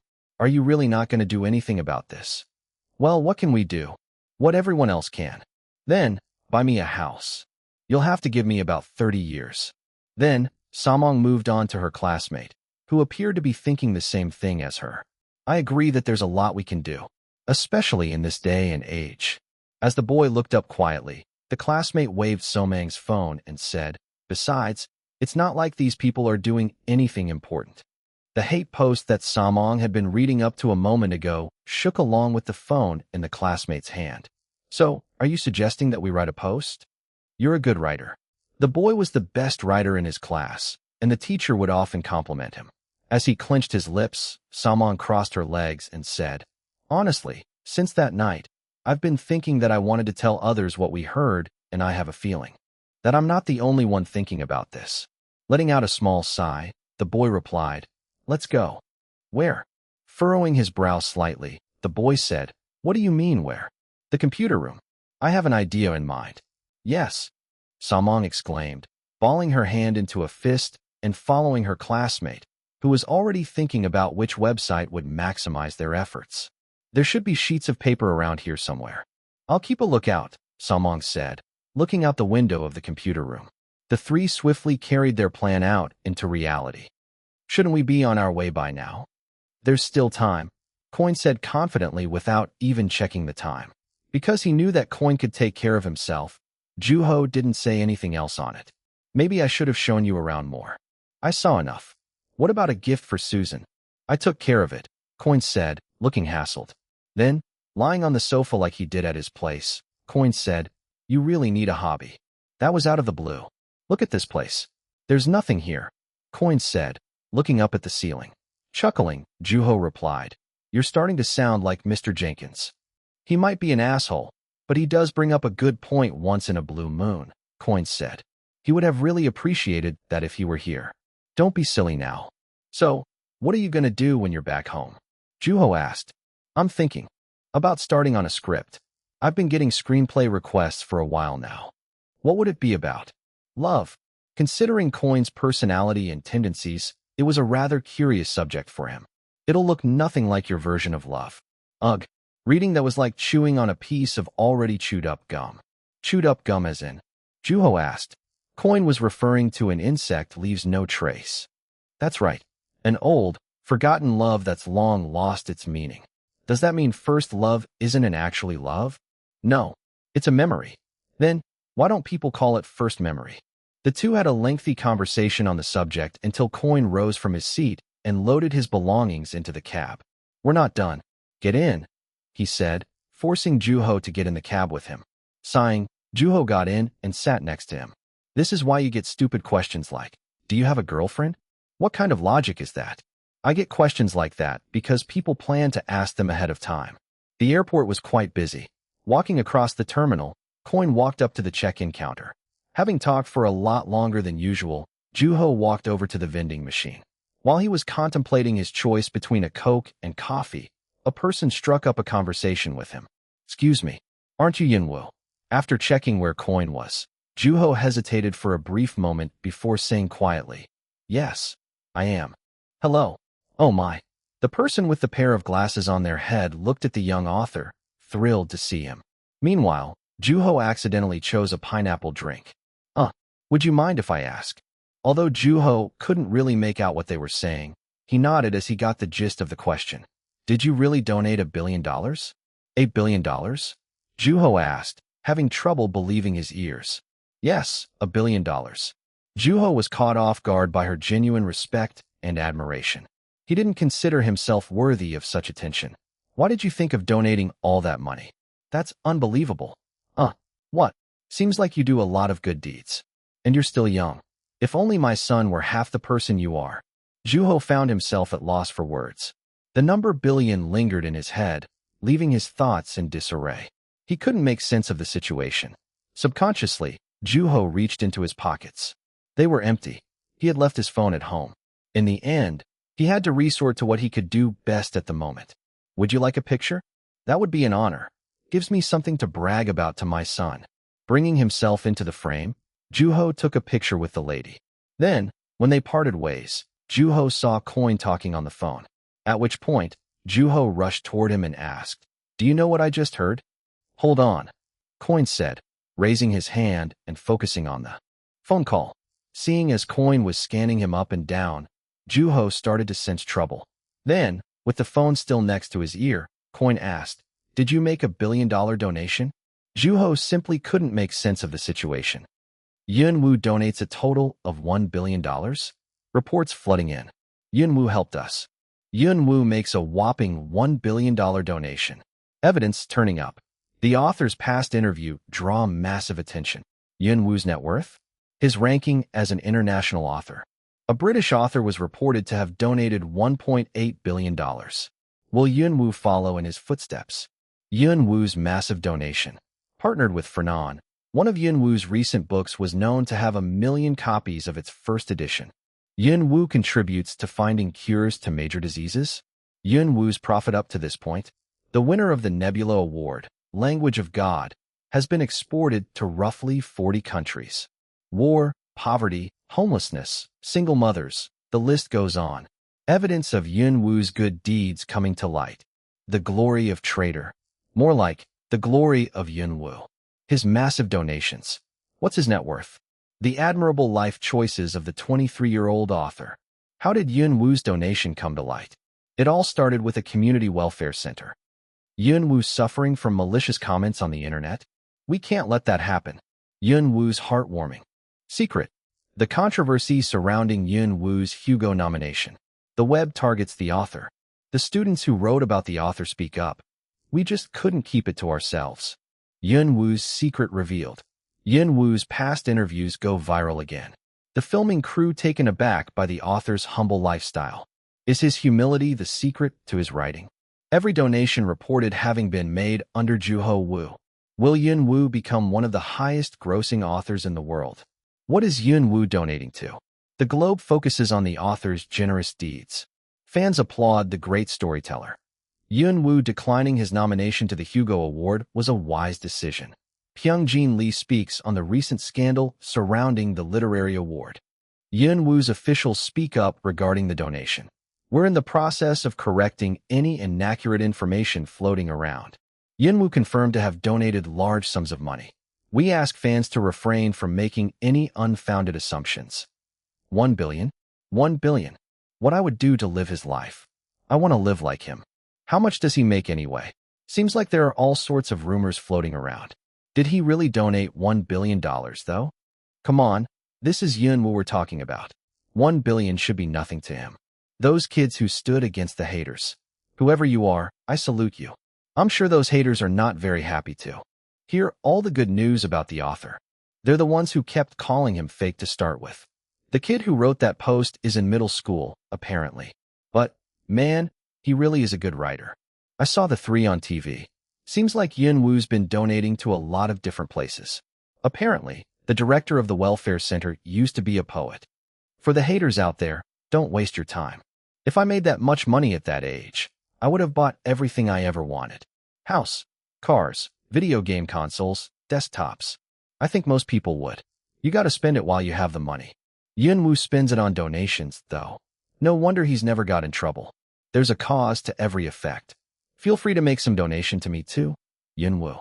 If I made enough to be able to donate $1 billion, I would not work. Why does he even write? Seriously, he even went into the military. Why does he live so modestly? I guess that's art. I saw an article saying that he donates 90% of his profits. As for the $1 billion donation, I don't know what to make of that. It probably adds up to about the same amount. He's discussed it with an expert for a while, apparently. From what I heard, he's working with a trustworthy organization. He makes and donates a lot. Why does he even write when he makes that much money? If I were him, I'd buy a building somewhere and live off of the tenants' rent alone. If I were Yunwoo, I'd go on a long vacation, 20 years at least. In any case, I wouldn't live the way he lives. That's kind of what makes him so trustworthy, though. He writes while he has the money, so it makes me think that he'd continue to write even if he were broke. Chapter 358. The Truth Behind $1 Billion. 3. What the heck is going on? Putting a printout of all the comments online down, Juho placed his hand on his forehead, completely taken by surprise. Meanwhile, Nabi had a bright smile on her face. "This is a good thing," she said in a bright voice. "I don't know if I agree with that. This was bound to happen the moment you made your first donation under the name Juho Wu. I'm very proud of you, Mr. Wu." As if completely oblivious to Juho's state of mind, Nabi had been ecstatic for some time. Leaning back, Juho murmured, "It was just for self-gratification." The fact that he had donated under his real name had been proof of that. Juho had wanted to make up for his pathetic self in the past somehow. "I just wanted to spend my money without guilt," Juho said. Although she tilted her head at the word guilt, she raised her thumb and said, "Well, you did the right thing, Mr. Wu. Bravo. It just feels so strange to get that much public praise. Enjoy it. All of your good deeds up to this point are finally paying off. I'm telling ya, what goes around comes around. Thanks for the reminder, Mr. Wu," Nabi said lightheartedly, checking the response of the fans in real time. "That'll show the haters," she said, laughing cheerfully and sounding like she was complimenting somebody. Realizing that the situation had already gotten out of hand, Juho said weakly, almost as if having given up, "The kids were adorable. I'll give you that." At that, Nabi agreed emphatically, almost as though she had been waiting for Juho to say that. "I know. I love the intention behind what they did too. Wanting to give you something back for helping them out. I'm sure they'll make it big in life later." Picturing the three students, who had to have listened in on his conversation with the teacher, Juho murmured, "I wouldn't have thought in my dreams that they were listening in on us. I knew I shouldn't have gone there that day. No, Mr. Wu, you made the right decision to go there. Maybe I would have been better off suing the people who put up those comments. Then, those kids wouldn't have had to get themselves involved in all this. As I said, Mr. Wu, it was bound to happen at some point." Juho sighed deeply. When he had met with the three students, they had apologized profusely, as if they had gotten into serious trouble with their teacher. However, their eyes had been sparkling with a sense of justice. I had been clear that they were proud of what they had done, and Juho fully understood their intention behind it. Besides, Juho had never taken offense to them. "He's an adult," the student in the middle, named Samong, had said, at which point, her friends to her either side of her had poked her on the side. The three had worked together as a team in standing up against the unfounded hatred toward the young author on the internet. "Where did you guys get the number 1 billion from?" Juho had asked them. Being used to the process of either getting complimented or scolded by adults, the students had stared at the young author with widened eyes. "We didn't do it," the boy had said, and nodding, Juho replied, "I know. I read the post myself." Juho had asked out of pure curiosity. The boy's bangs had covered his eyes ever so slightly, moving with him. "You wrote it, huh?" Juho had asked him. "How did you know?" The boy had asked, his eyes filled with anticipation as if the young author had some sort of special skill. However, Juho had replied nonchalantly, "I guessed." At that, looks of disappointment had appeared on the students' faces, at which Juho couldn't help but chuckle. At the same time, he was reminded that the things that surrounded him were far too excessive for his own good. While grand and beautiful, it didn't change the fact that they were too much. However, Nabi seemed to interpret that as being successful. "You're a good writer," Juho had said to the boy, whose lips had been clenched tightly and eyes teary for some reason. He seemed to have a lot of things he wanted to say. Although Juho had been curious about how the boy viewed him, he had chosen not to ask. "Our teacher always compliments him on his writing," Samong had said on the boy's behalf. "He reads the most in our class." "I see. Especially your books. He's read every single one of them." "Well, I really appreciate that." "Shut up," the boy had said in an attempt to stop Samong from talking. At that moment, as the tallest student raised her hand, Juho locked eyes with her. Juho had been aware that she had been staring at him for some time. "Can I ask you a question?" "Go for it." After glancing over at their teacher, who had been sitting next to her, and Nabi, who had been sitting next to the young author, she had asked, "Are you mad at us?" "What? That we wrote that without your permission?" Tilting his head, Juho had replied, "Not really." However, the student's eyes had kept moving anxiously, observing Juho's expression as if she still hadn't been at ease. "We just couldn't let those people run their mouths when they don't even know you," she had explained, and Juho had nodded, encouraged by her friend speaking up her mind. Samong had also chimed in. They're always saying things that are far from the truth, and it drives me up the wall whenever I read what they have to say about you on the internet. They just keep insisting that they're right when they're not. So that's why we did what we did, to show them who Wu really is. Without saying a word, the teacher listened to them quietly. Then, Juho had asked them gently, "Did we meet back then?" "I'm sorry, because I don't think I met you guys before today." At that, the three faces had turned bright red. They had wanted to help their favorite author. They had known that Wu was a great person, and to them, that had been more than enough reason to write on the internet. However, at the young author's question, their conviction had started to waver. They had started to question their intention for the first time. Maybe what we did wasn't all that different from the people we were writing against after all. We still didn't say anything bad about you," the tallest student had said, feeling pricked in the heart. Looking at her with a smile, Juho replied, "I know." If anything, Juho had wanted to ease their minds rather than compliment or criticize their efforts. "I read the post. I told you." The boy's head had dropped, and his hair had covered his eyes. "What is it?" Juho had asked, wondering if he was crying. Thankfully, his voice hadn't sounded all that emotional. "I'm terribly embarrassed." "Embarrassed? What?" "I'm unbearably embarrassed about my writing," the boy had said confidently. Up to a moment before, he had acted with firm belief, as though he hadn't regretted or questioned anything. However, things had taken a sudden turn. Although the boy had written for Wu, believing that he had been helping his favorite writer, the young author hadn't seemed delighted by his effort at all, which had made the boy wonder if he had been too proud in his decision to write about the author on the internet. Although the boy had believed that the author would compliment him, that hadn't been further from the truth. "I did something similar once," Juho had said, and the boy had looked up slightly. "Really? I completely rewrote an ending to a book once. It was when I was writing on stage." "Oh, you know that I presented on stage before, right? You're talking about the presentation at the exhibition event, right? I really wanted to go." "Yeah, we spent hours in the computer room trying to get a ticket, but no luck," Samong had said, interjecting. Agreeing with the students, Juho had carried the conversation on. Then, as their embarrassment subsided, Samong had brought up a question that had come to her. She had started to understand that they were neither being complimented nor criticized for what they did. "Why are we meeting today?" Juho had looked toward Nabi, who had been talking to the teacher in the distance. The occasion had been arranged by her, who believed that it would be best for Juho to show some kind of response to the situation.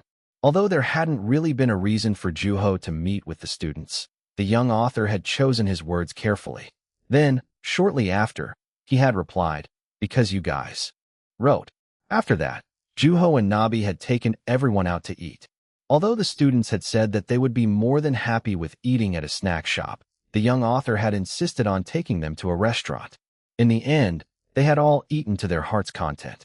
"Mr. Wu," Nabi called to Juho, who was reminiscing to the time when he met the three students. "You talked to those students before we left, right?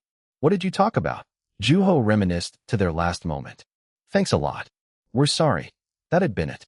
Scratching his chin, Juho looked toward Nabi and replied, "We were just saying goodbye to each other." Then, with a curious look, she asked, "Even though there were $1 billion involved?" "Yep," Juho replied, looking away from the online comments that had been printed out. The world grew silent the moment he turned his eyes away from them. While the young author stared out the window in a daze, Nabi spoke further. She seemed like she still had things to say. "Well, we're working on taking down false articles, so you can rest easy, Mr. Wu. Your publisher is also working hard to rectify the situation." "Right. One more thing," Nabi said, closing her laptop. Sitting up, Juho listened to her. "Remember the manuscript you submitted to Fernan not too long ago?" "Ah, yes."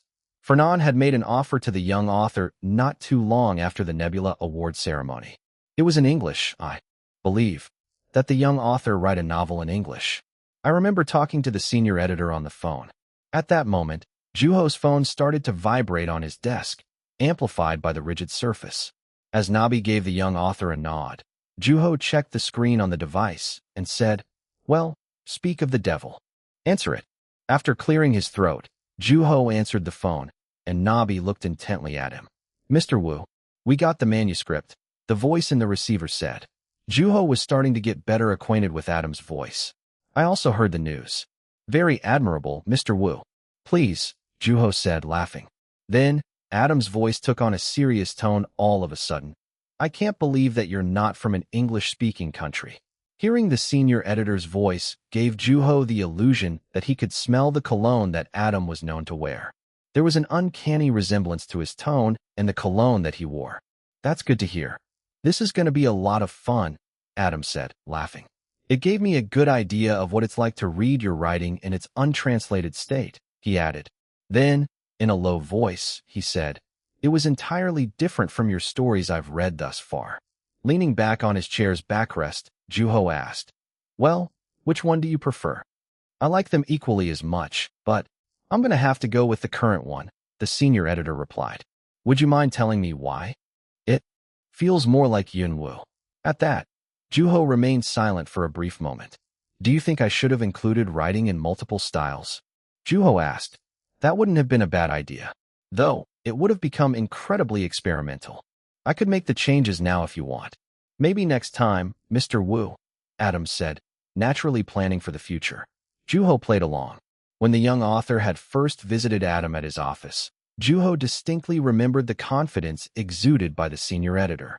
Upon meeting the young author, Adam had asked without hesitation, have you ever written in English, Mr. Wu?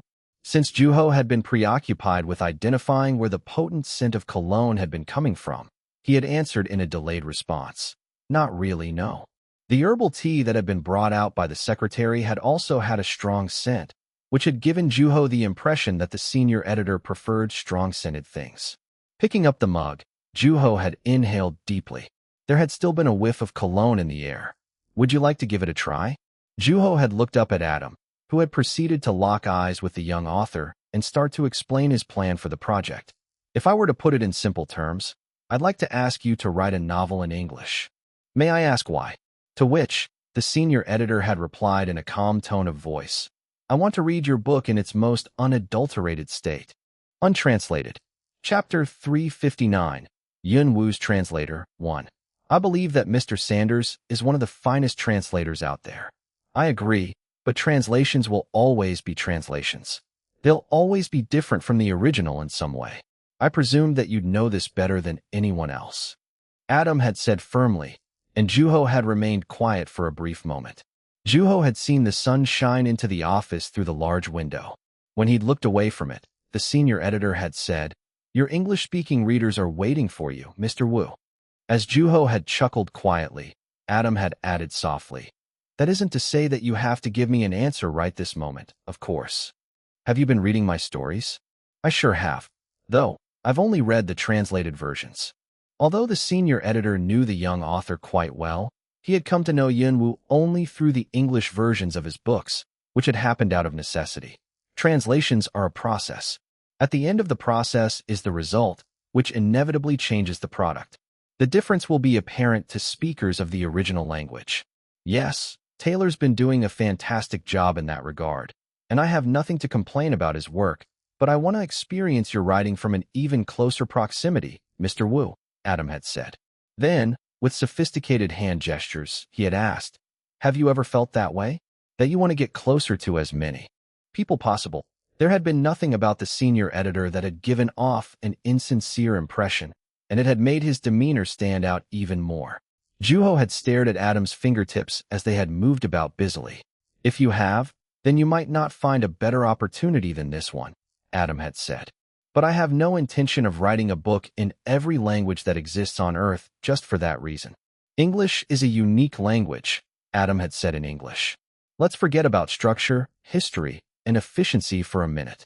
Yes, it is one of the most widely spoken languages in the world, and I personally prefer French over English. But I have to admit that it carries power. Juho had remained silent, and Adam had added, you don't have to focus solely on English.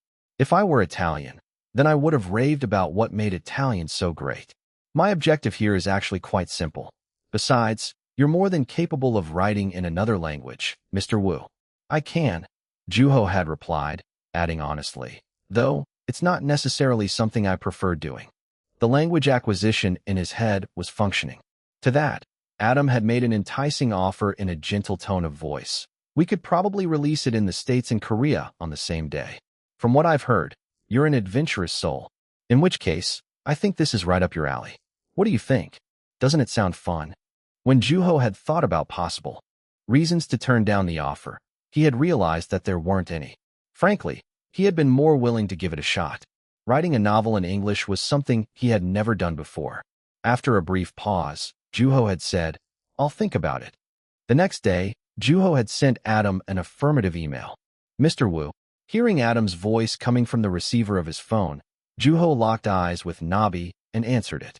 "So, I'm calling you because." Then, the senior editor got right to the point and gave Juho a detailed update on the progress.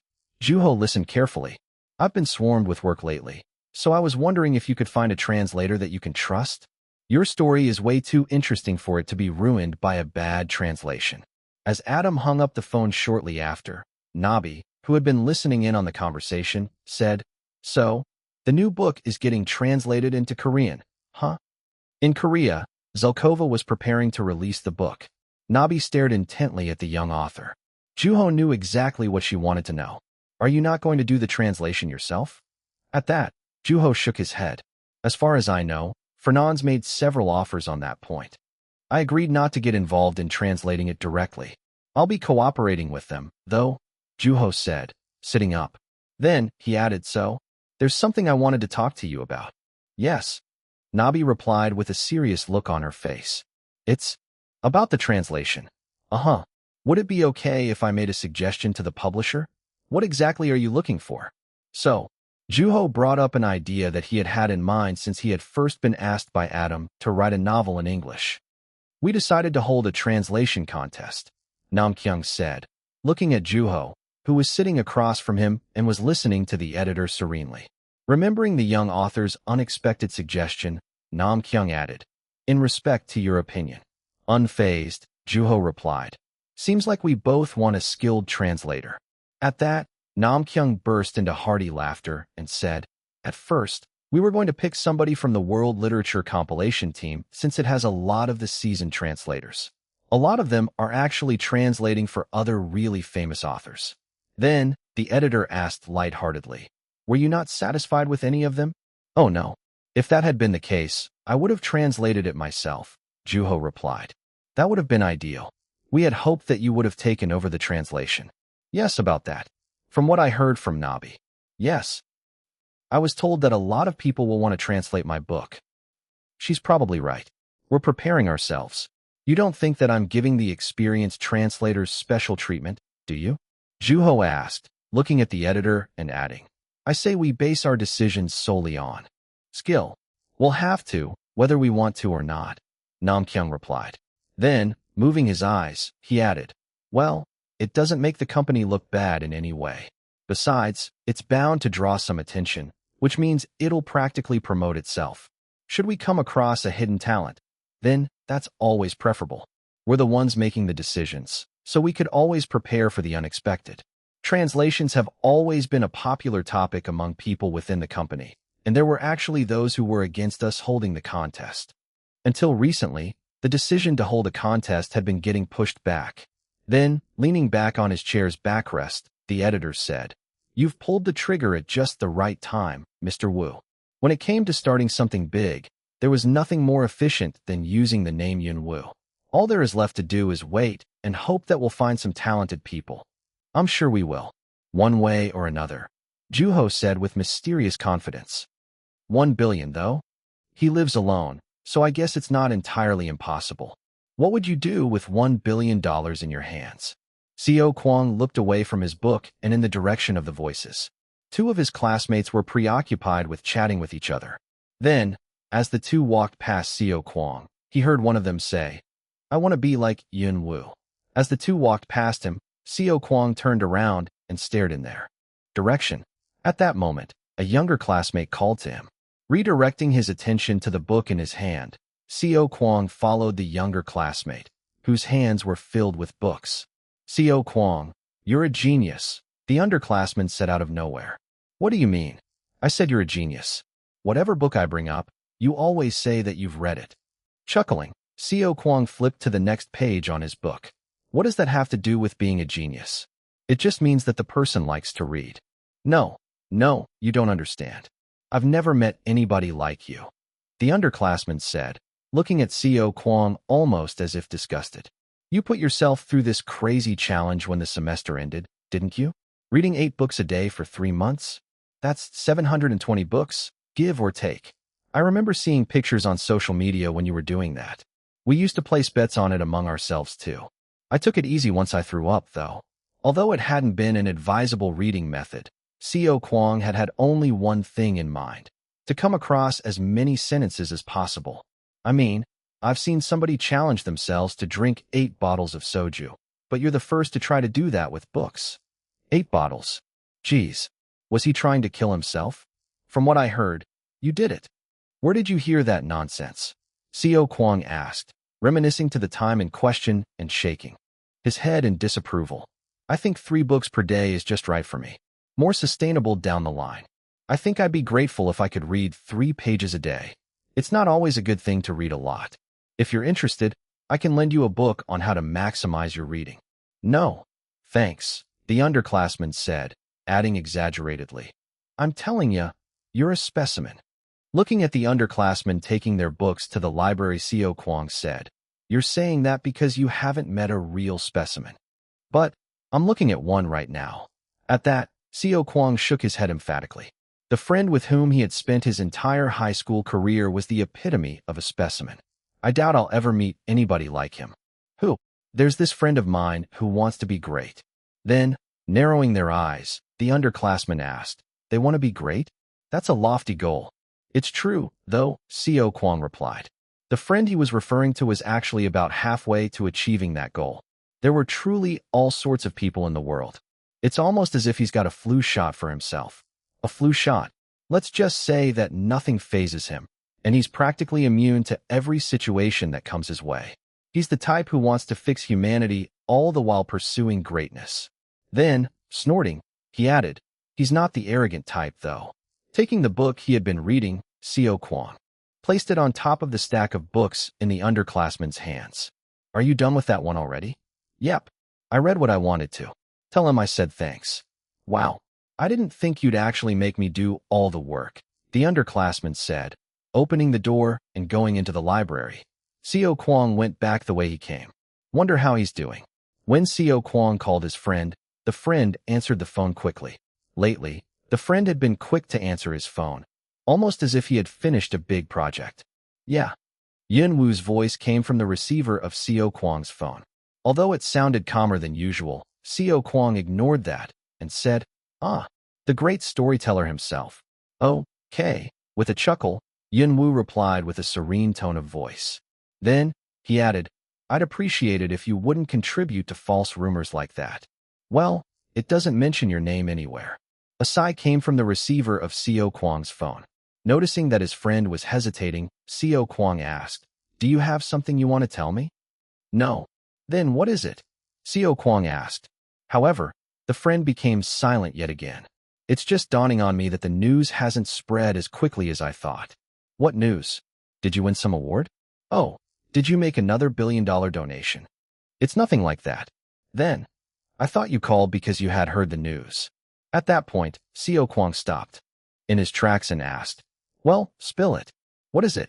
The air sank back into silence. Following a series of clattering noises, Juho said, I'm sure you'll be able to find out on your own, without me telling you. Or, you could just tell me direct. Hello? Ugh. After glaring into his phone, Seo Kwang moved his hands. At that moment, before he had even finished typing the name Yun Wu on the search bar, another search word appeared on his screen, and it read, Yun Wu translation? Seo Kwang read the details within the article. For non-publishing. Yun Wu. English. Translation contest. Qualification. Anyone who makes a submission. You could have just told me, Seo Kwang said and bolted away. Chapter 360. Yun Wu's translator, 2. All done. Yes, Juho replied, putting his phone back in his pocket. With his eyes fixed on the phone, Nam Kyung asked lightheartedly, A friend? Yep, Juho said, nodding. Is this the same person who wants to be a translator? That's the one. Is he going to compete in the contest? It appears so. Although they were the only people in the apartment, The editor looked around the living room and asked, "Did you make that suggestion with this friend in mind?" Chuckling quietly, Juho replied, "If I had, then I would have brought up his name. I would have volunteered to be one of the judges too. And the contest definitely would have looked a lot different," Namkyung said, waving the project's data in his hand. The contest was open to anyone who made a submission through email, which would be a translation of a short English sample written by Juho. There were going to be 10 contestants for the judging panel, and the judges would choose the winners based on the translations submitted to the publisher. "I hope we get a lot of participants." "I don't think we'll have to worry about that, Mr. Wu," Namkyung said, chuckling and lifting the data in his hand. "This is your translation of the online sample, right?" "That's right." Juho had made the sample and translated it. "If we get a submission that comes even remotely close to this, I wouldn't think twice about choosing that person," Namkyung said, groaning. "We might get something even better. You never know." "No, this is the most ideal translation. I'm certain of it," the editor said, darting back and forth between the original and the translated copy. He seemed genuinely impressed. "I don't know how you do it, but you keep impressing me over and over again. What do you think about giving translating one more shot?" "No, thanks. Or maybe you could make a submission yourself?" "That does sound like a fun idea, but if I win, I'm going to have to do the translation myself." "So, you are confident that you'd win, huh?" Juho didn't deny it. Meanwhile, Namkyung was still staring at the two samples. "Are you looking for somebody who could do an even better job than this?" the editor asked. "Of course. Maybe you should just do it yourself?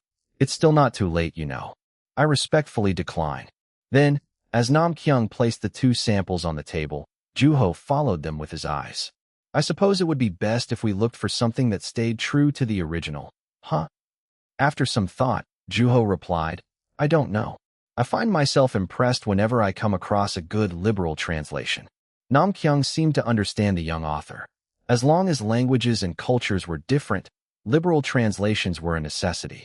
"I think I still prefer translations that stay true to the original, especially with your books. As a reader myself, I'd want what I'm reading to be as close to the original as possible," the editor said emphatically, as if he disagreed with the young author.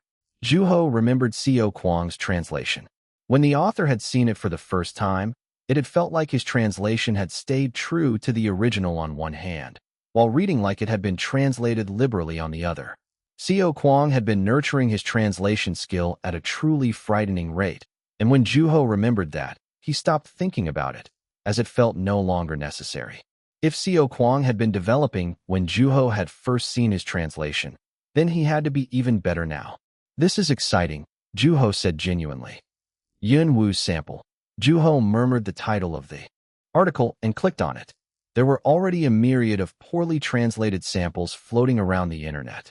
Given that people had grown curious about the short sample written by Yun Wu, it wasn't surprising. Every blog that had anything to do with the author contained a slew of its members' attempts at translating the sample. What would Hong Sam have to say? Juho logged into Hong Sam's blog. Although a university student, Seo Kwang was still pretending to be an office worker in his blog. The most recent post was a month old, and the blogger had written about a certain Nebula-winning author, along with the recent scandals surrounding the Hugo Award. He really is a good writer. What Seo Kwang lacked were creativity and the stamina that would sustain him when writing for an extended period of time. His personal preference of reading over writing also seemed to play a role in his struggle as a writer. Nevertheless, Seo Kwang was an outstanding writer. On top of that, his vocabulary and comprehension were also quite impressive. Given that he tended to invest most of his time on reading, it made sense. While the blog introduced a slew of different books, it also came with the blogger's own opinions and interpretations. Starting from the most recent one, Juho read through them one by one. Every single one of them was meticulous and sincere, making it clear that the blogger had read the books prior to reviewing them. It was very Seo Kwang-like. Then, shortly after, Juho came across his name on the blog. Language of God, the Glory of Traitor.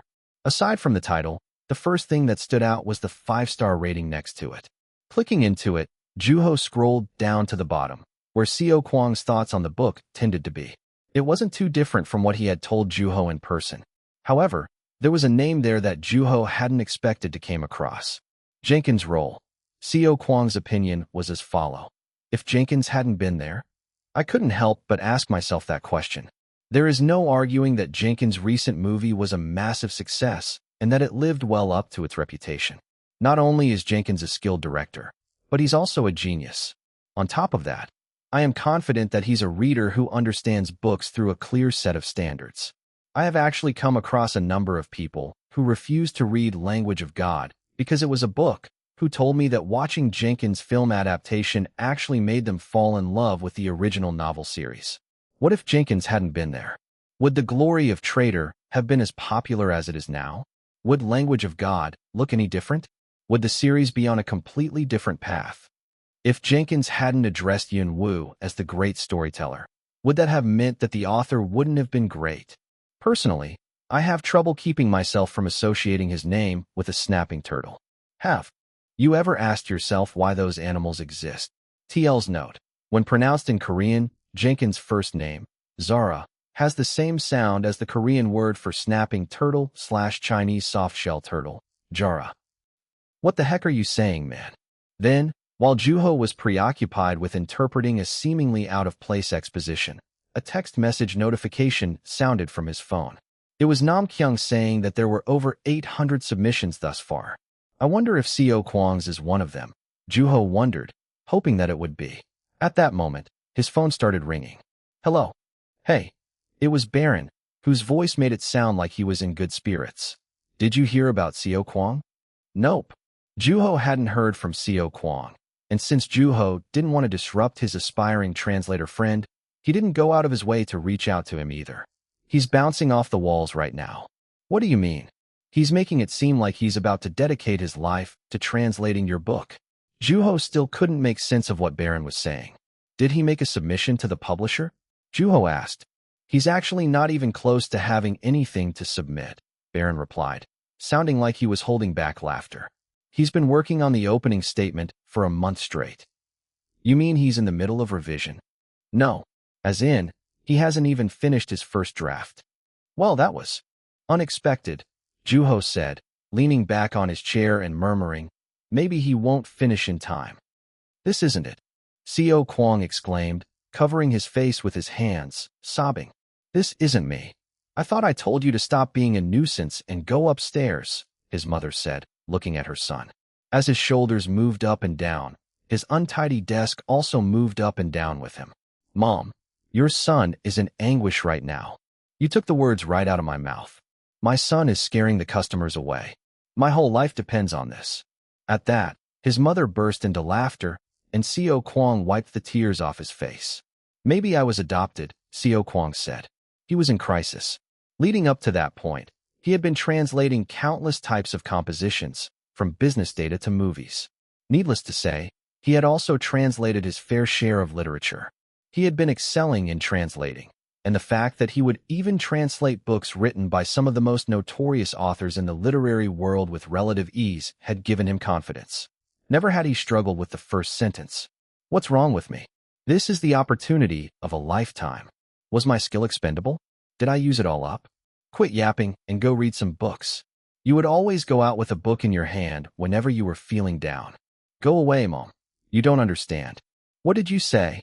While Seo Kwang was taking a beating on his back from his mother, the bell on the door rang, indicating a customer walking into the store.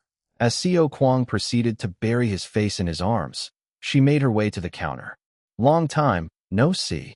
How have you been, Mrs. Kim? At that moment, Seo Kwang looked up all of a sudden, saying, What the? You're not Juho. To his disappointment, the customer was just one of the neighborhood regulars. Realizing that he was desperate for Juho's presence, Seo Kwang buried his head on the table yet again. Make sure to clean up after yourself, his mother said, and Seo Kwang nodded. It was dark out. Since the cafe was closing earlier than usual that day, Seo Kwang decided to try translating in the store, where he could concentrate. Soon, Seo Kwang was left alone in the store filled with the scent of coffee and books. A Fish Without Gills. It was a part of the English sample written by Yuen Wu for the translation contest. A fish without gills. Since it didn't breathe with its lungs or skin, the creature was bound to meet its demise within 30 seconds. A fish without gills would come to its end in the only environment that it could survive in, water. If this is what the sample looks like. Yun Wu's new English novel was going to be about a person. The young author had created and translated the sample for the sole purpose of testing and seeking out a skilled translator to work with. However, it was nowhere near enough to satiate Xiao Kuang's desire to read Yun Wu's new story. I believe it's getting released in the States with River. Xiao Kuang scanned the sentences. Not only were they well written, but they were sophisticated. It was almost impossible to think that Yun Wu was an author from a non-English speaking country. Yun Wu's writing in English was just as tasteful as his Korean counterpart. The young author's dazzling sentences gave their readers the sense that he had been trained for years on end. Although the author kept things ambiguous for mischievous reasons at times, his depictions were as clear as day. I'm sure Yun Wu won't have trouble describing what melancholy is like. Reading Yun Wu's writing only made Xiao Kuang more certain that the author would be able to do that with ease. Hindered by a certain desire in his heart, Xiao Kuang clasped his head. Fantasy. He recalled having asked Juho about how he went about writing. At which point, Juho had replied that, I see fantasies where my characters have personalities and free will. Even the author didn't know how the characters would lead their lives. Although Juho had explained that to his friend using various examples, Xiao Kuang simply hadn't been able to relate to or understand the young author. He had to have seen something while he was writing this. What could that be? Since Xiao Kuang had never fantasized to that day, he still didn't have a clear way to define it. The extent of his understanding was that it was something dreamlike. For the first time in his life, Xiao Kuang found himself wanting to see it for himself. Something kept telling him that he would find something that would help him make a breakthrough. Licking his parched lips, Xiao Kuang murmured to himself, First, close your eyes. Juho had told him that the first step to seeing fantasies was to close your eyes. Upon closing his eyes, Xiao Kuang heard a car zooming past the store and the whir of the motor within the refrigerator in the kitchen. At that moment, his stomach growled, and he opened his eyes. Getting hungry. Clicking his tongue, Xiao Kuang took a piece of candy from the counter and put it in his mouth. The sweetness helped appease his hunger. There was no time to look for food. Rolling the candy around in his mouth, Xiao Kuang looked into the air. A fish without gills. That time, he tried holding his breath.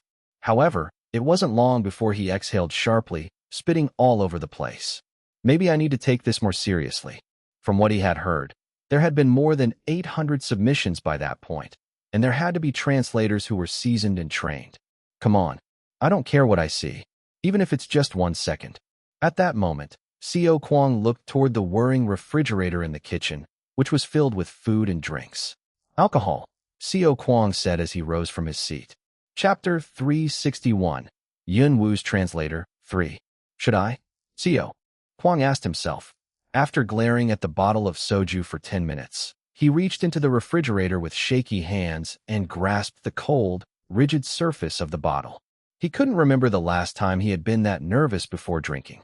When he'd been invited to his first official outing as a college student, Xiao Kuang remembered having to take care of his naive classmates after they had passed out from having had too much to drink at once. The glares of the upperclassmen from back then were still vivid in Xiao Kuang's memory. Then, as Xiao Kuang made up his mind and picked up the bottle, his phone started ringing. It was a text from Sun Hua inviting him to a gathering with their old literature club members, which, needless to say, involved alcohol. Since Xiao Kuang had turned it down once, she seemed to be expecting the same response from him that time. You're preparing for that translation contest, aren't you? Why ask if you already know? Oh, you know, just out of courtesy. Then, another message came from Sun Hua, which turned out to be a picture message that time. A picture of all of their former literature club members enjoying themselves, with Baron sitting in the middle. It looked nothing like where Xiao Kuang was, where it was filled with loneliness. Feeling provoked, Xiao Kuang wrote an angry reply. I'm drinking too. Breathing slowly, Xiao Kuang opened the bottle and gently placed it in front of himself, sniffing it. It wasn't exactly the most pleasant smell. The sound of the third hand of the clock was the only thing keeping the place from sinking into complete silence. Just like that, 30 seconds had passed.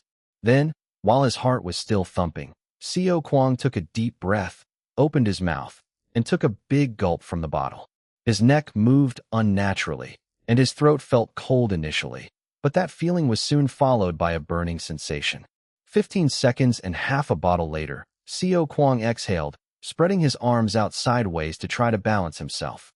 I hope I didn't do anything stupid. Wait, I'm not crossing the point of no return, am I? An empty page on the screen of his laptop came into view, which showed the progress of his application for the translation contest. He couldn't afford to waste any more time. Breathing in, he guzzled down what was left of the liquid in the bottle and slammed it down on the table. The bottle made a loud, clanging sound as the bottom hit the surface of the table. After initially considering going for a second bottle, Co Kwang quickly gave up on the idea as he was terrified of the possible consequences. There's no going back now. Come on, anytime now. Let's see it. Just show me something. The third hand kept moving. After sitting down for a little while, Co Kwang rose from his seat and started roaming around the store, hoping that walking around would help him see something. However, no matter how many times he walked around the store, nothing happened. This is getting boring. In the end, Co Kwang picked up his phone and dialed the number of a certain person, who answered almost immediately and with a calm tone of voice. Yeah? For some reason, Co Kwang burst into laughter at the sound of his friend's serene voice. Did you drink? Juho asked, catching on to Co Kwang's state almost instantly. Although not a drinker, Juho seemed to have the nose of one. I sure did. Are you with Sunhwa? Nope. I'm all by myself. You sound miserable. I just can't seem to make any progress on the translation. And that's why you got drunk? I thought you'd know better, Juho said, sounding as if he found Co Kwang's logic absurd. By contrast, Co Kwang was in high spirits. When he proudly told Juho how much he had had to drink, Juho replied, You mean you drank the entire bottle in 30 seconds? Elated by Juho's flabbergasted remark, Co Kwang said, Now, I'm a fish without gills. You're drunk. No, I'm not. I swear, Co Kwang said, feeling as though nothing had changed. I feel perfectly normal. I don't see no fantasy. I'm telling ya, alcohol is always the culprit. At this rate, I can probably drink another 7 bottles. You do realize that you're speaking English, right? Ignoring Juho's remark, Co Kwang looked around. Nothing seemed out of the ordinary. He didn't see a single fish, let alone bubbles, or a fishbowl. He was sitting at a table with an empty bottle in an empty bookstore. Meanwhile, the page on the laptop screen remained empty. Well, I guess I drank for no reason. I might as well go back to translating. You're drunk. How can you possibly translate anything? Go to bed. Man, I told you. I'm not drunk. Then, tossing his phone to one side, Co Kwang made himself comfortable, still in high spirits, remembering how fun translating was and how privileged he was that he got to translate Yunwoo's writing. I fear nothing. Nothing scares me. I'm invincible. Alcohol will do that to ya. Yunwoo? PFF. What's so great about him? The air grew silent. At which point, Co Kwang started to feel lonely. What do you think it means to translate something? Co Kwang asked, changing the subject. What? If I'm translating your writing, does that mean I'm you at that moment? Not necessarily. The response coming from the receiver was of little importance. Completely ignoring Juho's replies, Co Kwang kept on. If I became Yunwoo and wrote, don't you think I'd be able to come up with the best translation? But no, that wouldn't be possible. At the end of the day, I am me, and that'll never change. Oh wait, you can though, can't you? You can translate your own work, right? Why aren't you? I don't get you sometimes. Wait, what should I be doing then? Then, Co Kwang leaned back on the chair. As he loosened up his neck, his head fell back. His eyes were hurting from looking directly at the fluorescent light on the ceiling.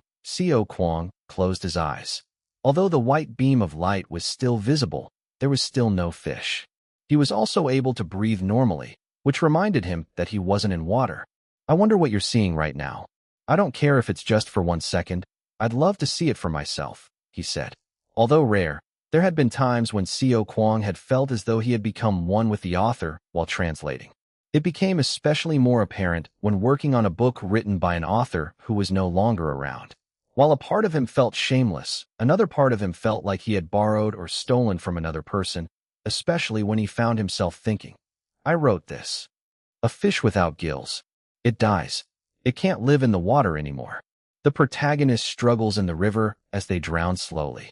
A story about death and Yunwoo. Co Kwang murmured. Hello. As Juho's voice started fading into the distance, Seo Kwang felt something clogging up his nose, forcing him to have to breathe through his mouth. Whenever he breathed in and out, he felt his lungs expand and shrink. When he exhaled deeply, something started choking him. Hey, are you okay? At that moment, Seo Kwang vomited out what seemed like a white pearl. When he picked it up, it was sticky to the touch. It's an eye. What? It's your eyeball. Looking at an eye that he knew very well, Seo Kwang became curious as to how that eye would see him. He listed all of the books written by his friend, which took about 30 seconds. After that, the air sank into silence yet again. I don't know anymore, Seo Kwang said, putting what looked like an eyeball into his mouth. It tasted sweet. All I know is that you're alive, he added. When he bit into it with force, the ball shattered into pieces. So what does it mean to translate? Who cares? I'm just gonna do it. You just wait. I'm coming right now. Hello. With that, and before Seo Kwang realized it, darkness engulfed the aspiring translator. Ugh, you just drive me crazy sometimes. Mom, please. My head is ringing. Looking unwell, Seo Kwang drank his honey water. Because he was drinking it right after waking up, it seemed forced. Feeling queasy, he felt as though the entire world was spinning. At that moment, better. A voice asked Seo Kwang. When he looked toward where it had come from, a familiar face came into view. Why are you here? It was Yun Wu. Yun Wu was in his room. Seeing as though he looked clean, he seemed to have just washed up. Chuckling at the dumbfounded look on Seo Kwang's face, Juho massaged his own shoulder and said, "Thank me later." The night prior, hearing Seo Kwang snoring on the phone, Juho had made haste to the book cafe. When the young author had arrived, he had been greeted by Seo Kwang's mother, who had welcomed him with an embarrassed look on her face. Because it had been late, Juho had spent the night at Seo Kwang's house, trying to sleep through Seo Kwang, who had kept trying to wake Juho up, moaning. Do you remember anything? No, nothing, Seo Kwang said in a hopelessly cracked voice, clasping his head. Then, upon checking his phone, he asked, Did I call you? You did. Why? 'Cause you were drunk. At that, Seo Kwang let out a deep sigh and said, I feel like throwing up. That's what you get for drinking so much. You gotta take care of your health while you still have it. Can you lower your voice? My head is ringing, Seo Kwang said in a serious tone of voice. However, Juho couldn't resist his urge to chuckle at the sight of his hungover friend. What did I say last night? Seo Kwang asked cautiously. Looking down at him, Juho replied, What do you think you said? Did I beg for a hint? I don't know. Did I beg you to pick me? Or did I cry for help? Haha. Man, say something. I'll throw up on you. I'm gonna do it, Seo Kwang said, threatening Juho only to gag and cover his mouth. It wasn't anything like that. Then, you listed every single one of my books from A to Z. What? After a brief thought, Juho replied, Who knows? At that, Seo Kwang let out a deep sigh yet again and said, I'll never drink again, rubbing his stomach while looking deathly pale. Looking at her son, Seo Kwang's mother clicked her tongue and said, You just had to learn the hard way. I'm making some soup, so you two wait here. You should join us for breakfast, Juho. Yes, ma'am. Meanwhile, Seo Kwang remained silent, admitting to his folly. I wanted to finish translating that sample today. In the state you're in? Good luck. I don't think I can look at anything right now, let alone words. Alcohol is such a powerful thing, ain't it? It even seems to cure the most severe case of book addiction. I'm serious. I can't see anything, Seo Kwang murmured, adding, I'm never doing this again. Otherwise, I'll be an animal. Then, he clasped his head, fell backward and said, But I do feel kind of relieved. And your stomach? It's filled with vomit. Thanks for asking. In the end, Seo Kwang spent the entire day not doing anything. There was no progress made that day. Alcohol definitely isn't the way to go. The next day, once Seo Kwang situated himself in the corner of the cafe, he was forced to greet the unwelcome guest yet again. Hey. Hello, the guest said, walking towards Seo Kwang. You still alive there? You do seem a little better, the guest said, looking serene. What brings you here? I came for some coffee. This isn't the only cafe in Korea, you know. Of course it is. This is the only cafe that carries Mrs. Kim's coffee. At that, cheerful laughter came from the distance. However, Seo Kwang had no time to waste. As he closed his laptop in a hurry, Juho turned around, paying no attention to it. Where are you going? Seo Kwang asked, and Juho answered, puzzled, to look at books. Then, Juho looked through the books carefully. Staring intently at him, Seo Kwang asked, You're here to make fun of me, aren't you? Maybe.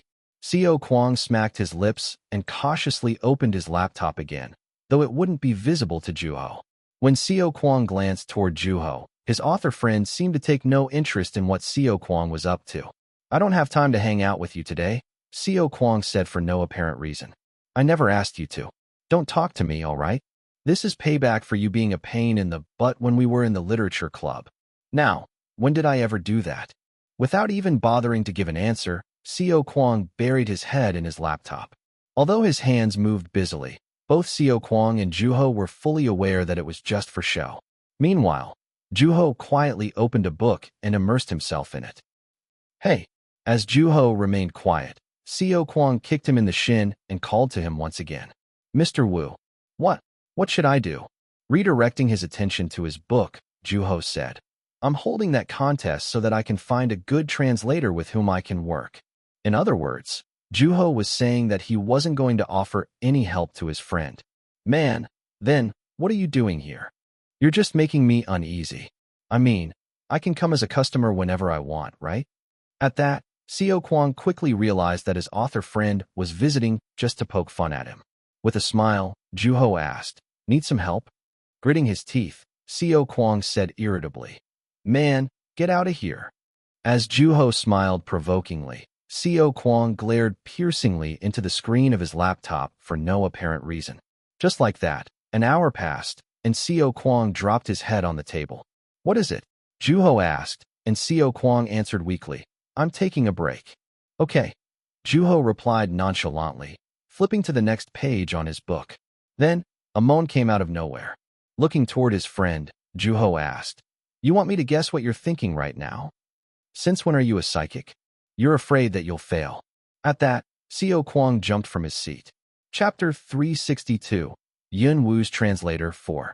It's not every day you get an opportunity like this, you know, Seo Kwang said weakly, clearly exhausted and discouraged. However, Juho paid no attention to him, focused on reading instead. You're a translator, and I'm a writer. I think it could happen again.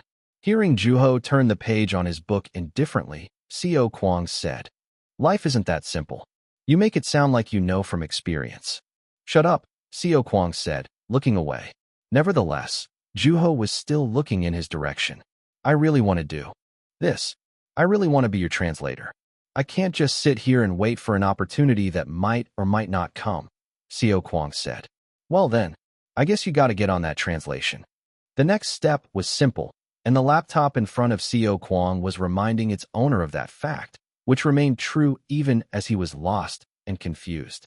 I told you, it's not that simple, Seo Kwang said, repeating himself and laughing. By the time his laughter started to die down, he asked Juho, Are you one of the judges? Nope. I guess that makes sense. You wouldn't be here otherwise. But I did translate it, though. What? Seo Kwang exclaimed, looking up and rocking the table. Juho stared at the cup of coffee on the same table, which wavered as if it was about to spill over at any given minute. Thankfully, every drop of the coffee remained in the cup. Then, paying no attention to the state of Juho's coffee, Seo Kwang asked, You mean the sample? Yep. I tried translating it while I was writing it. Seo Kwang seemed to have a lot of things he wanted to say. After several attempts to verbalize his thoughts, Seo Kwang said, Huh, what do you know? And let out a heavy sigh. Lately, Seo Kwang had been realizing just how much of a gap there was between him and Yun Wu. The author was far ahead of the aspiring translator. Yun Wu and Juho were two completely different people. Yun Wu was impeccable, rational, competent, and widely recognized by everyone. If Seo Kwang were to stand by the author's side, there would still be a ways to go. You even have the power to make directors like Jenkins mere extras. What? Juho asked, and fumbling with his laptop, Seo Kwang replied, That mad genius of a movie director. After reading your book, I asked myself if Yun Wu would be in the position he was in now if Jenkins hadn't turned up. In my opinion, yes. Yes, he would. You would be in the same exact position, and the glory of Trader would be just as successful as it is now, with or without Jenkins. whether he made a massively successful film adaptation of your book or not.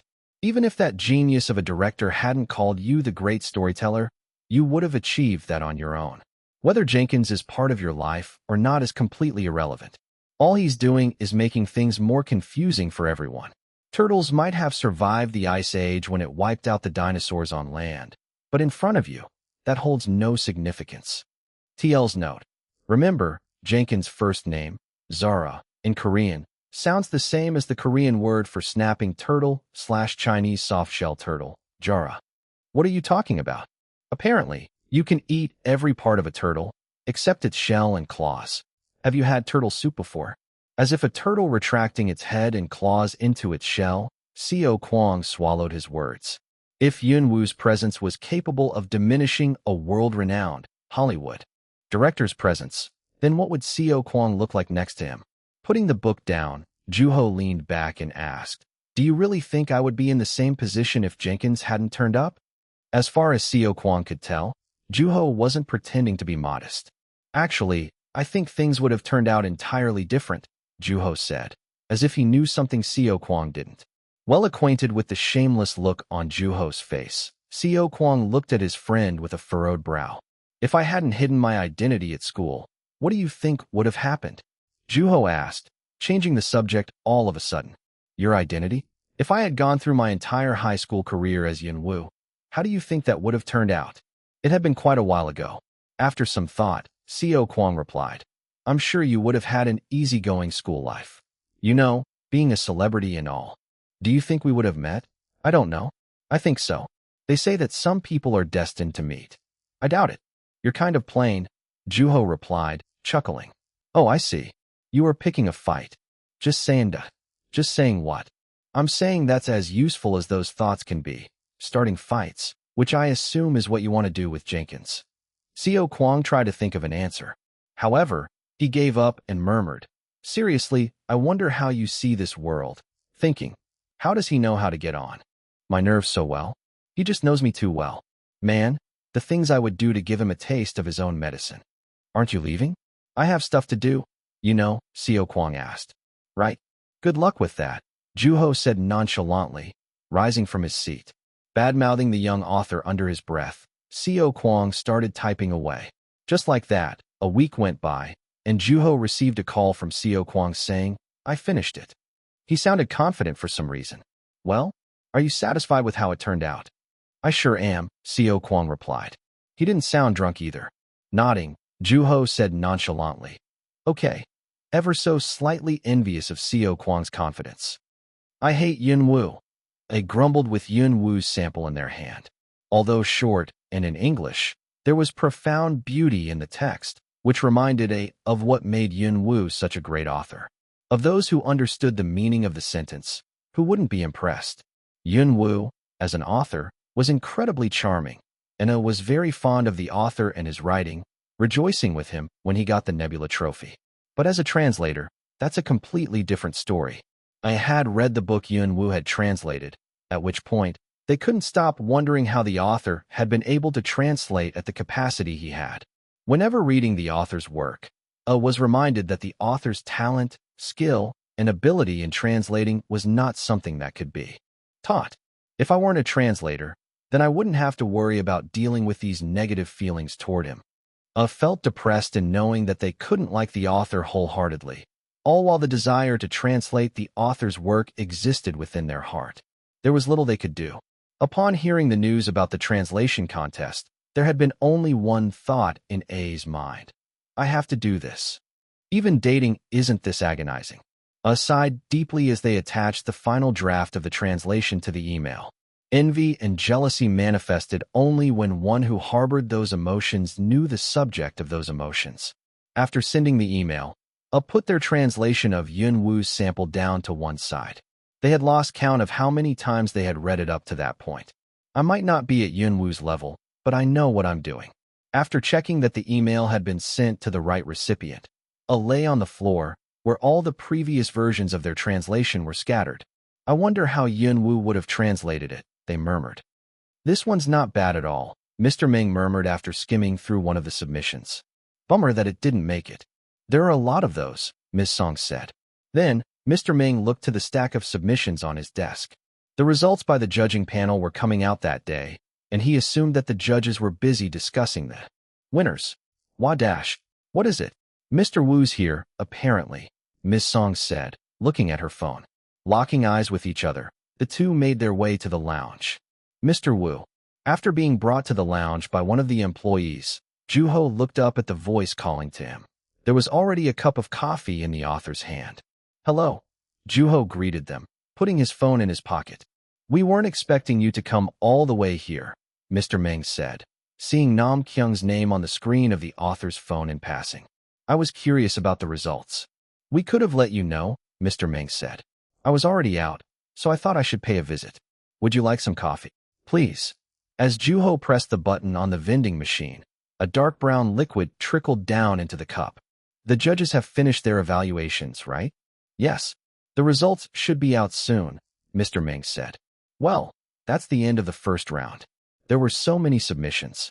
We wouldn't have had this many participants if it hadn't been for you, Mr. Wu. Please, Juho said, chuckling.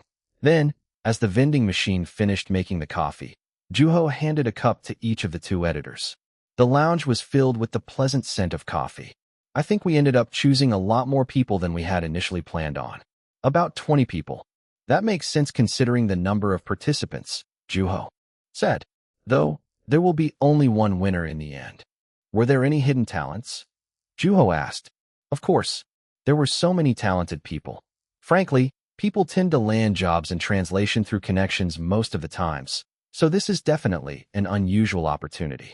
On top of that, these are people who are passionate about your books, so the competition has been really fierce. We also got a lot of submissions from seasoned translators, though we don't exactly know who they are. There were a lot of people who work in completely irrelevant fields too. Reading their translations is actually pretty fun. Then, the two editors looked at the authors simultaneously and said, though, we did want to see you translate it yourself. Kind of sad that it didn't happen. Oh no. We already have 20 people competing for the next round, Juho said, shaking his head. Although chuckling, Mr. Meng smacked his lips. However, Ms. Song still seemed to have trouble moving on. I saw your translation. The moment I saw it, I found myself thinking, this is it. Is that right? Since when have you had such a developed sense of language, Mr. Wu? I wasn't born with it, I'll tell you that. What's the secret? Ms. Song asked. Then, as if remembering something, she lifted her fingers and said, I heard they're showing your translation to the contestants during the second round interviews. You're kidding, right? Juho asked. There was no way to know what kind of questions would be asked during those interviews. Then, just as Ms. Song was about to speak, Mr. Meng said, there comes the chief. When Juho looked in the direction Mr. Meng was looking, he saw Nam Kyung, who made haste upon seeing Juho. There you are? You're early, Nam Kyung said. The wait wasn't too bad, though, thanks to these two fine editors.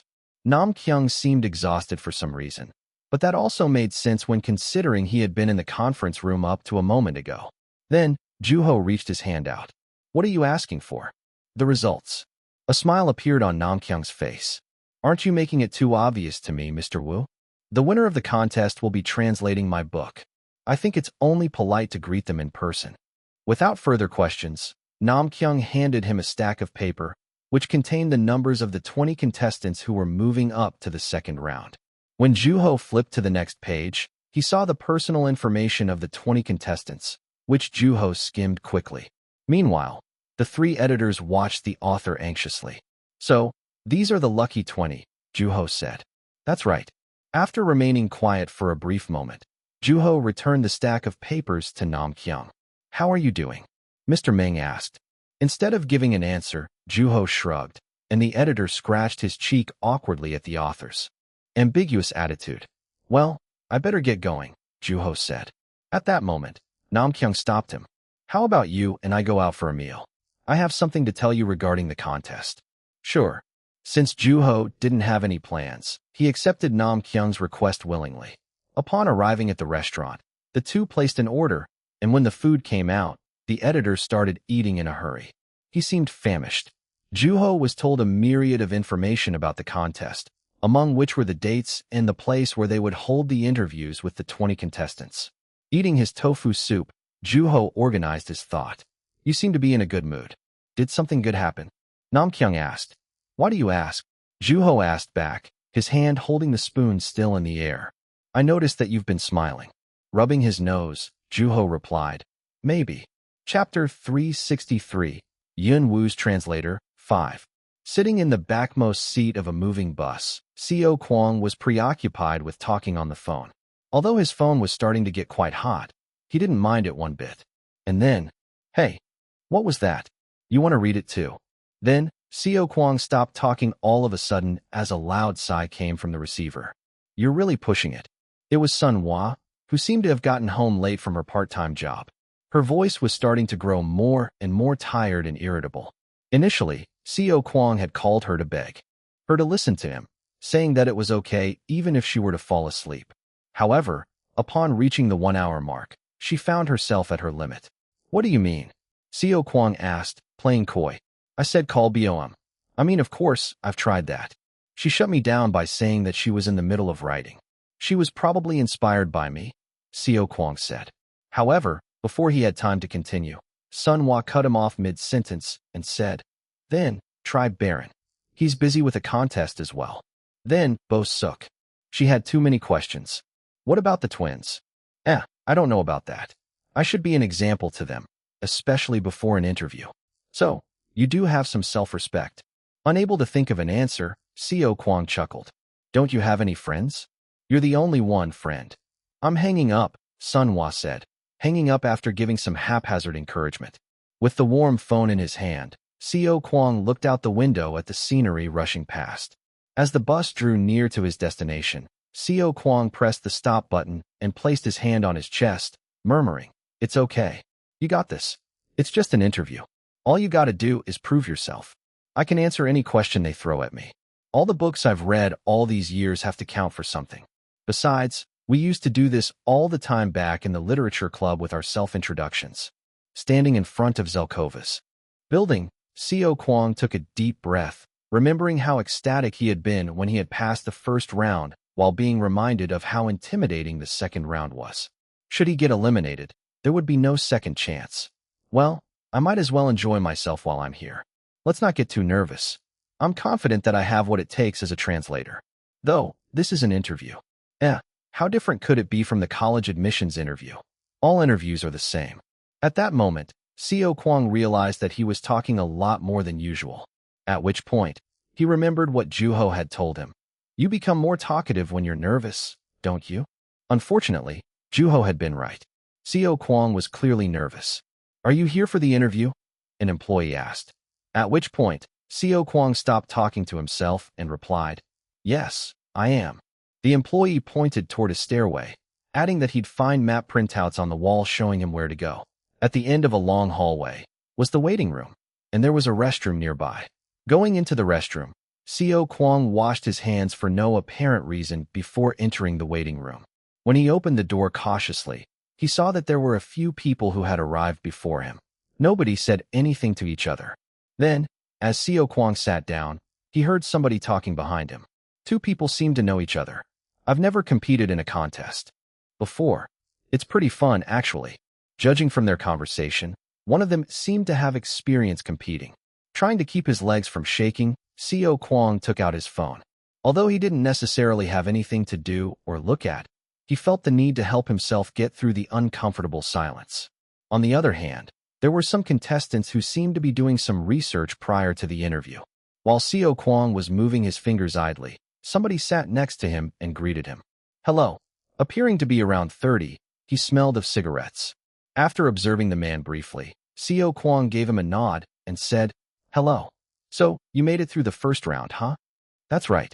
If you don't mind me asking, how old are you? I'm 24. Wow, you're young. Seo Kwang chuckled quietly. There was no use trying to appear and sound ambitious at that moment. Do you like Yun Wu? The man asked. He seemed to be quite bored. He had to have found Seo Kwang while looking for someone to talk to. In response, Seo Kwang decided to welcome the situation to stave off his anxiety. I better, right? I mean, I might be translating for him, Seo Kwang said.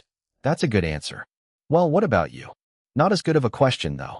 At the man's seemingly provocative remark, Xiao Kuang suppressed his urge to not act on his emotions. After a brief pause, the man replied, "No comment. Let's leave it at that. I thought you said it wasn't as good a question." "Sure, but we gotta consider our surroundings too." Xiao Kuang couldn't make sense of what the man had meant. After thinking for some time, Xiao Kuang said, "Are you by any chance?" "What was that?" "Never mind. There's no way that he wouldn't like Yun Wu when he's made it through the first round," Xiao Kuang thought to himself, shaking his head. "You must have done a pretty good job translating that sample," the man said. "I suppose that's why I'm here," Xiao Kuang replied. "Then, do you think you could tell me this one thing? What is it? Why would a fish have no gills?" The man was asking for an interpretation, which was Xiao Kuang's specialty.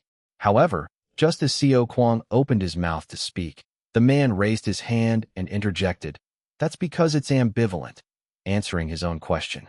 It's an analogy for describing a person who can't fit in anywhere.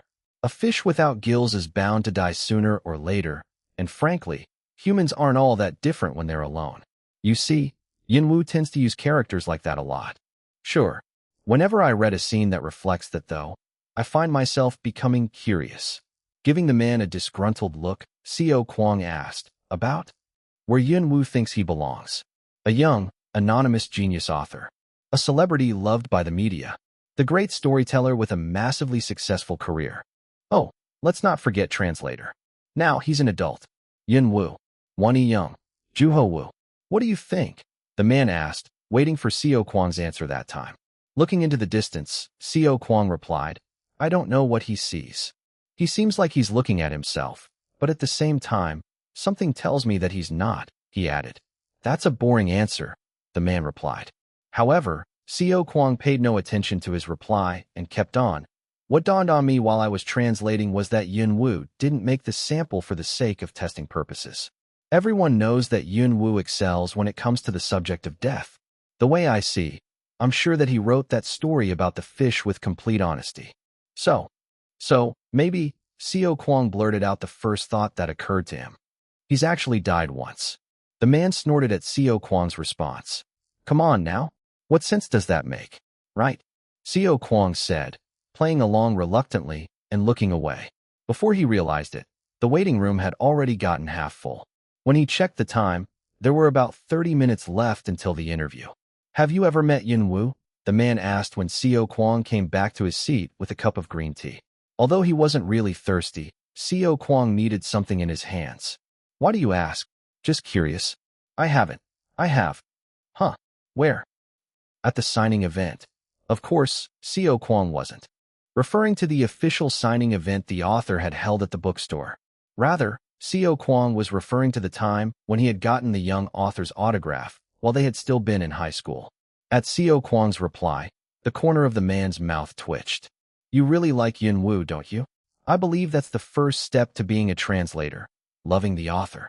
Clicking his tongue, the man said, "You mean their work. So, you do like Yun Wu's work?" "I sure do. Otherwise, I wouldn't be here," the man replied.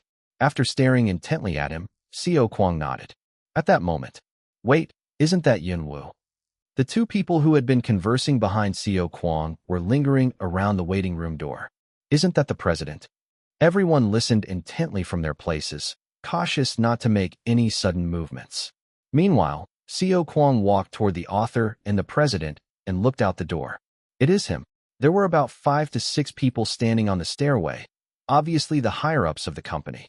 Among them was Juho, who was interacting with people much older than him while wearing his usual look, calm and serene. Xiao Kuang stared long and hard at his friend. At that moment, "What is this? A zoo?" the man murmured, and Xiao Kuang looked up. Though everyone stared at the man, that was about the extent of their reactions. Xiao Kuang slowly made his way back to his seat. Seeing his author friend at a publishing company felt quite strange. It felt like there was a distance between them. Nevertheless, Xiao Kuang wasn't put off by it. If anything, he felt determined. "One day, I'm going to be part of that group. You just wait, Yun Wu. They're coming this way." As the footsteps started to grow louder, everyone in the waiting room started straightening their clothes. Xiao Kuang, on the other hand, was in a daze, his mouth agape. Eventually, the door opened, and somebody came into the room. Hello. Yin Wu greeted the contestants with the same look he had used to interact with the higher-ups just a moment ago. Nobody dared to answer. After looking around the room, Juho asked, "This is the waiting room for the interview, right?" "Yes, it is," the man replied in a natural tone of voice, at least for somebody as critical as him. "What brings you here?" the man asked. Although it sounded calm, there was something about his voice that also felt edgy. Although Xiao Kuang and Juho locked eyes with each other, Juho replied as though he hadn't seen his friend. "I just had a feeling that we saw each other in the hallway. I was just gonna mosey past the room at first, though. I'm not interrupting anybody, am I?" Juho asked, pulling down his hat. "You'll have to do better than a hat if you want to cover your face," Xiao Kuang murmured internally. "Not at all. I've been wanting to meet you." At that, Yin Wu took a step back, ready to leave at any given minute. Xiao Kuang felt his heart thumping. Then, before he knew it, "Hello," he greeted the author. At which point, Yin Wu stopped in his tracks. "Yes, hello," Yin Wu said, greeting Xiao Kuang back politely. "Are you going to be at the interview, Mr. Wu? To spectate, perhaps?" Xiao Kuang asked, blurting out whatever words that came to mind. "No, I'm actually here on work-related business. I won't be at the interview." "Oh, I see. Well, that's a real bummer," the man sitting next to Xiao Kuang said, interjecting. Xiao Kuang stared at him. "Why?" Juho asked. "I was hoping to hear your thoughts on my translation." Juho chuckled quietly. "That definitely sounds doable." "What does that mean?" the man asked as the corner of his mouth twitched. "I've read everyone's first-round submissions. I gotta say, they were all rather impressive," Juho said, adding a few more compliments to the contestants. "You don't say," the man said, looking dissatisfied. He had to be thinking that the author was putting on a show. However, Xiao Kuang thought differently. He was well aware that Juho had genuine respect for every contestant in the room. "I've also read your coin translation, Mr. Wu," the man said, his eyes glaring intensely. Unfazed, Juho locked eyes with him. "I really hope that we can work together," the man said, reaching for a handshake. With a gentle smile, Juho grabbed his hand and said, "Right." At the author's brief answer, Xiao Kuang shoved his hands into his pockets. "Mr. Wu, there you are." The new editor-in-chief, who was also the editor in charge of Yin Wu, said while sticking his head into the waiting room. Turning around, Juho said, "Take care now." Just like when he came in, everyone remained silent that time as well. Yin Wu left the room as quickly as he had appeared. When the author left the room, the contestants in the room broke out into a brief commotion, only to return to silence shortly after. Xiao Kuang let out a deep sigh. When he left, Yin Wu stirred up a strange sense of excitement, competitive spirit, and joy within the contestants. Glancing over to the man sitting next to him, Xiao Kuang asked, "How was it meeting Yin Wu in person?" At that, the man responded as if forcing the words out of his mouth, "He's all right." Chuckling quietly, Xiao Kuang closed his eyes. Soon, an employee came into the room and notified them that the interview would be starting soon. Chapter 364, Yin Wu's Translator, 6. When the contestant walked into the interview room, the first thing that came into view was a sign that read, Row C. Upon sitting down, C looked at the other two contestants who were next to them, the person sitting in row A and another sitting in the middle, who still seemed young, fresh, and nervous. C was slightly relieved by it. At the same time, they wondered how the young contestant had made it through the first round. Leading up to that point, a lot of the contestants C had come across had been seasoned translators. A, in particular, was relatively well known in the translation world. Ahem. As one of the interviewers let out a cough, C redirected their attention to the interview. Shortly after, the interview started with short, personal questions. Whenever C would answer their question, for better or worse, the interviewers would nod and jot something down. "Have you read the translated version of Trace of a Bird?" To which, all three contestants answered, "Yes." "Great. Do any of you know where the book states the birds are from?" C found themselves getting flabbergasted by the unexpected question. Did it ever mention where the birds came from? The more the contestant tried to remember, the sweatier they became. "Yes, Mr. Kim." At that, C looked to their side, at the young contestant. At the same time, brought his hand down while the corner of his mouth twitched. "The birds are from the same place as the protagonist." There is a scene where the two brothers witness a bird hatching from an egg. Although the original doesn't specify that they're home, there is direct mention of it in the translated version because the origins of the birds needed to be clarified for the last scene, when the flock flies away. The interviewers nodded affirmatively. C glanced at the young contestant, whose name was Seo Kwong. Although he looked quite nervous, his lips were moving unhesitantly. Who is this kid? Would anybody else like to add anything?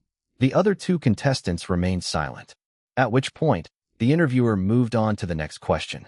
Language of God, the glory of traitor. I'm sure you've all read it at least once. At the mention of the book, C clenched their hands into tight fists. They had read it a number of times. The Glory of Traitor had been Yun Wu's first book after his return from a 2-year hiatus. It had also brought him a second Nebula Award. When violinist is recording the war, what do you think is the most prominent emotion he's feeling? C raised their hand almost immediately. They felt the two other contestants gaze at them. As one of the interviewers pointed at C, they replied confidently, "It's sadness." Why is that? Violinist is a character who understands the irrationality of war better than anyone in his world.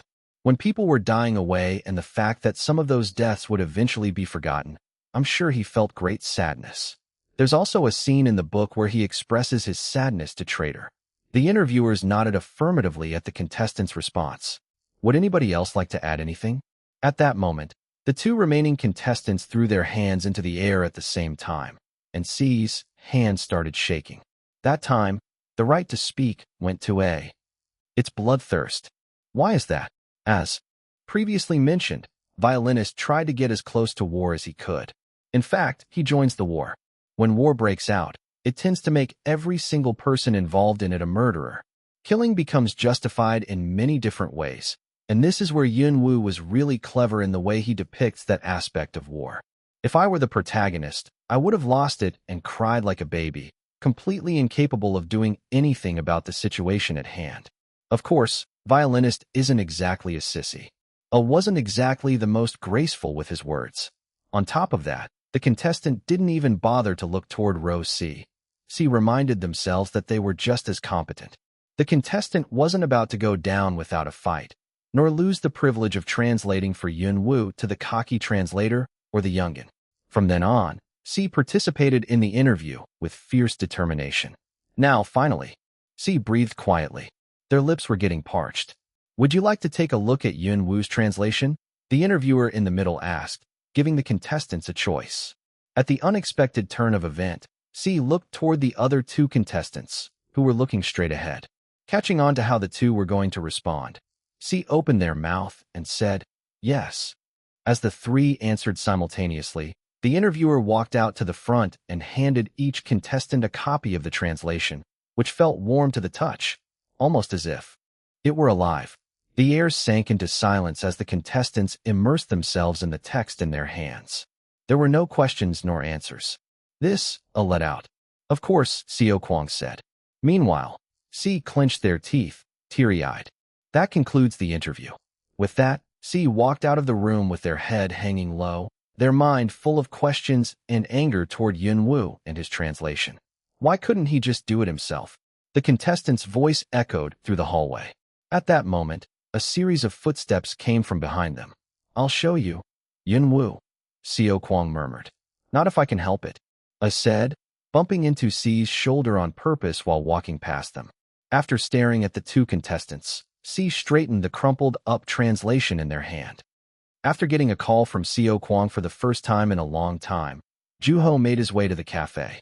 The author was well aware of why his friend had called him. The winner of the contest was being announced that day, and Juho thought Seo Kwong must have received the results. With a sense of anticipation, Juho opened the door to the cafe. At which point, Seo Kwong's voice could be heard saying, "Let me tell you, Mom. I realized just how many talented people were out there. It was such an awesome experience. You know what, though? It turns out that I wasn't exactly shabby either. I kicked some serious butt. The interviewers just couldn't take their eyes off of me. You know it, Mom. Your son is pretty up there in terms of looks. I was super articulate with my answers, too. But the last question kind of bothered me. The other two I was competing against were decent translators, too." Looking at her son, The mother threw a wet towel on Seo Kwang's face, saying, "Quit yapping and come wipe the table. I swear you're so cocky. Being too modest isn't a good thing either, you know. It's better to be confident," Seo Kwang said, gritting his teeth while remembering Yun Wu's translation. Meanwhile, Juho had been standing by the door with his hand still on the handle. It wasn't until he shook the door that the bell attached to it went off, and the mother and son looked toward the author. "Hey," Seo Kwang said, wiping the table.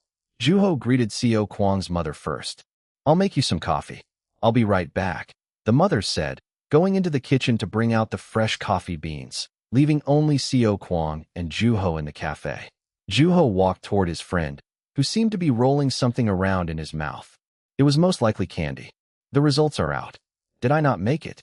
Seo Kwang asked, his cheeks shaking. However, Juho threw his hands up in the air and said, "You did it." At that moment, the doorbell rang, indicating a customer walking into the store, and Juho quickly put his hat on, only to be floored by Seo Kwang jumping on him. "I made it to the top 3. I'm a translator." Now, Seo Kwang had officially debuted as a translator. "Congratulations," Juho said sincerely. "Only one of them gets to translate for you, but it doesn't matter. It's all luck at this point, and I've proved myself." "That's right. Even if I don't turn up at the top, we're still young, so we should have plenty of opportunities to work together, right? Besides, I've got my foot in the door. Good job. I'm so proud of myself. Go me. You killed it," Seo Kwang said, kissing his own hands while Juho rose from the ground. Mr. Wu. A few days later, Juho went to the publishing company in order to meet the final winner. Then, noticing a figure standing in front of him, Juho looked up at the familiar face. The man was putting a pack of cigarette back into his pocket. "We met in the waiting room, right?" Juho asked. As if impressed that the author remembered him, the man exclaimed and reached out for a handshake, saying, "Are you here to see me? I'm guessing you're the winner? Congratulations." "Yes, thank you," the man said, the corner of his mouth twitching, and added, "Though, I won't be translating your book. I'll be joining the World Literature Compilation team." "That's a bummer. I was looking forward to reading your translation." "That won't be all that difficult. Please, feel free to give me a call whenever you want," the man said with a nod, walking away down the hall. While Juho stared at the man disappearing into the hallway, Nam Kyung called to the author.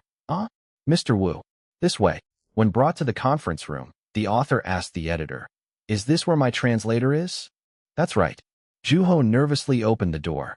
There was no bell. "Hello," Seo Kwang said, greeting the author first. That was the moment the two friends met as writer and translator.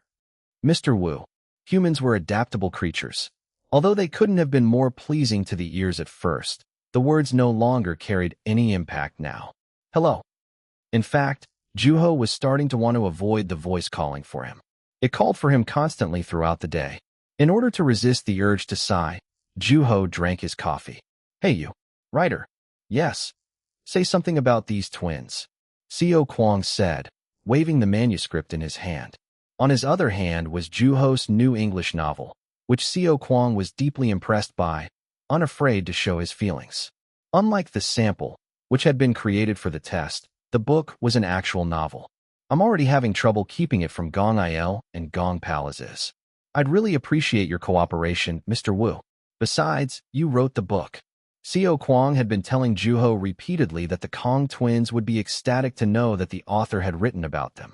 Although Juho kept telling the translator that the twins in the novel hadn't been based on the Kong twins, Seo Kwang didn't retract his statement. "One of them dies, though. That's what I need you to explain to me." Unable to breathe after birth, one of the twins comes to his unfortunate demise in the novel, and the surviving twin remembers his sibling's last moments vividly. Having witnessed the death of a person who looked exactly like him, the death of his twin brother affects the surviving sibling in various profound ways. This scene here, where one of them is drowning. Yes. Would you say that this scene is depicting suicide? At that, Juho put the cup of coffee he was about to drink down. Seo Kwang kept on. "They go into the ocean." Yes, the older brother is pushing the protagonist from behind, but wouldn't this be suicide in emotional terms?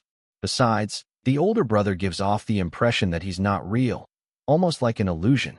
Is the older brother like an illusion to the protagonist? No, Xiao Kuang replied, jotting something down. If anything, the older brother is scolding the protagonist. Right. In that case, could one interpret that the protagonist goes into the ocean because of things he has no power to resist?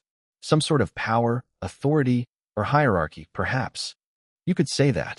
Furrowing his brow at the author's ambiguous answer, Xiao Kuang said, "Could you be a little more specific? I think it's best if we keep it ambiguous." "Yes, but I think I should know. I have to know what your thought process was like when you wrote this scene." "I was also ambivalent when I wrote that scene. For the love of..." Juho looked out into the distance. Then, he brought up a thought that occurred to him. "If I were to tell you one thing..." "Yes. I have a feeling that the protagonist wanted to live." At that, Xiao Kuang stopped his hand, tilting his head. Juho stared intently at the translator. "I feel like I heard that somewhere." "Heard what?" After glaring into the air with narrowed eyes, Xiao Kuang shook his head. "Nothing. I'm probably just imagining things," and drank his coffee, no longer looking bothered. As Juho remained quiet, Xiao Kuang chuckled for no apparent reason, saying, "You just wait." Xiao Kuang had been chuckling often as of late. "I'll bring you the best translation there is." Looking at the determined look on his friend's face, Juho also smiled and said, "Suit yourself." Chapter 365, Yun Wu's Translator, 7. From then on, Xiao Kuang had been barraging the author with questions through every possible means. Texts, phone calls, emails, etc., no matter where Juho was or what he was doing. "How's the tone here? Do you think it needs to be more aggressive?" "Yes," Juho replied. "Could you send me some data on gynecologist/obstetrician clinics in the US?" "Sure thing." Then, Juho's phone started to go off as soon as he picked it up. "That took you long enough. So, it's about the scene of the character getting admitted into a psych facility." The translator wasn't even afraid to ask the most trivial of questions, which Juho applauded. "You're a brave soul." "What do you mean?" "Asking questions takes a lot of courage." "Well, that's the first time somebody told me that," Xiao Kuang said, laughing. Although it was quite a hassle, Juho liked that Xiao Kuang had a lot of questions. Not only was the translator incredibly fond of the book, he also had the skill to back it up. Looking at the book, Xiao Kuang translated it while trying to understand the author's intent, wrestling with how to deliver that to the readers. Whenever Juho would get a question from Xiao Kuang, the author would have a feeling that the translation would turn out okay. Imagining how the translation would turn out was also quite fun. "It's done." It took about 2 months until Juho was notified that the translation had been completed. "I'm confident in my work," Xiao Kuang said, appearing unfazed. When Juho locked eyes with him, a bright smile appeared on Xiao Kuang's face, which brought a sense of peace to the author's heart, something Juho didn't recall ever feeling before. By the time the translated version of the book was released, it was a snowy winter. "Good job," Mr. Moon said, showering him with praise, patting the author on the back. Juho couldn't stand still because of the impact. "Well done. Well done." Juho was the center of attention. People were laughing, and shutters were going off. When Juho looked to Xiao Kuang for help, his translator friend giggled, joining those who were laughing. In the end, Juho said, "Mr. Moon, please. Get a hold of yourself. I haven't been to school in a while, and I don't want to throw up." "I'm very, very proud of you," Mr. Moon said, still deeply emotional. "It's all thanks to you, Mr. Moon," Xiao Kuang said, only to fan the flames. In the presence of the students looking into the staff room from outside and his fellow teachers who were taking pictures of the three, him, Juho, and Xiao Kuang, Mr. Moon hugged his 2 pupils. The translated version of Juho's novel was on the teacher's desk. It had been Xiao Kuang who had suggested that Juho deliver the book to the teacher in person, to which Juho had agreed willingly. The author had also been curious about how the school had changed after he graduated. If only he had known that he would become the center of attention. "I've already bought the book. Why didn't you come sooner?" Mr. Moon had said upon reuniting with his former pupils. "You know, I've been busy." "Well, it's made my life better. You did a fantastic job." Then, Juho's line of sight started to shake vigorously. Juho had never seen Mr. Moon get so excited, and seeing him in such a state was a rather new experience. Catching his breath, the teacher said, "The translation was really good," looking towards Xiao Kuang. At which point, a proud smile appeared on the translator's face. "Right? I couldn't." believe that I did all that either. I don't know how many times I cried reading it. You cried. There's no doubt that that book was written by Yun Woo. At that, Juho saw Seo Kwang's shoulders drop with relief. That's a relief. The process had been exhausting. At that moment, a hand came up and patted the translator on the back. It was so hard, Seo Kwang said. I'm sure it was. Bearing Yun Woo's name was anything but easy. Then, looking toward Juho, Seo Kwang said, I'll do even better next time. That's my student, Mr. Moon said. Starting to get emotional again, he shouted. I'm so proud of you both. From then on, the three took their conversation to a different room, which had been provided by another teacher. I wouldn't have thought in my dreams that I'd see you on TV. I was just third-wheeling. It was funny seeing how nervous you were. Oh, come on, Mr. Moon, Seo Kwang said. Yun Woo, Mr. Moon said. Yes. Everyone else has visited me at least once, bringing snacks to the kids in the literature club when they did. What took you so long? You know the position I'm in, Mr. Moon. You could have just come and see me, Mr. Moon said stubbornly, something Juho was more used to. As Juho chuckled, Seo Kwang said, Well, I brought him. Better late than ever, right? I guess so. Otherwise, he probably would have never shown, even up until you retired. Although Juho denied it initially, it did sound like something he would have done. Since he had been running into Mr. Moon at Yin Seo's house from time to time, he hadn't really felt the need to go visit the teacher at school. Because Mr. Moon seemed to think otherwise, Juho realized that deciding to visit the teacher at school that day had been a wise choice. Well, you can't leave without seeing the literature club, right? Of course. Since he was also curious about how the literature club had changed since he had graduated, Juho nodded. It had been for that very reason that he and Seo Kwang had decided to visit their old school while it was still in session. Hope they're excited to see us. They sure are. They've been waiting for you guys, Mr. Moon said, adding that he had been telling the new club members about their predecessors visiting him at school. They wouldn't stop asking me when you guys were coming. It's almost like you guys owe them something. I would have been the same way if Yun Woo had gone to my school. Juho rubbed the back of his neck. The idea of standing in front of students as their predecessor was foreign to him. We did hear a lot about the club. Heard it got a lot bigger. That's right. Now, it's the biggest club in the entire school. It's a hassle, really. Juho followed Mr. Moon down the hallway. Then, noticing that they were walking away from the science room, he looked back and asked, What happened to the science room? It's gone back to being a storage space. They even lock it up now. That's unfortunate, Seo Kwang said. It's a good thing. It means the new club members get to write in a more spacious environment, Juho said with a bitter smile. Here we are, Mr. Moon said, opening the door. Stepping aside, he pointed toward the room. At which point, Juho smiled embarrassedly and went inside, becoming the center of attention almost instantly. There are so many. The club looked nothing like before, when there had only been 5 members. At that moment, the club members erupted into shouts. It's Yun Woo. Having followed after Juho, Seo Kwang elbowed the author on the side. In response, Juho secretly stepped on Seo Kwang's foot. Meanwhile, raising both of his hands, Mr. Moon calmed the club members down. They moaned as they stared at the celebrity author in front of their eyes. These are your predecessors. I'm sure everyone here knows who this is. It's Yun Woo, Mr. Moon said, looking toward Juho. With a subtle bow, the author introduced himself. Hello, Yun Woo. At that, the club members erupted into cheers and applause yet again. Then, Seo Kwang raised his hand and introduced himself briskly, very unlike the attitude he had during the interview. Hello, I'm his translator. The same cheers and applause went to Seo Kwang. Ecstatic that they were meeting Juho and Seo Kwang in person, the students whispered their names to each other as if seeing celebrities. Then, having Juho and Seo Kwang stand behind the podium, Mr. Moon sat on his comfortable-looking chair and said, If you have any questions for them, now would be the time to ask. After glancing at the familiar-looking chair, Juho looked ahead. The new club members were staring at each other awkwardly, uncertain of what to ask first. The author looked around the new classroom, which was significantly more spacious than the old science room.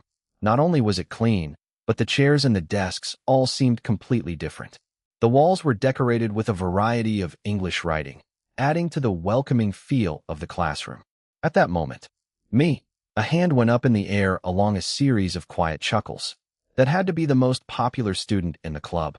With a welcoming smile, Seo Kwang pointed at the student and asked, "Yes? You two have been friends since high school, right?" By that point, Yun Wu's relationship with his translator had already been packaged as an encounter of fate. I read an article recently, and there was a critic who thought that your relationship seemed to contribute to the translation. What are your thoughts? Do you think your relationship with your translator actually had an effect on how the translation turned out? The student asked, at which point, Juho gave Seo Kwang the floor. Without a moment of hesitation, the translator replied, "I'm sure the product was good enough for that to make sense, right?"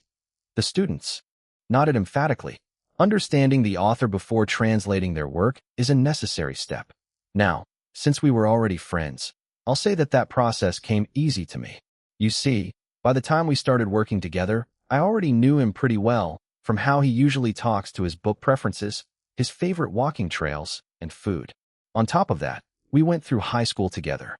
As the students responded with envy, the translator urged them on even more. You know what, though? I know what Yunwoo was like when he used to be anonymous. At that, the students erupted into cheers, and Juho took a step back from Seo Kwang. Cackling, Seo Kwang asked, "Anything else?" That time, quite a few hands went up in the air. When Seo Kwang chose a certain student, they glanced at the author before fixing their eyes on the translator and asked, "So, I remember reading that even the publisher didn't know that you two were friends, and Mr. Wu didn't know who had won the contest either, and that he was surprised to see you at the end. How did you feel back then?" As Seo Kwang glanced over at Juho, the author came out to the front and gave them an answer, which was the same answer he had given at an interview once. A lot of things. I don't think I can just pinpoint what I was feeling back then. Initially, though, I was glad to see him. He'd always brag about translating my books, even when we were part of the club. At that, the students' faces lit up. They whispered to each other, deeply inspired. To the students who were curious about what a translator did, Seo Kwang gave a brief summary of his work. Similarly, Juho also shared some tips on becoming an author. Was Mr. Wu's book hard to translate? It wasn't anything like Language of God, but this book introduces sentences in different languages. You'll know what I'm talking about if you read the book, but the protagonist's older brother is a polyglot. Sometimes, he would insist that he was from Israel or a mathematician from the UK. Writing about topics like that often requires the author to do some research, which means I had to do something similar as well. So, the translator is the one responsible for all those things. That's right. Yun Wu's writing tends to be unpredictable. Even the simplest, most unsophisticated piece of writing will quickly turn into something incredibly complex in his hands. Yun Wu's an author who actually excels at writing about two opposing ideas. He's been that way since we were in the literature club. In fact, he does it on purpose. This might be my first time working as a translator, but something tells me that I won't have to ask other authors as many questions as I asked Yun Wu. The students seemed to understand what Seo Kwang was saying. They were essentially learning how the book came to be. Are you satisfied with how everything turned out, Mr. Wu? After staring into the air for a brief moment, Juho replied, "Yes. I knew it," somebody murmured. The student who had asked the question seemed to be expecting the same answer. Then, seeing Seo Kwang filled with confidence, Juho burst out laughing. Chapter 366, An Author's Greed, and an Unexpected Offer 1. What's the secret to becoming a better writer? What's the secret to speaking better English? How did you guys invest in yourselves to reach where you are? What's it like to be popular? How many cups of coffee does Kelly Coyne drink in a day? What are the award ceremonies like in the US? Have you met a lot of celebrities? Were any of them Hollywood actors? Tell us more about Jenkins. How come you're not a fan of doing movie adaptations? Did you really donate $1 billion? Juho and Seo Kwang each answered an array of questions. As time passed and the students opened up more, the number of questions also started to grow. It was a rather comfortable atmosphere, and there was frequent laughter throughout the Q&A session. Was it fun being part of the literature club? At that, Seo Kwang answered without hesitation. It's what made school fun. Juho nodded in agreement, at which point, the students got even more excited and said, "We saw Juho's short story in the literary magazine. Everyone else's were really good too." "Man, that was ages ago. I didn't know it was still being read," Seo Kwang said. "Do you guys keep in touch with your old clubmates?" "Yep. We had a drink together not too long ago. Were you ever jealous of Juho's writing? Rubbing his chin, Seo Kwang answered. You know, I used to want to be a writer at one point. Really? But I gave up because of Yun Woo, though. Egg. Seo Kwang was clearly getting a kick out of the student's reactions. In order to remind him of that, Juho tapped him on the leg. However, the translator didn't let up. I mean, he was already a professional writer by that point, right? But he was still super serious, even against amateurs like me. I don't know about you guys, but no amateur in their right mind would want to be up against Yun Woo. All right then, suit yourself, Juho murmured, taking a step back. Then, a shout came from the back. But Mr. Woo's a good translator too. Were you at all intimidated by that? At which, Seo Kwang put on a complacent smile and said, I'm not backing down twice. If Sunhwa had been there, she wouldn't have hesitated to scold him for his pretentious attitude. At that moment, another student raised their hand, and Juho locked eyes with them. Their eyes were filled with curiosity.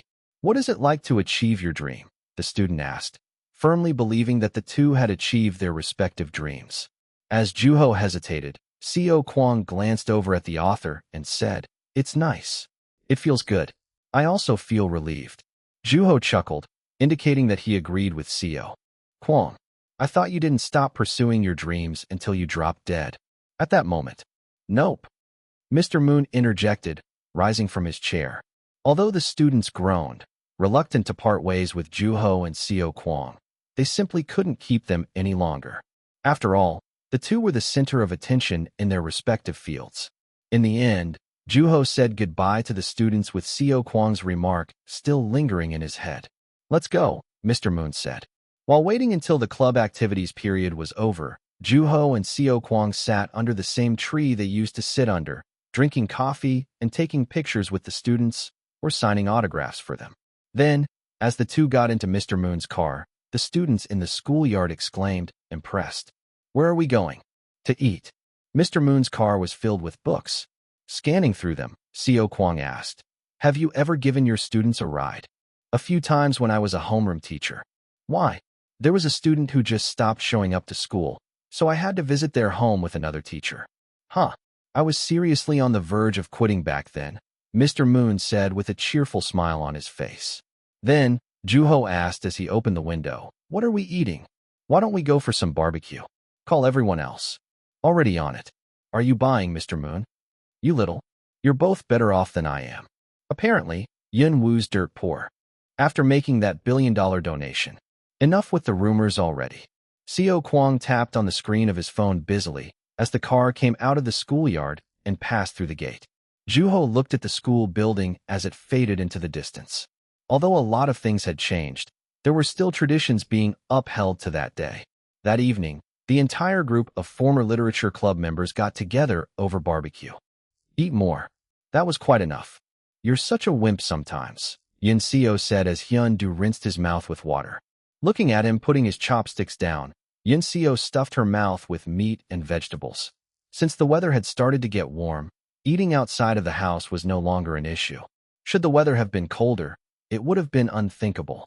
A pleasantly warm breeze came along. Juho seems to be doing well. He was here with Song Hak not too long ago. Oh, have you met Song Hak? He's one of your former pupils. He teaches at a high school, doesn't he? You wouldn't stop talking about him at one point, Hyun-do said, and Yin Seo started giggling. Have you read Juho's English novel yet? I have. I'm starting to think that he's actually afraid of water, not birds. As Hyun-do looked toward her, Yin Seo put on a mischievous look and said, Did you get that impression at all? I kept getting the same impression while reading River 2. A story of a person drowning and a story about a protagonist who suffocates to death. There were definitely commonalities between the two novels. Why don't you ask the author yourself? Should I?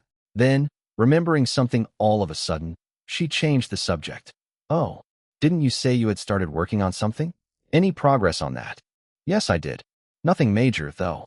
There were countless readers waiting for Hyun-do's new book. Yin Seo had heard that the author had received an offer from a publisher recently. I thought you were done with writing the plot. You're taking your sweet time, Yin Seo said, resting her chin on her hand. Nodding, Hyun-do replied. There's something I've been thinking about. At that, Yin Seo stopped moving her chopsticks and asked, Which is? A person, actually. Who? Raising his cup, Hyun-do said, a pupil. That's a real head-scratcher. Hyun-do was known for refusing to write testimonials for other authors. Similarly, he had never judged contests or taught aspiring writers like Yun-seo did. He took no interest in lecture offers either, no matter the compensation for them. On top of that, he wasn't fond of giving advice to other authors. It was simply his natural inclination. I mean, you could always give it a shot. I'm sure authors would line up to learn from you. Should I? Hyun-do replied, flicking on the surface of the cup, which resonated with a clear sound. Yun-seo let out while looking at Hyun-do with widened eyes. You seem surprised. Well, it's just that I was expecting a different answer, I guess. I'm actually willing this time. Willing to take in a pupil? Not necessarily. Then what are you saying? Do you want to try teaching one of my classes? There's no need, Hyun-do said, adding, when are you seeing Juho again? Hey you. Been a while, Juho said, patting the dog on the head. The dog started wagging its tail upon seeing Juho. It had been a while since Juho had been to the neighborhood. Yun-seo still seemed to be healthy, and Jun-soo and Gun-woo were still wrestling with their manuscripts as usual. Gun-woo, in particular, seemed quite depressed, which made Juho think that he was in a rut. Jun-soo was still delivering lectures at university campuses. Serving multiple purposes, Yun-seo's house was a classroom on one hand and a studio on the other. At that moment, the dog, which had been lying on the ground indifferently while Juho was patting it, sprung up all of a sudden and started wagging its tail again. What is it? Juho asked, looking around and wondering if its owner was returning home. Then, he saw a person walking up the steep hill. At which point, Juho also sprung up. Mr. Lim, I see that you two have met. It was Hyun-do. Having no recollection of being informed that he was visiting, Juho was genuinely caught off guard by his appearance. Thinking back on it, Yun-seo had seemed somewhat brighter than usual. How have you been? I've been well. How about you? Same. Hyun-do replied nonchalantly, kneeling in front of the dog, which started nuzzling him and panting excitedly. It was behaving in a completely different way from just a moment prior, when it had been alone with Juho. You seem really close to the dog, Juho said bitterly. We've come to know each other over time. I didn't realize it knew so many tricks. The dog was now standing on its hind paws. Even while greeting the dog, Hyun-do's back was straight. Then, after staring at his back for a little while, Juho caught on to what Hyun-do had really meant. Do you like to travel? Blinking in confusion for a brief moment, Juho replied in a hurry. Yes, I do. Hyun-do nodded, and the air sank into silence. The dog's tail looked almost like a propeller by that point.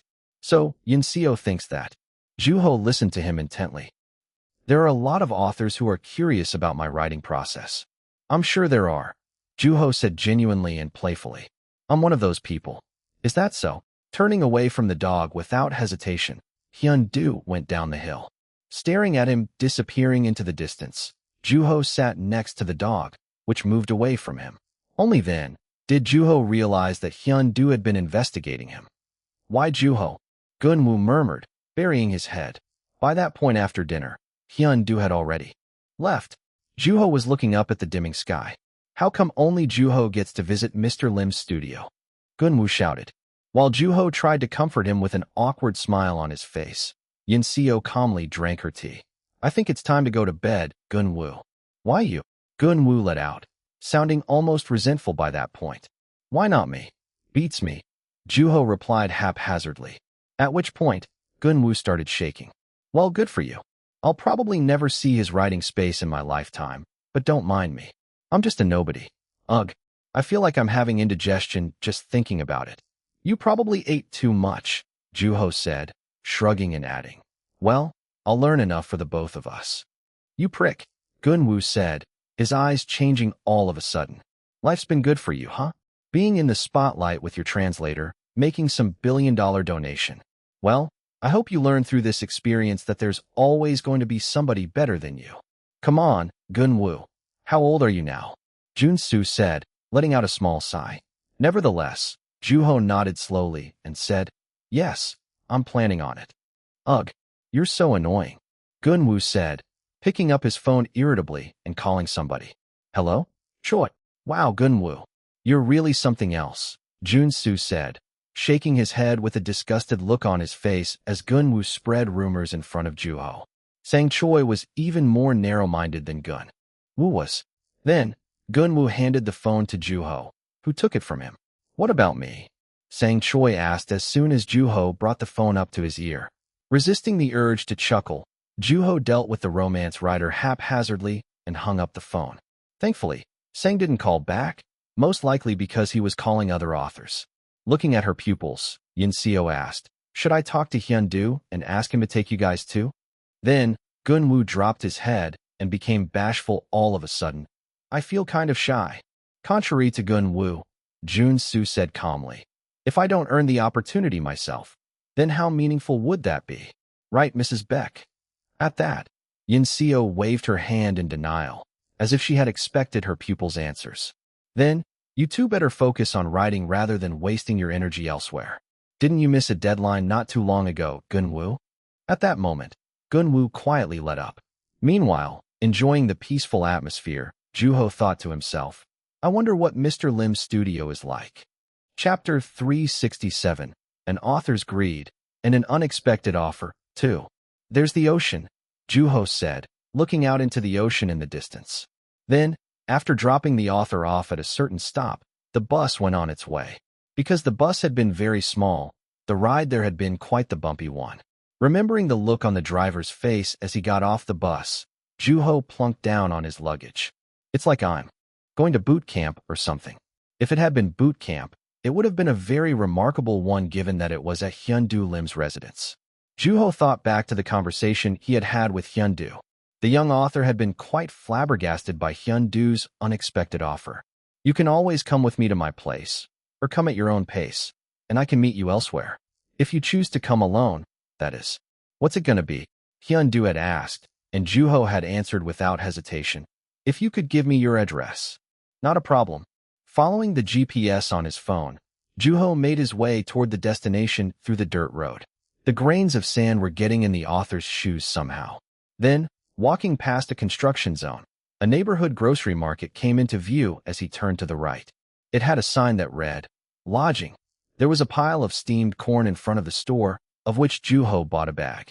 All the surrounding buildings seemed to have glossy walls, which meant they were either newly built or renovated. There was also a resort nearby. Walking past everything, Juho went into an alleyway that brought him closer to the mountains that were facing the ocean. TL's note.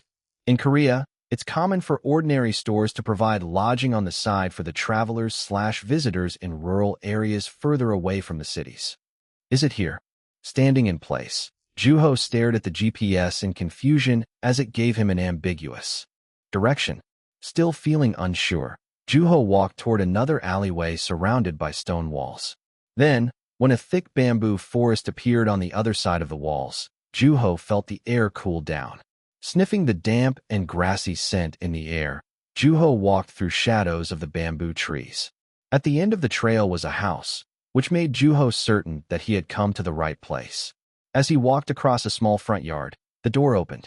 "Hello." It was Hyun-do, whose hair was almost entirely white by that point. "Hello, Mr. Lim," Juho replied, looking up at the author's white hair. "Did you get the corn from the grocery store?" Hyun-do asked, raising an eyebrow. "They look good, so I thought I should pick some up on the way," Juho said, almost as if making an excuse for his behavior. "You could have had some on the way. I bought enough for us to share." "Well, come on in," Hyun-do said in a serene voice. "Don't mind if I do." Dragging his luggage, Juho went into the house, which was quite tidy. On the other hand, very neutral-looking Mr. Lim. The entire house was gray, from the wallpapers to the door, the shelves, and furniture, including the refrigerator, which made Juho's red hat stand out even more. Taking off his hat slowly, Juho followed Hyun-do. "You'll be on the second floor." The second floor didn't look any different. Then, as Juho was looking around the rooms, he was enticed by a certain picture in a heavily decorated golden frame. "I see that you have a painting of the moon." Yin Seo gave it to me. "She thought the place looked too bleak," Hyun-do said, leaning against the door frame. Then, as Juho placed his luggage to one side, Hyun-do said, "It must have been a long trip, so get some rest if you want. Should you feel so inclined to find a book you want to read downstairs, feel free." Although Juho was started to feel tired, it wasn't enough to keep him from moving around, so he followed Hyun-do downstairs. When Hyun-do pointed to a door, the young author opened it, and a study filled with books appeared in front of him. Seo Kwang would have wept with joy. How many books are there? I never counted them myself, but I'd guess around 2,000? I don't know. It looks like a lot more than that. There's another room where I keep older books. So, if you're interested, feel free to look around. Of course, I wouldn't imagine you having trouble reading any of them. Will do, Mr. Lim. Chuckling quietly, Hyun-do turned around and walked away. Juho looked at the books that were filling every corner of the room until Hyun-do called for him for tea. Then, deciding to share the moment with his friend, Juho took a picture of the room and sent it to Seo Kwang, who, as expected, nearly lost his mind upon seeing it. After writing a short reply to him, Juho put the phone back into his pocket. Then, seeing one of his own books on the shelf, Juho smiled. Is this where you write? Juho asked, sitting at the living room with Hyun-do. Only when I need to focus, Hyun-do said, shaking his head. There was an astringent taste to the tea he had brought out, which meant the tea leaves had been brewed with incredibly hot water for an extended period of time. Nevertheless, Juho remained unaffected by it, respecting Hyun-do's personal taste. When Hyun-do asked him about Juho's preference in tea, Juho replied, "This is fine as is." So, what do you want me to do? Juho asked cautiously. Looking away from the window, Hyun-do replied, "Just stick around." Really? That's it. That's it. As Juho swirled his teacup, the liquid within it also moved. Am I the real-life counterpart of the pupil in your new work in progress? I don't find you reliable enough for such a big role. At that, Juho scratched the back of his neck, feeling slightly awkward. Then, are you the teacher in the novel? Juho asked, redirecting his question. I don't think I'm fit for that role either. I think you are. He's worse than an animal. I don't consider myself that terrible of a person. The story was about a teacher whose status fell below that of an animal and their student who was dignified and respectable. Juho tilted his head. It all sounded too familiar. Is this going to be similar to The Full Moon? After some thought, Hyun-do replied, No, it's going to be different. I don't think it'll be that cold and cruel. There was certainty in his voice, which told Juho that he had a certain image in mind. Suppressing the excitement welling up from within, Juho asked, So, how do you go about writing? Nothing special. I just write. There are some authors who act out their stories as they write.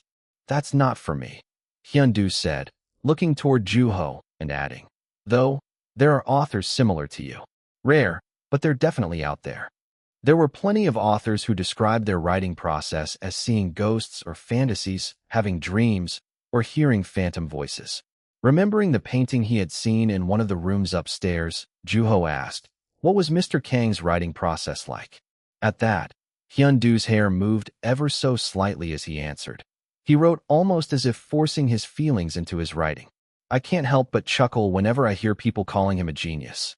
Then, Hyun-do rose from his seat, gesturing for Juho to remain seated as the young author stood up with him. TL's note. In Korea, it's common etiquette for younger people to stand when an elderly stands. Aren't you hungry? I have to treat my guest. How can I help? Forget it. Go look around the area or something. Hyun-do's reply was closer to rejection than a decline. At which point, Juho let up without question, feeling somewhat like he was being driven out of the house. It was completely different from visiting either Yoon Seo's or San-young's house. As Hyun-do had suggested to him, Juho meandered around the area. Upon returning to the house, Juho noticed an appetizing smell in the air. When he went into the kitchen, Hyun-do said without turning back, You're back, just in time. Feeling proud, Juho set up the table as Hyun-do finished making the fish stew. You're a great cook, Mr. Lim. It's an essential skill to have when you live alone, don't you think? The stew was quite delectable, which made Juho eat faster than normal inadvertently. Then, noticing that Hyun-do was eating calmly and unhurriedly, Juho slowed down to his pace. When he came out to the living room after doing the dishes, the sun had already gone down. It was starting to get late to do anything. As Juho was wandering around the study, Hyun-do said, I go to bed at 10. Juho checked the time. There wasn't much time left. If you get hungry at night, feel free to eat what's in the refrigerator. Yes, sir. If you want to write, I have plenty of manuscript paper, so feel free to ask. Will do, Mr. Lim. Have a good night. With that, Hyun-do turned around and went into his room. Left alone in the living room, Joo-ho rubbed his arms, feeling slightly chilly. Then, after wandering around the living room for a little while, he also went to bed early. Where'd he go? Although it wasn't all that late, Joo-ho found the house empty when he woke up the next day. Then, as Joo-ho was checking the refrigerator in the kitchen downstairs, he heard the sound of water coming from outside. It was Hyun-do washing his feet by the water faucet outside. Did you go fishing, Mr. Lim? Hyun-do nodded quietly. Looking at his belongings and noticing that there was nothing to contain the fish, Joo-ho asked, Did you not catch any? Then, closing the faucet, Hyun-do said, We had fish stew last night. Did you let them go after catching them? What makes you think that? I didn't see any tub for the fish or anything. It was likely that Hyun-do hadn't gone fishing in order to catch fish. Instead of telling the truth, Hyun-do asked, Would you like to go see the beach? The ocean? Joo-ho asked inadvertently. At which, Hyun-do smiled and asked, Do you not like the water? No, not necessarily, Joo-ho said confidently, as if ready to go at any given minute. Then, Hyun-do picked up all of his belongings and went inside, past the young author. Joo-ho followed him quietly. There were large chunks of clouds in the sky. It's crowded. Laughter sounded from the distance. There were already people playing in the water. Although it was nowhere near as hectic as during the vacation season, the colorful tubes floating in the water were quite eye-catching. Then, the wind blew, carrying the fishy smell of the ocean with it. Aren't you going in? Hyun-do asked. Staring out at the horizon, Joo-ho replied, I don't know if I'm particularly in the mood. Do you not know how to swim? No. And you? I'm pretty sure I do. If my body remembers it, that is. A seagull came into view. It was strolling through the beach umbrellas, away from the rest of its flock by the stone statue. Seeing as though the statue was covered in droppings, it had to be a popular spot for seagulls. Picking at its feathers, one of the seagulls observed the people enjoying their time at the beach. On the other hand, the lone seagull at the beach kept pecking at something and flapping its wings. Is that a crow? Joo-ho murmured at the sight of an unexpected bird. There's something you don't see every day, Hyun-do said. It does look kind of strange next to the seagulls. Although the crow stood out like a sore thumb, the seagulls didn't seem to mind its presence one bit. Joo-ho stared at the lone seagull on the beach, which clearly wasn't fond of the crow. After staring at the crow, which shamelessly stood its ground and refused to move, Joo-ho looked away. Is this what your day is like usually? Joo-ho asked. I usually spend more time alone, Hyun-do replied, snorting quietly.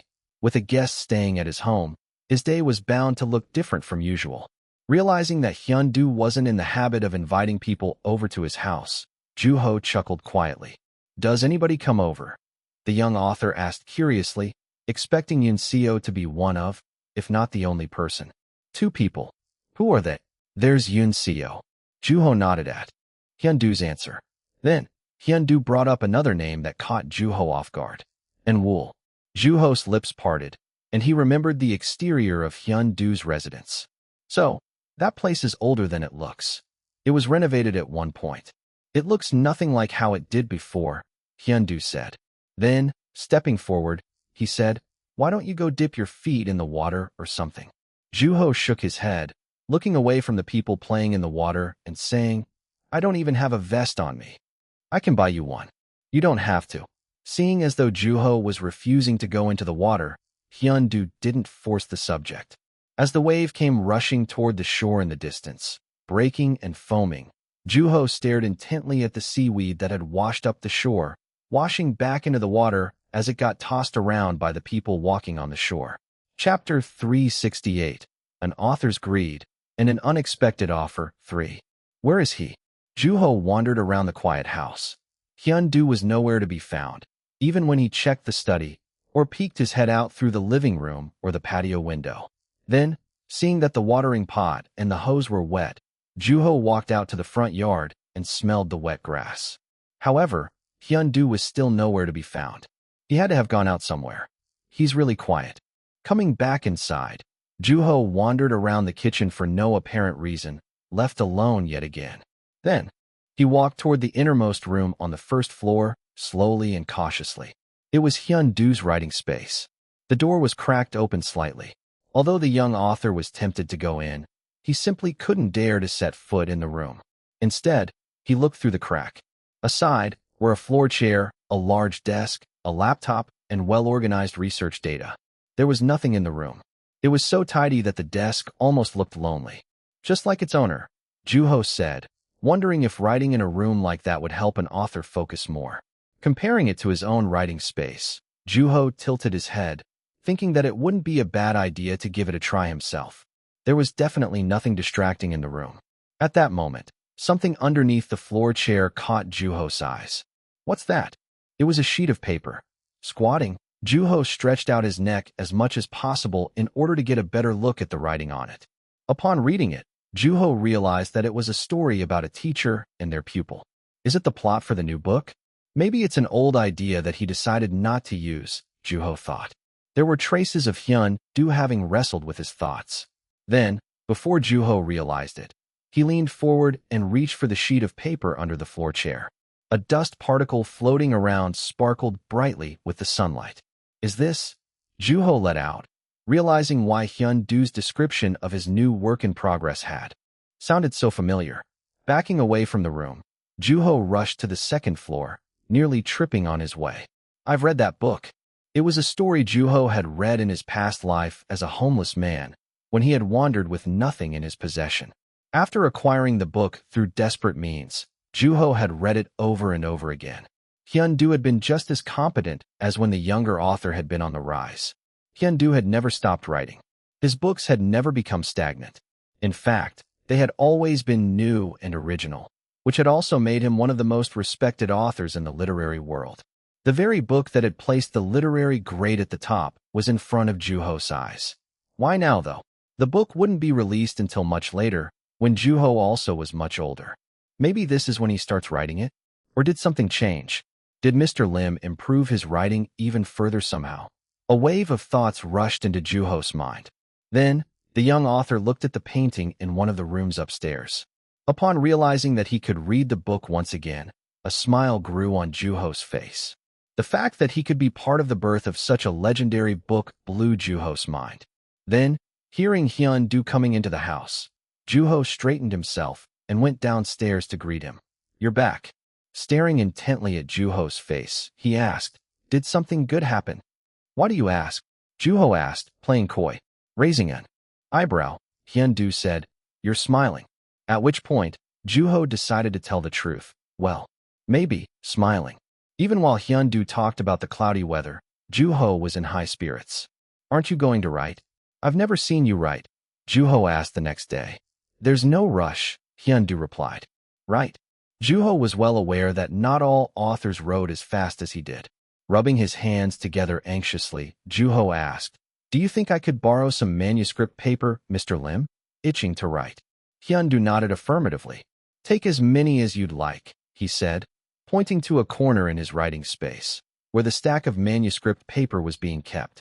Taking the sheet of manuscript paper at the very top, Juho hurried out of the room. Going somewhere. I'm sorry. Hyun-Doo pointed in a certain direction. As Juho stared at Hyun-Doo's fingertip, he felt his back growing damp with cold sweat. You mean here? Do you not want to? Juho didn't know what to say. He didn't really have a reason not to stay in the house either. He still remembered why he had come to Hyun-Doo's house in the first place. On the other hand, Hyun-Doo had a mischievous smile on his face. Juho glanced at the sheet of manuscript paper under the floor chair, which was still at the same place. I guess that's where it belongs, Juho thought. I figured that it'd be more convenient for you.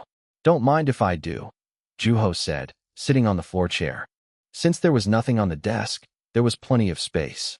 Juho grabbed a pen. I didn't think I'd be writing in front of him, Juho thought. He wasn't expecting that he'd be writing in the presence of the literary great before seeing his writing process. You don't mind me sticking around, do you? Not at all, Juho said. However, he was actually quite nervous, wavering and unsure. After brushing his hand down the manuscript paper, Juho said, Here goes nothing. All right.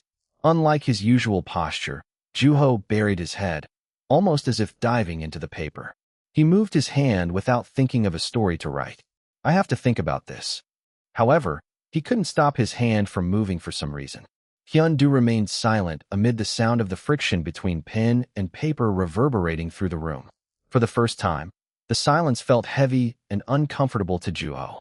As Hyun-do watched every single word the young author was writing, Juho's hands started to grow ice cold. Idle thoughts started taking over his mind. By the time the young author had started to have a bad feeling, it was too late. In the end, for the first time in a long time, he had made a rookie mistake. Is it about a crow? Hyun-do asked as Juho put the pen down and looked up. Yes, Juho replied, feeling pricked in the heart. The story was about the crow he had seen at the beach the day before, cawing frivolously. Believe it or not, crows were intelligent animals. Do you think you did well? Looking down at his writing, Juho replied, I think it's a failure. Is that so? Hyun-do asked calmly, which made it even more painful to hear. Clasping his head, Juho let out. A crow turning into a squid? Seriously, it was completely incoherent, even in Juho's eyes. There was no substance or meaning. Juho observed the expression on Hyun-do's face, which seemed calm and unfazed. Despite having read Juho's manuscript, the literary great remained silent. I'm surprised that you're not saying anything.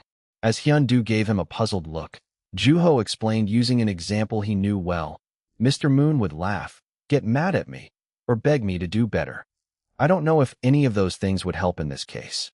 Juho looked at him, unsure of what he meant.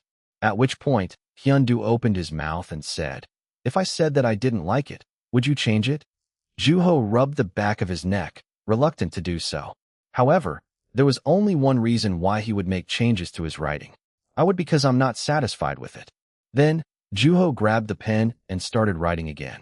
So, is this a lesson? He asked himself. However, writing with such a mindset was bound to yield poor results. This might take a while. Mind if I take a look? Of course. It had been a week since Juho had started getting his writing checked by Hyun-do. The young author was quite used to the process by that point. Upon finishing his last sentence, Juho handed the paper over to Hyun-do, who read the sentences unhurriedly. However, that moment was still just as nerve-wracking as the first time, even more so than when an editor was reading through his manuscript. Trying to remain calm, Juho waited anxiously. Considering how anxiety-provoking the wait was, Hyun-do's response was far from informative or intuitive. At which point, Juho took the manuscript from Hyun-do with an awkward smile. That time, it was a story about a narrator who thinks of different ways to drive the crow away. How is it? How is what? Should I work on it some more? That's entirely up to you, Hyun-do replied, looking as if Juho were stating the obvious. So far, Hyun-do hadn't offered a single piece of advice to the young author. He had never taught anything explicitly either. Instead, he seemed to be focused entirely on finishing his daily tasks, so Juho had no choice but to play along tactfully. Thinking about his observation of Hyun-do's lifestyle up to that point, Juho said, You seem to follow a very strict routine, Mr. Lim. It seems like you've been going to bed quite late. Caught off guard, Juho remained silent. How does he know? Is there a secret to your lifestyle? I make an effort to maintain it. So that's the secret, huh? Does it look easy? You make it look easy, though. There are days when I feel like going to bed late and sleeping in the next day. Actually, I'm forced to do that sometimes. And what do you do in those cases? I either resist it or accept it. During his stay, Juho had never seen him failing to go into his room at the appointed time. As Hyun-do took a sip of his tea, Juho did the same. It still tasted astringent. I want to work on this story some more. Your reason being? Just because. Hyun-do stared intently at the young author for a while. Then, as he looked away, Juho murmured the words that he had barely managed to swallow internally. Because it's the polar opposite of your story. Hyun-do's story was about a teacher who was fading away. The teacher left their pupil, all without giving them time to prepare to say goodbye. On the other hand, Juho's story was about a person who tried to drive away a crow that had made itself at home. While Hyun-do's story was about pursuit, Juho's story was about expulsion. I'll do my best to finish it during my stay. Suit yourself, Hyun-do said with a brief nod. Although Juho had said it confidently, the story wasn't making much progress. It had to be greed. The fact that he was writing it to show Hyun-do made him tense up. Hoping that he could see the literary great's writing process, Juho let out a quick sigh. No, not yet. Juho said, sighing at Gunwoo's delighted voice, who seemed to get a kick out of the young author's misery. You don't want to be a burden, do you? You gotta make yourself useful. I don't know. Come on now. It's not like you to be so timid, Gunwoo said, clearly delighted by Juho's struggle. It doesn't help that Mr. Lim doesn't make it explicit, Juho said, sounding slightly disgusted. That sounds about right. You're quick to catch on, though, aren't you? Do you really not know what he wants? Unfortunately, no. Hyun-do hadn't made any complaints or demands, which made it hard for Juho to discern if he was doing well or poorly. On top of that, not only was the young author in a rut with his story, but he still hadn't seen Hyun-do's writing process. You'd be an idiot to come back empty-handed from there. Isn't that a bit excessive? I'm still learning, you know. Yeah, right. Then, Juho heard some noise in the background. Junsu must have gotten back. Upon the author's arrival, Gunwoo busied himself with trying to defend himself. So, did you keep your deadline this time? Shut up. After hanging up, Juho leaned back, checking the time. Hyun-do had to be asleep by now. Hoping for a change of pace, Juho tried writing in his room, but it didn't seem to help. In the end, he walked downstairs and stretched. The cloudy night sky became visible through the window. It had been cloudy the last several days. Feeling a decline in mood for no apparent reason, Juho guzzled down on some cold water. The coldness cooled his stomach. At that moment, Juho let out upon hearing a sound, which sounded like a person moving. Wiping his mouth, Juho walked toward where the sound had come from. There was nobody in the study. Then, Juho slowly made his way to the innermost room, giving his eyes some time to adjust to the dark. Then, he heard the sound yet again. Although subtle, it was clearly audible. Realizing that it was coming from Hyun-do's writing space, Juho walked toward it. A light shone through the door crack, which gave it a completely different feel from how it looked during the day. The moon was the only light source in the achromatic house. Standing in front of the door crack, Juho peeked through it and saw Hyun-do's white hair. At that moment, a light flashed out of nowhere, followed by an explosive sound shortly after. As the thunder roared, Juho felt his shoulders tense up. Chapter 369, An Author's Greed, and an Unexpected Offer for. Juho swallowed nervously upon seeing Hyun-do, who was sitting with a straight back and relaxed shoulders, from the side. He was intensely focused. Then, lightning flashed, dyeing his white hair black. Despite the intimidating roar, Hyun-do remained unfazed. So, this is what it's like to watch another person write, Juho murmured under the sound of the thunder. The young author simply couldn't take his eyes off of Hyun-do. Feeling stifled, Juho bit down on his lip. Then, as Hyun-do's hand moved over to one side, parts of the sentences on the manuscript paper became visible. The student valued his time. Setting aside a certain amount of time to go out and look for their teacher, they didn't let the missing teacher eat away at their private life. It was a strict routine. Despite being devastated to discover their teacher's disappearance, the student never went out to look for the teacher outside of their appointed time. Then, lightning flashed yet again, and Juho plugged his ears in preparation for the thunder. A bolt of lightning had fallen not too far from where the house was. Unsurprisingly, it did so with an intimidating roar. Still, Hyun-do remained unfazed. Juho remembered looking at his hair and thinking that it had looked like snow falling silently from the sky, covering the world without making a sound. However, Juho realized that had been far from the truth. Hyun-do was closer to being a light, the silent flash of lightning that made everyone tense up moments before the thunder. The lightning flashed again, followed by another heart-piercing roar of thunder. Even with the tip of his pencil broken, Hyun-do didn't stop writing. The student was left alone, baffled by the teacher who had left without warning. They felt like a victim who had been wronged. Looking at the sentences on the manuscript paper, Juho resonated with the student's state of mind. At least, that was the illusion the story gave. Then, as a series of lightning bolts flashed, Hyun-do looked back. By that point, there was nobody in the hallway. Did you sleep? Well, yes, sir, Juho replied with a smile, and Hyun-do nodded calmly. As usual, upon finishing their meal, Hyun-do asked, "Would you like to go see the beach?" Sure. There was no reason to say no. Then, Hyun-do asked cautiously, "Are you still not going into the water?" "Maybe if the weather's right," Juho said, remembering the thunderstorm the night before. Hyun-du chuckled quietly. Like the young author had expected, the weather wasn't all that pleasant that day. Not only was it cloudy out, but it was also rather windy. Seems like people are still having fun. Just as Hyun-du had said, there were people in the water despite the high waves. One family in particular, who was playing with a small flotation tube, seemed to enjoy being in the water very much. Appearing to be a married couple, they were holding their child by its arms from either side, dipping it into the water and pulling it back up. The child laughed as if it were having the time of its life.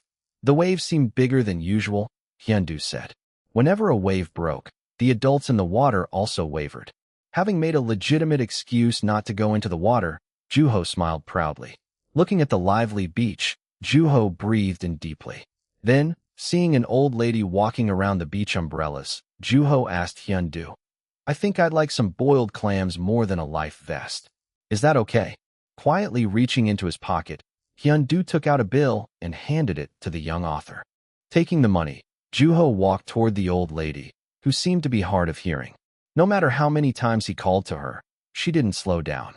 In the end, Joo-ho had to run up to her, at which point, she finally stopped. "I'll give you some extra, young man," the old lady said, scooping out the boiled clams. The shells made a series of clicking sound as they bumped into each other. Thanking her, Joo-ho rose from his seat and ate one of the clams. The meat popped out of the shell and into his mouth, filling it with a fresh, briny flavor. It was rather delectable. "Ugh, so much sand," Joo-ho said, shaking the sand out of his shoes, which had somehow been filled with sand as he ran back. Then, Hyun-du's back came into view, with wind blowing against his white hair.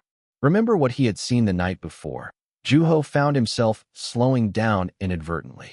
When he looked around in search of the crow, Joo-ho realized that there were no birds around, not even seagulls. Nevertheless, the stone statue was still covered in bird droppings.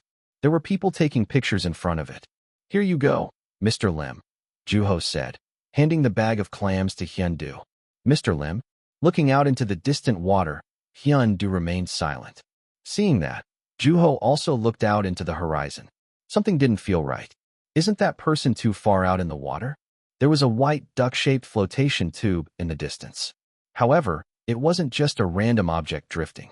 In the water, not too far from it, was a person precariously holding on to the tube.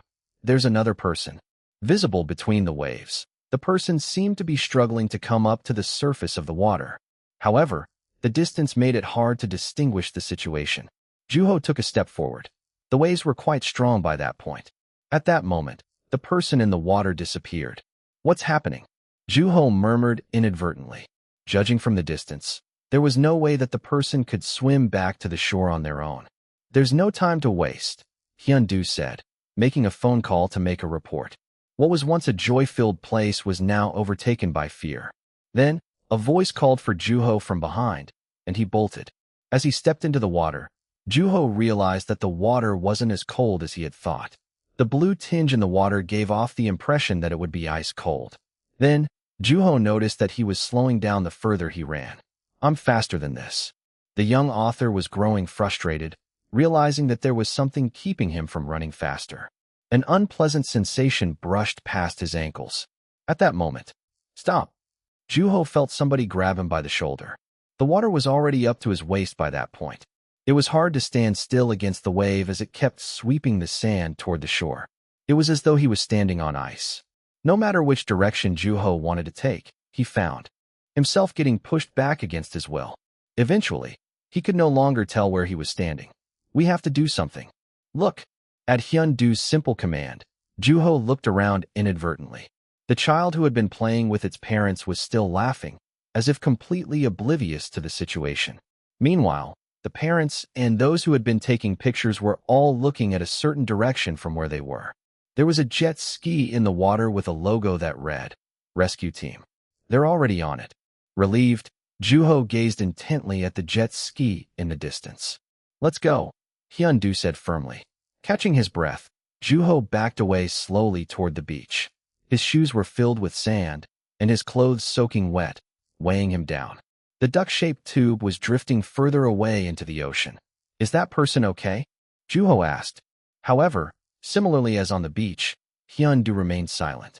Juho looked out into the distance and observed the situation.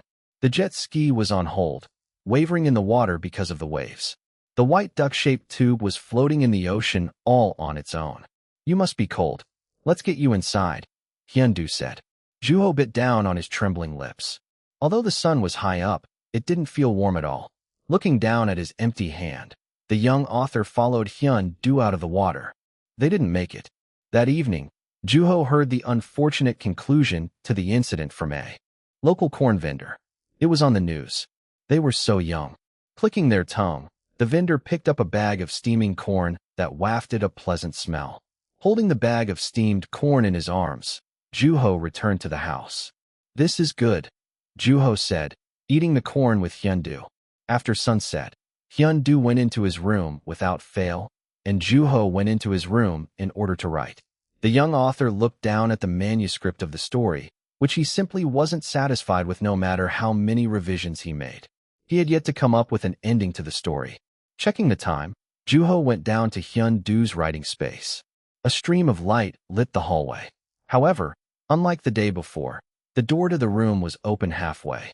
Aside from that, everything else seemed to be the same, including the author in the room writing with the same posture as the night before.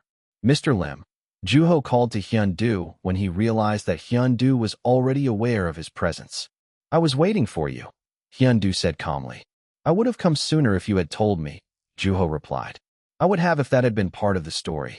Hyundu seemed to have found what he had been looking for. You've been of great help, Hyundu said, which lifted the young author's spirit. What if I had stayed in my room instead of wandering around? That would have been unfortunate, but I'd have gotten over it. You must be feeling pretty greedy this time, Mr. Lim. I am. Enough to have you here. At that, Juho clenched his hands into tight fists, his knuckles turning pale. They died, apparently. The two that were drowning earlier. How tragic, Hyundu said without putting his pencil down, unfazed as if he had already known or expected that. Who do you think about when you write? Juho asked. As Hyundu remained silent, Juho kept on. You're the student, right? I'm me. Isn't the teacher Mr. Kong? Juho remembered having read Hyundu's current work in progress in his past life. The image of the teacher leaving their student behind lingered before the young author's eyes. Then, Hyundu moved from his position. Having been in the water that day, Juho was feeling quite chilly. Is the teacher dead? He is. How did he die? In a way worse than an animal's death, Hyundu replied. Then, brushing his hand down the manuscript paper, he asked, when you think of water, is death the first thing that comes to mind? Why do you ask? Juho replied after some time. I had a feeling. Although Juho wanted to avoid answering the question, it seemed like there was no way around it that time. Hyundu was giving him the impression that he wasn't going to force the young author to give him an answer. After some contemplation, Juho answered, struggling to get the words out of his mouth. I drowned once. When? Hyundu asked, which was a rather difficult question for Juho. Looking around. For some time while thinking, Juho replied, a while ago. When you were young? Rather, Juho had been middle-aged. Something like that, Juho said, mumbling. I see. Anyway, I still have a vivid memory of what it was like. Suffocating, the temperature dropping, the impact when I sank to the bottom, everything. It somehow finds a way into my writing, and I can't seem to prevent it. Without asking further, Hyundu nodded. Did you have a similar experience? Juho asked. I did, Hyundu answered nonchalantly. Juho remembered Hyundu's depiction of death. It had been quite debilitating, to the point of leaving the young author completely incapable of writing. Does it have anything to do with Mr. Kang's death? Woo Kang's death had impacted many people in the literary world. Being one of the people who had been closest to the late author, along with Yoon Seo, Woo's death had to have had an impact on Hyundu in some way. Back then, the three had been the rising stars of the literary world. Mrs. Beck killed him off in one of her books. A horse kicks him to death, to be more specific. I remember that. Do you know what he said? I'd rather get kicked to death by a horse than suffer through tuberculosis. Pathetic, Hyundu said, chuckling. Then, rising from his seat, Hyundu opened the window in order to ventilate the room. As he stared out the window, Juho looked intently at his white hair. The two didn't say a word to each other for a while. It's getting late. When do you usually sleep, Mr. Lim? It's always different. Then, Hyundu added in a slight delay. I try to be consistent about my bedtime. I have trouble sleeping, but I try anyway. Looking through his manuscript, Hyundu said, there's a scene in my story where the teacher has a conversation similar to ours with their student before disappearing. I may need to make some changes. So, it seems like your story is about fading away. That's right. Looking down at where he had once sat, Juho replied, I think I'm just now starting to get an idea for my story. Chapter 370, An Elusive Moon 1. Juho tried to put himself in a rational mindset, which proved to be harder than usual. After looking up at the painting above his head, he looked back down and let out a quick sigh. In the silent room, the young author was fighting against the sound of the rain and the thunder roaring constantly. The image of Hyun-do writing kept lingering before his eyes, and within that was the crow. Firmly believing that there would be peace in their life without the crow, the narrator fought the bird to the death. To them, the crow was the very essence of evil in the world they lived in. Juho had been wrestling with what to do about the crow, debating about who should win the battle. Now that he had a better idea of the direction he wanted to take, Juho typed away on the keyboard of his laptop unhesitantly. As the sentences appeared on the screen, the pent-up emotions within him also flowed out through his hands, being digested. In the end, the crow met its demise in the hands of the narrator. At that moment, the narrator asked themselves if the death of the crow was what they had really wanted all along. However, it was simply too late for self-reflection by that point. The dead never return. Not only was that the truth, but it was also the law of nature. Being just and compliant with that law were the first steps for obtaining peace. Excited, Juho started to breathe faster, and his heart thumped. Anxious to put the stories welling up within him into writing, Juho bit down on his lower lip. The sounds from the keyboard grew louder and louder, and in the end, as Juho rushed to wrap up the story. That's done for now. Feeling satisfied, Juho leaned back on his chair. Then, upon checking the time, he rose from his seat in a hurry. It was well past lunchtime. Although it wouldn't have been a problem if he had been at his apartment, the young author was at Hyun-do's residence. When he rushed downstairs, he saw Hyun-do calmly drinking his tea. From the looks of it, it seemed like he had already eaten. Rubbing the back of his neck, Juho greeted Hyun-do. Good afternoon. You're late. Juho chuckled awkwardly. However, with a nonchalant look on his face, Hyun-do asked, Do you always write like that? Did he see me writing? Juho wondered. Like that as? Out of impulse. Then, Juho remembered he had given into his emotions just a moment ago. If I had been you, I wouldn't have lasted. I doubt it. That's what it's like to let your emotions take over. It's impossible to control. I'm not sure if that's how I'd put it. Would you bring me your manuscript?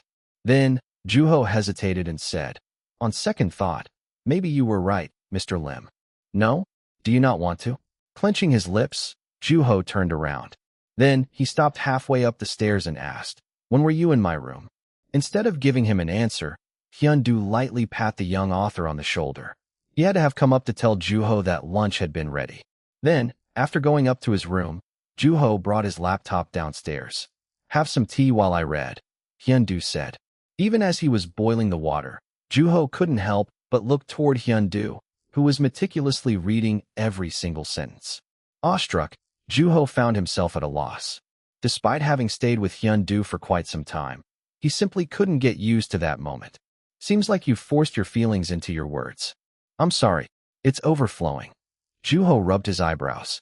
After a brief moment of silence, Hyun-do asked, Are you the protagonist here? Juho couldn't answer readily. Lowering his head slightly, he said, I'm not exactly the violent type. Then, are you the crow? I'm not that grouchy. Either. Hyun-do chuckled quietly at the young author's response. He was well aware that Juho was telling the truth. Seems to me like the two characters share the same root. Am I right? Otherwise, Juho wouldn't have felt so exposed by Hyun-do's question. In the end, resisting the urge to sigh, Juho admitted, Yes, Mr. Lim. We all have something that we wish weren't true. Then, Hyun-do's eyes skimmed across the sentences on the screen of Juho's laptop. Seeing as though he was moving his hands, Hyun-do seemed to be at the end of the story. The dead never return. Do you think the narrator was foolish? I don't think they were wise, that's for certain.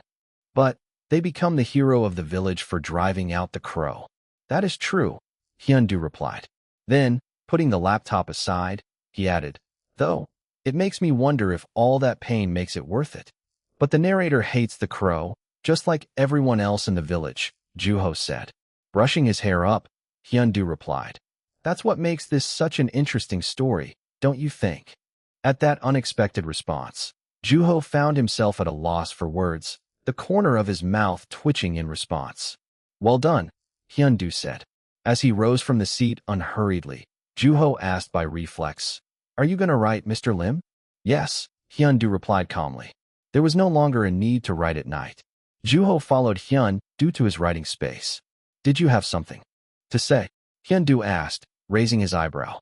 After a brief pause and a deep breath, the young author replied, I'd like to read it. Read what? Hyundu asked knowingly. Nevertheless, the young author clarified his statement. Your manuscript. It's not finished yet. I'm aware. I still want to read it. Chuckling quietly, Hyundu said, all right then. Caught off guard by the permission, Juho asked, wait, really? You asked.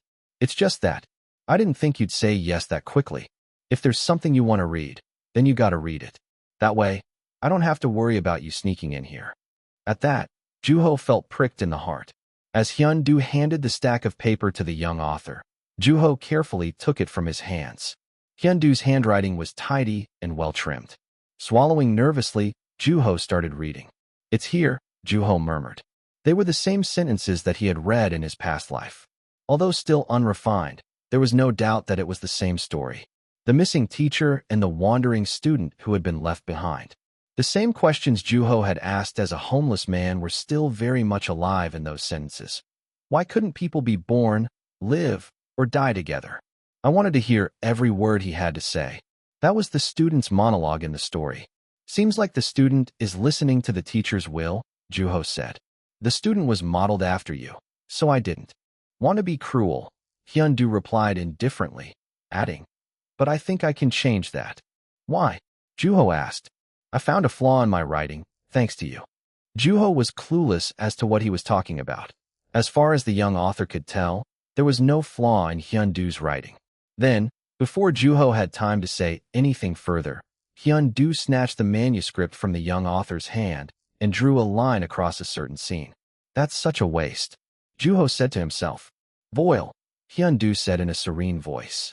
Now, the student could no longer hear what their teacher had to say. The dead never returned, and there was no way to reunite with them. I shouldn't let my emotions get the best of me, Hyundu said as if reminding himself. The sunlight shone on his hair, making it seem even whiter. At which point, Juho couldn't help but ask, did you hear what Mr. Kong had to say before he passed away? I noticed you've been asking awful lot about him. He's one of the authors I look up to. As with most authors, Hyundu replied, adding, I did. At that, Juho realized who the two characters in Hyundu's story represented. Then, as the young author opened his mouth to speak, Hyundu beat him to it, saying, but, I won't tell you. His eyes sank quietly, as if claiming ownership of Wool Kang's last words. At which point, the young author let up without question. At the same time, certain that he would find out eventually through Hyundu's future books, Juho decided to wait patiently. It's cloudy out today too. Juho went downstairs later than usual that day. Of course, Hyundu was already in his writing space. When Juho walked down the hallway toward the room, the door was open halfway, and Hyundu was writing unhesitantly with his usual straight posture. As Hyundu wrote away, Juho stared at him quietly, wondering what he would look like writing at Hyundu's age. It was impossible for authors to see themselves with their own eyes. Even in front of a mirror, their eyes were bound to wander off to their sentences. When I'm his age, will I be that pure and passionate when I write? Juho wondered, hoping that he would write as if it was part of him and his everyday life. Hyundu's straight posture told Juho that he was completely immersed in writing, without distraction or greed, and that was the kind of author Juho wanted to be. Back again, Hyundu asked, looking toward Juho. Yes, may I? Juho asked confidently. About 2 months had passed by the time Hyundu finished the first draft of his story. So many informative books in here, Juho said as he placed a book back into the shelf. Since Hyundu had a wide variety of collections due to his indiscriminate taste, choosing a book from his study was quite fun. Juho looked through the well-maintained books on the shelf, imagining Hyun-do having bought them one by one over the years. I remember him saying that he keeps older stuff in here. Curious about the oldest book in Hyun-do's collection, Juho made his way toward the inner room. Because of the sheer number of books in the study, it took the young author a while to reach the room since he kept looking through them one by one. Then, upon reaching the room, Juho opened the door. Filled with intimidating-looking books, the room felt colder than the study. It even smells different in here. Then, upon finding a certain book, Juho squatted in front of the bookshelf. This must be the first edition. Juho cautiously pulled out the book from the shelf. It was the first edition of a novel that was still in print to that day. Everything looked different from the version that he had read, from the cover to the translation, the publisher, and the materials. Upon flipping the page, a slew of obsolete words came into view, which gave all the dialogues and monologues a tactful feel. It was as if watching an actor's poor performance, which was also quite refreshing. Like the book, Seo Kwang's translation, which had been well received by fans and critics alike, would become obsolete.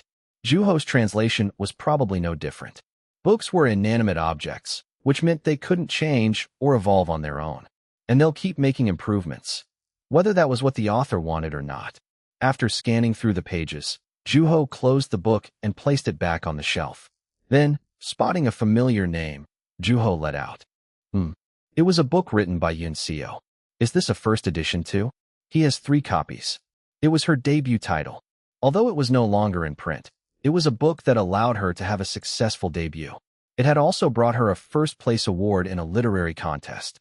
Right off the bat, there was a comment from one of the judges of the contest, which Juho read with interest. The birth of a rare rookie. There is determination behind her firm sentences. Personally, I sincerely hope that she keeps it up.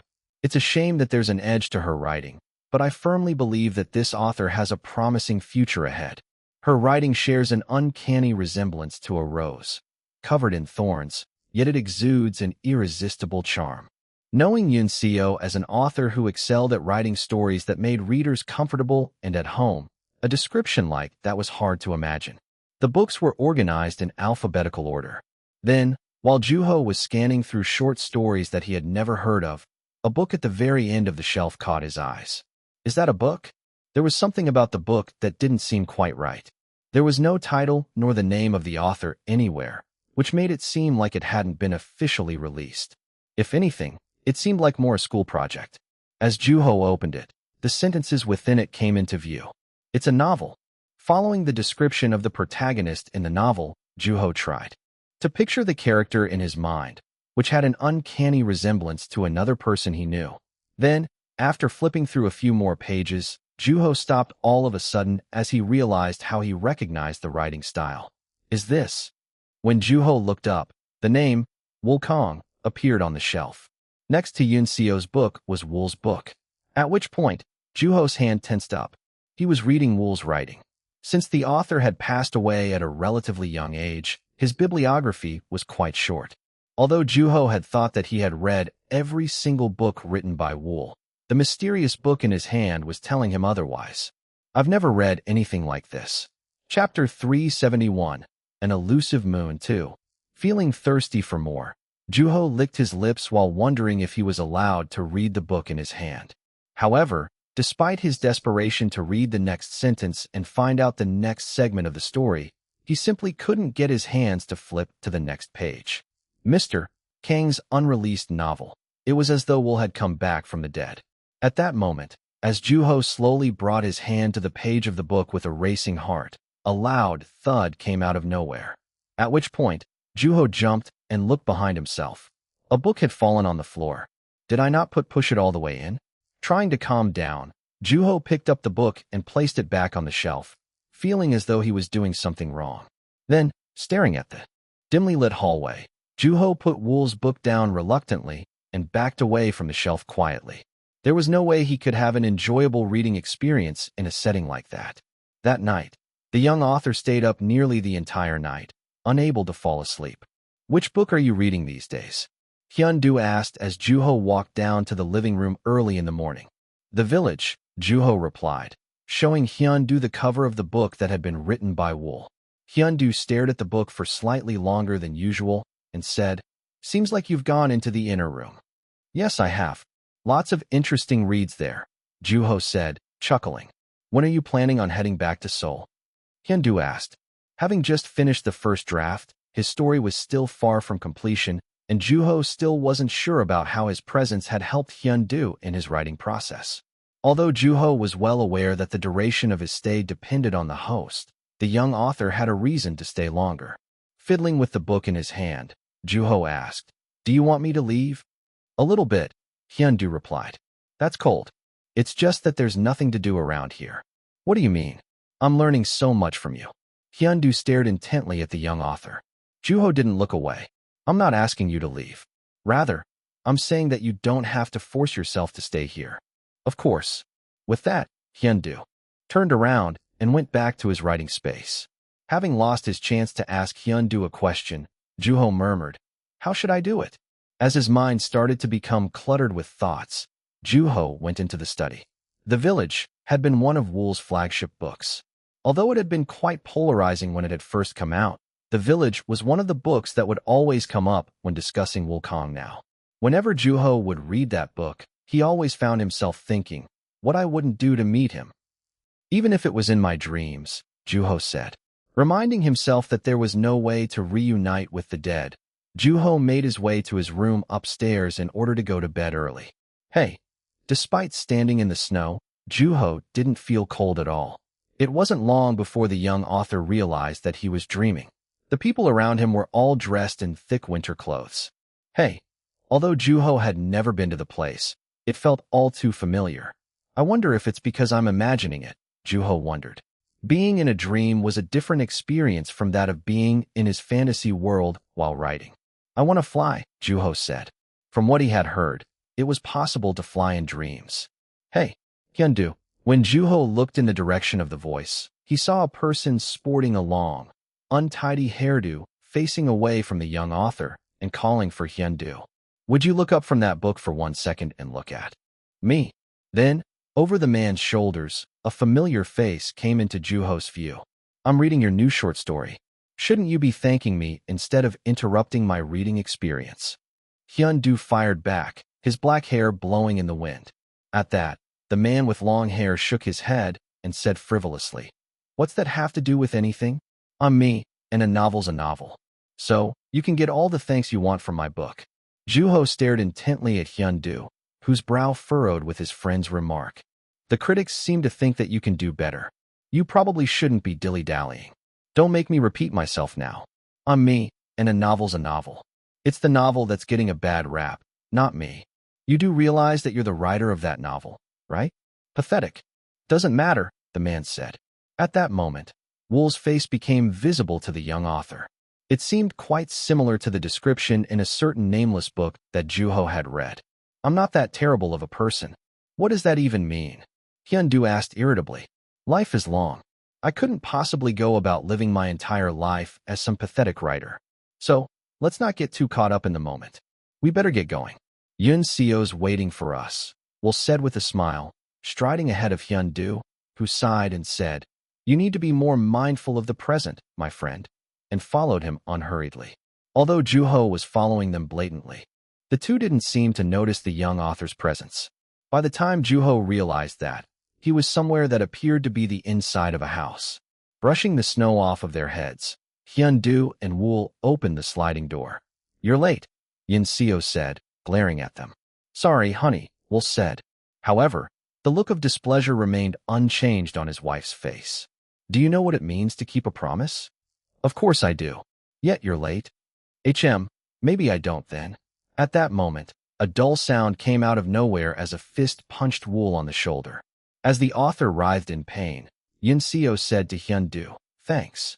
"It wasn't easy," Hyundu replied, sighing and taking a seat, his nose slightly red from the cold. Meanwhile, Juho watched the three quietly as they sat around a small table and had a drink together. The sliding door rattled with the gusting wind outside. "What are you looking at?" Hyundu asked, drinking the rice wine out of his bowl. When Juho looked into it, he saw it was about half empty. TL's note. In Korea, there are certain rice wines that are typically drunk in bowls. Yun-seo let out, looking toward Wool, who was staring intently at a certain spot in the room. Then, waving his hand, Wool said, "It's nothing. Is there a rat or something?" At that, Wool burst into laughter, his shoulders moving up and down as he laughed. "Definitely bigger than a rat," he said. Remaining unfazed, Yun-seo filled her empty bowl with rice wine. The three were quite the drinkers. Yet, they didn't seem to rush it. I guess that's how they usually drink, Juho thought.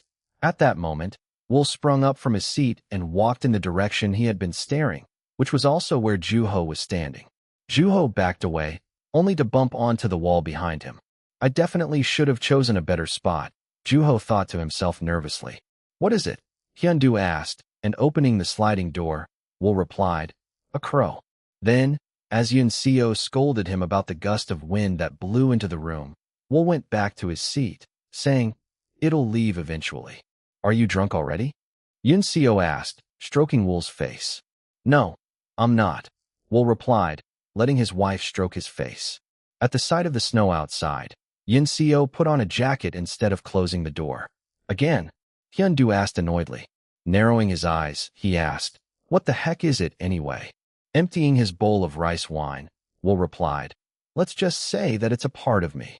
Whatever happened to I'm me, and a novel's a novel?" Hyundu asked sarcastically. "Humans are hypocritical by nature. But you contradict yourself all the time. We all have something that we wish weren't true. I'm no different. A genius writer like you? No different from us normal humans? How humbling." "No need to be sarcastic now," Wool said, patting Hyundu on the back forcefully. As Hyundu moved his hand away from him irritably, Wool cackled, coughing in between. "Did you catch a cold?" Hyundu asked nonchalantly. To which, Wool replied, also in a nonchalant manner, "Maybe it's because it's cold out. That's what you get for leaving the door open in the middle of winter. I just felt bad that it was stuck here. There's nothing there. We're the only ones stuck here, freezing." Then, looking concerned, Yun-seo said, "Maybe you haven't been eating well? Should I eat something?" "Just drink some more and sleep it off," Hyundu said, and Wool brushed it off. "So, I heard something interesting while I was at the village." "The village?" Juho murmured inadvertently. "That's right, the village," Wool replied. Juho looked at him with a furrowed brow. Wool had been giving off the impression that he could see Juho. Then, he started telling the story of what he had heard, and Hyundu listened to him with eyes filled with interest. "So, there's this dog that belongs to a certain family that killed a horse that belonged to another family. You know horses aren't exactly cheap, so the dog's owner played coy, saying that it wasn't their dog that had killed the horse.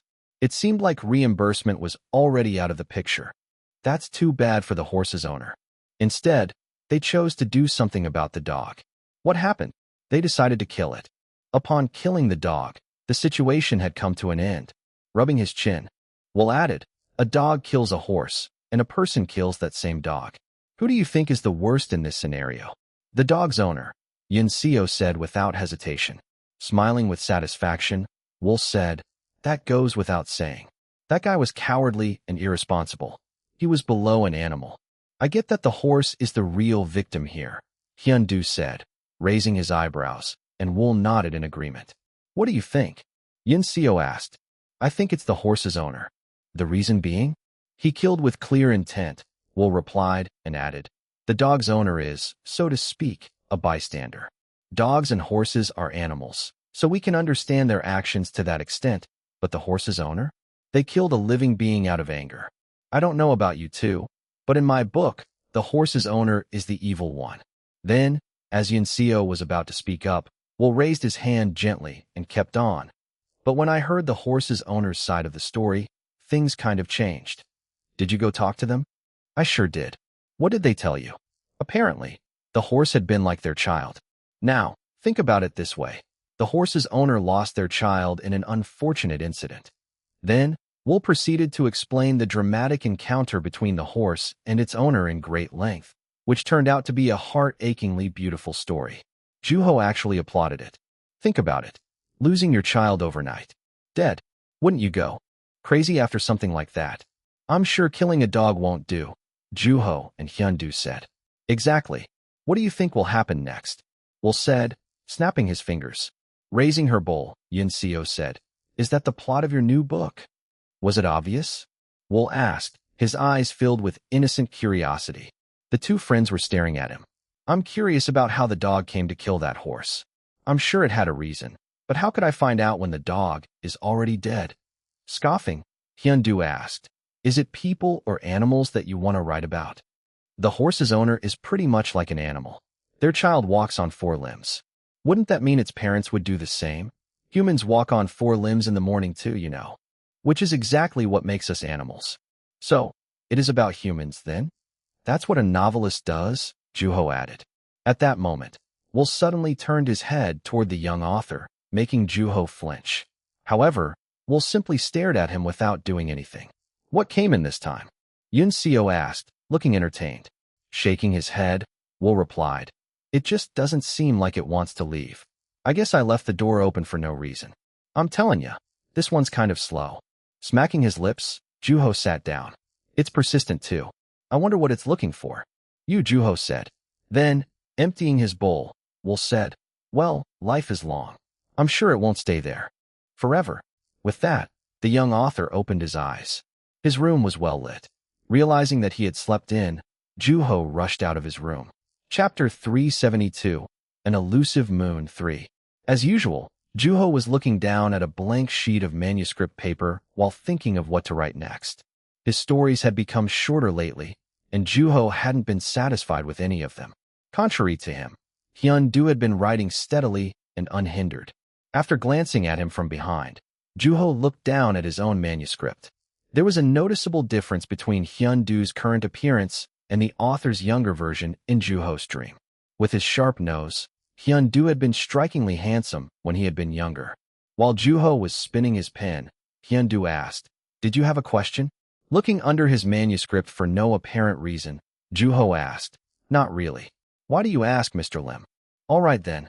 Then, right as Hyun-do was about to go back to writing, Juho brought up what he had been meaning to talk about with Hyun-do. So, I had an unsettling dream last night. At that, Hyun-do stopped what he was doing, turned toward the young author, and gave Juho his full attention. At which point, Juho wondered if he was taking Hyun-do's time.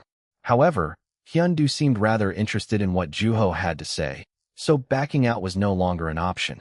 In the end, Juho ended up giving Hyun-do a brief summary of his dream. So, what was in your dream, huh? Hyun-do asked, sounding delighted for some reason.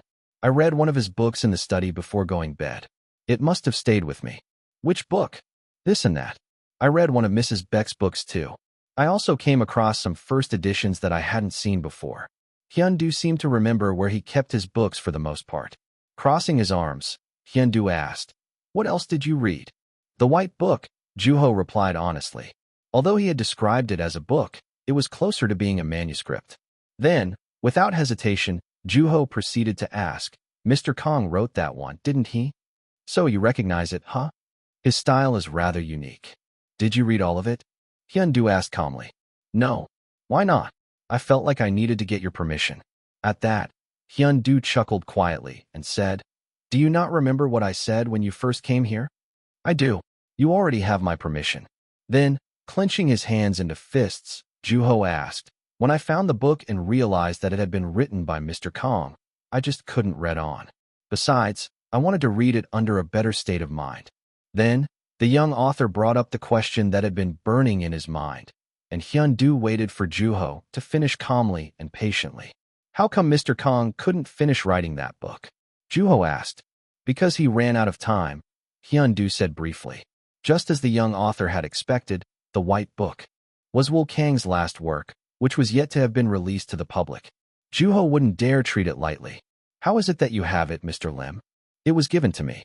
I was asked to finish it on Wool's behalf. By whom? Yun Seo. Did she not want to write it herself? It makes her sad, Hyun-do said, rubbing his temple. Did you not finish it for the same reason? Hyun-do remained silent that time. While Juho was able to understand, the young author couldn't empathize with Hyun-do. Lowering his hand, Hyun-do asked, if you were in my shoes, would you have done it? Yes, I would have. I'm me, and a novel is a novel. He used to say that all the time. He would have led a happy life even if he hadn't been a writer, but I can't say the same for myself. What do you mean? Juho asked. Seeing the manuscript in front of Hyun-do, and his blank sheet of manuscript paper after that, Joo-ho felt small. It means that without my writing, I was nobody. Without work, there's no way to get recognized. At which point, one would be reduced to a pathetic human being. The thought of losing my work makes me feel dreadful because I don't have any other place where I belong. I wouldn't have a way to prove myself. That's not true, Joo-ho said. He knew for certain that Hyun-do was different from him, which was why he looked up to Hyun-do so much. That's what I used to tell myself. The fact that Hyun-do hadn't finished Wool's book was proof of that. Knowing that, Joo-ho clenched his lips. After the death of his friend, Hyun-do had started to prioritize his own emotions and make them the source of all his actions. In doing so, Hyun-do was able to abandon the moniker of fellow author and remain Wool's friend. But you would have written it. Yes, I would have, Joo-ho said, repeating the same answer. As Hyun-do looked at the empty sheet of manuscript paper in front of Joo-ho, the young author did the same. Do you want to give it a try? Hyun-do asked. At that, Joo-ho lowered his head slowly and shook it, saying, I don't think I have what it takes. Something tells me you do. You flatter me, Mr. Lim. If Wool had actually finished it, what do you think the book would have looked like? Joo-ho couldn't answer that question. He had never met or spoken to Wool, let alone read his book until the end. I couldn't possibly know that, Mr. Lim, especially when you don't know the answer yourself. Hyun-do remained silent for a little while. Then, when he opened his mouth to speak, the subject took a sudden, different turn. I did try, Hyun-do said, looking out in the distance. I tried to finish writing the book, but I couldn't. I was even more inexperienced back then. I didn't know how to fight the wave of emotions that came over me. Well, I'm sure you could now. But I won't, Hyun-do said, his now white hair blowing in the breeze. Locking eyes with Hyun-do, Joo-ho bit down on his lip. I need some time to think. To which, Hyun-do nodded and said, Would you let me know before you leave this place? I will. When the house was engulfed in darkness, Joo-ho made his way into the study. That time, it was much easier to take hold of the white book. Taking a deep breath, the young author opened the book, asking himself when the last time he had felt so nervous about reading a book was. Mr. Kang's last book. By default, Wool's books tended to contain hopeful messages. Almost all of his stories had a happy ending. Even a gritty book like The Village turned into the most humorous and satirical story. Wool's depiction of poverty had little to do with lack of wealth, and that was what had set him apart as an author. Destroyer. He was the very first character to appear in the novel. With an appearance similar to Wool's, the character suffered from aspermia. Often depressed, timid, and struggling with his compulsive personality, Destroyer tended to be hands-off when it came to interpersonal relationships. Even the most trivial things would often become sources of worry and anxiety. On top of that, the character had a wish that he could never share openly with another person, something closer to an impulse. I want to do something that I can never undo. The character made a living altering and repairing leather items. During his 2-decade career, there had never been a single item the character hadn't been able to repair. However, Destroyer belittled his career. In his mind, things that could be undone or reversed were unstimulating. Similarly, he was turned off by anything of dubious quality. To Destroyer, being unable to distinguish when something was real or not was less than charming. Joo-ho swallowed nervously as the story brought in yet another character. Suffering from a terminal illness, the character came into the shop with a request for a repair. With their encounter, the character caught on to Destroyer's unspeakable desire. Do you know what euthanasia is? The protagonist received an irresistible offer, and that was where the story came to an end. Desperate to know what came next and how the story ended, Joo-ho clasped his head. At that moment, makes you desperate, doesn't it? A voice came from behind him. When Joo-ho looked up and back, he saw Hyun-do standing by the door with his arms crossed. He said, he died a week after writing that sentence. Joo-ho quietly brushed his hand across the last sentence of the book, feeling as though he needed to continue writing immediately. Wool had to have had the next scene in mind before he died. I remember asking him how the story ended, Hyun-do said, approaching the young author and reading the book over his shoulders. But he never told me. Why not? He probably wanted to tease me. Joo-ho's mouth parted open at the unfortunate development. Seeing the look on the young author's face, Hyun-do chuckled. Do you think Mrs. Beck would know? Juho asked. He wanted to tease her too. Seeing that Juho clearly had a lot to say, Hyundu nodded and said, "He's a character." As Juho looked up at Hyundu, a thought occurred to the young author. What if this is a form of lingering attachment? The reason Hyundu had turned the incomplete manuscript into a book had to be because he wanted to see it get made into a book. A book only became a book when it was wanted by another person, and as the only person aside from Yunseo who knew about the existence of the White Book, Hyundu had to have wanted that manuscript to get made into a proper book at one point. Rather than bringing up his thoughts, Juho remained quiet. "So what did you think?" Hyundu asked, sounding somewhat excited. Rubbing his eyebrows, Juho replied, "I thought the intro was very unlike him. It is rather heavy."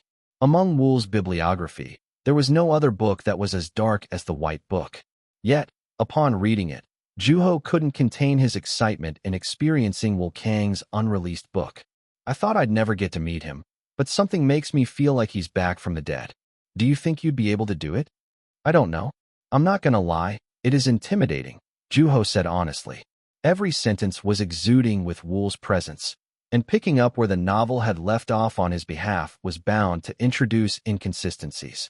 It seemed impossible to become one with his writing, and the sentences also gave off the impression that it didn't want to be tampered with. On top of that, Juho couldn't get a grasp of the direction of the story, no matter from which angle he looked at it. It seemed to him like Hyundu or Yunseo would be the only people capable of finishing the book. "I don't think I can do it," Juho said. However, pretending not to have heard it, Hyundu turned around and said, "There's time, so think through it some more." One tends to be their most emotional self immediately after reading a book. Left alone in the study, Juho remained there, not moving a muscle for quite a while. "I'd be lying if I said that I'm not tempted." Then, setting the White Book aside, Juho took out every single book that bore the name Wukong on it. "Are you planning on going back to the study?" Hyundu asked after calling him out. To which, Juho responded with an awkward smile. "Probably. I had the sudden urge to read through Mr. Kang's entire bibliography." With a nonchalant look on his face, Hyundu revised his manuscript while the young author immersed himself in reading. Reading both Wool's writing and Hyundu's writing, which was close to completion by that point, Juho was awash by a wave of irresistible emotions. "This is no joke," Juho said, looking out into the ocean at night and sighing deeply. As the sound of waves breaking in the distance, he felt his feet sinking deeper into the sand. The water was completely engulfed by the dark by that point, which had an uncanny resemblance to the White Book. After getting out of the water, Juho shook the sand out of his shoes. Breathing in the night air, Juho felt slightly more at ease.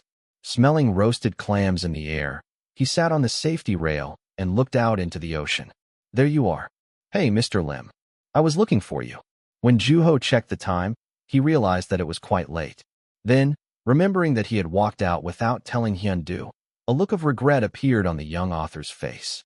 Catching on to that, Hyundu said, "Sometimes, I come out to the beach at night too." Engulfed by the dark, the water was completely black. Juho looked at the people walking on the beach while enjoying the unique atmosphere of the beach at night. Sighing, Juho said, "Whenever I see you write, I also find myself getting anxious to write." "Isn't that what you did?" "It's still not enough. My hands are still itching to write, and I just can't seem to feel satisfied by what I write." Chuckling quietly, Hyundu said, "You know, Will had that exact same look on his face." "Is that why you suggested I pick up where he left off?" Juho asked. "No, not necessarily," Hyundu replied. "Then, what was your reason?" Leaning against the safety rail, Hyundu said, "You were running toward the water." Chapter 373, An Elusive Moon 4.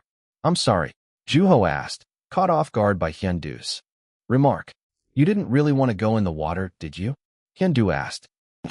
"When I saw you dropping the clams in your hands to jump in that water, you reminded me of Wool.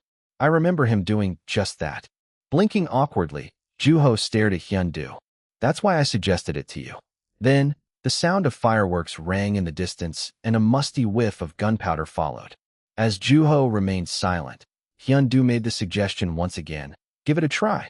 Just like when they had been at the beach. Resisting the urge to say yes, Juho gathered his breath and said, "Frankly, I want to say yes." As soon as I started reading that book, I felt that I needed to finish it. However, the young author hadn't acted on his impulse. But something told me that it isn't that simple. Well, if that's what you think, then so be it. So, have you made up your mind? Yes, I have, Juho said, brushing his hair up. There were no certainties. His mind was still in disarray, even when he opened his mouth to speak. Nevertheless, the young author forced himself to give the answer. I'll do it. Your reason being? Because I want to. Hyun-do chuckled at the young author's rather unremarkable answer. The next day, Hyun-do packed his bag and made his way to Seoul for the first time in a long time. Looking at the road filled with cars, Juho walked with Hyun-do, who whispered to him, "You might want to look forward when you walk. They're selling steamed corn over there," Juho said, looking toward an old lady who was setting up her cart. Remaining unfazed, Hyun-do went ahead. When Juho walked past the old lady, he realized that the pile of steaming corn smelled somewhat different from the one in front of the grocery store near Hyun-do's house. "I'm getting nervous." "About?" "You know, Mr. Lim." After Hyun-do had promised the young author that he would show Juho the handwritten manuscript of the White Book, Juho headed to Hyun-do's office in Seoul in order to receive the manuscript from him. Although Juho was carrying a large bag along, the thought of seeing Wool's handwritten manuscript made Juho forget all about the inconvenience of having to drag it around. "You might not want to get your hopes up." "How can I not?" As Hyun-do walked with his hands behind his back, Juho asked while following him quietly. "Can I really go there, though?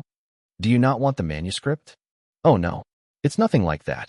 Juho remembered Hyun-do's phone call with his editor prior to coming up to Seoul. They had made plans, which meant that the young author would most likely run into the editor if he were to go with Hyun-do. "I hope I'm not intruding on anyone," Juho said. "You're not. Besides, you won't be staying for that long." "That is true. It'll be fine. My editor wants to meet you too." "Is that right?" Hyun-do's editor was the editor-in-chief of one of Zelkova's competitors. Juho still remembered the disappointed look on Nam Kyung's face after losing a contract to a competing company. For the time being, as Hyun-do calmly led Juho through the building, Juho followed him without question. "Is it here?" The office looked quite different from his residence at the beach. However, the atmosphere was nearly identical, achromatic. At that moment, "Pleasure to meet you." A voice greeted the young author as Juho stepped into the office. When he looked toward the voice greeting him, he saw a man sporting a peculiar-looking mustache. As the editor handed the young author a business card, Juho glanced at it and put it in his pocket. With a big smile on his face, the editor said, "I've tried to get a hold of you a number of times, even when I didn't know what you looked like." "Yes, I remember turning down all manuscript requests back then," Juho said. He still recalled being bombarded with manuscript requests when he had just debuted as an author. Of course, he had had various reasons to turn them all down. "It was like going through a breakup," the editor said. "Come grab a seat, you two." It wasn't until Hyun-do offered the two a sit that Juho was able to set his luggage aside. Puzzled by the luggage, the editor asked, "Are you coming back from a trip?" "Yes," Juho said, trying to be deliberate with his words. Then, the editor said in a friendly manner, "You must like to travel. I was in Siberia, getting a train tour of the place. It was amazing." "You don't say? Where did you go, Mr. Wu?" Juho looked toward Hyun-do as though seeking advice on how to answer that question. However, Hyun-do looked at the young author as though it didn't matter. "I stayed with Mr. Lim for a little while," Juho said hesitantly. Juho noticed the editor's mustache changing shape. "You mean at Mr. Lim's residence?" the editor asked. "Yes," Juho said, hoping that they were thinking of the same place.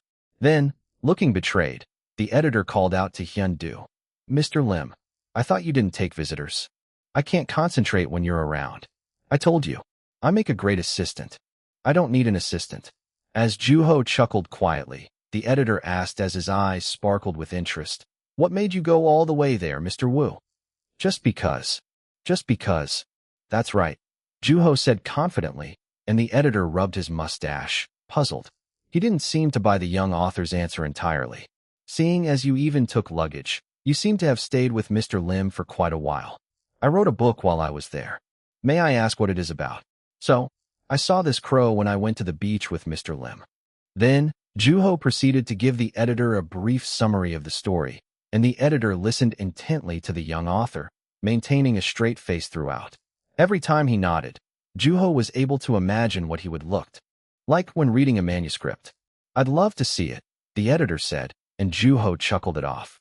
However, the editor seemed serious. "You know, Mr. Wu, we've been meaning to have you here for a while now. I appreciate that.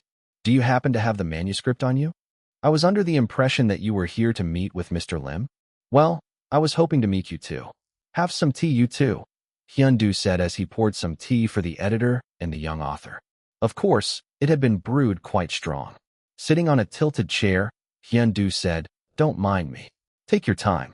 Mr. Lim, it might not be such a terrible idea to get all the discussion out of the way today." Looking embarrassed, the editor scratched his head.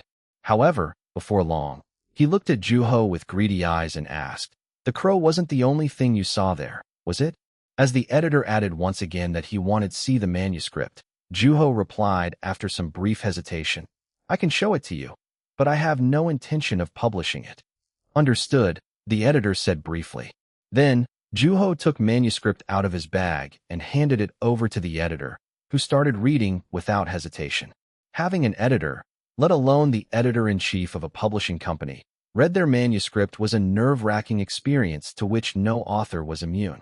Rubbing the back of his neck, Juho said to Hyundu, "I guess I'm going first." "It's fine. I have all day," Hyundu said, drinking his tea unhurriedly. In order to mask his anxiety, Juho also drank his tea, trying to remain as quiet as possible as the editor read through the manuscript. The silence continued for quite some time, and the editor's mustache stayed hidden behind his hand. Then, looking up from the manuscript, the editor asked, "Have you ever considered working with?" "I'm sorry. I have no interest in releasing that story." "May I ask why?" "I have another story to write." "Well, that's a good news. Could you tell me what it's going to be about?" Again, Juho looked toward Hyundu, and he gave the young author the same look he had given him a moment before, as if saying he trusted Juho. So, Juho hesitated, struggling to get the words out of his mouth. Taking a deep breath, Juho mustered up the courage to speak. "I took on the task of finishing Mr. Kang's manuscript, his last book before he passed away." At the young author's unexpected response, the editor's jaw dropped open and his eyes widened. Getting uncomfortably close to Juho, he said, "His last book? Incomplete." The editor's cluelessness was fully justified because the white book had never seen the light of day. At that moment, the editor reached over to Juho and grabbed his arm with a look of determination. We have to talk." At that, Juho realized that it would be a while longer before he got his hands on Wool's manuscript. "All done?" Hyundu asked as he came in through the door. Leaning back on his chair at the same time, Juho said, "Well, I guess that's it then." Judging from the editor's rolled-up sleeves, the conversation between him and the young author seemed to have been quite fierce. As Juho wrapped his warm neck with his hands, the editor wore a big smile on his face. "We'll settle for the crow." In the end, the editor couldn't convince the young author to work with the company, but only for the project of finishing Wool's work. Impressed by the editor's go-getter attitude, Juho had given up on another point. "Thank you, Mr. Wu," the editor said, smiling while frowning slightly as though he had hoped for a better result. "Thank you," Juho replied. The company was more than willing to work with the young author and make tempting offers. Although Juho had had no intention of releasing The Crow initially, as they talked, he eventually came to realize that he wanted to work with the editor. Since Juho already had enough on his plate, he agreed to publish The Crow instead of the white book through the company. After making plans to meet again in the near future, Juho left the office.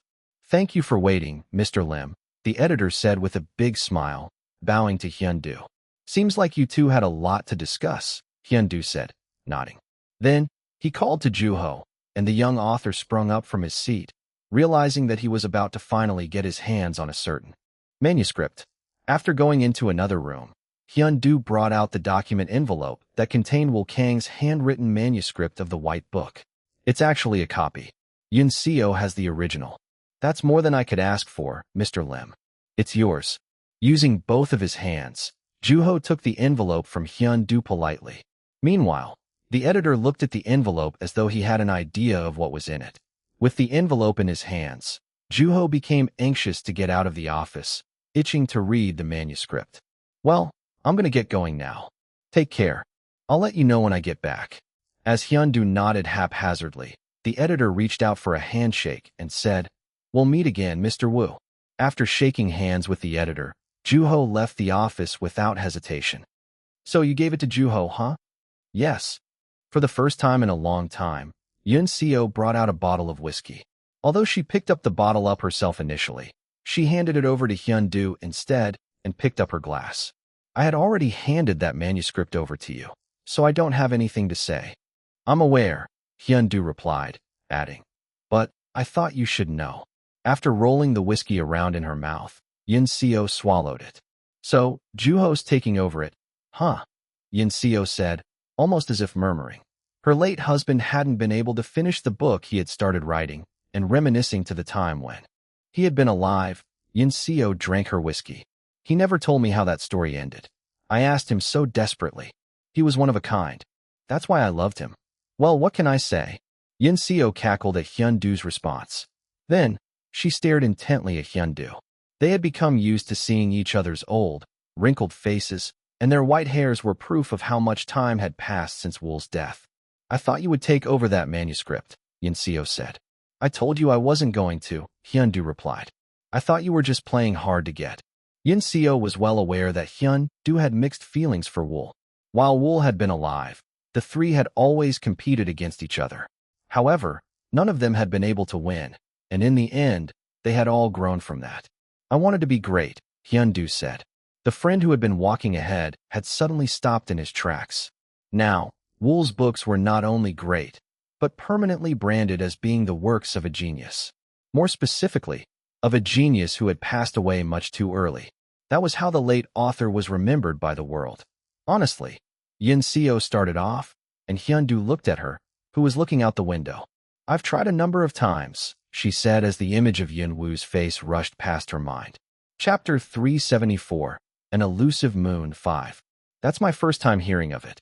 "That's because I never told anyone," Yun Seo said, swishing the whiskey around in her glass for no apparent reason, reminiscing to the time when she would drink with her husband and Hyundu. When Wool had been alive, he had had a habit of bragging confidently as though he feared nothing, like a child who knew nothing about failure. However, life had taken a sudden turn, and he had been diagnosed with tuberculosis. To that day, Yun Seo still had vivid memories of the wave of emotions from that time. "But I just couldn't do it." "Why not?" "I miss him too much." Hyundu smiled at Yun Seo's response. Then, she looked down at the original copy of her late husband's manuscript, which she had brought out for the first time in a long time. No matter how hard she had tried, she simply hadn't been able to make progress with the story. Perhaps it had something to do with the description of the protagonist and his appearance, or the dark, heavy introduction that was out of Wool's character. I kept finding myself wanting to write a different story. Whenever I would try to work on the manuscript, I would catch myself getting distracted by another story written by another person. "So, I just gave up altogether," Yun Seo said cheerfully. "That rascal. He had to have already known," Hyundu said. Then, as Yun Seo quietly drank her whiskey, he added, "That's why he never told you how the story ended, to keep you guessing for the rest of your life." What a jerk, right? Putting a rock of ice in her glass, Yun Seo poured herself another glass of whiskey. As she rotated the glass in her hand, the ice clattered against the wall of the glass. When Hyundu glanced at it, Yun Seo stopped moving her hand and said, "But something tells me that I would have never figured it out." Hyundu looked at Yun Seo while resting his temple on his fingers. He had to have thought that one of us would finish the story for him. He probably didn't say anything because he wanted to see another person's touch alongside his sentences. Then, I suppose he failed miserably. "I guess so. Seems like we liked Wool a lot more than he thought," Yun Seo said, and Hyundu shook his head emphatically, appearing disgusted. Yun Seo laughed cheerfully. She was starting to look drunk. "I welcome the fact that he failed, but I can't agree with you on that," Hyundu said. "Come on, let's be honest here. We've already had a drink or two," Yun Seo replied. "You mean you had a drink?" With that, Hyundu relaxed his body. As his head lowered, his hair also came down. "I wonder how Yun Wu will go about this," Hyundu said. "What are you expecting from him?" "That's a big burden." Yin Seo asked, bringing up the question she had been meaning to ask. Nothing. I did it out of impulse, Hyun-du said nonchalantly. Out of impulse? You.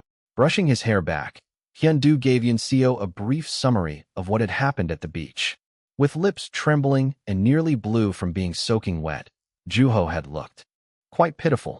However, the young author hadn't hesitated for a moment to jump in the water. Watching him run toward the water in an attempt to save the drowning people, Hyun-du had thought that. I felt like I could forgive him, no matter what he wrote. That had been the same feeling Hyun-du had felt when he had met Wool as a young author. As if Hyun-du had come across old music on the street, the young author tended to provoke a sense of nostalgia within Hyun-du. So, I don't regret my decision. I won't have to, Hyun-du said, looking relieved.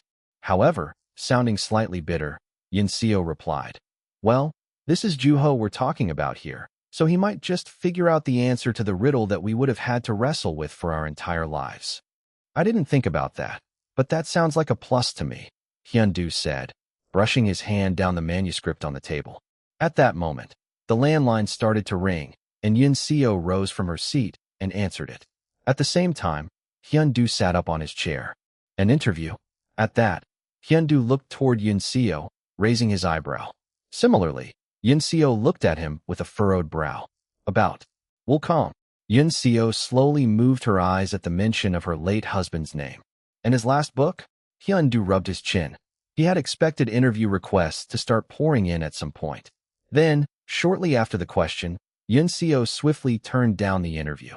Meanwhile, Hyun-du thought of Juho, the author who would be following in Wool's footsteps. This won't be easy, Hyun-du murmured as if the matter was out of his hands. Well, I didn't see this coming, Juho said while looking down at the manuscript, which turned out to be in terrible condition. I can't read a single word. Wukong turned out to have atrocious handwriting. It was so bad that Juho couldn't tell if it was Hangul, which even triggered the language acquisition device. There seemed to be an urgent need for interpretation. Before he knew it, the young author found himself referring to the White Book for that purpose. How did Mr. Lim and Mrs. Beck even read any of this? Juho thought, sighing. Well, it's still worth it. Despite the manuscript being completely illegible, Juho had found satisfaction in the fact that he was given the chance to work with Wool's manuscript, which held the late author's concentrated feelings within it.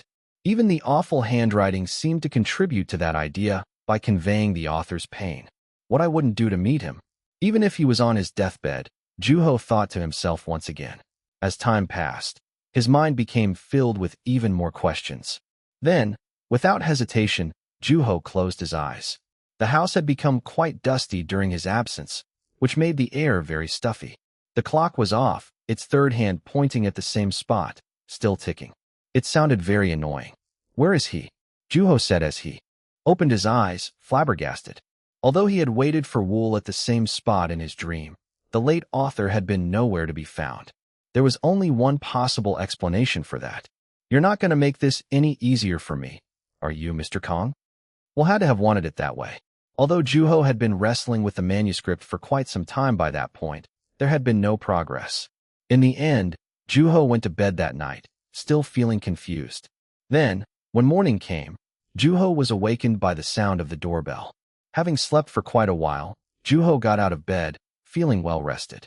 When he opened the door, an unexpected guest appeared on the other side of it. What is it? Juho asked, still rubbing his eyes. Meanwhile, the guest was glaring fiercely at Juho, who was still half asleep after having gone to bed late the night before. Why didn't you answer your phone? Seo Kwang asked. You called? I didn't know. Maybe it shut off, Juho said, remembering that he hadn't charged his phone in a while. Ignoring Seo Kwang, who was face-palming at Juho's lack of awareness, Juho moved aside and said, Come in. Hey. Yeah. Juho said with a cracked voice. Where is it? Seo Kwang asked, shaking Juho by the shoulders as if the young author owed him something. Cut it out. You're making my head spin. I just woke up. What are you looking for? Did you leave something here? No, Seo Kwang said in a suppressed voice, breathing in deeply, but appearing to have trouble calming down. What's with him?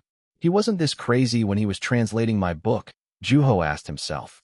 At that moment, Seo Kwang shouted all of a sudden, Where are you keeping Mr. Kang's last book? Suddenly feeling wide awake, Juho asked, "How do you know about that?" "You're the only one who's not aware," Seo Kwang said, growing impatient. Then, he took his phone out and showed it to Juho, pushing the screen up against the young author's nose. In order to get a better look, Juho pulled away from it. "Everyone knows that you stayed with Mr. Lim." At that, Juho snatched the phone out of Seo Kwang's hand. Just as the translator had said, there were articles being published in real time. Brushing his hair back, Juho handed the phone back to its owner and asked, "You hungry? How can you think about eating at a time like this?" "Okay then, more for me," Juho said nonchalantly, making his way into the kitchen.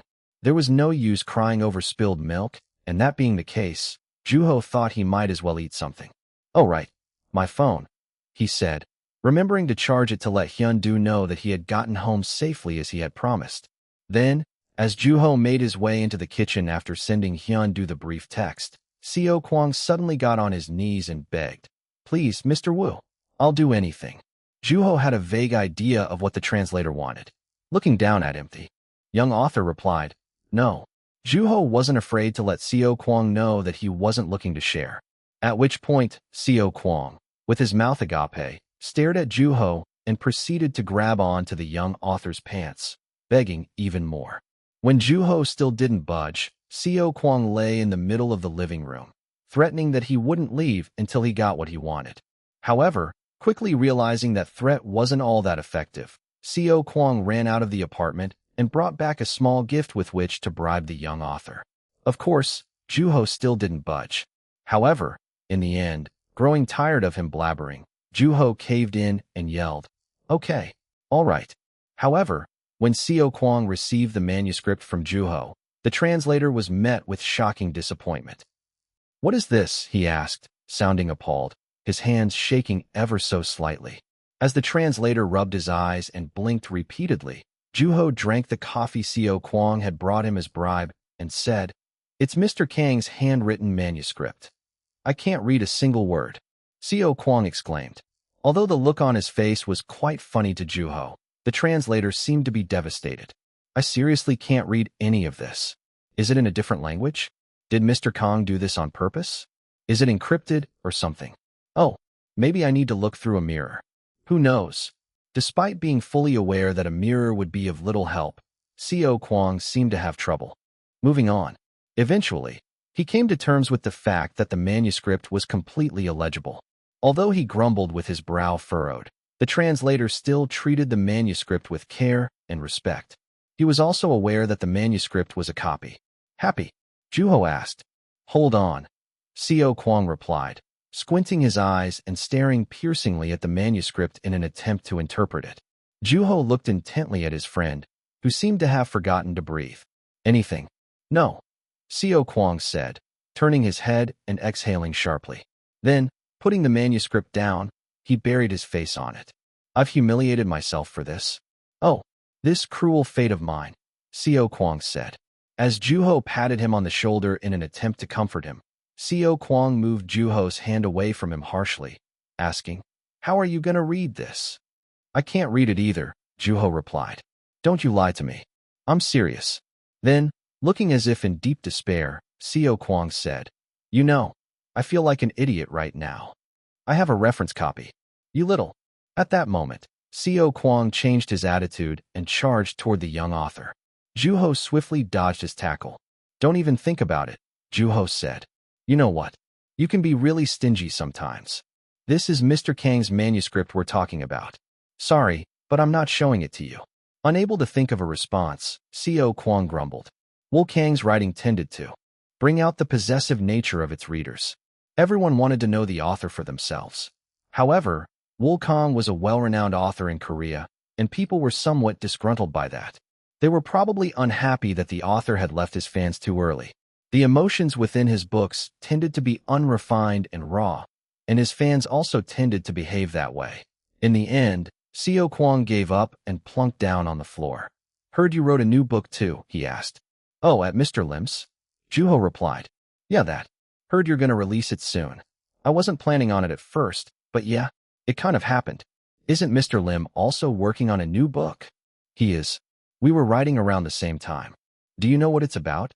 Of course. I saw his writing process in person. Then, tell me. You go by the book when it comes out and find out for yourself. I swear. There's nothing good about having an author for a friend. Seo Kwang murmured as if disgruntled by Juho's haphazard attitude. So, what's your plan? Seo Kwang asked. For what? I heard you're finishing Mr. Kang's book. Are you sure you can do it?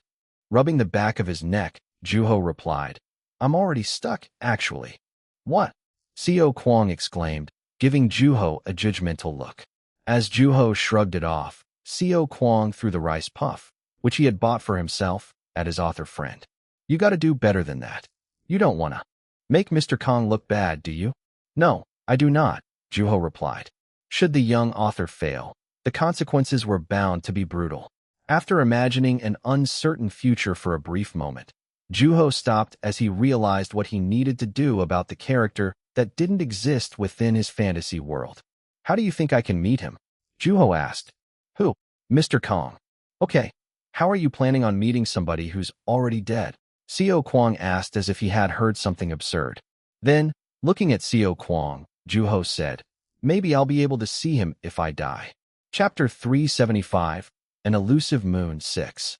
As the conversation started to steer in an unexpected direction, Seo Kwang felt a sense of crisis.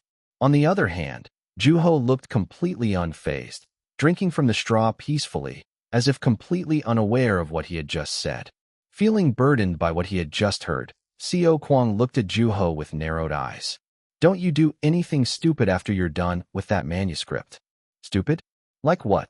Juho scoffed asked nonchalantly. However, Seo Kwang remained serious. Whenever I see you, I get the feeling that you'll die early.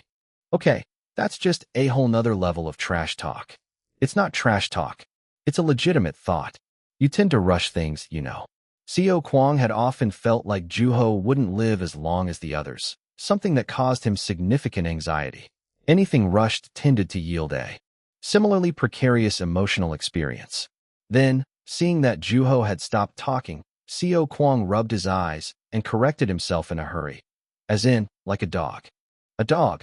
You know, they grow really fast. Seo Kwang said, feeling relief when Juho chuckled. Then, leaning back on his chair, Seo Kwang tossed the rice puff up into the air and caught it with his mouth. Glancing over at Juho, the translator said, Well, since you've already committed to it, you might as well give it all you got. What?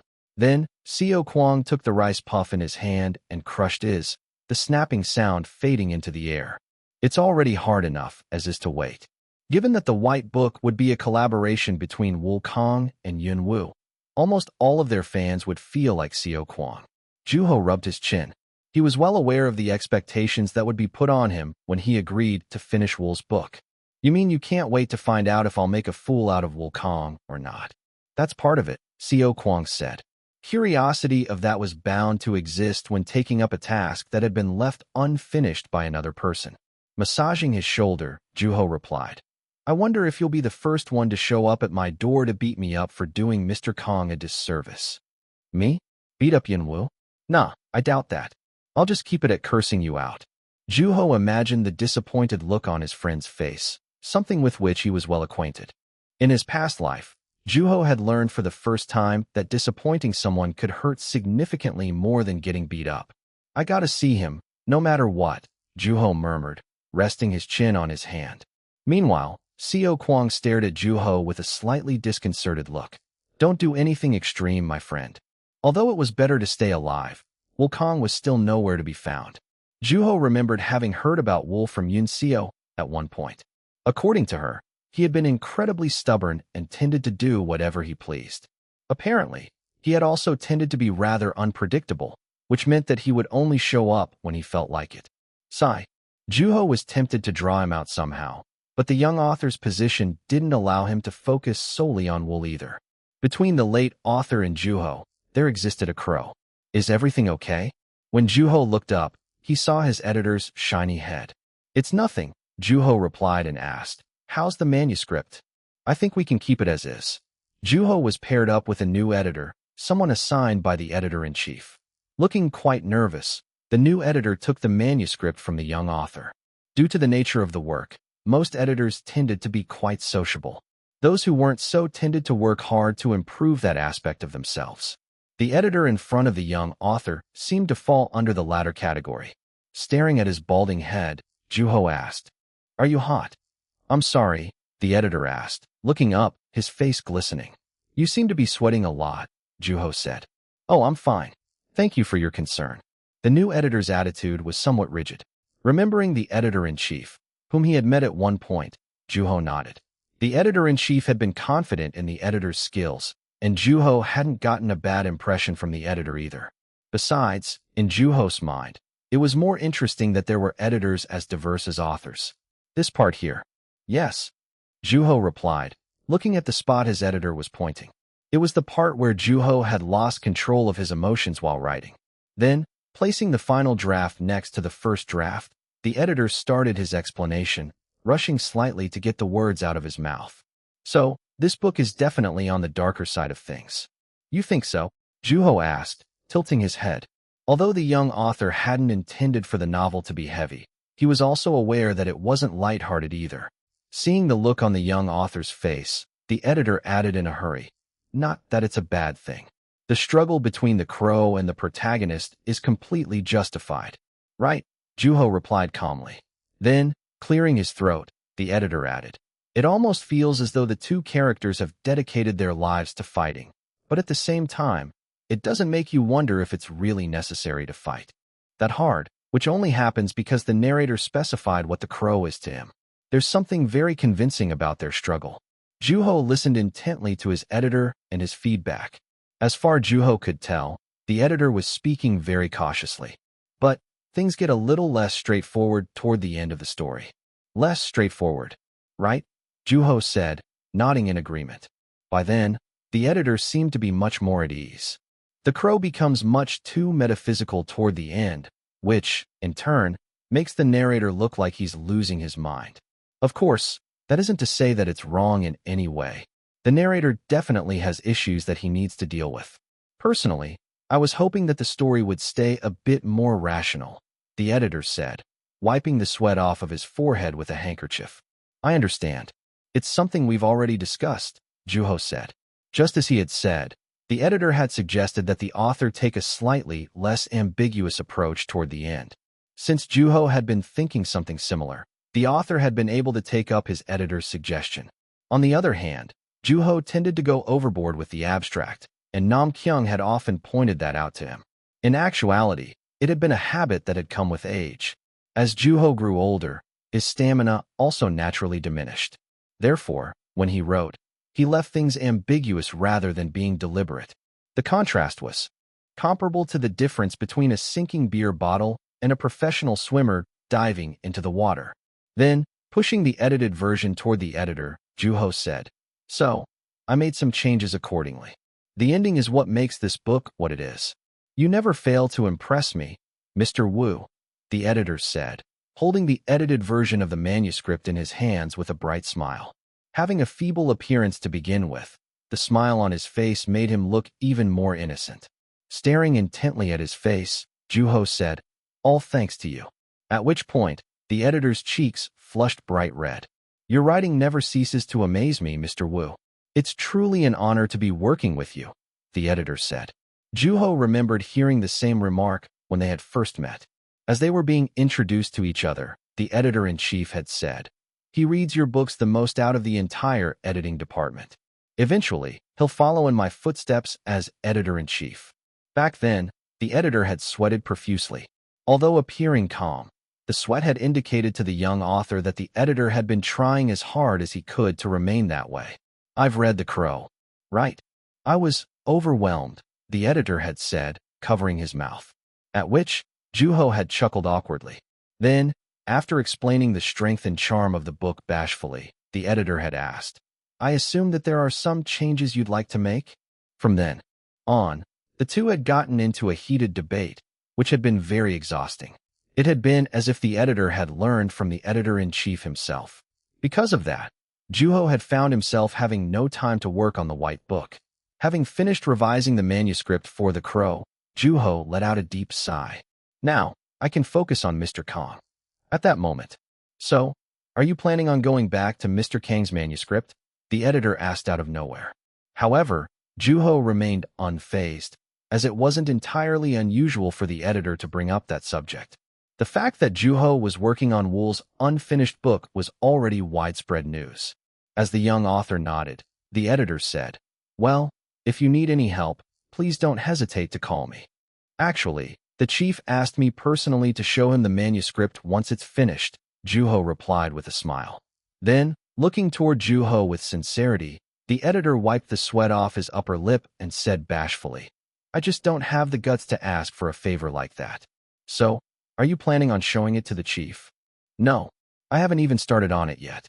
I can't make any promises just yet." At that, as if the answer had left him wanting more, the editor rubbed the back of his neck and said, "Break a leg, Mr. Wu." With that, as Juho rose from his seat, the editor offered to give him a ride, which Juho accepted. Juho waited for his editor in the underground parking lot. As several cars went past him, Juho stood with his arms crossed, lost in thoughts about the white book. Then, noticing the moon in the still blue sky, Juho stared at it dazedly. At that moment, a car came to an abrupt stop nearby. When Juho looked ahead, he saw somebody familiar getting out of the car in a hurry. Mr. Wu. He was a reporter who had interviewed Juho at one point. Remembering getting bombarded with questions by him, Juho sensed trouble, sighing internally and thinking, of all people, "What brings you here?" "I'm here on work-related business," Juho replied briefly. Nevertheless, the reporter still seemed happy to see the young author. Naturally updating Juho on how his life had been, the reporter started to investigate, at which point, the author realized that it was too late to run. "That reminds me, I was shocked when I heard about Mr. Wool's unfinished book. I didn't even know such a thing existed." "Me neither," Juho said. Whenever he would take a step back, the reporter would follow him even closer. "When I heard that you were working on it, though, I just couldn't contain myself." "Thank you," Juho said, trying to be sparing with his words, waiting desperately for his editor's car to arrive. "Are you working on it right now?" "No, not yet. Have you always been a fan of Wukong?" "How can one not be?" "Well, it's just that you've never mentioned his name before." Juho forced himself to answer the reporter, resisting the urge to sigh. However, the reporter didn't let up. "How is it staying with Mr. Lim?" "I've been very curious about that." "There's not much to be curious about. He invited me, and I went." "See, Mr. Wu. Every reporter knows how Mr. Lim can be. He's notorious for not taking visitors. I think you might be better off asking Mr. Lim himself," Juho said in an attempt to deflect the reporter's attention away from him. However, the reporter didn't budge, determined to focus on Juho. "How do you feel when you were invited?" "I was glad." "Wait, is this an interview?" "In that case, I'd much rather meet in an official capacity." "Well, not necessarily. But, are you saying yes to a potential interview?" "Not necessarily. As you're already aware, I have work to do." "It'll be just a minute, Mr. Wu. I won't publish anything." "As it should be. Especially if you want to interview me in the future," Juho said with a smile, and the reporter smiled as well, asking, "I assume that you've already read the book?" "Of course." Suddenly, the reporter asked desperately, "Could you please tell me what it's about? I'm a huge fan of Wukong. He was my hero growing up." With the corner of his mouth turned up, Juho replied, "I don't think so." At that moment, a car arrived, and Juho turned toward it. As Juho started walking toward it, he felt a hand clasp his shoulder, which was followed by a voice that said, "One last thing, Mr. Wu." "Yes. Isn't it a lot of pressure?" "What is?" Juho asked, playing coy, and the reporter clarified himself, finishing the job left behind by a dead author. Then, as if having caught on to the situation, the driver started to honk, which reverberated through the parking lot. Looking into the air for a brief moment, Juho replied, "Well, I had the urge to do it. What can I do?" With a brief goodbye, Juho got in the car and left. Meanwhile, standing in place, the reporter stared at where the author had been standing. Chapter 376, An Elusive Moon 7. Upon arriving home, Juho went straight to his room. There were scribbled notes about Wool's manuscript scattered about the desk. Little messy around here. After spending quite some time at Hyun-doo's residence writing, Juho felt the need to clean up his room, which was filled with boxes of various sizes and shapes and stacks of manuscript paper. "Maybe I should move the bed to the living room and make more room in here," Juho thought, shaking his head shortly in after. It's not bad as is. Then, sitting down, Juho immersed himself in thinking about Wool.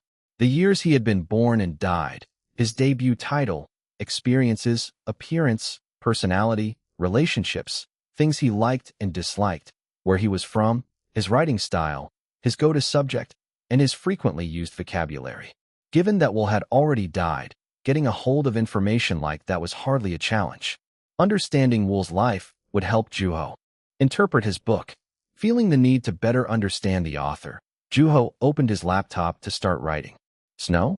Again, Juho murmured, looking up at the sky in a dream with which he was well acquainted by that point. Seeing as nobody was around, it seemed like Juho would have to wake up empty-handed, which left a bitter taste in his mouth. After looking around, Juho went into the building in front of him, entering a room through a sliding door, which was halfway open. There were traces of 3 people having sat at the table. Back so soon. That time, there was only one person in the room. Juho stared dazedly at the silhouette sitting against the wall, which was waving their foot instead of their hand to greet him. Typical. If Hyun-do had been around, that would have been the word that would have come out of his mouth. In the end, Wool finally showed himself to the young author. Laughing frivolously, Wool asked, "Drink," waving the bowl of rice wine. Staring at the milky liquid sloshing precariously in the bowl, Juho shook his head. Despite Wool's careless movements, the wine didn't spill over. "I don't drink." "Yeah, right." Juho stared at Wool, who was chewing on a dried squid leg without a care in the world. Sighing internally, Juho observed the author carefully. "Do you know who I am?" Juho asked. "I read your book," Wool said, cackling. Judging from his confident attitude, he seemed to know who Juho was, which made the young author wonder if Wool knew his secret. Nevertheless, Juho asked nonchalantly, "What did you think?" "It was all right," Wool replied unhesitantly. A profound sense of disappointment washed over Juho. However, completely unfazed, Wool looked intently toward the young author, who rubbed his hands together and said, "You must be pretty upset that I'm working on your book then." "Not really," Wool said, his chest puffing up and shrinking as he emptied the bowl unhesitantly. Wiping his mouth with the back of his hand, Wool said, "You see, I trust my friend's decision. And I don't have the same credibility," Juho said. "You're doing fine." Juho didn't find those words comforting at all. Wool seemed both warm and cold at the same time, and Juho was starting to understand why. He could no longer write, and he hadn't been able to for a very long time. "You don't seem well, Mr. Kong," Juho said. "Is that so? It must be the wine. Is your stomach upset at all?" Juho asked, and Wool remained silent, drinking his rice wine. "You've been having indigestion, haven't you?" At that, as if he heard something of interest, Wool's face changed all of a sudden. "Huh, are you a doctor or something?" "An author, actually. Would it have been better if I were a doctor, though?" "Not at all," Wool replied emphatically, pointing at Juho and saying, "You know exactly how I died. Yet, you give me that nonsense."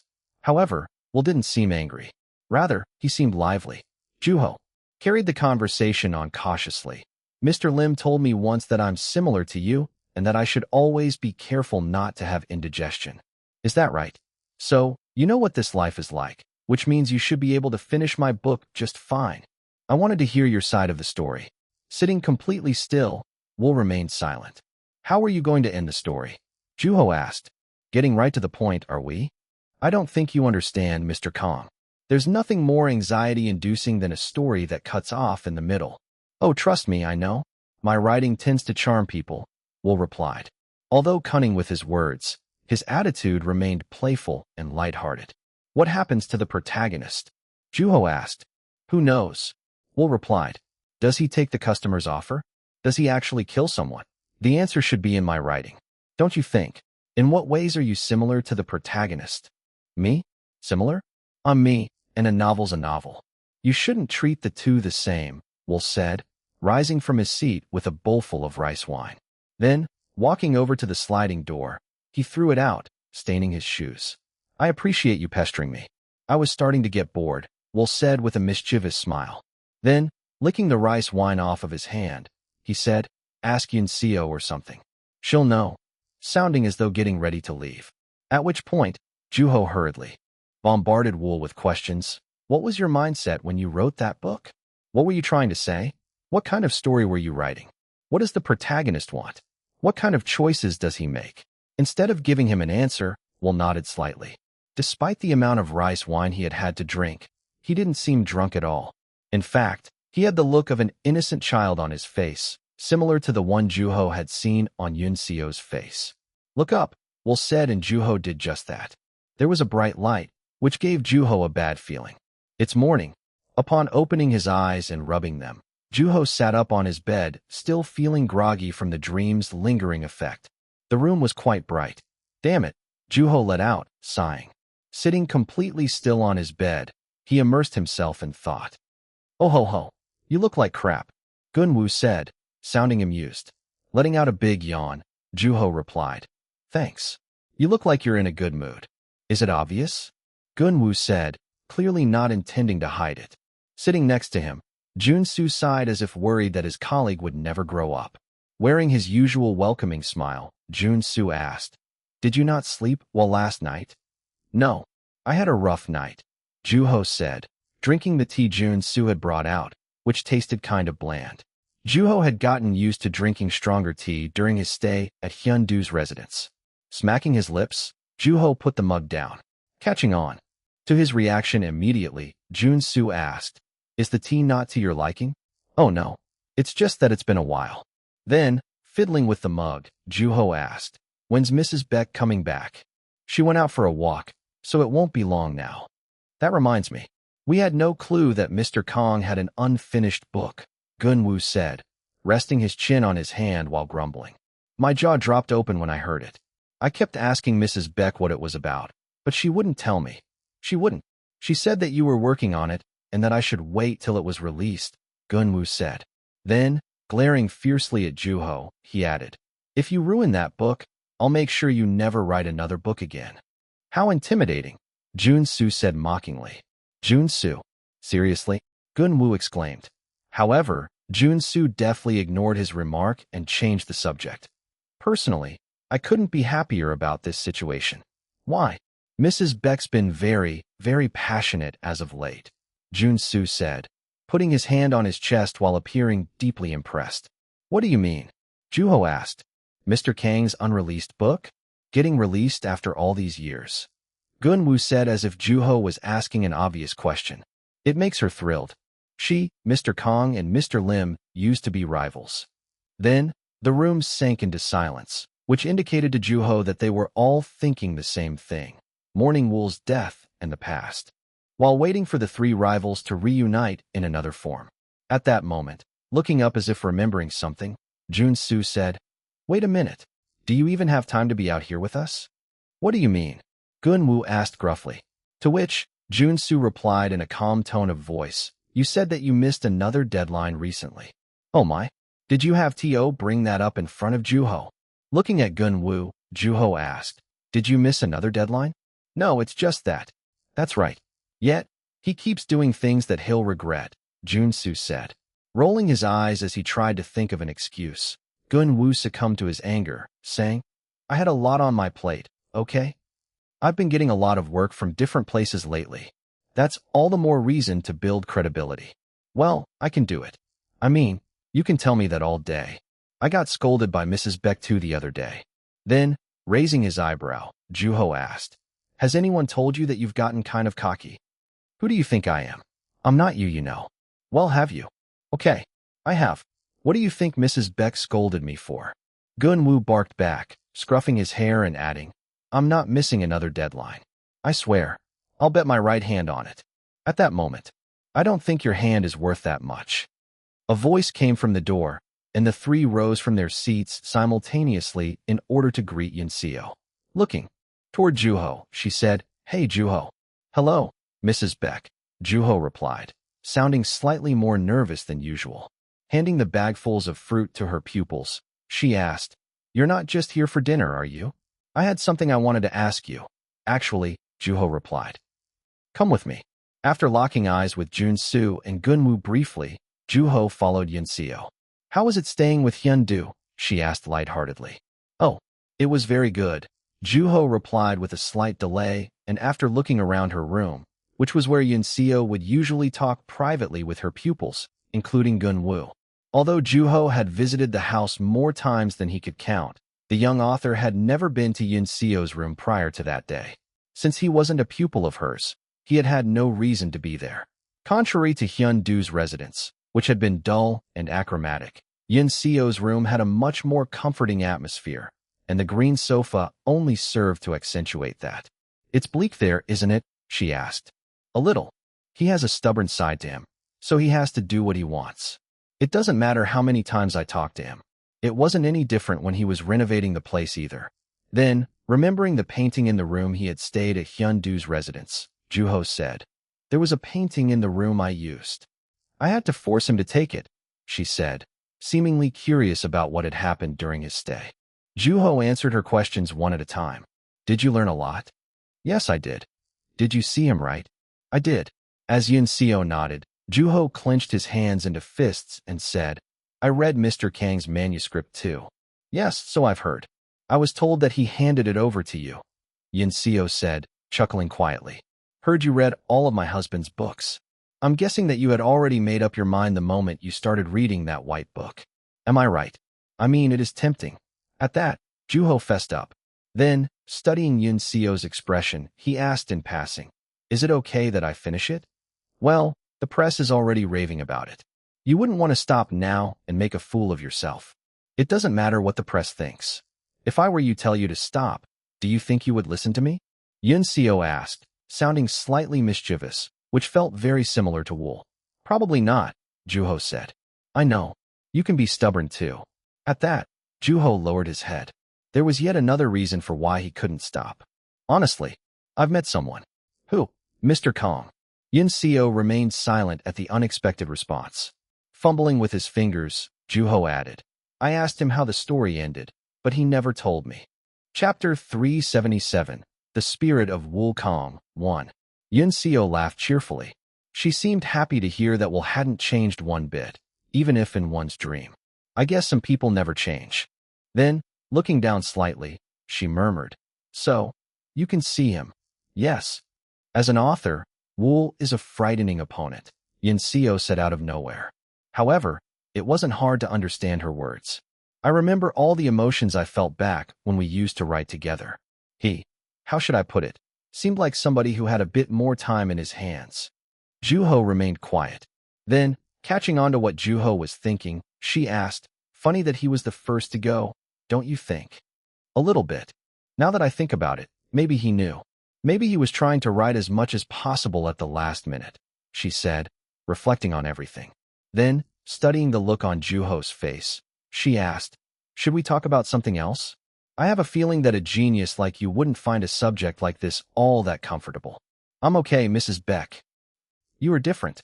At the same time, you are kind of similar to him." "Well, thanks to you. I knew that a day like this would come eventually. I wouldn't have known that this day would come, even if I were to be born again," Juho replied. "I'm looking forward to this very much, Juho." "Yes, ma'am. You're doing something neither Hyun-doo nor I could," she said, smiling as she stared intently at Juho. Juho had never seen Yunseo so competitive before. "So, I wanted to ask you about Mr. Kang's life," Juho said in a serious tone. "Ask away. I'll tell you everything I know," Yunseo replied. Affirmatively. Nodding, Juho brought up a thought, though his mind was still in disarray. Mr. Kong had an internal disease. Because he couldn't write? Yes. He was still good at what he did, wasn't he? When he was writing the white book, was he in a lot of pain?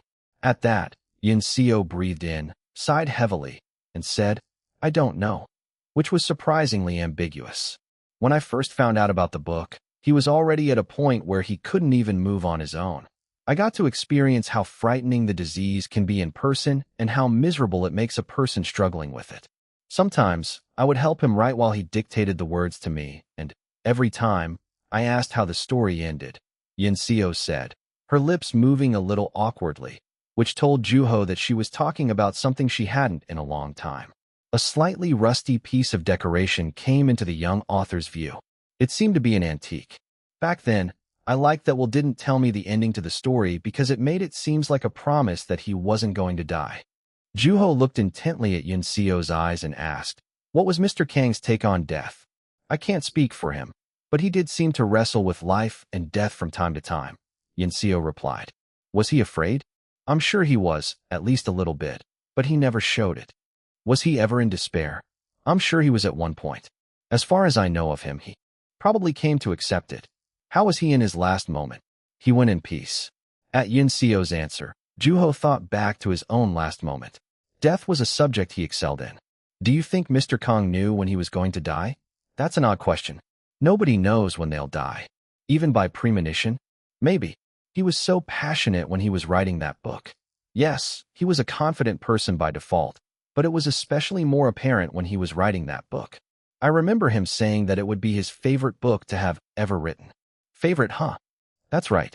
Unfortunately, the author had passed away before he could finish writing the book. Juho clenched his hands into fists and said, "Now, I really don't want to die." Yinseo chuckled quietly. However, her eyes seemed rather somber. Nevertheless, her voice remained calm as she talked about her late husband. He had no interest in the afterlife. In fact, he was the type to focus more on the present than the future. I remember he always avoided talking about that subject, saying, "What did he say?" "Oh, saying, we'll find out when we're dead." Well, because of that, Hyun-do and I spent a good amount of time talking about that subject. Then, sounding as if she was testing Juho, she asked, "Do you believe in spirits?" Spirits. Juho clasped his hands together. It was a rather thought-provoking subject. Meanwhile, Yinseo watched the young author's reaction quietly. "What if I told you that I saw his spirit? Would you tell me that I was seeing things?" she asked. "I'd believe you." That was quick. I mean, it would help me a lot more to believe you. "I'd believe anything you say, Mrs. Beck. Please, do tell more. It's nothing fancy, but seeing as you're willing to listen, I'll oblige. Let me tell you, it was a beautiful experience. So much so, I wanted to brag about it." With that, Yinseo established the premise of her story. She would tell nothing but the truth. Juho leaned forward. The spirit of Wukong. As a fellow author, there was no other subject that was more interesting than that. Then, as Yinseo started telling the story in a whisper, the room started to grow dark. The clouds started covering the sky. The moment he stopped breathing, I saw this billow of smoke rise out of nowhere. Smoke. We didn't have a humidifier or burn incense or anything, but this billow of clean, white smoke came up from Wool, and it formed a cloud about the size of my fist. Then, it floated past between me and Hyun-do. When I saw that, I knew exactly what it was. His last farewell, Yinseo said, her eyes sparkling. Hearing the story, Juho also found himself genuinely wishing that he had been there to witness it in person. "What did it want?" Juho asked, and Yinseo burst into laughter, as if having heard a good joke. What could a cloud possibly want? It just floated away. That's all. As pieces of information from Yunseo's story and Wool's incomplete manuscript came together, Juho started to get a better idea of what Wool had been trying to say in his story. Maybe that's what happens to the protagonist and the customer. In a slight daze, Juho thanked her. "Thank you, Mrs. Beck. Of course, should you have any questions, feel free to come over anytime." Then, after asking one final question, Juho walked out of her room. "What did you guys talk about? I'll tell you later." Hey. Leaving Jun-soo and Gun-woo behind, Juho rushed out of the house and headed straight home. Upon arriving, Juho opened the door, entered his room, grabbed some manuscript paper, and wrote well into the night, unhindered. "Did I fall asleep?" Juho murmured, exhaling. Then, realizing that he was in a dream shortly after, Juho started walking aimlessly while thinking back on the story he had been writing up to a moment before. Soon, Juho arrived at a beach. Although the wind was quite fierce, he didn't feel cold at all. At that moment, he ran into Wool, whose hair was blowing all over the place with the wind. "What are you doing, Mr. Kang?" Juho asked. Without even bothering to look toward Juho, Wool said, thinking. Although it was slightly amusing coming from a dead person, Juho resisted the urge to chuckle and asked, "About what?" "How to get on your nerves." "See, Mr. Kang, can't you go easy on me? I'm not telling you the ending." Wool said playfully and mischievously. "If you keep bringing me boring stuff to talk about, you won't be seeing me for much longer." "How is this boring?" "It's part of the story that you left unfinished." "Because I've finished writing it." At the unexpected response, Juho's eyes widened. Flabbergasted, he asked, "What do you mean you finished writing it?" "And I buried it somewhere," Wool said. "I'm sorry. I wonder if it's turned into a fossil by now. Is this all true, Mr. Kong?" At that moment, Wool turned around and observed the young author's expression. Then, he burst into laughter, holding his sides. "I mean, you could try digging the cabbage patch." Looking at Wool cackling, Juho started to make sense of Hyun Doo's attitude toward the author. At which point, Juho chuckled quietly. Plunking down on the sand, Wool started to grumble about how cold the ground was. "We could just go inside, you know. I'm out here for a reason." "And what would that be?" "To get some air." It wasn't a very interesting reason. Sighing, Juho walked up to him, and standing next to him, he said, "I went to see Mrs. Beck today." Remaining silent, Wool stared into the ocean. "She told me that she saw your spirit." "Oh." Wool's last moment had been rather quiet and uneventful. Juho looked at Wool, who was exuding joy. "That was me." "All right," Wool said. Then, before Juho had time to speak, he added, "I made sure that she knew I was." Saying goodbye. "Did you see yourself?" Juho asked, and Wool looked at the young author with sharp eyes. "Did you see what your spirit looked like?" Juho asked again. "You really know how to ask the right questions, don't you? Is that a compliment?" Juho asked. "What do you think?" Wool replied lightheartedly. Then, he said something he had never said up to that point. "I don't know." As Juho opened his mouth to speak, Wool interjected yet again, saying, "That's what you want to hear, right? You're just trying to get me to say something, aren't you? But you don't really know, do you? What makes you think that?" "Because you're dead." Laughing frivolously, Wool said, "Aren't you a rude one?" "I'm sorry. I like you, kid," Wool said, lying flat on the sand under the fierce wind. Seeing the wave drawing near, Juho warned the unsuspecting author. However, Wool didn't move a muscle. Drowning in weather like that was bound to be lethal. It wouldn't be weird if one had a series of heart attacks back to back. At that moment, "You're right," Wool confessed.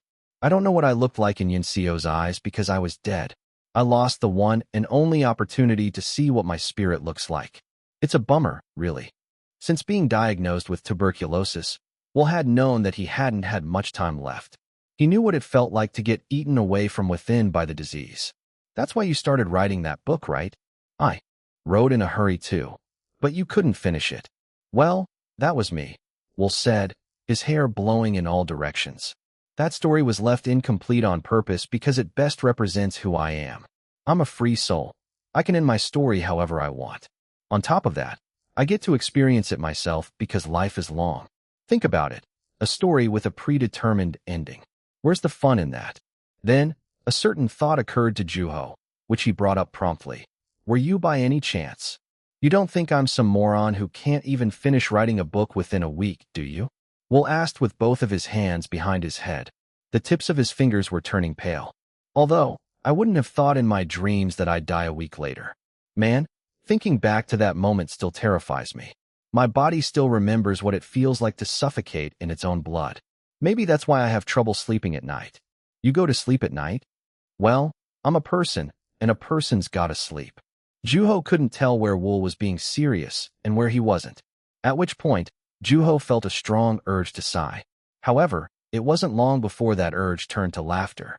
"Mr. Lim seems to have trouble sleeping at night as well. He's way too sensitive." With the exception of the wave breaking in the distance, the beach sank into silence. Juho looked down at Wool and said, "The protagonist is going to kill his customer. Grim, isn't it?" Wool said. Then, unfazed, he asked, "What makes you think that?" "What really needs to happen is that he needs to see a spirit so that he realizes that he did something that he can never undo. Only then will a foolish person realize their own folly." Juho had been made certain of that during his conversation with Yunseo.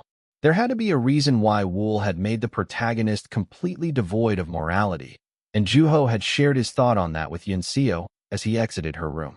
Juho observed Wool's demeanor, waiting for his reaction. Then, "It's getting cold here," Wool said. "Cold?" At that moment, to the young author's shock, he noticed Wool's feet were completely wet. "I know you're already dead and all, but this can't be good. Are you okay, Mr. Kong?" "Do I sound okay?" "Well, what are you doing lying down then? Get up." At that, Wool stood up reluctantly. Then, looking up at the sky, he said, "Huh, I didn't realize how late it was. You're fun to talk to, kid. I'll give you that.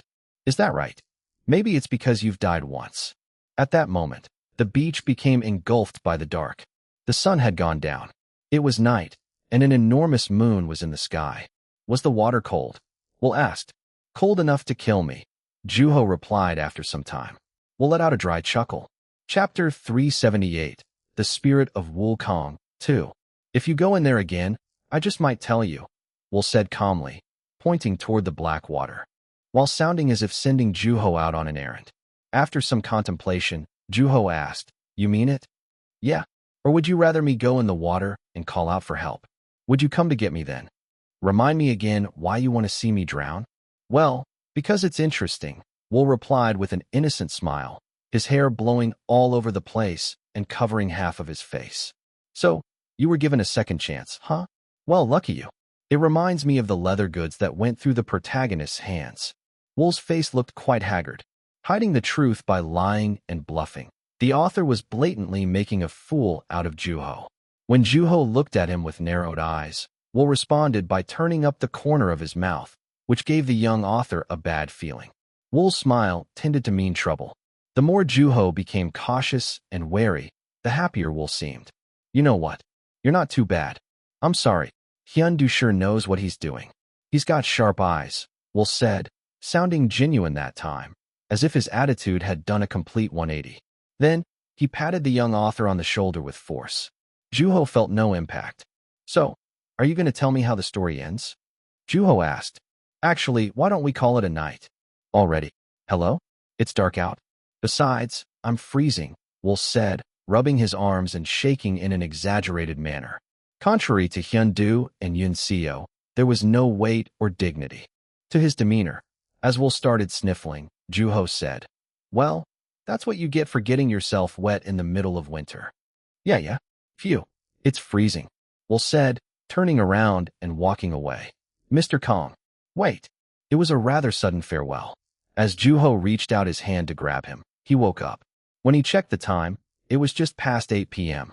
As reality came rushing back, Juho let out a deep sigh, rubbing his face.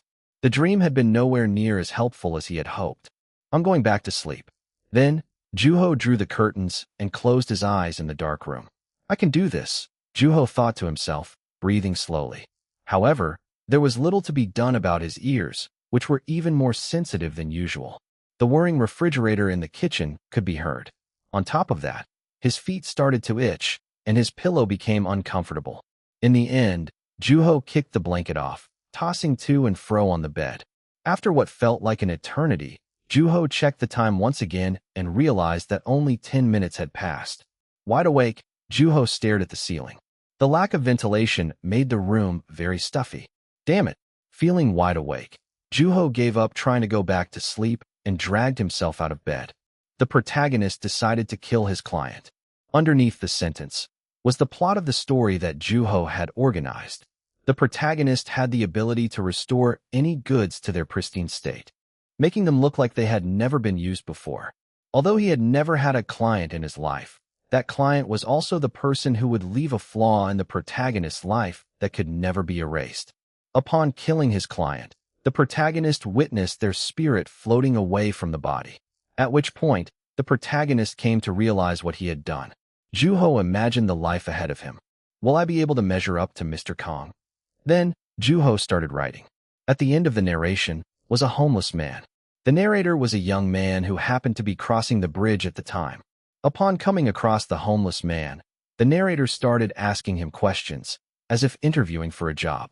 The narrator was in the habit of using coined terms. Being the young man that he was, he sported a waxy, spiky hairdo. Aside from being skilled at handling machines, he was well informed in current events, a university student, and didn't consider homeless people to be part of society. Why don't you work? The narrator asked, and the homeless man hung his head. I said, why don't you work? How is that you're able to survive without even working? I'm a sinner. People like you don't deserve to be lucky.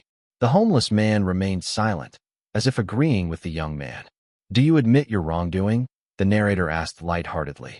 Yes, I do. Then, the narrator stooped down and took some change from the homeless man's plastic bowl, putting it in his own pocket. At which point, The homeless man picked up the bowl and held it tightly against his chest. Tell me about your life, the narrator said, genuinely curious. I want to know how I can be like you. Then, the homeless man looked up, revealed his rotten teeth, and said, I killed a man. At that, the narrator backed away from the homeless man. They were on a bridge that stretched across the river. More specifically, on the sidewalk of the bridge, from where the water was visible to either side. At that moment, Juho looked up, rested his chin on his hand, and immersed himself in thinking about, will I be able to measure up to Mr. Kong? Hello, Juho. Mr. Wu. Long time, no see. Upon walking into the office, Juho saw that Hyun-do was sitting next to the editor-in-chief, who sported a peculiar mustache. However, having been informed ahead of time that the editor-in-chief would be there, Juho wasn't surprised to see him. He had a friendly smile that never seemed to leave his face. Indeed. Wish you could have joined us for lunch, the editor-in-chief said, stroking his mustache. I've been busy, Juho said, staring at the mustache on the editor-in-chief's face and adding, once I'm done with this project, I'll let you know. I promise. Well, we're just thankful that we got to work with such a talented writer like you, Mr. Wu, the editor-in-chief replied, telling Juho about how well The Crow was being received by the employees in the company, and Juho responded by chuckling awkwardly. All the while, Hyun-do drank his tea quietly. You know, Mr. Wu, I was reminded of just how good your reputation is when we had a reporter come to interview us recently. Me? Yes. How could a reporter come to us for an interview and not ask us about you? The editor-in-chief asked, winking at Juho, who looked away awkwardly. Then, the editor-in-chief proceeded to tell Juho about the interview. While pretending to listen, Juho couldn't help but focus on Hyun-do. Oh, I'm not intruding on you too, am I? Seems like you have something to discuss with Mr. Lim, Mr. Wu. Oh, it's nothing like that. Took you long enough, Hyun-do said. Juho looked at him, and he put his mug down and said, you tend to get dangerously close to overstaying your welcome. I apologize, Mr. Lim. It's just that I enjoy talking to Mr. Wu so much that I lose track of time. Well, I better get going then. Remember what we discussed, Mr. Lim? Of course. I'll see you soon, Mr. Wu, the editor-in-chief said. What? Oh, right. Winking at the young author again, the editor-in-chief left the office in no time, leaving the two authors alone. Then, Hyun-do started off. So what did he say? Who? Wu. Chuckling quietly, Juho replied. He said that the manuscript was already complete, and that he wasn't a moron. He said that he buried it in a cabbage patch. Those are some helpful words, Wu. Hyun-do said sarcastically, clicking his tongue. However, he didn't necessarily look annoyed. In fact, he was smiling. Juho looked intently at him. So what did you decide to do? Hyun-do asked, looking toward Juho, who got straight to the point. I decided not to kill the protagonist, Juho replied. And the client? I'll probably end up killing him off. And why is that? Because I need the character if I am to push the protagonist to cross the point of no return. Why must you do that? Because I want to see the protagonist survive the crippling predicament. How far did you get with the story? I've started on the protagonist's future. Then, Hyun-do nodded, saying, seems like things are going a lot smoother than I thought. I got some help from Mrs. Beck. You mean you drew it out of her? Nevertheless, the fact that Juho had received help from Yun-seo remained true. You said you've tried to finish the manuscript before, right, Mr. Lim? Juho asked. That's right, Hyun-do replied. What was your story like? What are you going to do with the information? It'll be reference. I'm not telling you. I'm sorry. At that moment, Juho saw Wu's face rush past, above Hyun-do. The stress from the dream seemed to have had an impact on the young author's perception of reality. As Juho furrowed his brow, Hyun-do said, you gotta write your own story.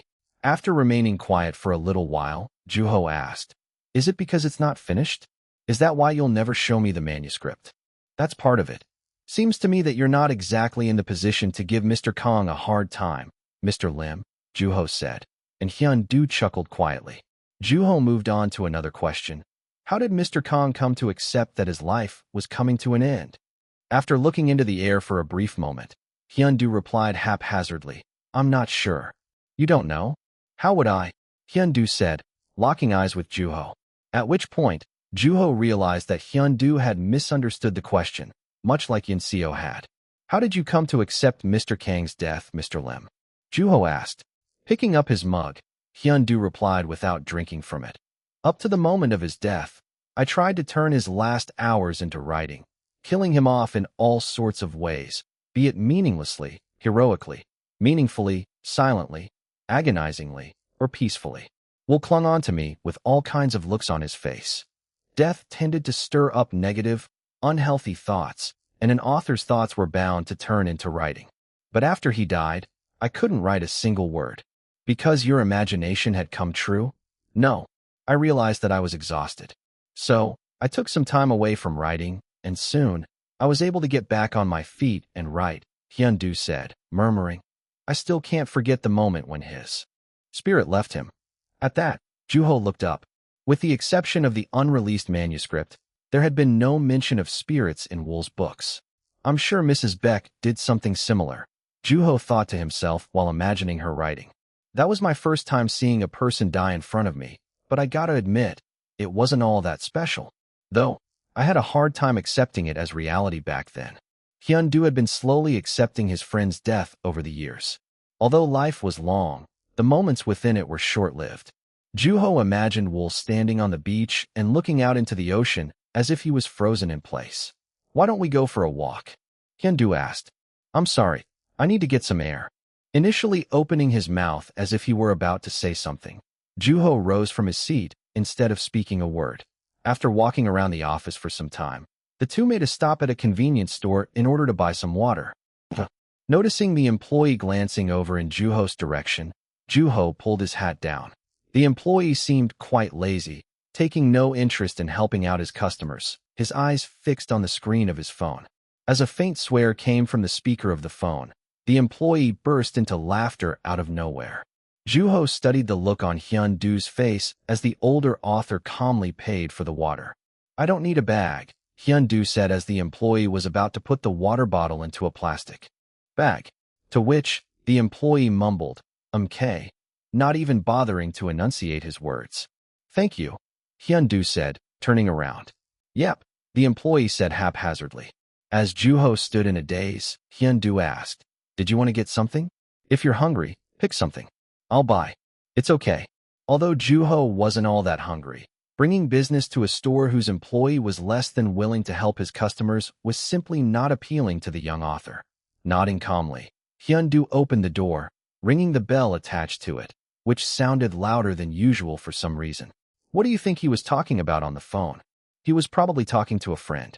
But he's working, though. He clearly doesn't want to be. At that, Juho chuckled and said, well, as long as he keeps that up in front of his boss, he'll get what he wants in no time. Society is what ruins the individual, Hyun-du said, opening the water bottle, which splashed all over the place and wet Hyun-du's hands. See? You can't get water unless somebody sells it to you. In a manner of speaking, we give things value. There's a water fountain there. You don't get it, Hyun-du said with a dry chuckle, which diffused the tension. As Juho followed Hyun-du, who was walking ahead, he saw a homeless man sitting in front of a large billboard sign, begging. Look at him. He's such a fake, somebody walking past him said. With a hook coming out of a sleeve, the homeless man seemed to be missing his hands. Although having heard the complaints coming from behind him, Juho didn't feel a thing. In fact, he thought likewise. Once rush hour passed, the homeless man would probably pull his hands out of his sleeves and go back home in an imported car. For that reason, there was no reason to be generous to him. Do people like that even deserve to live? Chapter 379, The Spirit of Wukong, 3. A laughing voice said from behind them. There was not one bit of guilt in it. Nodding inadvertently, Juho locked eyes with Hyun-du. As the young author looked away awkwardly, Hyun-du asked calmly, You heard that? I did. Hyun-du didn't sound like he was calling the young author out. After that, the two made their way into the underground subway station. The further they went down the stairs, the stuffier the air became. Nobody deserves to die. Because life is precious, and we're all equal. That's the only way society can function, Hyun-du said, putting his hands in his pocket. I'm sorry. Think about it. You've written about war. You would know. If there was such a thing as people who were deemed unnecessary to society, society would collapse on itself as soon as they were born, at which point all individuals would lose the ability to function properly in the society they were living in. This is what makes murder a crime. Then, Hyundu took out a bill from his wallet and gave it to the homeless man, who nodded while avoiding Hyundu's eyes, not even bothering to look at the generous giver. "Good luck," Juho said while thinking about the convenience store employee. At that point, a peculiar look appeared on the homeless man's face. Walking past the homeless man, Hyundu went farther into the subway station and told Juho, who was catching up to him, "Everyone's contributing to society somehow. Even if they're doing nothing but breathing, existing. We're all part of something greater. We're all serving a purpose." It was a remark that almost sounded like something Wool would say. Remembering that he had just met Wool himself, Juho chuckled. Meanwhile, throngs of people walked up and down the stairs. If you tell that to people who actually work hard, they won't appreciate it. By saying what? Hyundu asked curiously, raising an eyebrow. That you shouldn't put them on equal footing with homeless people. That they're different. They're not wrong. They've led different lives. Of course, it wouldn't be fair to treat the two the same way. What do you mean? Did you watch the news yesterday? There was a homeless man who was wanted for murder. Not everyone's equal. Juho looked back at the homeless man on the ground. Filthy. Ugly. Sympathy was the last thing that came to mind when looking at the man. No matter how Juho looked at him, the harder it became to like him. However, the young author decided not to treat the man like a murderer. Frankly, Juho was well aware of what Hyundu was saying. At that moment, "Did you see that? I'd rather kill myself." A group of people walking past the young author said. Juho looked toward Hyundu, who started walking ahead without firing back. "Oh," Juho let out, stopping in his tracks. Although his sudden behavior caught the people who were behind him off guard and forced them to go around him, Juho didn't care one bit. He felt that he couldn't afford the attention nor the time. "What's the matter? I think I figured it out." "Figure out what?" "Your version of the White Book." "Did you kill the protagonist by any chance?" Then, turning toward Juho, Hyundu asked, "What makes you think that? You told me that you wrote about Mr. Kang's death in different ways. Meaninglessly, heroically, meaningfully, silently, agonizingly, and peacefully." Juho distinctly remembered Hyundu having said, "Will clung to me with all kinds of looks on his face." When Juho looked at Hyundu, he dropped his head, shrugging and saying, "You should go write that story." Then, inhaling deeply, Juho said, "I think I just realized what I needed to change all along." "Is that so? If you'll excuse me, Mr. Lim." Turning around, Juho left the subway station. Upon arriving home, the first thing he did was erase everything he had written. It's night again. The dark will always find a way. Wool was sitting on the roof with a shameless look on his face. Next to him was a tall pile of broken ceiling tiles. "So, this happened today," Juho said, giving Wool an update on what had happened with Hyundu the previous day. Wool seemed delighted to hear about Hyundu or Yunseo through Juho, as if intrigued to hear about how they were doing. "Well, seems like they both aged gracefully. I realized something though." "What?" "That I've been doing it all wrong." "Is that so?" Wool said, looking out into the distance. It was obvious that he wasn't going to offer any help. Ignoring that, Juho kept on. "I'm going to remove the narrator and the homeless man altogether." "Why?" "It wasn't that bad. Hyundu must have really left an impression on you. That's part of it, but it doesn't justify my decision as a whole." "Well, what else is there?" Will asked, picking his ear. Looking down at him, Juho replied, "I'm going to make the most out of the characters that you made." "PFF, you already turned him into a bum. Now, you're changing your mind." "Yes, and that was my mistake. I realized that I was actually running away from the task by turning your story into a flashback. The protagonist who became homeless, and a client whose body had long decayed. Characters once full of life had suddenly become lifeless as the young author forced them into the past. Yet, here I was, thinking that I was being bold," Juho thought to himself. The young author was starting to realize that he couldn't make the story take place in the future. In fact, he realized that he had to be a part of the story that Will had written. "I want to pick up where you left off," the young author said, determined not to make Wool's story a mere backstory. That wasn't what Juho wanted. In fact, the characters and the background Wool had created needed to remain intact, just as they were. "So, Are you not going to kill the client? Will asked haphazardly. That time, Juho knew better than to fall for his trick question. The protagonist kills the protagonist. I'll show you what that looks like, Juho said. You seem confident in your ability to convey death. I mean, you have no interest in the afterlife, right? At that, Will chuckled, shaking in an exaggerated manner as the wind blew. Making the protagonist homeless just doesn't make sense to begin with. If one committed murder, then they would need to pay the price. There's a reason for why murder is a crime. He doesn't even deserve homelessness, Juho said. Will stared at the young author calmly, but with eyes filled with life. Do you even know what death means? Yes, I do. Lying on his back while using one of the tiles as a pillow, Will said, the way you depict death resonates with a lot of people. You did get a lot of good feedback, didn't you? And it was actually decent. Then, Will proceeded to list some of the reviews the young author's books that focused on death had received. Seriously, when it comes to the subject of death, you just can't beat someone who has actually experienced it firsthand. Is that sarcasm? Forget that. Let me ask you something. Ask away. How are you alive? Will asked, rolling his eyes toward Juho. Although Will was far too late in asking that question, Juho answered calmly. I don't know either, but who knows why they were born? Nobody knows what makes them who they are. Yes, people justify it in different ways, but at the end of the day, there is no right answer, and I think I can say the same about my luck too. You don't say? Will said in a mischievous tone, which often meant trouble. Did you say that you were going to kill the client? Yes, I did. Are you sure about that? Are you doubting me? No, I'm concerned, Will replied, crossing his legs while moving them to and fro, adding, from the sound of it, you didn't even die properly, so I'm wondering if you really have what it takes. Clenching his hand into fists and curling his lip, Juho asked, sounds to me like you want me to do a bad job. You heard it right. But it's your book, Mr. Kong. You're the one writing it, Will said, his legs moving rhythmically. I just thought it wouldn't be that bad to hear you say that my books are better left untampered. I hate to disappoint you, Mr. Kong, but you'll never hear that from me. Well, I still get to walk away with something, so seems like you have two conflicting thoughts. That's the beauty of self-contradiction, Will said, laughing frivolously. Resisting the urge to sigh, Juho asked, am I going in the right direction this time? That time, Will nodded ambiguously. He was still impossible to read. Not too bad. Deciding to sound him out, Juho put his hands in his pockets and asked, you were going to kill the client too, weren't you? That's why you made that character to begin with, am I right?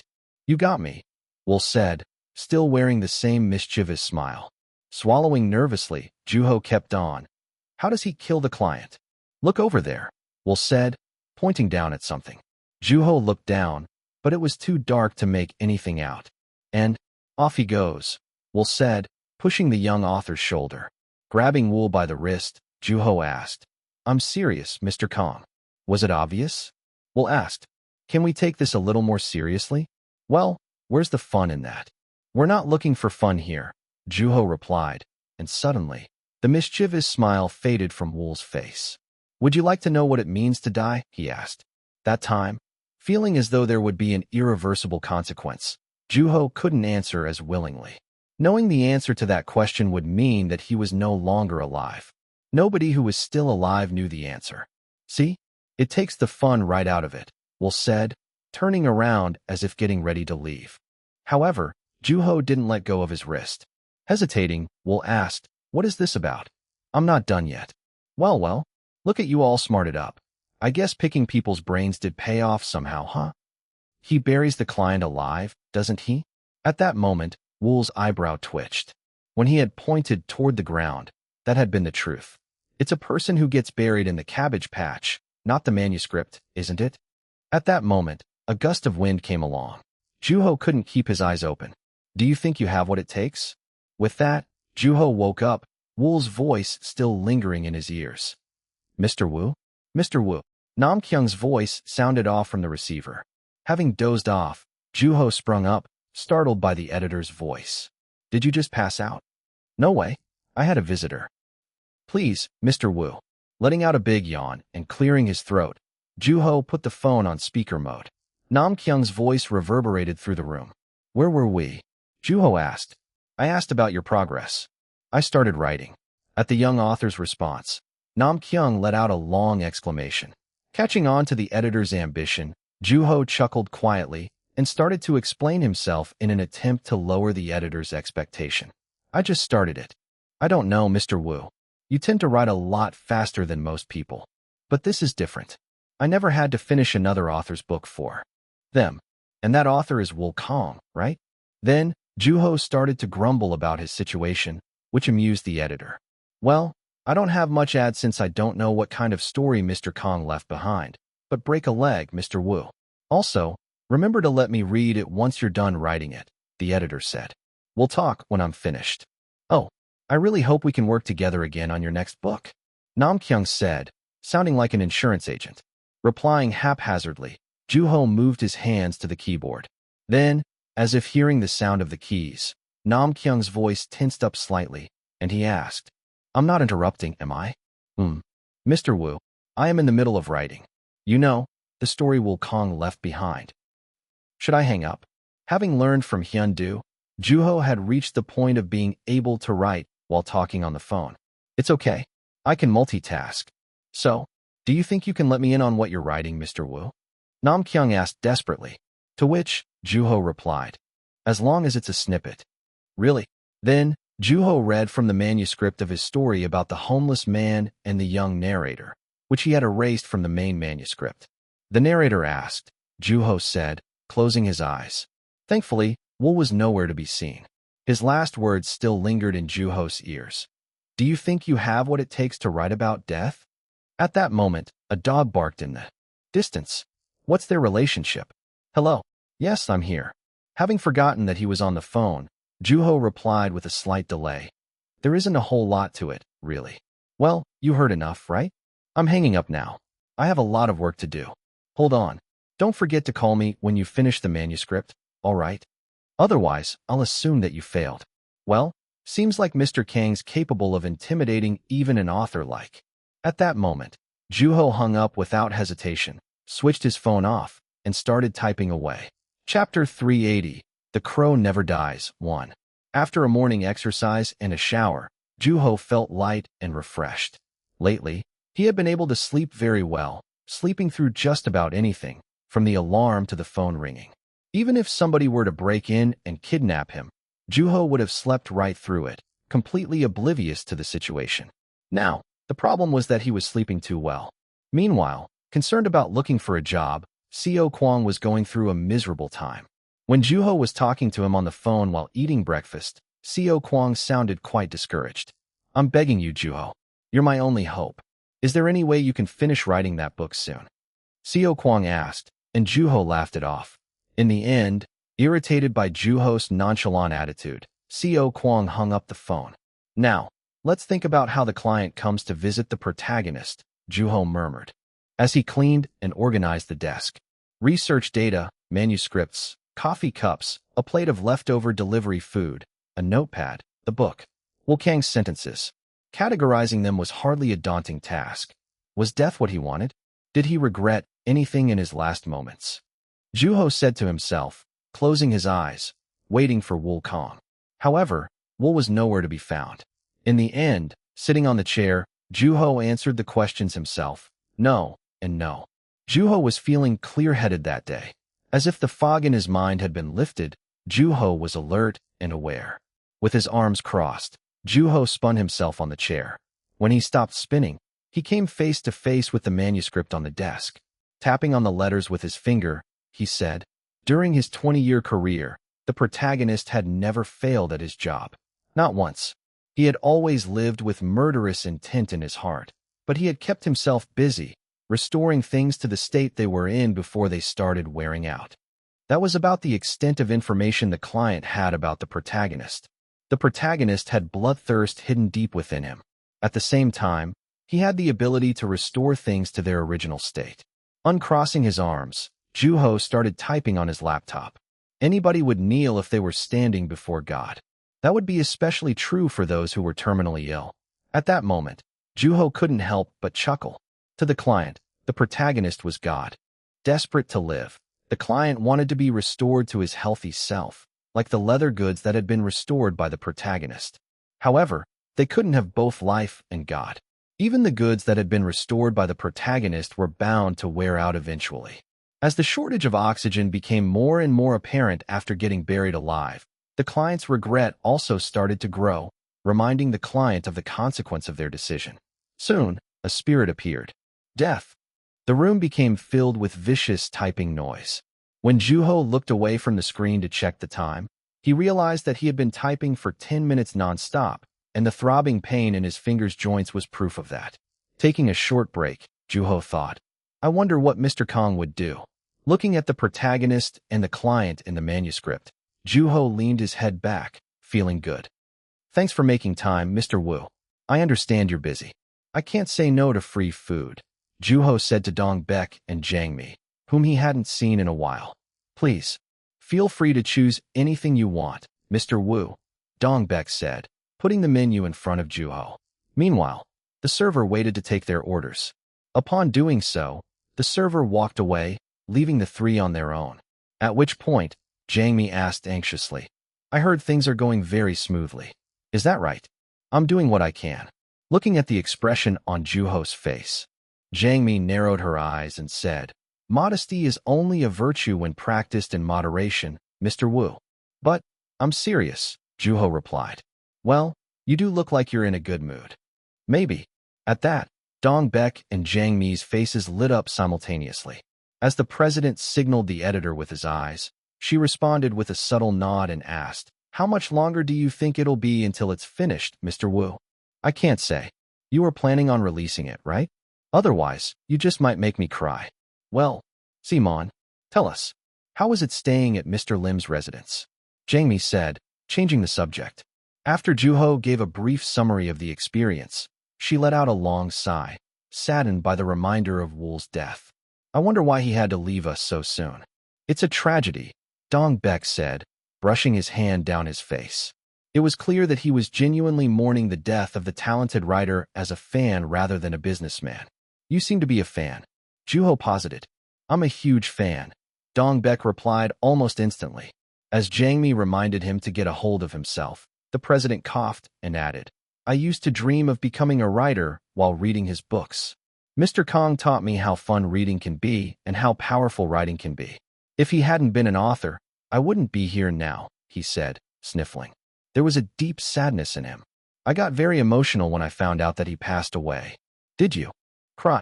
How could I not? I wailed. Juho looked toward Jiang Mi, who nodded quietly. Seeing as she looked slightly disgusted, it seemed like Dong Baek wasn't afraid of expressing his affection for Wu Kong. He always talks about Mr. Kong when he's drunk. He cries his eyes out too. Juho nodded, remembering the president's excessively emotional reaction at the Nebula Award ceremony. Dong Baek tended to be sentimental by nature. Then, almost as if cracking a joke, Juho asked, Something tells me you'd be very upset if I were to ruin his book somehow. Even if it was you, I would never forgive you, Mr. Wu, Dong Baek said with a serious expression on his face. At which point, Juho sat slightly further back. I'm joking, the president said with a smile. That was one scary joke. Haha, maybe I would have been better off not saying it. Well, I'm sure a lot of people are still looking forward to the book. Of course, you could just tell from the articles. Juho was working on Wu's last book, which had been left unfinished by the author. There was no way that readers wouldn't be excited. On top of that, Juho had been putting off all interview requests he had received. I was even threatened to write it well once, Juho said. Who did that? Who would dare do such a thing? When Juho brought up the name of his friend, the two waved their hands as if making sense of the situation. So, you two really are close. I'm sure that's what made the translation what it is. You seem to hang out with him often. The two seemed to be quite fond of the translator. Of course, a skilled translator was well loved within the industry. I heard he reads a ridiculous amount of books on a regular basis. Is that right? His parents own a bookstore, so I'm sure that plays into his reading habit, Juho replied. Personally, I thought your first encounter was quite interesting. He had no idea that you were Yun Wu back then. We met under a similar situation, Miss Hong. Well, there's the official occasion, and there's the private. We had simply thought we had come across a hidden talent. Excuse me. At that moment, the door opened, and the waiter started to bring the food in, filling the table with it. It's good. Right? I'm a regular here, Jiang Mi said confidently, as if she had chosen that restaurant for a reason. Since the food was actually good, Juho ate in a hurry. So, what's it like to follow in Mr. Kang's footsteps? She asked. Swallowing the food in his mouth, Juho replied, It's a big responsibility. That's interesting. I thought it might make it easier in some sense. There's nothing exciting about walking through a dirty, crowded road, but walking through the snow where nobody has? That's exciting. Actually, it might be a slightly different concept, Juho said and added. I'd say it's closer to drawing in eyebrows on the Mona Lisa.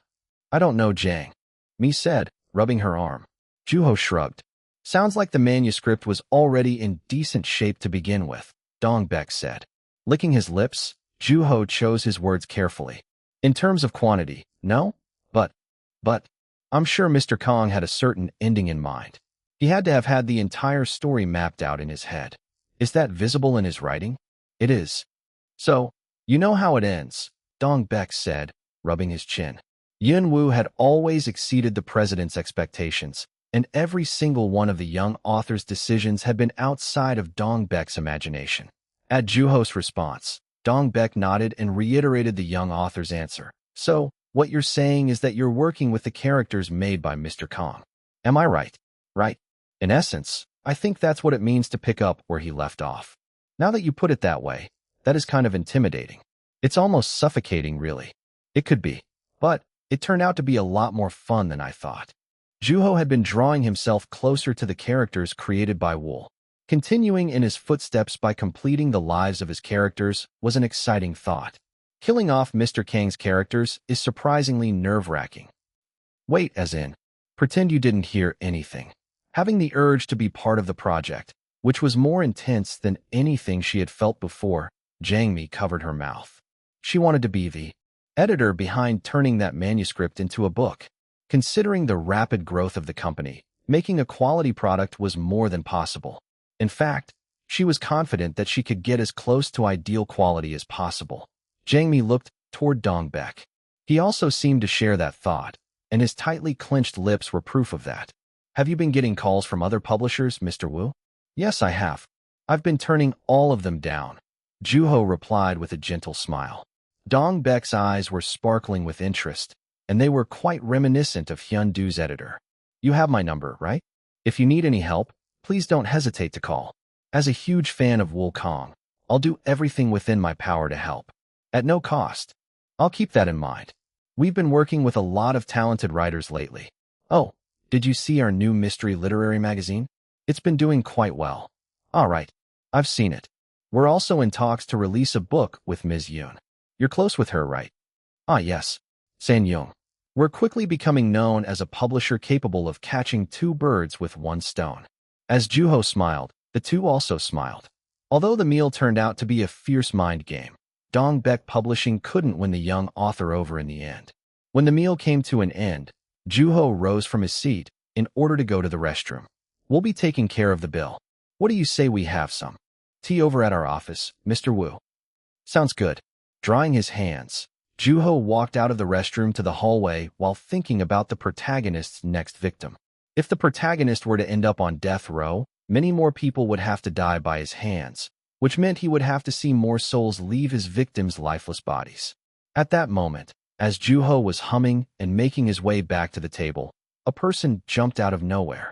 Although the young author barely managed to avoid running into the man, Juho had to hold his breath at the pungent scent of alcohol wafting from the man. So sorry. It's fine. The man seemed to be staggering his way toward the restroom. Although it was still light out, he seemed to have had quite a bit to drink. Then, as Juho was about to walk past him, the man said, Hold on. Yes, I saw you somewhere. At that, Juho looked around to see if there were any waiters nearby. Thankfully, there was one at the end of the hallway, who seemed to be returning to the kitchen with dishes and bowls. At that moment, the man grabbed Juho by the shoulder and turned the young author toward him by force. The excessive strength told Juho that the man's senses had been dulled by the alcohol. You're Yunwoo. Yes, I am, Juho replied, moving the man's hand off of his shoulders. Then, flinging his tie over his shoulder, the man glared intently at the young author, clearly ill-intentioned. Excuse me, Juho.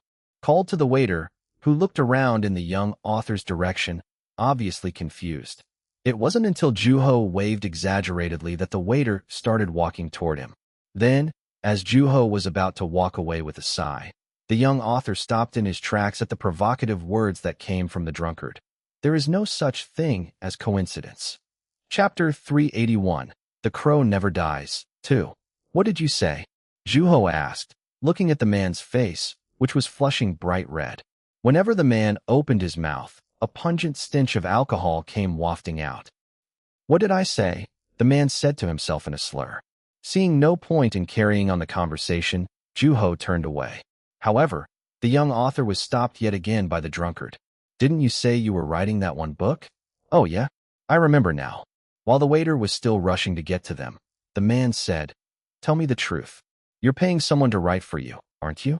That's what you've been doing this entire time, huh? You're living a life that belongs to another person, aren't you?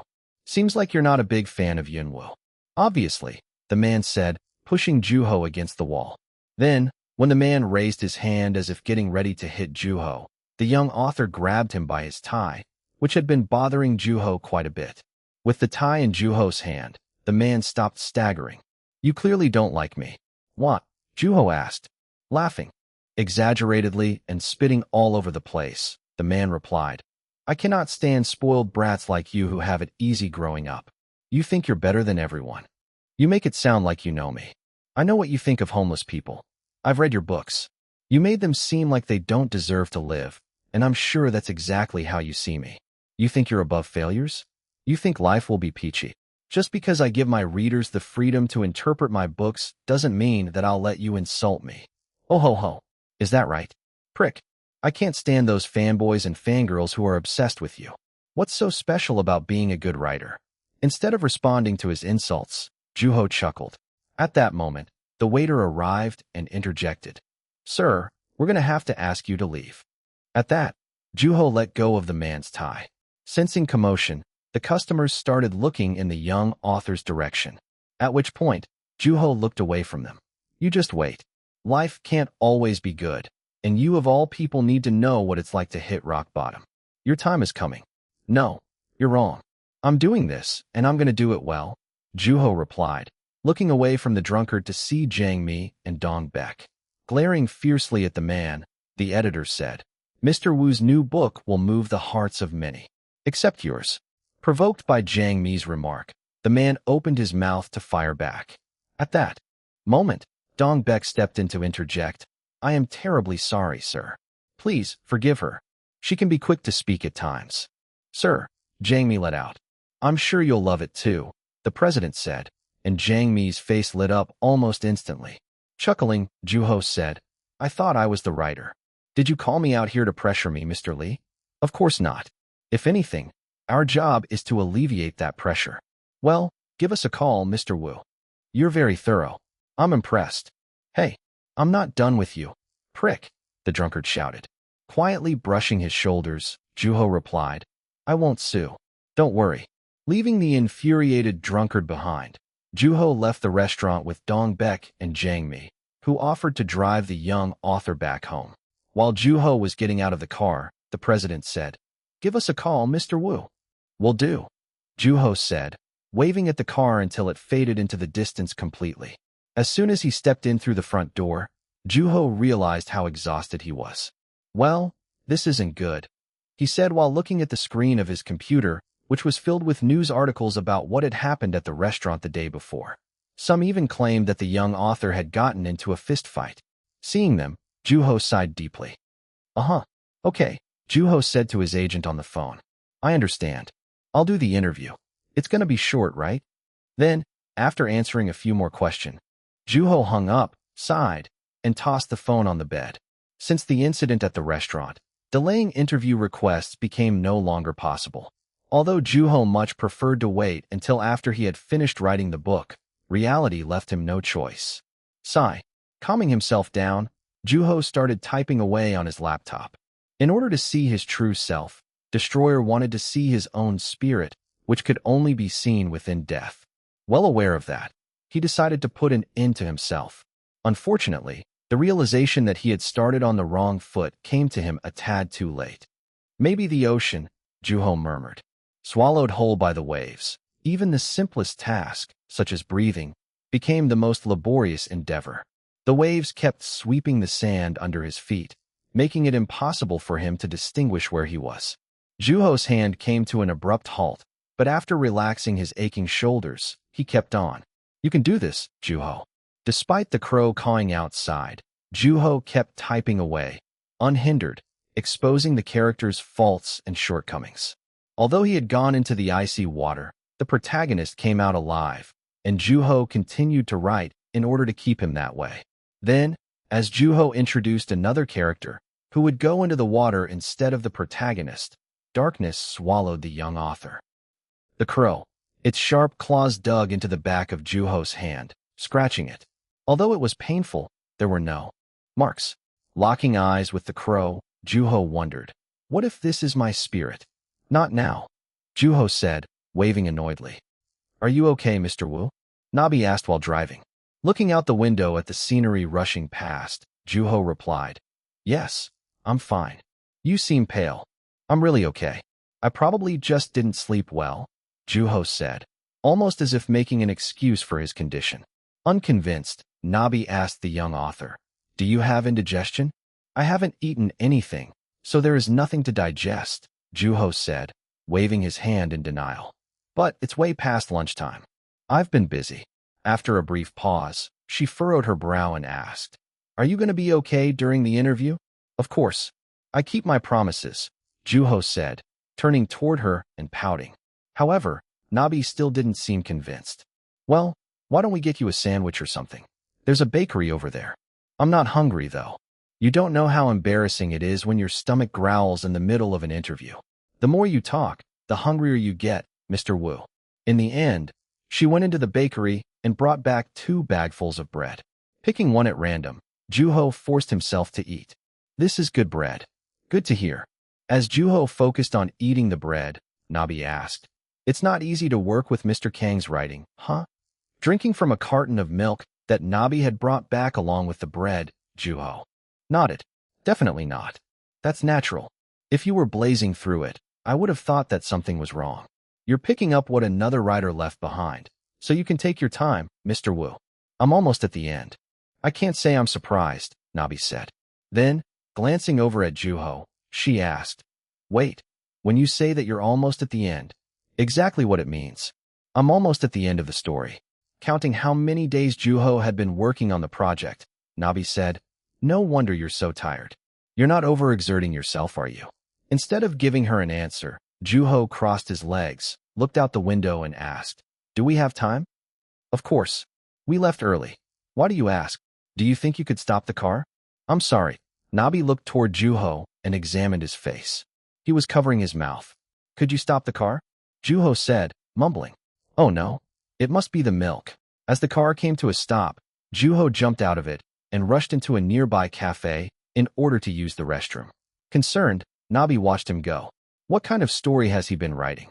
Feeling both anxious and excited for the new book, Nabi waited patiently for Juho's return. Upon arriving at the studio, Juho went into the waiting room in order to rest until the interview. At that moment, a reporter came knocking. Been a while, Mr. Wu. I didn't think you'd actually accept my interview request. I suppose we are meant to see each other around, the reporter said in a friendly manner. I guess so. Good to see you, Juho replied, nodding. Life has been eventful for you lately, huh, Mr. Wu? The reporter asked. Seeing that Juho was chuckling, the reporter waved his hand in denial. However, the more he tried to sound serious, the more he sounded like he was joking to Juho's ears. There's even a rumor circulating that you knocked that guy out with a single punch. Some people seem to think that's why you and Coin became friends. People are making all sorts of assumptions out there. That's troublesome. Well, fret not. For the most part, the press seems to take a positive stance on the matter. Besides, this is Yun Wu we're talking about. I understand that I might be overstepping my bounds here by saying this, but I think you could be a little quicker to act, Mr. Wu. Why aren't you doing anything about it this time? You spoke up almost immediately when the news got out that you had made a $1 billion donation. Are you just going to let these people walk all over you? Instead of giving the reporter an answer, Juho shrugged indifferently. Baffled, the reporter asked, Do you like being insulted, Mr. Wu? Who likes being insulted? Smacking his lips, the reporter said, there are only two types of people in this world. Those who deserve to be insulted, and those who don't. Is everything okay? Juho asked, blinking awkwardly, scratching his eyebrows. The reporter replied, you see, I recently caught up with a friend who works in the government beat, and let me tell you, he had a lot to say. But we can save that for dinner later. I don't know. Really, Mr. Wu? You're not going to be there. You're going to miss out. I've been busy. Still am. Although reluctant to move on, the reporter nodded and said, well, everyone in this country knows how busy you are, but something tells me that you don't want to take too long. Unfortunately, I'm one of those readers waiting anxiously. So, as a fan, I ask that you finish that book as soon as you can. Not a problem, Juho replied with a smile. At that moment, a voice came out of nowhere. There you are. At the sound of a person walking into the room, both Juho and the reporter looked toward the door. It was San Yung, who was going to be joining Juho on the interview, dressed in black from head to toe as usual. Greeting her gladly, Juho remarked, you look a little tan. Yeah, I guess I stayed a little longer than I expected in Taiwan. You know how hot the sun gets lately, she said, pulling up her sleeve to show Juho her wrist, which was a different shade from the rest of her arm due to having worn a wristwatch while in the sun. My ankles are the same way. You want to see them? I'm okay. I want to. Why don't we take some pictures later? These are badges that you should be proud of. At the reporter's remark, a vivid smile appeared on San Yung's face. So, how's the new book coming along? Juho asked cautiously. I think it'll turn out well. Really well. Wow. You sound confident, the reporter interjected frivolously. However, Juho was able to relate to the reporter's response. You're not going to go out and win some major award, are you? And do another interview with us on a similar topic, the reporter asked. The interview that day was about authors who were internationally famous. Although rare, both Juho and San Yung were popular overseas, and San Yung, in particular, had been making a name for herself in the global market after winning a prestigious literary award. I'm not going to lie, Ms. Yun. Waiting for your new book is really hard, especially when I have to wait years at a time. Of course, it's natural for authors to take their time, especially when it comes to literature, but with Mr. Wu's existence, I can't help but wish that I didn't have to wait so long for your books. At the reporter's remark, San Yung nodded, smiling. Meanwhile, Juho rubbed his thighs. I tend to focus on full-length novels, so it makes sense that you would feel that way. Besides, I am a really slow writer. Don't get me wrong, Ms. Yun. That's hardly an issue when you write nothing but gold. Although San Yung tended to invest a lot of time into writing, every single one of her books evoked deep emotional experiences. Darting back and forth between Juho and San Yung, the reporter smiled cheerfully and asked, how did you feel when you heard that Mr. Wu was finishing Mr. Kang's unfinished book? By the way, this is off the record, so you can just be honest. He was clearly asking out of personal curiosity. However, San Yung replied nonchalantly, I mean, I doubt my answer would be any different in front of a camera. I'm sure there are a bunch of questions similar to that one. Am I right? Particularly about Yun Wu's achievements. Of course. You know, I'm envious of Yun Wu, San Yung said. I'm sorry, Juho let out while looking at San Yung, who crossed her arms and added in her distinctly dry tone of voice. I wish that I could be working on Mr. Kang's book too. From the moment I found out about the unfinished book, I haven't stopped asking myself about the story, the subject, what kind of emotions are contained within it, what kind of novel it will be, and how it will change me after I read it, San Yung said. Turning toward Juho, which made him nervous, she added, wondering if I could be like you. Chapter 382, The Crow Never Dies, 3. What do you mean? Wu Kong is an amazing writer. From I've heard, he wasn't as attached to his own writing as his fans were. Besides, you're doing a very exciting thing, San Yung said, patting Juho on the shoulder and adding, I guess it's blessing and a curse. Kind of like signing a contract with the devil. Just like she had said, Wu tended to be notoriously free-spirited. As an author, I think it's worth signing your life away, San Yung said. Although her black clothes made the room feel mournful, there was life in the way she talked about death. Death tended to take on completely different meanings depending on whether it was described by a living or dead person. Breathing in, Juho smiled and replied, worth it indeed. As the reporter's laughter echoed through the room, San-Yung rose from her seat in order to prepare for the interview, which was about to start soon. Before leaving the room, she said to Juho, "Don't do anything extreme, though." At which, Juho shrugged. "So, you were eating with people from Dongbek Publishing?" "Yes." The reporter nodded, writing down every word that came out Juho's mouth, which would eventually turn into sentences. Juho stared intently at the reporter's busy hands typing rapidly on the keyboard of his laptop. Yin-seo had previously told Juho that she had helped Will write while he had been on his deathbed. What did she feel back then? Did she write like this reporter? Juho wondered. Then, Will Kang's voice echoed in his ears. "Do you think you have what it takes?" All of a sudden, Juho couldn't remember how he had depicted death in his own writing, which made him question if his understanding of death was nothing but a hollow shell. "Mr. Wu." "Yes." "So, what happened with that man at the restaurant?" Seeing Nabi sigh, Juho sat up and focused on the interview. The folks from Dongbek were very professional in the way they handled the situation. "Was that your first time coming across someone who actively disliked you?" "Sure, I guess so." "You must have been pretty flabbergasted by the situation. But, from what I heard, you handled the situation calmly and without getting physical." "I would have gotten in big trouble if I had acted differently. That man was older than me. I heard he was drunk." "Yes." Seeing as how he was completely intoxicated in broad daylight, I assumed he was celebrating something. Nodding, the reporter asked, "So, did that incident affect your view of the project you're currently working on in any way? Did it motivate you to do even better to prove the man at the restaurant wrong?" "No, not really. I'm just trying as hard as I can like I always have," Juho replied, bringing up the first thought that came to him. Then, sitting up on his chair, the reporter brought up the subject that he had been wanting to talk about all along. "So, you're picking up where Mr. Kong left off in his last book, right?" "Yes, which is a tremendous honor. You see, I happen to be a big Will Kong fan. I can confidently say that nobody could possibly hate his writing. He was an incredible author." "I agree. On that note, what do you think of Will Kong?" After a brief pause, Juho replied, "Not only is he an exceptional author, but he's also one of my role models. I would have loved to meet him if he was still around." "You're still in the process of writing, right?" "Yes, I am." "What's the progress on that? Did you find yourself getting stuck at any point?"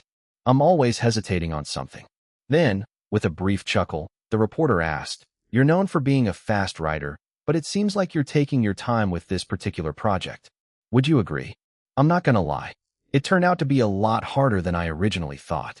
I never had to finish writing another author's book, let alone Mr. Kang's. So, it's a daunting challenge even for Yun Wu," the reporter said, his nostrils flaring. He seemed to be in a good mood. "I can only imagine how pressured you feel." "Yes, very. Do you think there's a chance that you won't finish? Say you just stop in the middle?" "Authors tend to write over a number of years when they're not under contractual deadlines. I'm sure it's not entirely impossible. You'd fall under a lot of criticism." "Well, if I can't do it, then I can't do it." As the reporter opened his mouth to speak, Juho beat him to it, saying, "But that hasn't happened to me to this day." "Indeed. Okay, why don't we talk about Hyundu Lim a little bit?"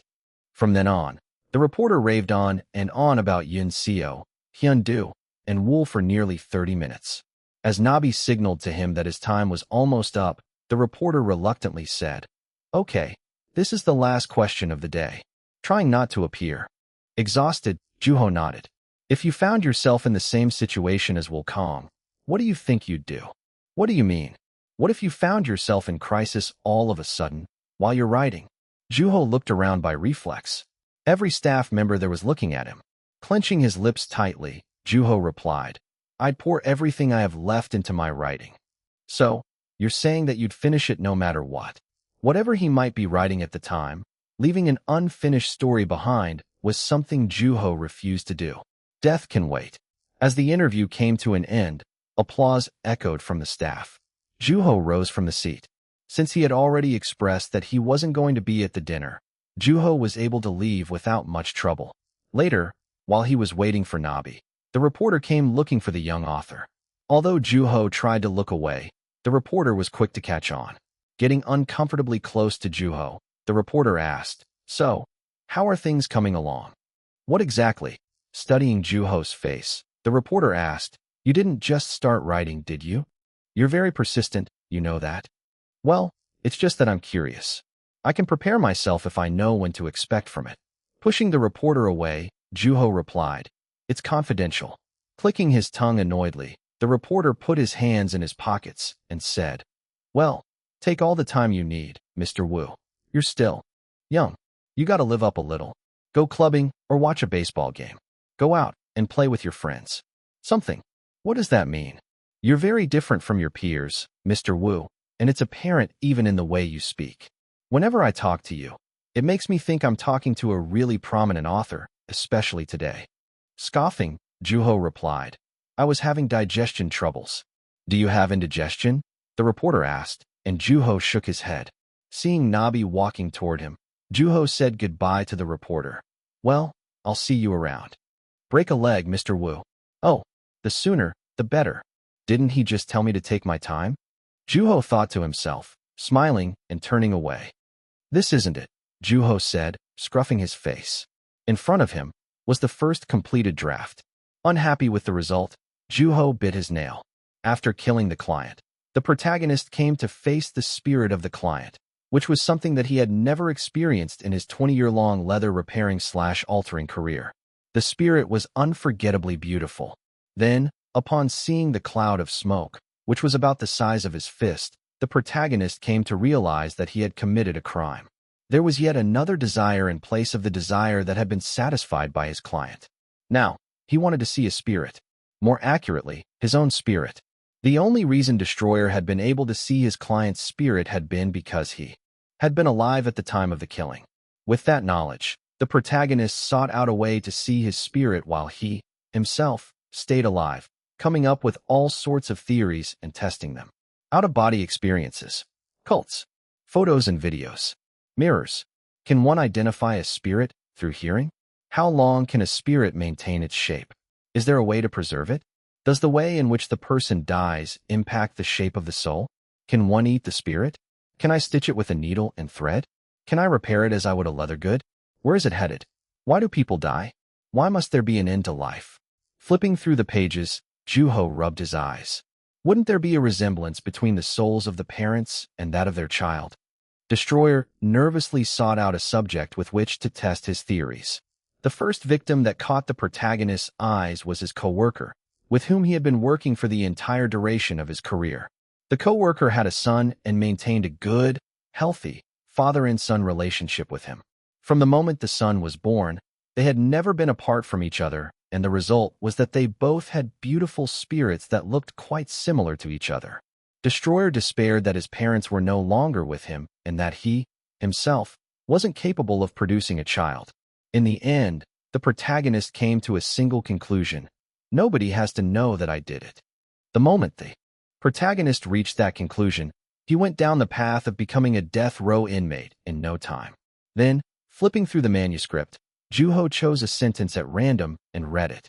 After a very long time, he returned to his old work in leather repair.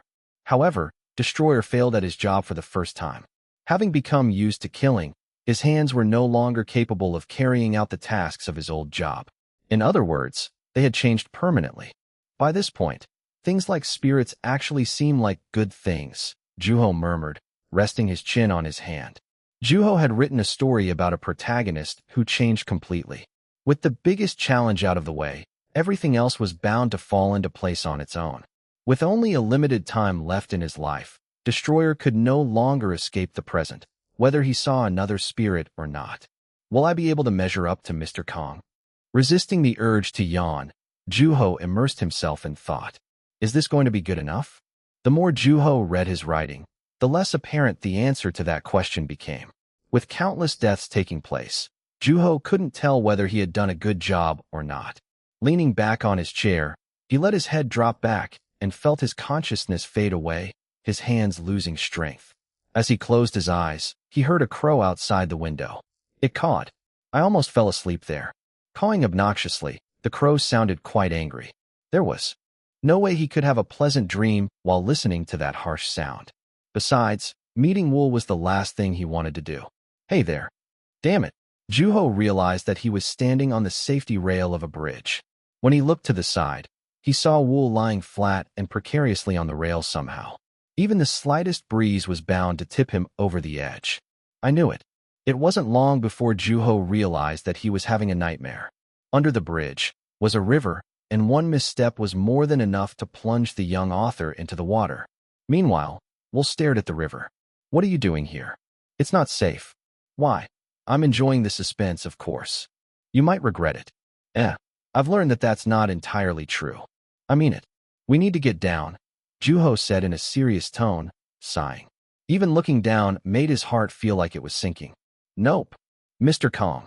There's a certain view that you can't see from anywhere else. Though, that would only be true if I were alive. Okay, all the more reason to get down, then. I'll go first, all right? Juho asked, looking down at the river's intimidating current. Scoffing, Wool said, seems like you didn't sleep too well. You look like crap. Thanks to you. No. You shouldn't be blaming other people for your problems. As Juho remained quiet, Wool said in a nasal voice, serves you right. I still managed to finish it, Juho replied. PFF, you mean the first draft? I'm the only person who's gotten this far, you know. I feel very, very bad for you, kid, Wool said, cackling. Well, do me a favor and just let me be for now, Juho replied. It wasn't half bad. I'm sorry, Juho asked, clearing his throat for no apparent reason. Then, as if he didn't care at all, Wool said nonchalantly while moving his foot up and down. I like that the protagonist starts to look more and more like his client as the story progresses. Juho couldn't tell if Wool was complimenting him. Then, the young author realized that he still had more questions left to ask Wool. Society remains intact because the protagonist ends up on death row. Should he have been left unpunished and the world become filled with death, he probably wouldn't have lasted much longer either. It's a good thing. Besides, he never actually dies, anyway. Sure, he's on death row, but the society he lives in stopped executing people long ago. Standing awkwardly on the rail, Juho asked, what kind of spirit do you think he has? Who knows? The client had a beautiful spirit. So much so that it changed the protagonist's life forever. Wool replied, snickering. Then, looking straight at him, Juho said, you were also going to make him see his client's death, weren't you? Chapter 383, The Crow Never Dies 4. I could use a drink right about now. Go get me some, will ya? Wool set out. Of nowhere. After remaining quiet for a moment, Juho replied, we can't even get to the ground, and you want me to go bring you a drink? We could both fall at any given minute, you know. Like I said earlier, I'll tell you if you go in the water. At that moment, a gust of wind came along, and snowflakes started to flutter down from the sky. Upon touching the surface of the water, the snowflakes melted away without a trace. When Juho looked toward Wool, he saw the author pointing down at the water. Do you want me to die, Mr. Kong? Wool laughed frivolously instead of giving him an answer. However, Juho didn't let up. Do you want to see someone die in front of you? Is that what you want? Suddenly, Wool rose to his feet swiftly, standing on the narrow safety rail. As his long hair blew in the wind, he also teetered precariously, making Juho nervous. You don't have to beat around the bush like that. You know why? Because I'm going to tell you how you can find satisfaction in the story you wrote. How? You need to face it, young man. Face what? Who? Yourself. At that, Juho chuckled. There was something about Wool's eyes that made the young author uncomfortable. I'm different from the protagonist. I don't waste my time and energy trying to be someone I'm not, Juho said. Think back to your old self, Wool replied in a warm but dry tone of voice. The moon was the only thing keeping the darkness from swallowing the two. Authors. You've changed, Wool added. And how's that a bad thing? I went from being homeless to being a decent author. Now, people call me great, and that idiot who used to brag over his so-called talent is no longer part of me. I believe this is what you'd call growth. I'm an adult now. I've matured, Juho replied. You're different. Certainly not. Then, why is it that you can't read your own story?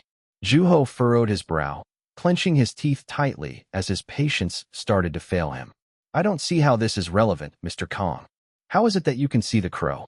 How do you explain that? That has nothing to do with what we were talking about. Why did you separate yourself? And why the black beast of all things? Why can't you just accept it? Why can't you let your past be part of your writing? Looking away, Juho let out a sigh and said, I should have known when that bird turned up. I should have just gone to bed. You wish that none of your past had happened. It was impossible to get Wool to stop talking. Knowing that, Juho slapped himself on the cheek forcefully. However, he couldn't feel a thing since he was in a world created by Wool, which was inherently different from Juho's fantasy. At that moment, Wool raised his finger and poked Juho in the chest. Juho felt a slight pain. You talked down to yourself on purpose, Wool said. As Juho moved his hand irritably, Wool kept on. People calling you great doesn't make you happy at all because you can never admit it. Then, Juho fessed up, saying, "Come on, Mr. Kong. Think about it. Me? Great? Isn't that ridiculous? I lived like a total moron, and I eventually became useless, losing my ability to write. When I came back, I just couldn't understand what I had done to deserve such luck. Not only had I been an addict, but I had also been homeless, with no money. I had stunk, and I had had no place to live. There are so many people in this world who are more deserving of being called great. Why me? Why was I given a second chance? Who knows?" Wool said nonchalantly, shrugging. Frustrated with Wool's indifference, Juho cleared his throat. "Seems like you grow more anxious the further your current life and your past grow apart. I wonder what kind of mess you'll be in the future. You mind explaining why you're bringing this up, Mr. Kong? It's interesting. To see Yunwoo make that kind of face is a real treat. Can we please stop messing around?" Juho replied. "Why?" Wool asked. "Enough with the questions already," Juho shouted, covering his mouth in a hurry immediately after. However, his angry voice echoed throughout the area. "If you're dead, then stay dead. Do you have any idea of the kind of ruckus your writing is causing in my head? Do you know just how on edge I've been since I've started working on your book? All these people keep coming to me, asking about my progress, trying to give me advice. Just shut the hell up already and let me do my damn job." At that moment, Juho realized that he couldn't see or feel anything under his feet. He couldn't distinguish where he was standing. "You didn't know how you wanted to end that story either. What did I expected from someone who's dead? You couldn't even finish your own damn book. You've been lying to me all along, haven't you? You couldn't finish that book because you didn't know how. You didn't know what would happen after you died back then." "That's right," Wool replied, looking fiercely at the young author. At which point, Juho was struck by the unmistakable realization that, "You're dead. That's right. You can't do a thing, even when I'm speaking so harshly. It's a damn shame, isn't it? But don't you go and wish you were in my shoes," Wool said, clicking his tongue, his chest puffing up. "So this is my story now." The air felt hot, burning the young author's throat whenever he breathed in. When Juho brushed his hair up, a smiling moon came into view. TL's note. The name, Wool, is the Korean pronunciation of the Chinese word for the moon. "This was my story all along." "It never was your story to begin with," Juho said. "Aren't you a rude one?" Wool replied. "I'm sorry. I like you, kid." Before Juho realized it, Wool's voice came from behind him.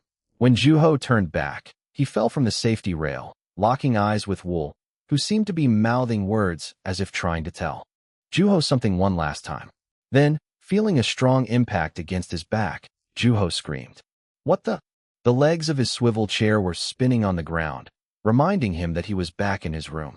Feeling drained, Juho stayed lying on the floor, staring dazedly at the ceiling. "Ugh, my back." At that moment, Juho felt something on the tips of his finger, which turned out to be a pen.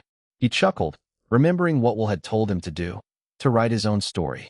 That was what Wool had been trying to tell the young author all along, and Juho had been slow to catch on.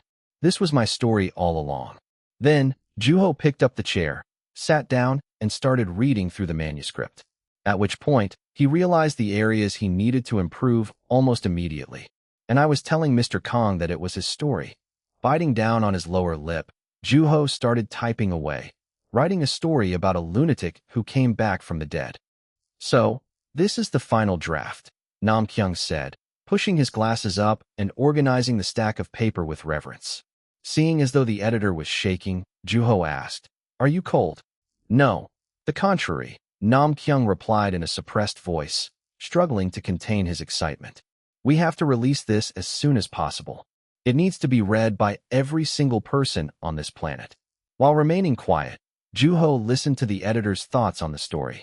After raving for some time, Nam Kyung tilted his head and asked, You're oddly quiet today, Mr. Wu. Am I? You agree that it's good, don't you? I knew it. I knew this was good enough to make you proud as an author. As Juho tried to chuckle it off, Nam Kyung sprung up from his seat and said, I'll get this story made into a book as soon as I can. Things are about to get a whole lot busier around here. Then, just as he was about to leave the apartment, Nam Kyung turned around and bowed to the young author, saying, Thank you for allowing me to be a part of this, Mr. Wu. Of course. I'm counting on you, Mr. Park. As Nam Kyung left the apartment with the manuscript in his hands, Juho sank into his chair, let out a long sigh, and dialed a certain number. The person answered almost immediately. Yes. Hyundu replied in a calm tone of voice. I did it, Mr. Lim, Juho said. And the manuscript? I handed it over to my editor. So is it done? Well, it still needs to be revised. Where are you, Mr. Lim? Juho asked. I'm at my office, writing. Huh. I thought you'd be at home.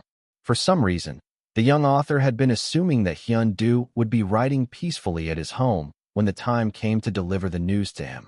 Well, even if you had been home, I wouldn't have hesitated to go down there to show you the manuscript, even if it had been snowing out. Well, good thing it's summer, Hyundu said, chuckling. Then, he asked, question is, do you even have the energy to go out? Honestly, I'm so tired that I can't move a muscle. Seems like you need to work on your stamina, young man. Come on, Mr. Lim. You have to cut me some slack. This wasn't just some ordinary story. It was tricky to say the least. Right. The conversation came to an abrupt halt, and Juho waited for Hyundu patiently. Wool, Hyundu said. Uh-huh. We'll probably never bother you again. What makes you say that, Mr. Lim? You learned everything you needed to. But I still have so many questions I wanted to ask him. So did I, Hyundu said calmly. Juho clenched his hand into a fist. Being left in the dark all over again was not something Juho was willing to accept. I'll force him to, if that's what it takes. Is that what he told you to do? Yes. Mr. Kong told me the same thing you did, to write my own story. Then, he flipped everything upside down. His standards, the order, everything. Even if you were to have something to say, there would be nothing I could do about it now, Juho said. Is that so? Well, I'm looking forward to it, Hyundu replied. As he hung up, Juho sat in place for a little while, exhaled, and chuckled. I guess that's it, then, he murmured, looking down at his empty hands. Yawning, he lay down on the couch, while feeling as if he'd fall into a deep sleep, with no idea that he would be having another dream. Mr. Kong? A shocking one at that. Noticing a white mound in front of him, Juho realized that it was Wool lying still under the white sheet, completely silent. The sheet was even covering his face. Never seen a dead body before. At that moment, Juho remembered something he had been forgetting. Wool had passed away in a snowy winter. Mr. Kong, Wool remained still. When Juho pulled the sheet off, the dust on it tickled the inside of his nose. Being the only source of sound in the environment, Juho sat down next to Wool. So what is death? Juho asked. He had been afraid to hear the answer when Wool had promised to tell him what death meant if Juho were to go in the water. Why does death exist? Juho asked Wool, who lay almost lifelessly, but peacefully. I'm not telling you a thing, Wool said. Juho was still looking down at him. Why not? Juho asked. Because I'm dead.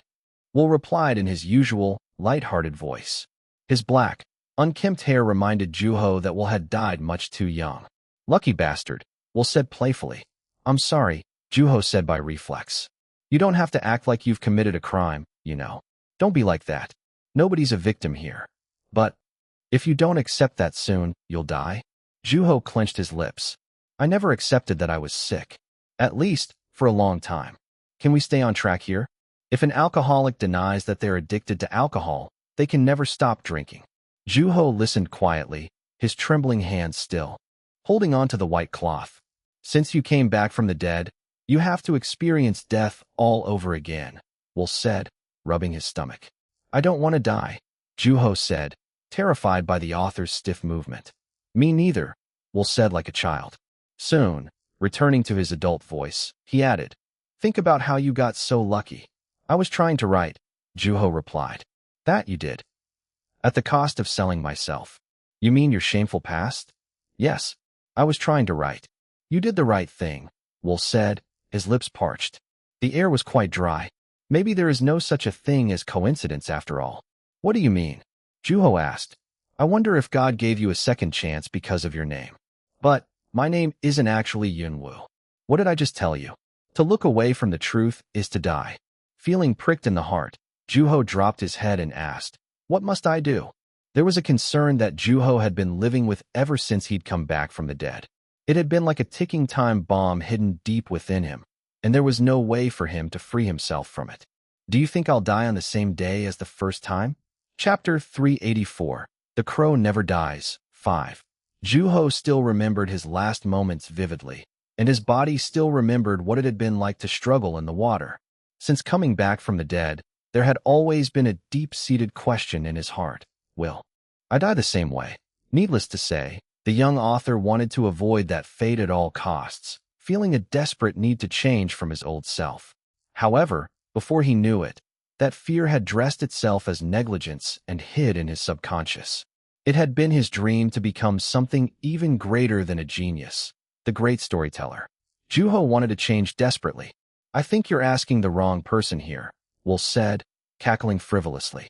When struck by the realization that Will had died in a similar manner, Juho found himself feeling slightly better. I wish I was in your position, Mr. Kong. Yeah, right, Will said, clicking his tongue irritably. Juho brushed his face down with his hand. It was true that there was no reason to be envious of someone who had died. Do you read minds now? That's what being dead will do to a person.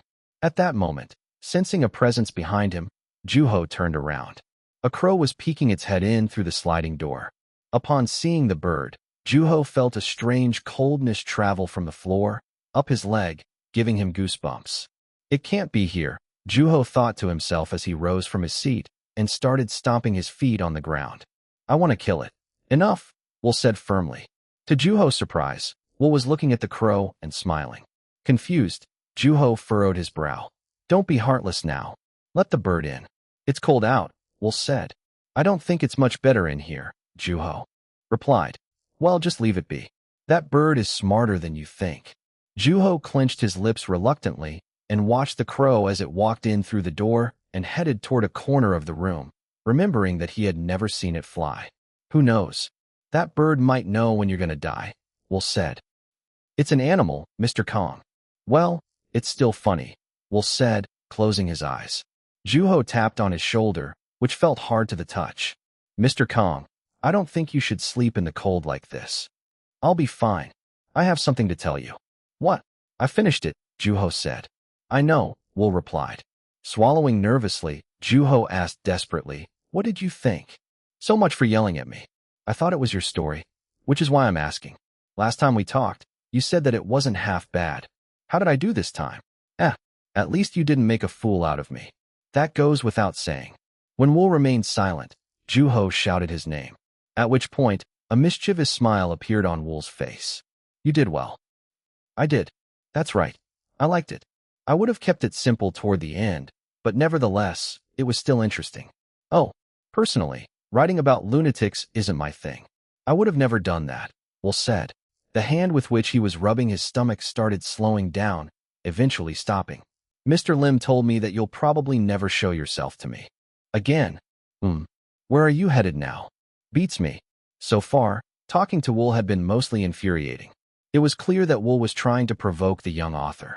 Otherwise, Juho wouldn't have been so high-strung. Then, what do you know? Juho asked with a sigh. To which, Will answered, moving only his lips. One day, you'll repeat the same mistake you made in the past. Looking down at him, Juho said, I'll never make that mistake again. Life is long. You just wait. While Juho was at a loss for words, Will rolled his eyes and looked toward the young author, saying, It happens. Just don't blame yourself too much. You'll be fine. Very helpful, Mr. Kong. Like I said, there's no need to be so tense all the time. At the end of the day, you are you, and a novel is a novel. You're contributing to society somehow, even if you're doing nothing but breathing and existing. But you're dead. Always hitting where it hurts most, Will said, his eyes closed halfway. Life is long, so you just keep writing until you feel confident. It's your story, so feel free to do as you wish. At that moment, the wind came along, blowing against Wool's lifeless hair. No matter how many times Juho called out to him, Will didn't respond. So, this is what it's like to die twice, Will said with a grin on his face, his eyes filled with life for a brief moment. Not bad. Not bad at all. Hold on, Mr. Kong, Juho exclaimed, grabbing Will. Still with questions left to ask, the young author wasn't ready to let Will go just yet. Then, raising his finger, Will pointed up at the sky and said, "It's morning." With that, Juho opened his eyes and jumped out of his bed. The shadow cast throughout the apartment was telling Juho that it was about to be evening. Realizing that Will had lied up to the very last moment, Juho chuckled. At that moment, "What are you smiling about?" Juho looked back, startled by the voice coming from behind him. "What are you looking at?" the voice asked. "Mr. Lim, you might want to lock your door. Otherwise, you might end up dying quicker than you anticipated." Rubbing his tired eyes, Juho said, "I don't want to die." "Then, you better lock your door." "Yes, sir," Juho said, still chuckling. He couldn't help himself for some reason. "Seems like you're in a good mood," Hyundu said. "Maybe," Juho replied. "I suppose it makes sense, especially with wool out of your hair. Are you here to read the manuscript, Mr. Lim?" "I couldn't stop thinking about what you said about the manuscript, so I had to come. If you don't feel comfortable showing it to me, that is perfectly fine." "Not at all. One moment." With that, Juho went into his room and brought out the manuscript. Apparently, Hyundu Lim cried after reading it. Ignoring the voices coming from behind him, Co Kwong blew his nose. The sound reverberated through the entire cafe, drawing everyone's attention. However, with his eyes fixed on the book in front of him, Co Kwong paid no attention to them. Every sentence of the book was heart-wrenching, and the cold, cruel reality made him teary-eyed. Co Kwong simply couldn't stop crying while reading the book, which was about an evil protagonist and the surrounding characters. However, the owner of the cafe burst into laughter at the sight, holding her sides. "Oh my, I guess my son still has a lot more growing to do." "Leave me alone, Mom," Co Kwong said, pulling away from the book in order to prevent his tears from falling on the pages, unsure of how to stop the tears flowing down his cheeks. "What beautiful souls," he murmured as the snot flowed into his mouth. At which point, his mother warned him, "You better keep it down. You're not the only person in here, you know." "Man, what do you know, Mom? I read the book too, you know." "Will Kong is a genius," Co Kwong said. At that moment, another voice interjected and said, "What are you doing?" It was Baron, who was staring at him in disbelief. Rubbing his red nose, Co Kwong waved at the unexpected guest. However, Baron backed away and asked, "Are you crying? You read it too, right?" As if at a loss for words, Baron chuckled and nodded. "Did you cry?" "Nope." They were referring to Wu Kang's last, unfinished book, which had been released recently.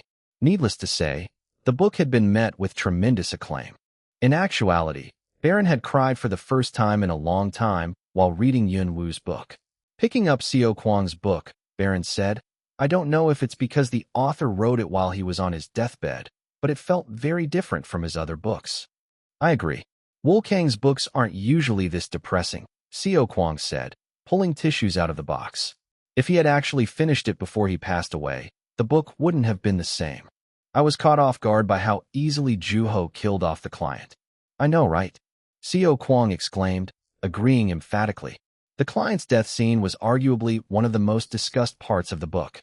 "I don't know if he's bold or if he's lost his mind, but if I were in his shoes, I wouldn't have dared change anything. If anything, I'd keep it as it was for the rest of my life." "Then, what's the point in picking up where the author left off? Why bother instead of releasing it unfinished?" "Think about it, Baron. Why do you think nobody knew about this book?" "Because there are a lot of people out there who think the same way I do," Co Kwong said.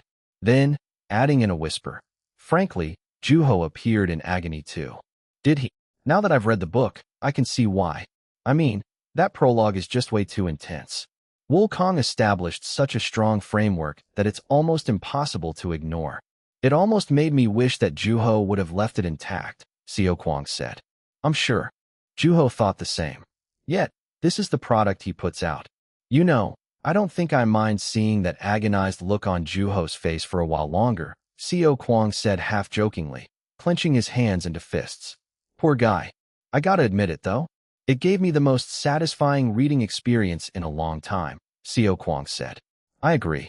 I still can't get over the transition between Wu Kang's and Yun Wu's writing. I got goosebumps the moment I realized that it really was a collaboration between the two authors. Listening to Xiao Kuang raving, Baron looked around the store. Then, spotting a noticeably empty spot in the shelf, he said, I think I can guess which book was on that shelf.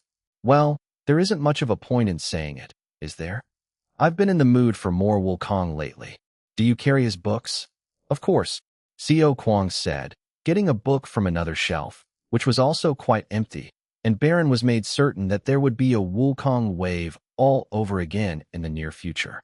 The fact that Yun Wu had brought Wukong back only reinforced that prediction. How intriguing, Baron murmured.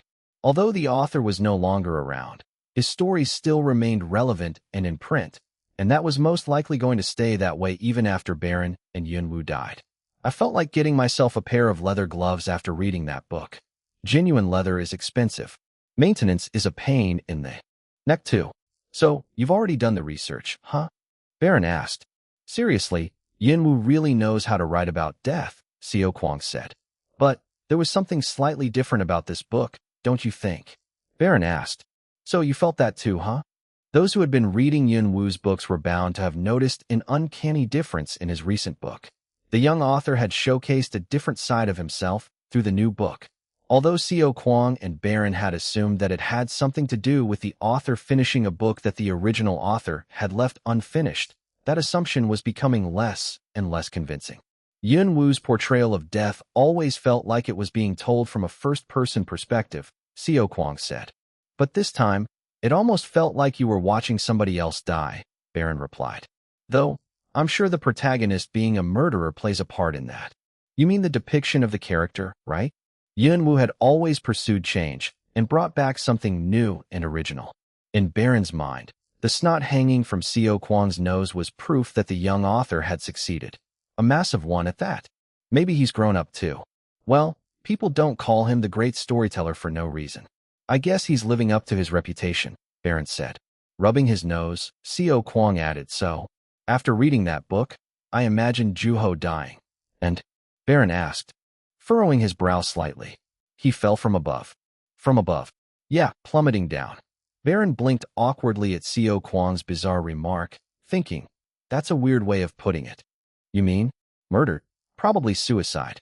What about the body? It was nowhere to be found, Xiao Kuang said. As Baron crossed his arms, Xiao Kuang explained, it had already drifted away in the water. You're getting into a lot of really uncomfortable details, you know that. It helps with translating. Wouldn't it be more helpful to expand your vocabulary? Baron asked. If I were to prioritize my mental health, yes, Xiao Kuang replied. However, Baron scoffed and didn't take Xiao Kuang's answer seriously. It was absurd to think that the young author would commit suicide. Nevertheless, it was still fun to talk about it. How old do you think Juho will be when he dies? Xiao Kuang asked, bringing up the question that would come to mind from time to time when looking at the young author.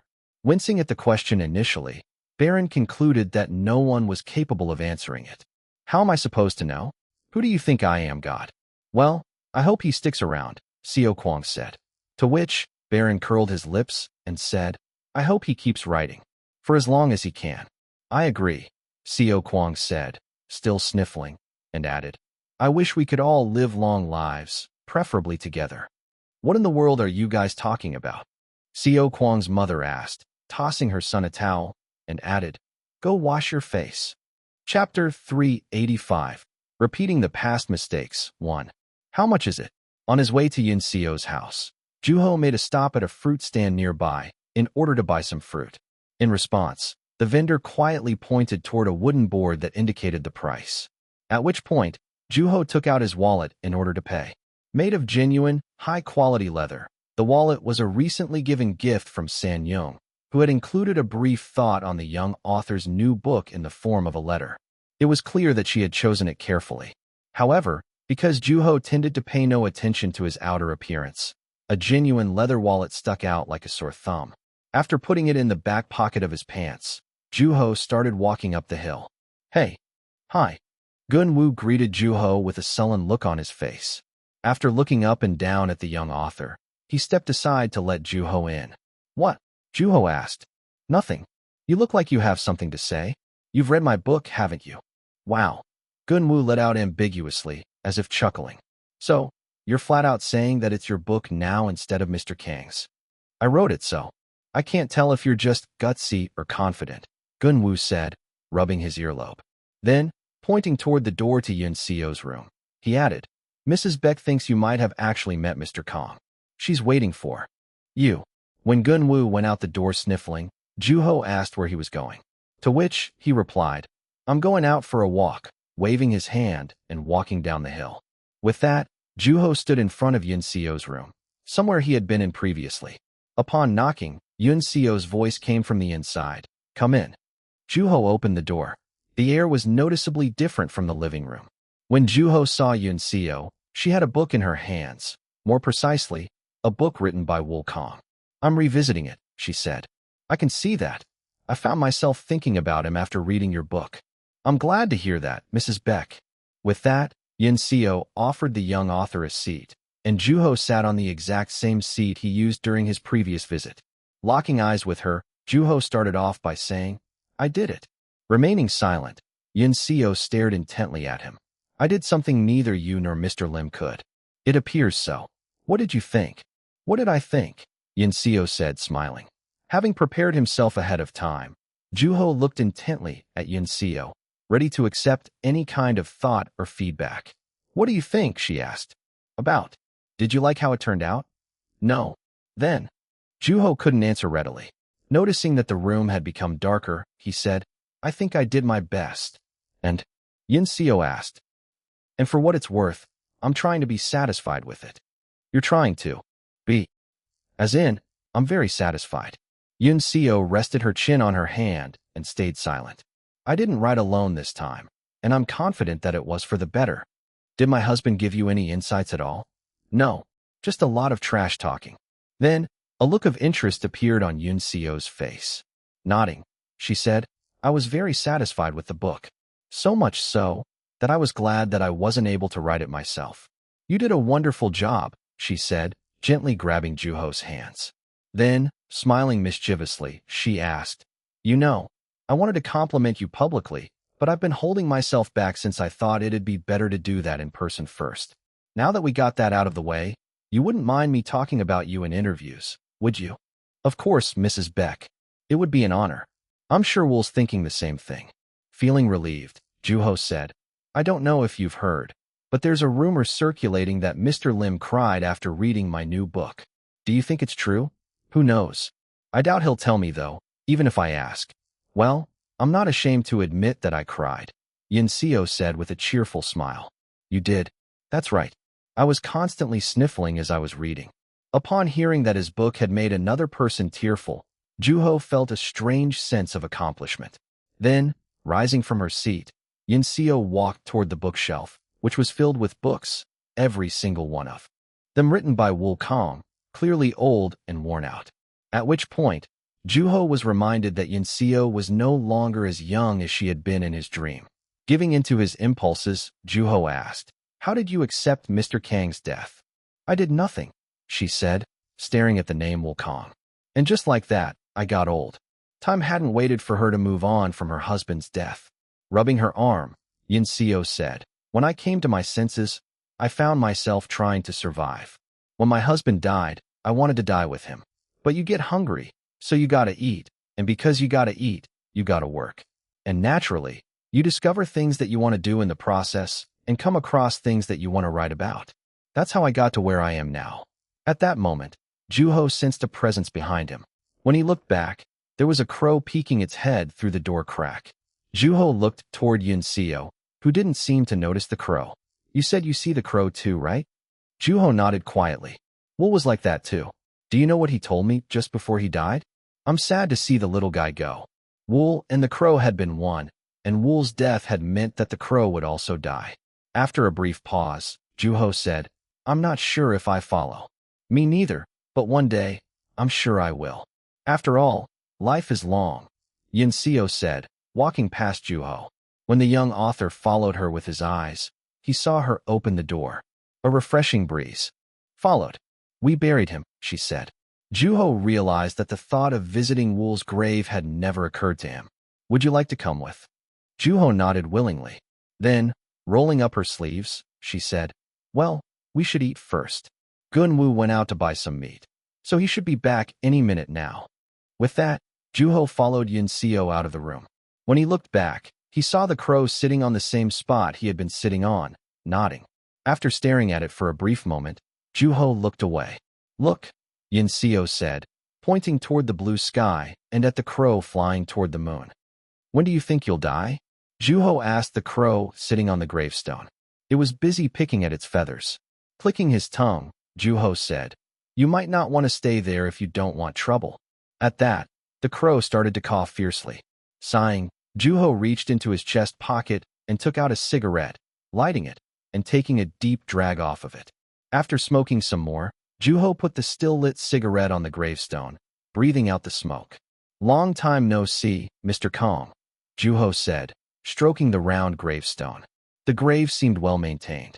That day, Juho had come to visit the grave on his own. With his eyes fixed on the burning cigarette, he said, "As you can tell, I'm still having trouble getting along with the crow." Juho dropped his head. His white hair covered his eyes. After pouring some rice wine in a paper cup, Juho placed the cup in front of the gravestone. "Do you think I'll die this year?" Having turned 47 that year, 20 years had passed since Juho had first met Wool. Now, Juho had reached the age with which he had died in his past life. Juho still remembered the conversation with Wool vividly. It was still fresh in his mind. Since that last dream, Wool had never shown himself to Juho again, neither in dream nor fantasy. It had been as if Wool had decided that he no longer had anything to do with Juho. Although Juho couldn't really remember what Wool looked like, the memories of his sentences were still very much intact. "I had thought I would die if I stayed a genius," Juho said. When he had first come back from the dead, that had been his belief. "So, I tried to be great, to live." Then, the ash fell from the cigarette, making it look like it was nodding or growing impatient. "Now, people call me the great storyteller." At that moment, the crow let out a long caw, as if trying to interrupt Juho. "Do you think I'll live?" There was no response. At the whiff of the burning cigarette, Juho closed his eyes for a brief moment, opened them and kept on. "Mrs. Beck and Mr. Lim are doing well. Mrs. Beck's released an essay about her younger self recently, and it's blowing up." "Oh, you're in the essay too." "Mr. Lim released a new full-length novel not too long ago, and let me tell you, it's a piece of art. I still have a lot of growing to do." Then Juho reached to his back pocket and took out his wallet, chuckling. "Look at this. I can't remember how many times I've had this thing repaired, but I think it's at its end now." Fiddling with it in his hand, Juho said, "You know, Mr. Kong, back then, I really wanted to understand where you were coming from. I wanted to understand what it was like to die and leave a book unfinished. I pictured all sorts of things." Then rising to his feet, Juho pulled out the weeds around the grave and said, "I'm terrified, Mr. Kong." With that, Juho left quietly, leaving the crow behind to walk around the grave by itself, cawing obnoxiously. Mr. Wu. Upon arriving home, Juho looked back at a voice calling out to him. He saw a man who looked quite frazzled, as if he had been waiting for Juho's arrival. His young face was filled with life. "Where are you coming from?" "I had to meet up with an acquaintance." "What is it?" "You know exactly what, Mr. Wu. I was supposed to get your manuscript." "Ah, right," Juho said, massaging his shoulder and adding, "It's not finished." Mr. Wu. "Haha. This isn't funny. You did so well last time." "I don't know. This year has been a little slow." Again, not funny, Mr. Wu. Shrugging nonchalantly, Juho invited the man in as he pushed his glasses up. "Are you a tea drinker, Youngdu?" "I'll drink it gladly." After working for various publishers, Youngdu had started working for Zelkova a few years back and had become the editor in charge of Juho. When drunk, the editor had the habit of raving about his university life, which had mostly consisted of three things: alcohol, fights, and Yunwu. In the end, after struggling between reality and expectations during his youth, he chose a career as an editor. "Still drinking the healthy stuff, I see. I'm at that age, you know. Come on, Mr. Wu. You're still full of energy. All the more reason to take care of my health." Juho prepared some green tea for the young editor, who didn't seem fond of the subtle and bitter scent. "So, how's your progress on that manuscript, Mr. Wu?" Young Du asked, getting straight to the point. Leaning back on his chair, Juho replied. I'd say halfway. Still, the young editor let out inadvertently, covering his mouth, which made Juho grin. I'm telling you, this has been a slow year. I'm not in trouble, am I? Oh, no. We can always extend the deadline. It's just that we've hardly ever had to do that with your previous books. Juho chuckled almost like a sigh, and Young-do picked up a faint whiff of cigarette in the author's breath. Didn't you say you quit smoking, Mr. Wu? The editor asked cautiously. Yes, I did. But what is this I'm smelling? I wasn't the one smoking. Relieved, Young-do nodded. Compared to when he had first started working with Yun-woo, which had been 4 years prior, Juho was quite stable now. Back then, the author had reeked of alcohol and had always had a cigarette in his mouth. You don't gamble, do you?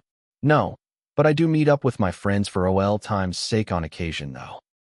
You're serious? I'm joking, Juho said with a mischievous smile and added, I still remember the disappointment on your face back then. At which point, Young-do defended himself desperately. Who wouldn't have been? Think about it. The first author you get to work with is Yun-woo, and he reeks of alcohol. Wouldn't that throw you off? I was in the middle of an experiment back then, Juho said, pouting. In the end, he had repeated his past mistakes. Chapter 386. Repeating the past mistakes, too. Experiment? What kind? Young-do asked.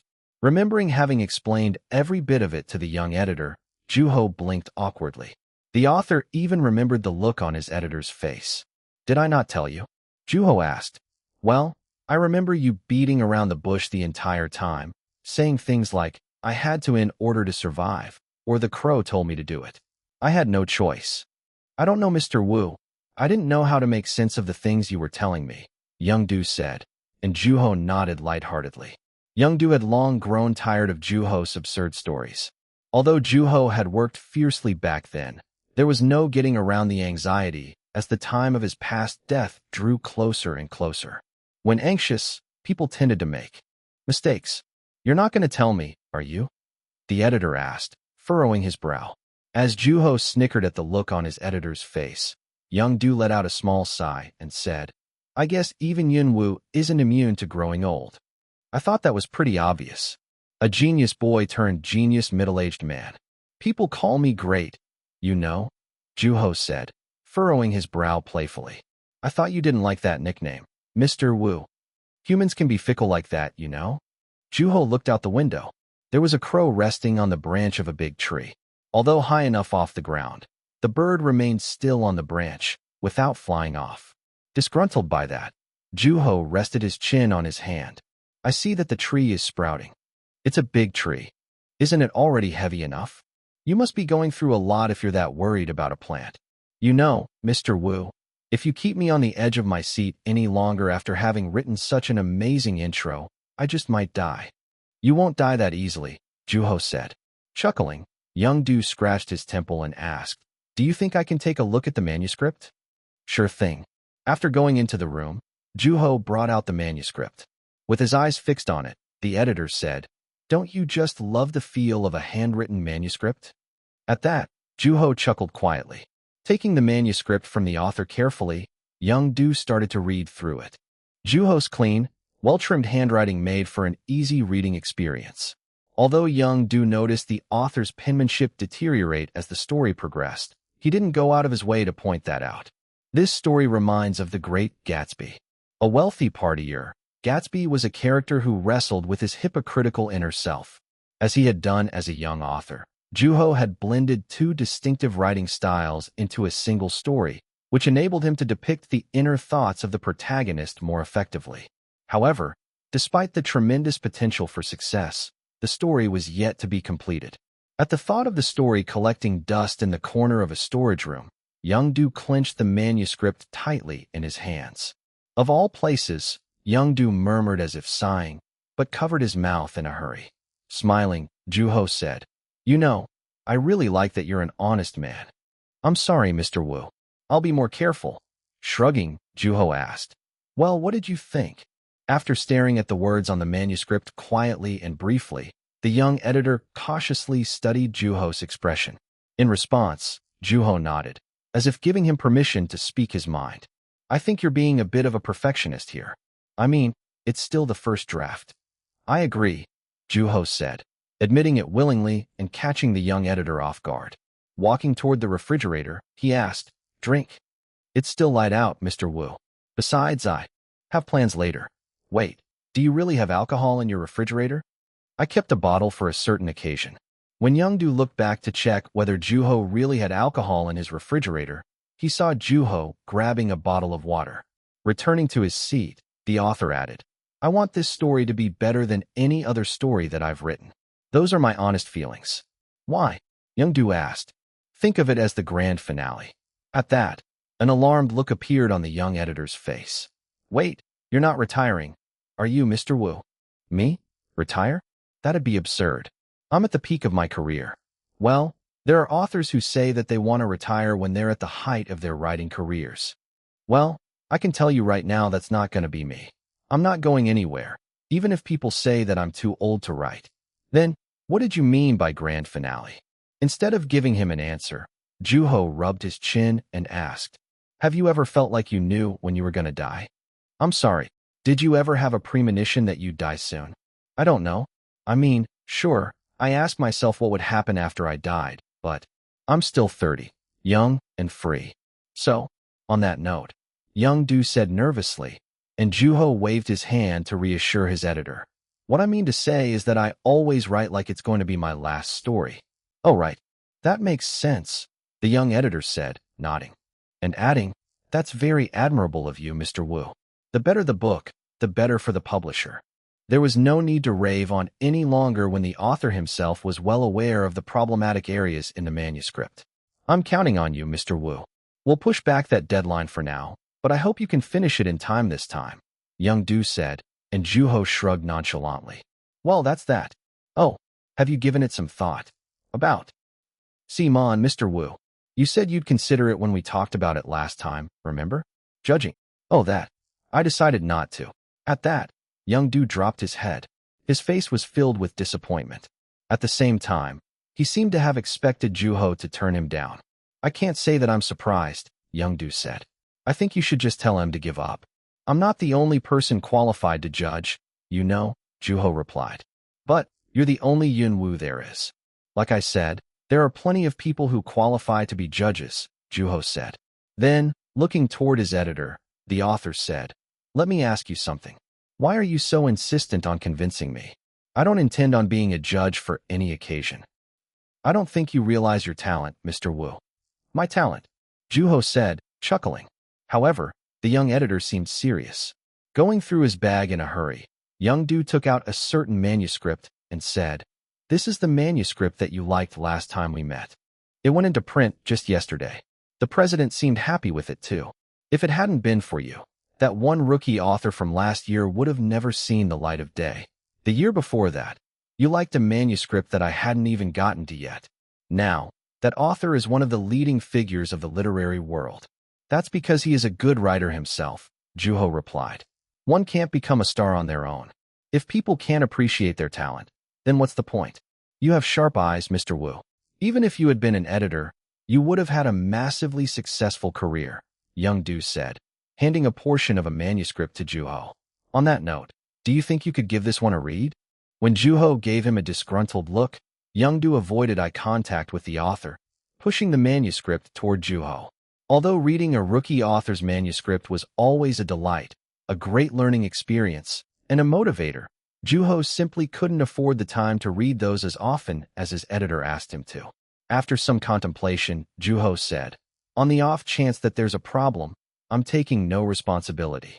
I know I'm asking a lot, but please take a look, Mr. Wu. It's one of the submissions from last month." Apparently, the writer is a working doctor. As Juho scanned through the manuscript unhurriedly, Youngdu joined in. Reading the first page was more than enough to distinguish a rookie from a seasoned writer. Not bad, because Youngdu was capable of distinguishing the subtle nuances in the author's tone. The editor was able to catch on to the real meaning behind Juho's response. "That's a no-go." Upon realizing that the author was having the same thought as him, Youngdu had to suppress his excitement. "Is there an issue, Mr. Wu?"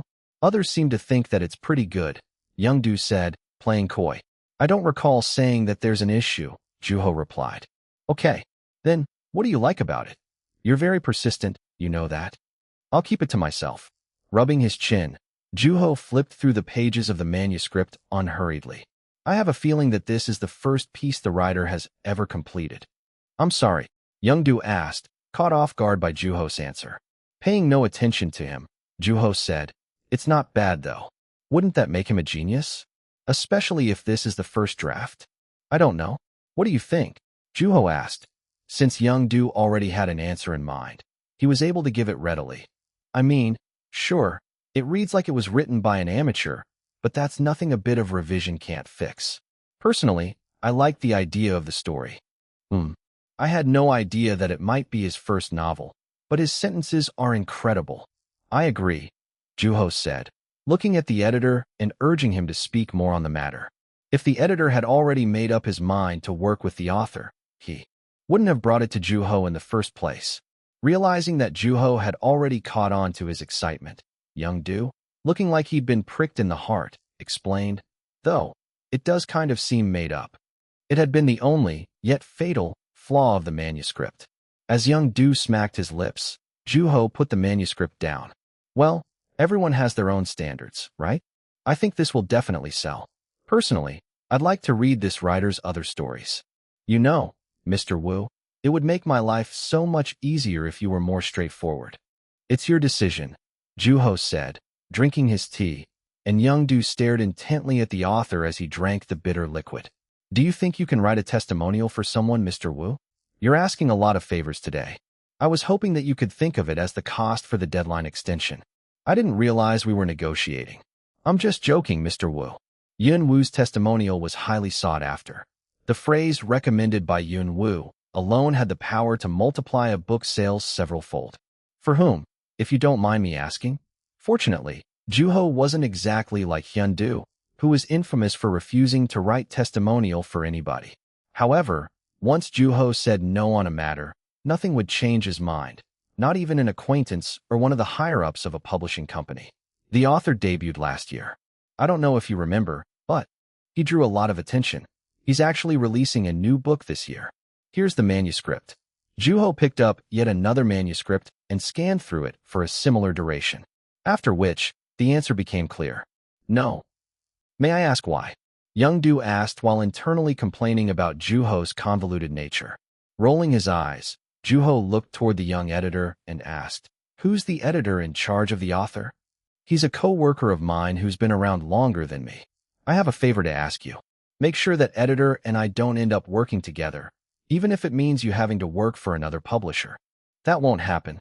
Is it really that bad, Mr. Wu?" "It's not bad necessarily. Here we go again," Youngdu thought to himself, fed up with the author beating around the bush. Without even bothering to ask, the young editor nodded. Although he had nothing to do with the author of the manuscript, Youngdu had to take on the burden in order to grant a co-worker's request. Naturally, the manuscript was not one of the young editor's priorities. "Okay, well, let's get back to your manuscript, then, shall we?" So, toward the end here, Youngdu listened to the author's thoughts quietly. By the author's explanations, it sounded like the manuscript was flawless. In fact, the young editor believed firmly that any manuscript that went through Yun Wu's hands came out significantly better. Then, noticing that something seemed off with the author, Youngdu studied Juho's expression. Juho didn't necessarily appear to be in discomfort. In fact, he looked more at peace. After some brief contemplation, Youngdu nodded and said, "Well, I'll see you next time, Mr. Wu. If you need any help, please let me know." The house became silent after the young editor left, at which point, Juho rose from his seat and went into his room, where countless sheets of manuscript paper were scattered across the floor.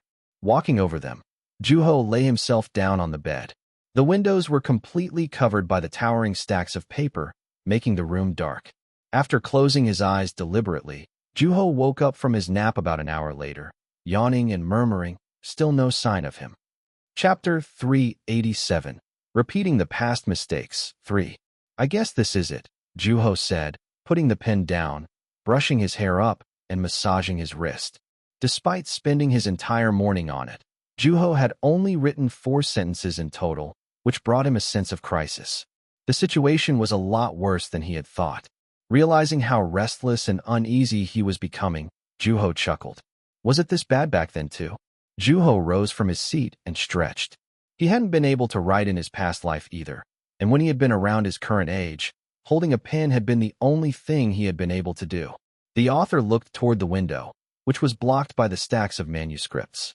He recalled being able to see a tree from his room, where the crow would rest while looking down at Juho. Hindered by my own legacy, Juho murmured, tapping against one of the stacks of paper, which looked as if it would topple over at any moment. I don't like the sound of that. Rubbing his face, Juho picked up his pen, erased everything, and started over. The room was anything but peaceful, making it impossible for the author to concentrate. To make matters worse, Juho was feeling very uneasy. He wanted to be able to concentrate on his work. He desperately wanted something so tangible that he could almost touch it, something that would make him forget all about his current struggle.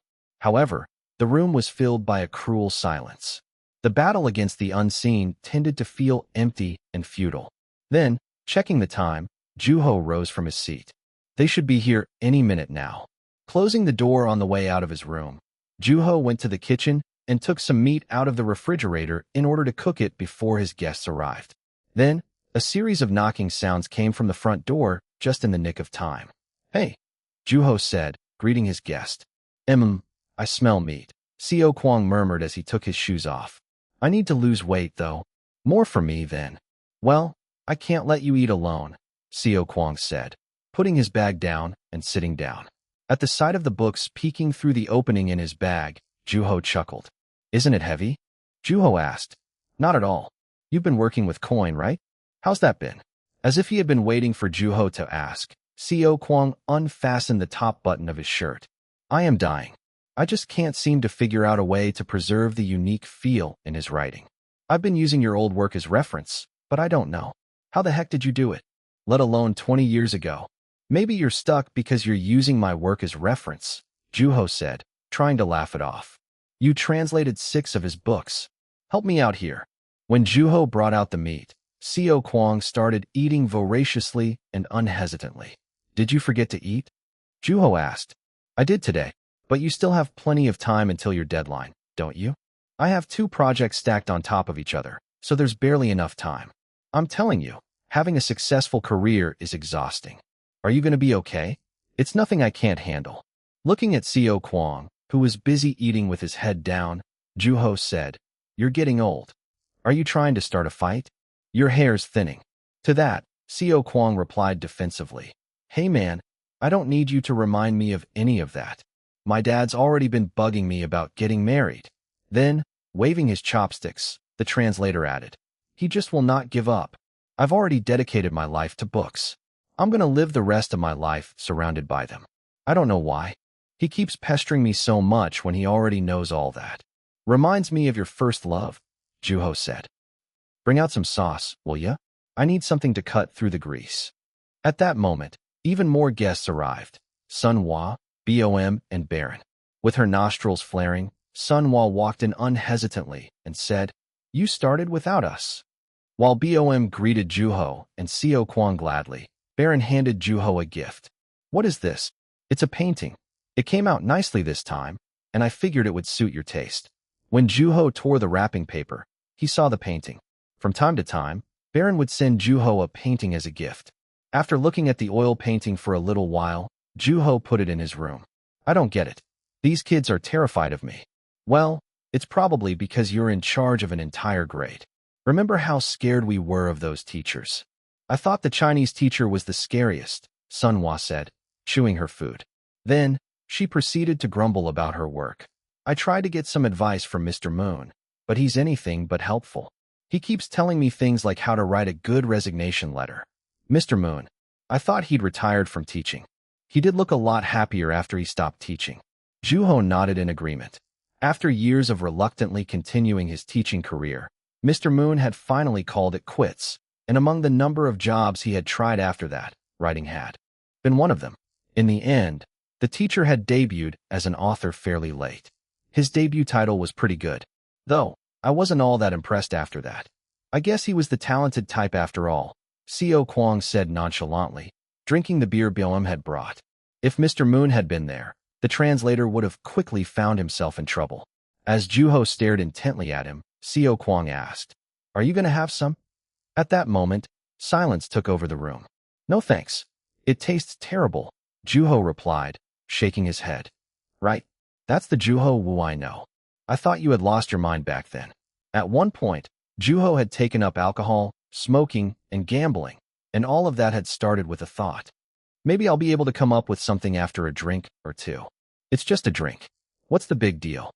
The fact that you were acting like you were still a teenager. Seriously, do you know what it means to do things in moderation? There was definitely a lot going on for all of us back then. That's the year you got divorced, right, Sunhwa?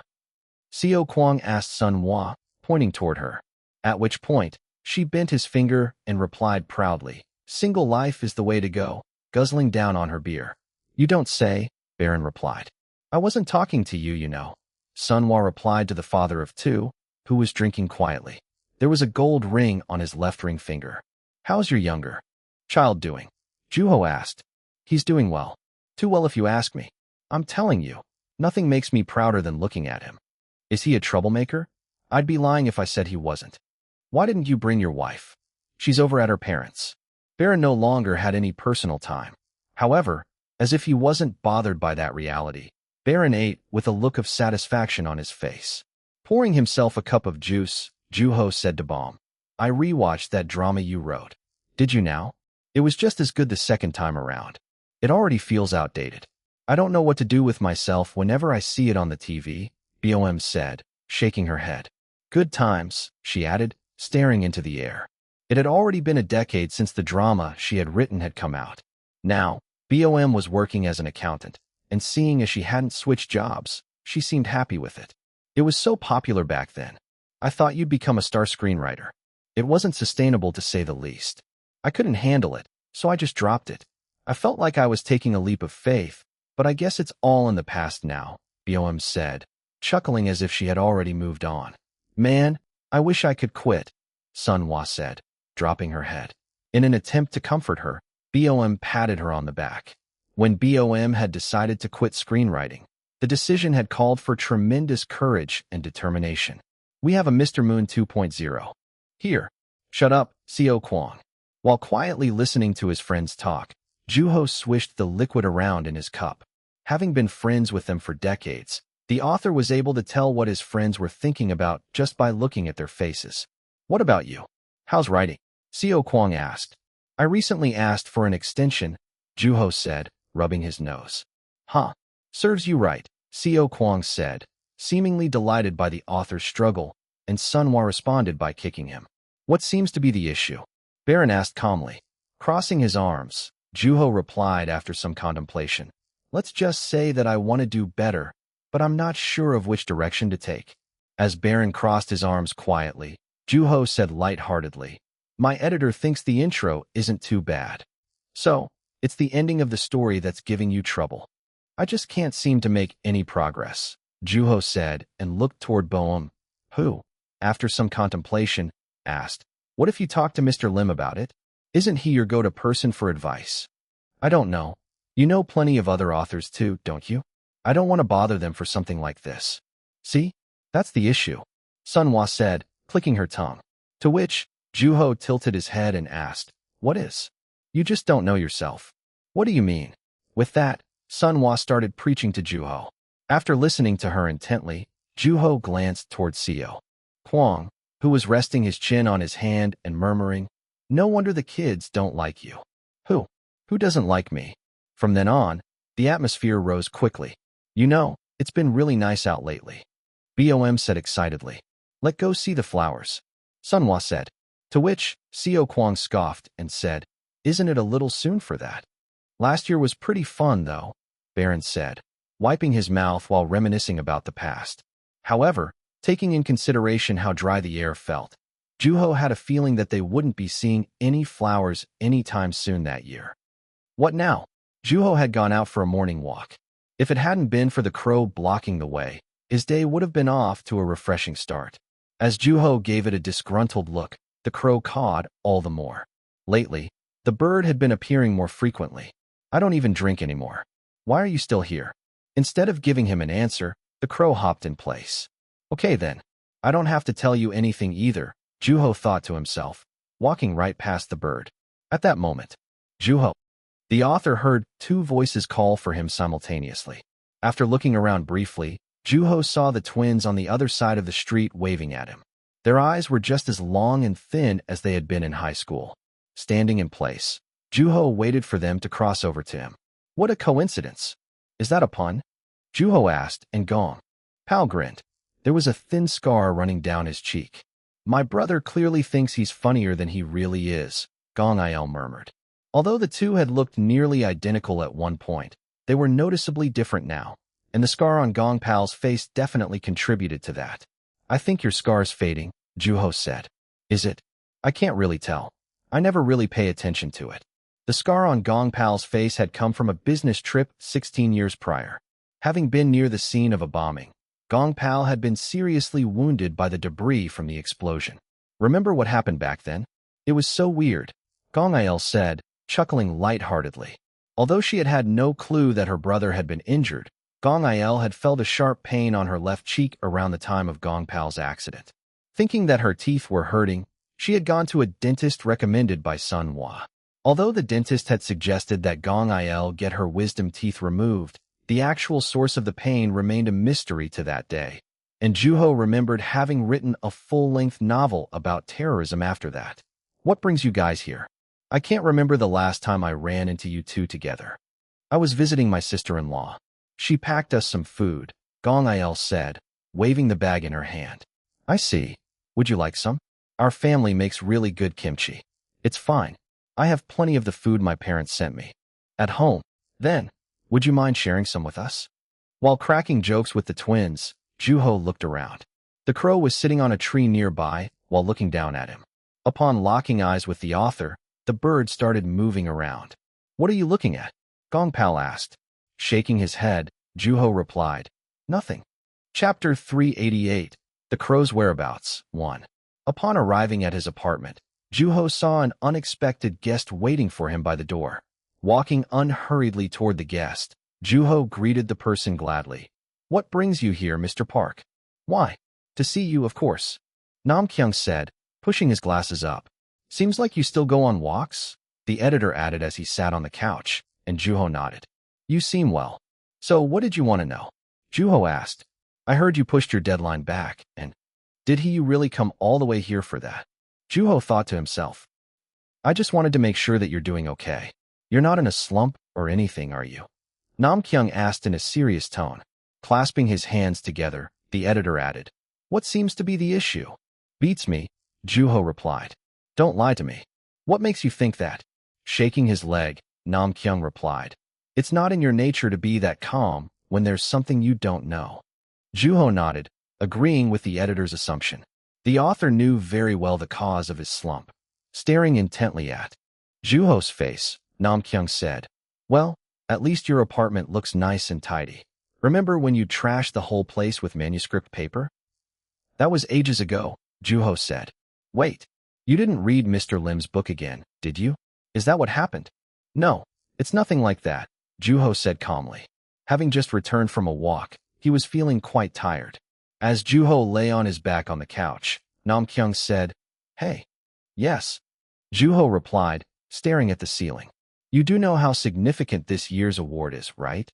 Yeah, sure, Juho said in a humdrum manner. The author was at an age that winning a prestigious award no longer came as a shock to readers. He was old enough to tread into the conservative world, and that wasn't exactly the most welcoming change for Juho. Your books are still in high demand. Remember that. As Juho chuckled, Nam Kyung pushed his glasses up and said, So, try to keep writing. Are you not going to let me take a break? Who are you trying to fool? I know you. You have to write to process your emotions. Then, Juho brought up a thought that had come to him. Am I starting to sound like Mr. Kong? Not even close, Nam Kyung replied, chuckling. I'm older than he was when he passes away, though.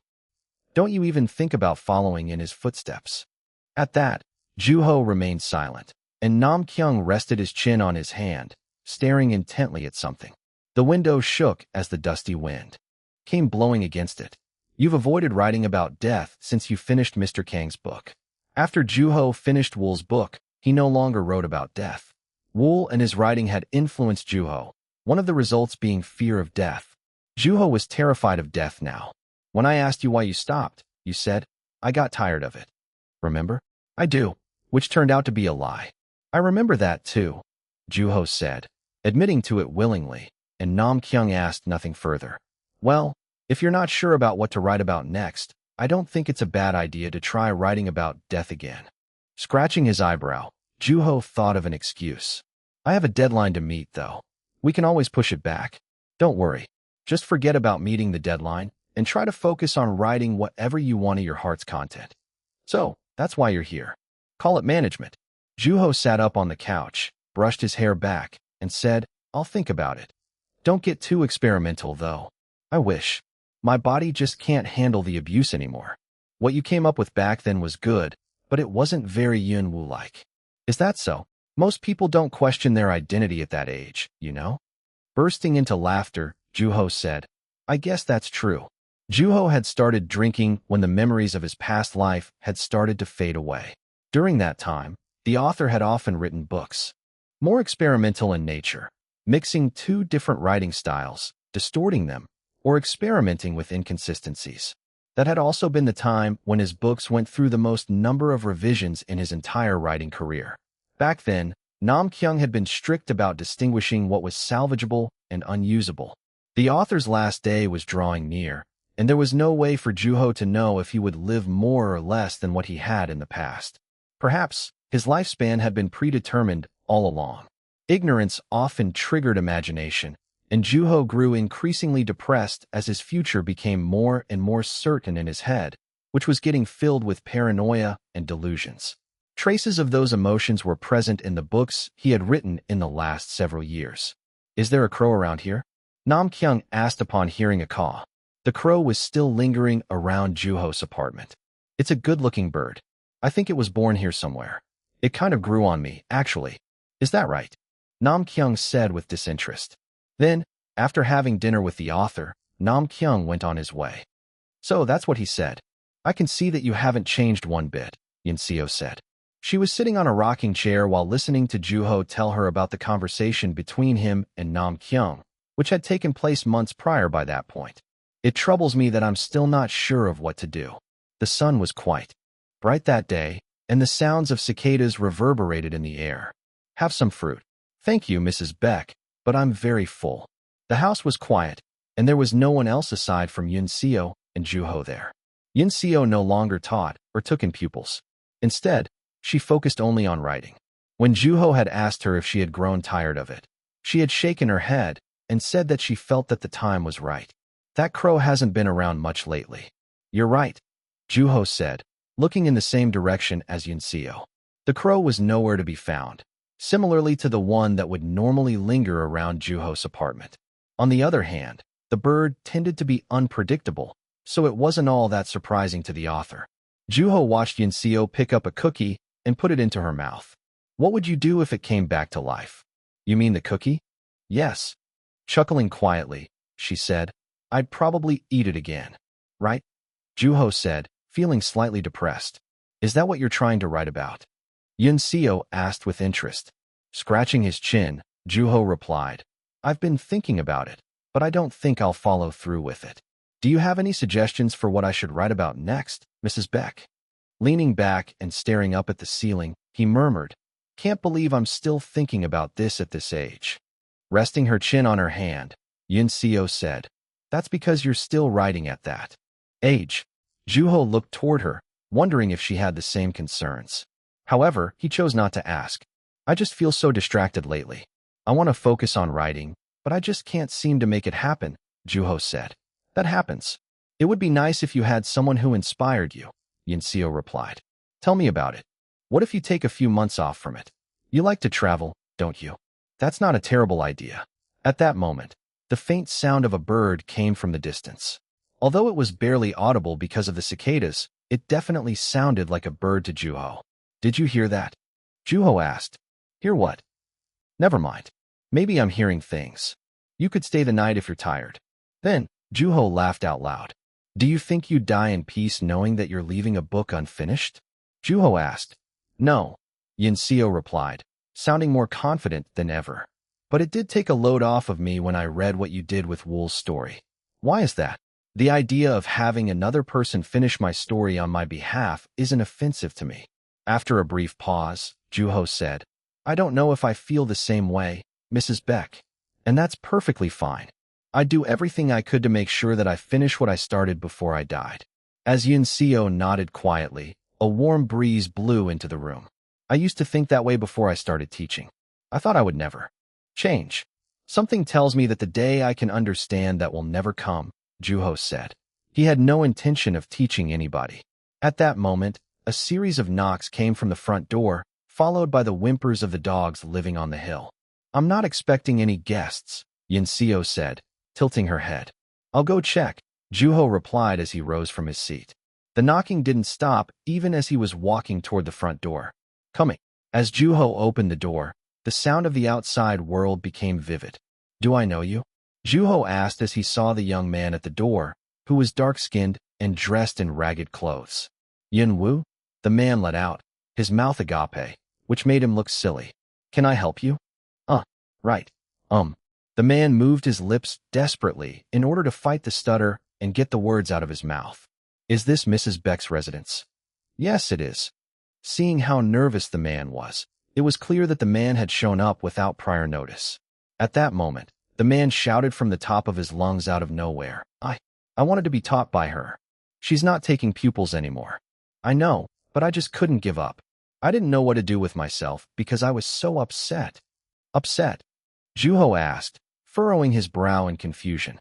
At that moment, come in, Yunseo said from behind him.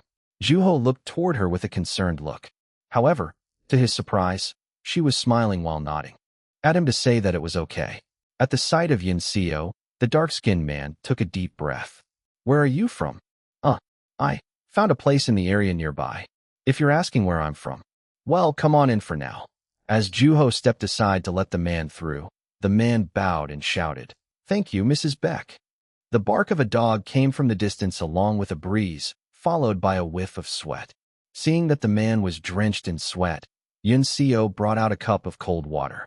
Staring at his back, which was soaking wet from the sweat, Juho said, Well, I'm going to get going. Already.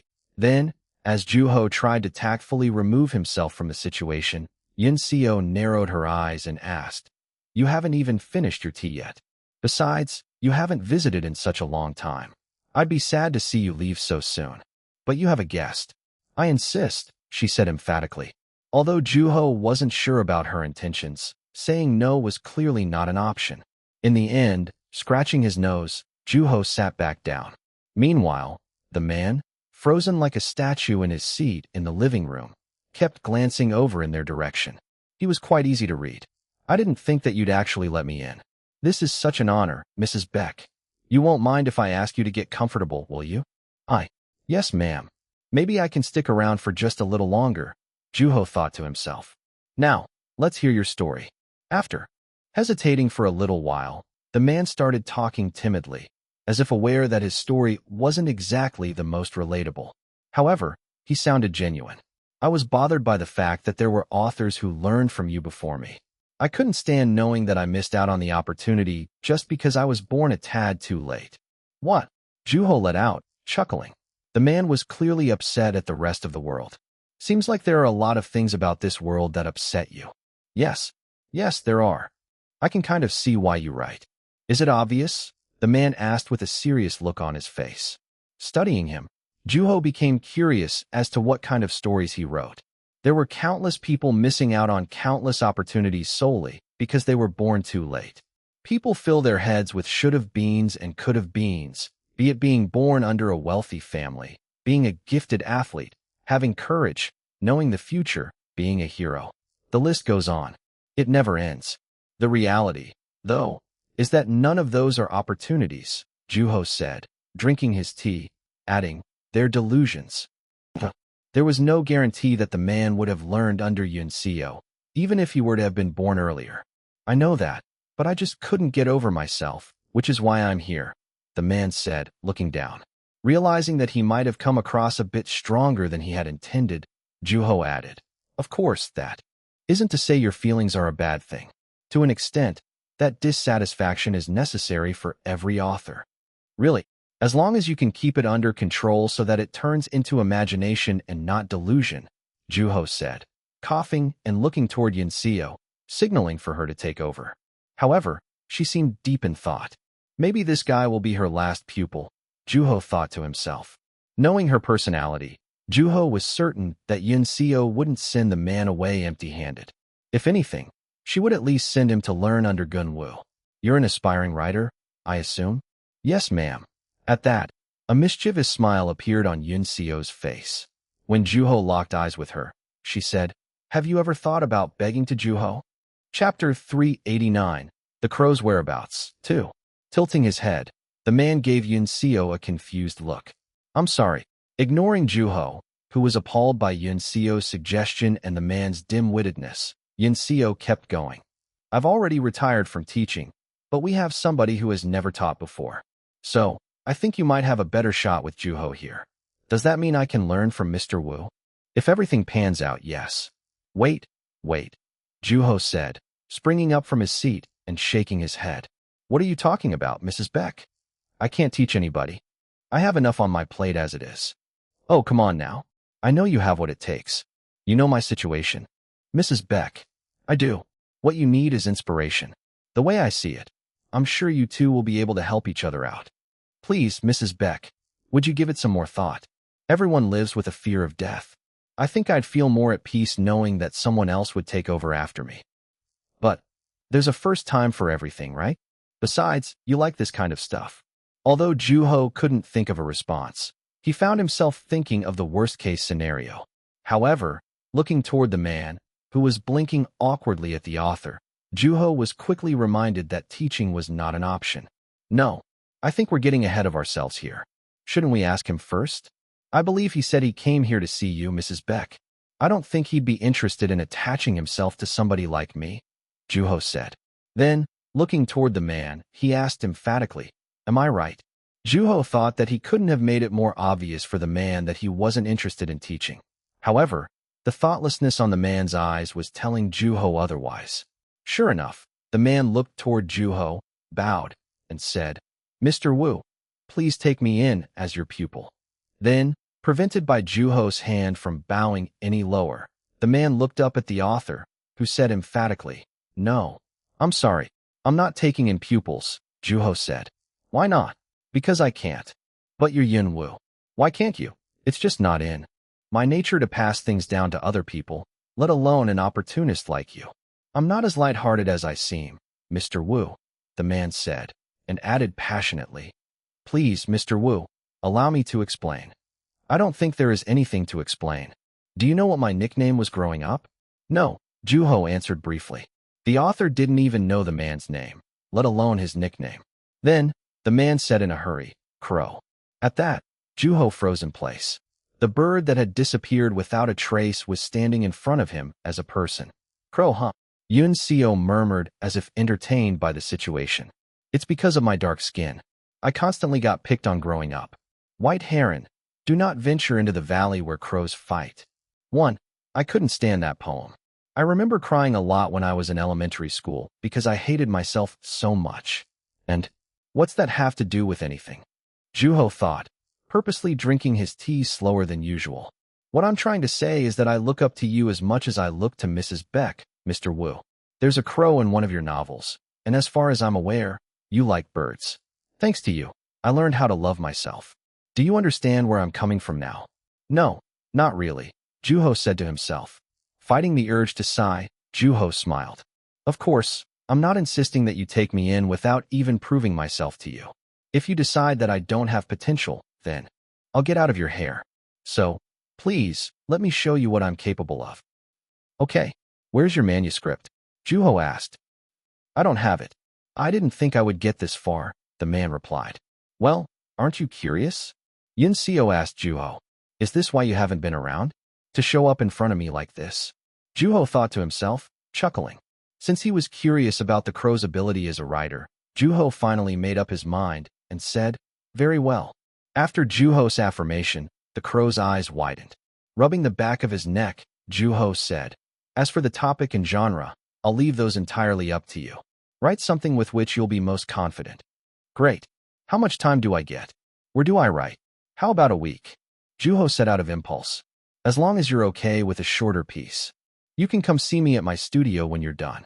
At that, the crow's vision shook. Can I really come? The crow asked timidly. To which, Juho replied nonchalantly. As long as you're not planning on robbing my place. I'm sorry. If you are, I'll give it to you. Be it money or manuscript. Just don't stab me, all right? I plan on sticking around a while longer. Of course, Mr. Wu, the crow said awkwardly. Hello, Mr. Wu. When Juho opened the door, he saw the crow standing there nervously. You're right on time, Juho said. I thought running late was not an option, and I'd be bothering you if. I'd gotten here early, so I waited by the door. Upon coming in, the crow looked around the apartment, enthralled by the fact that he was in Yun Wu's living space. After bringing out some tea, Juho asked, Will this do? Yes, it will. It's a healthy tea. Thank you, Mr. Wu, the crow said, slowly drinking the tea. Smacking his lips, he said calmly, Well, they say that bitter things are good for you. Looking at the crow's bag, Juho asked, Your manuscript? I have it with me. Great. Let's see it. The crow hesitated, sweating nervously. Is there a problem? Don't expect too much, the crow said, and Juho chuckled inadvertently. Juho hadn't been expecting much from the crow from the start. Nevertheless, the aspiring writer's affection for Juho was visible. Nodding, Juho said, Don't worry. I won't criticize you. Juho took the manuscript from the crow's hands. The dark, slightly oversized letters told Juho that the aspiring writer had written it with care and effort. What's it about? It's about death. Death, huh? I like that, Juho said, rubbing his mouth. Then, sitting up straight, Juho started reading through the manuscript. Staring fiercely at Juho, it was clear just how nervous the crow was becoming. The more Juho flipped through the pages, the more nervous the crow grew. It was a short story, which was told from a first-person perspective, about a protagonist who was murdered by his significant other. She confessed that she'd been in love with someone else all along at the time of the protagonist's death. After reaching the halfway point of the manuscript, Juho asked without interest, Are you the cheater or the cheated? I'm sorry, you heard me. The latter. The biographical nature of the story was very apparent. The characters were described with great detail and originality. At the same time, the writing lacked tension. Paying no attention to the crow, who moved busily on his seat, Juho lowered the manuscript and saw the stiff look on the aspiring writer's face. Breathing in quickly, Juho said, It's not bad. Really? The crow exclaimed, genuinely happy that he had Yun Wu's approval. However, that excitement was short-lived, as Yun Wu massaged his shoulder and said, But I'm not taking you in. At which point, the expression on the crow's face hardened almost immediately. Could you tell me why? You have talent. The crow let out with a silly look on his face, both happy and in despair. So, I don't think you need to learn from me. If you keep trying, I'm sure somebody will pick it up eventually. As far as I can tell, I think you have what it takes to be an author. Wait, am I really that good? Yes, your sentences could use some work, but that's something that improves over time as you build experience. Otherwise, you're a fantastic writer, Juho said, scratching his chin and adding, Seems like. You're the genius type. As the crow remained silent, Juho rose from his seat without hesitation and said, You can stick around until you finish your tea. Wait, Mr. Wu. What? Juho asked, looking down at the crow, who swallowed nervously and asked, I still want to learn from you. Did you not hear what I said? Juho asked. No, I did, but I was never trained professionally and I don't know what I'm supposed to do as an author. On top of that, I've never been to this city. Not to mention I'm broke. I'm not your sponsor, you know. No. I can always figure out my financial situation and, well, I guess I can figure everything out on my own. I'm sorry, Mr. Wu. It just came out wrong. What I'm really trying to say is that you're Yun Wu.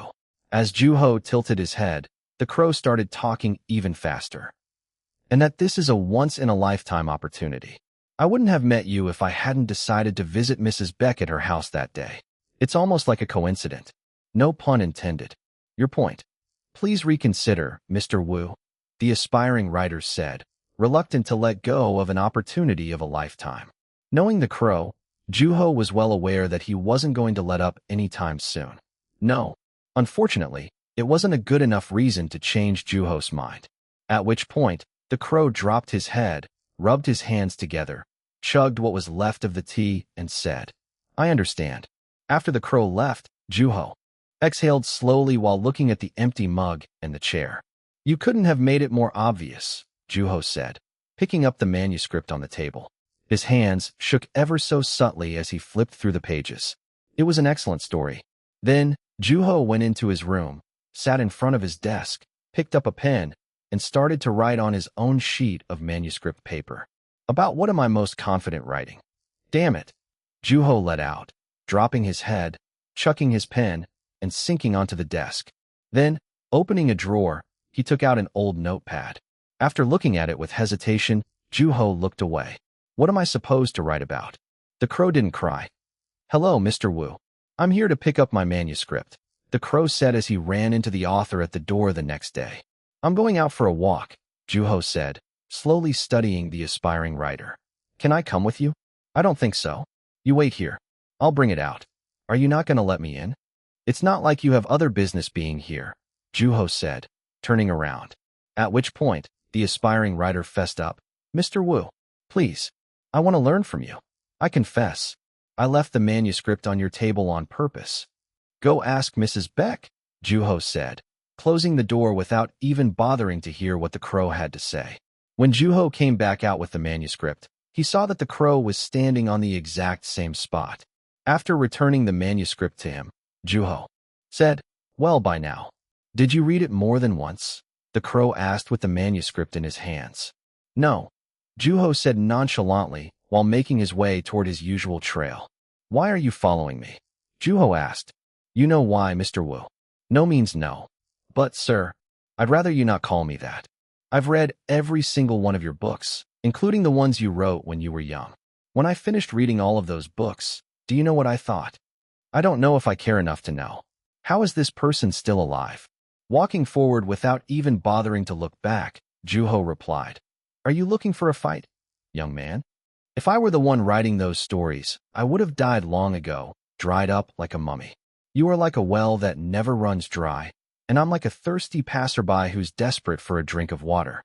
So, Mr. Wu, would you please give me the opportunity to drink from your well, just this once? You seem to think that the well owns itself. Otherwise, you wouldn't be asking the well for permission to drink from it. Well, it's an analogy. You shouldn't covet a well that already belongs to another person, you know. Water is life." At that, the crow turned silent. However, he didn't stop following Juho. Although well aware of this, Juho didn't say anything about it since he was used to walking around with a crow by his side. If I took him in, maybe things would change, Juho thought to himself. Chapter 390. The Crow's Whereabouts, 3. After giving Crow, who was behind him, a glance, Juho went inside. Although appearing to be flabbergasted, the aspiring writer followed the author into the shop. When Juho greeted a young employee, she greeted him back with a friendly smile. "Mr. Wu, been a while. I've been busy." "The usual? Make that too, please. There's a table further in. Please, help yourselves." Walking past the walls of books and through a space that wasn't visible from the outside, Juho and Crow made their way to the table. They were at a store that had been passed down to Seo Kwang by his parents. As the aspiring writer looked around confused, Juho said, "You can stick around until you finish your tea." Sitting across from him, Crow said, "You know, Mr. Wu, you can be kind of friendly." Juho interjected, smiling and sitting down. The colorful couch and pillows gave the space a completely different feel from the rest of the store. Looking around intrigued, the crow said, "You must be a regular here. It seems like this place has been around for a while. My friend owns it. There are so many books here. It's almost like a bookstore. He does read quite a bit." Nodding haphazardly, Crow pulled out a book at random and skimmed through it. When the tea arrived at their table, the aspiring writer picked up his cup thoughtlessly and drank it, only to discover its horrid taste. Frowning, Crow put the cup down and said, "Good stuff." It seemed like he had meant just the opposite. "Do you come here whenever you go out for a walk?" "When I feel like it. Like today." Lowering his cup, Juho warned the aspiring writer, If you're thinking about camping out here and waiting for me to turn up, I'd suggest you think of a different plan. I don't come here on a regular basis. Yes, sir, Crow said. As the air sank into silence, Juho opened the book he had picked out from the shelf. Fumbling with the manuscript in his hands, Crow asked, "Are you going to write here, Mr. Wu?" Without taking his eyes off of the book, Juho replied, "Yes. When? After you leave." At that, Crow let out a long groan and said, "You can just pretend I'm not here, you know." "Guess you have a point," Juho said nonchalantly, and the aspiring writer dropped his head. However, instead of letting up, Crow started to talk even more. "What have you been working on, Mr. Wu? Is it coming out soon? I loved your book last year. It was almost like drinking that healthy tea you like so much. Bitter, but good for you." Chuckling quietly, Juho asked, "Which one of my books do you like the most?" "Trace of a Bird," Crow replied without hesitation, which caught Juho off guard. Juho had written a number of books that had been better received than his debut title by that point. Needless to say, Crow's ravings about the book were less than interesting to the author, since he had heard those same compliments countless times over the years. Studying the aspiring writer, Juho asked himself, "What are the odds of somebody nicknamed Crow coming to me and asking to be my student? Is this a coincidence?" At that moment, what do you know? It's Yin Wu. A head peeked in through the bookshelf. "Mr. On," Crow let out, startled by Seo Jung's presence in a way that made him seem like a crow flapping its wings. Staring at the aspiring author, who was blinking awkwardly, unable to think of a way to introduce himself, Seo Jung asked Juho, "Who's this?" "Just some aspiring writer who followed me here while begging me to teach him," Juho said nonchalantly. "You? Teach? You've got guts, young man," Seo Jun said, smiling. Then, looking back, he called out to someone who seemed to have come with him. "Mr. Crow murmured. Darting back and forth between Seo Jung and Dong Gil, Juho asked, "What brings you two here?" "Why, we're out for some tea, of course. We've been coming here pretty often as of late. Seems like Seo Kwang isn't around today. He's busy with work from what I've heard." "All right, wait a minute. You don't think he's getting ahead of you in life, do you?" "I think he is." While Juho and Seo Jung were chatting, Dong Gil glared at Juho piercingly and asked, "So, you're taking in a pupil?" Juho shook his head, Dong Gil smacked his lips, and Seo Jung nodded and said, "So what if he's taking in a pupil? Can't hurt to try." "It's easier said than done." Sitting at Juho's table without hesitation, Seo Jung said, "There isn't much to it. You just have to make sure that you don't burden yourself with it. That's why you need to grow up," Dong Gil said. "But you don't take pupils either." "You say it's a hassle," Juho said, and Seo Jung crossed his legs.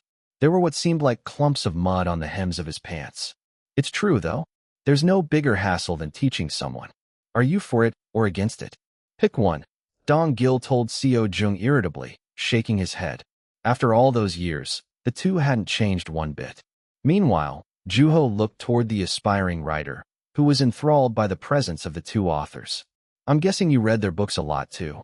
Juho asked. "Yes, I do. I look up to them both," Crow said unhesitantly, which was just the answer Juho had been looking for.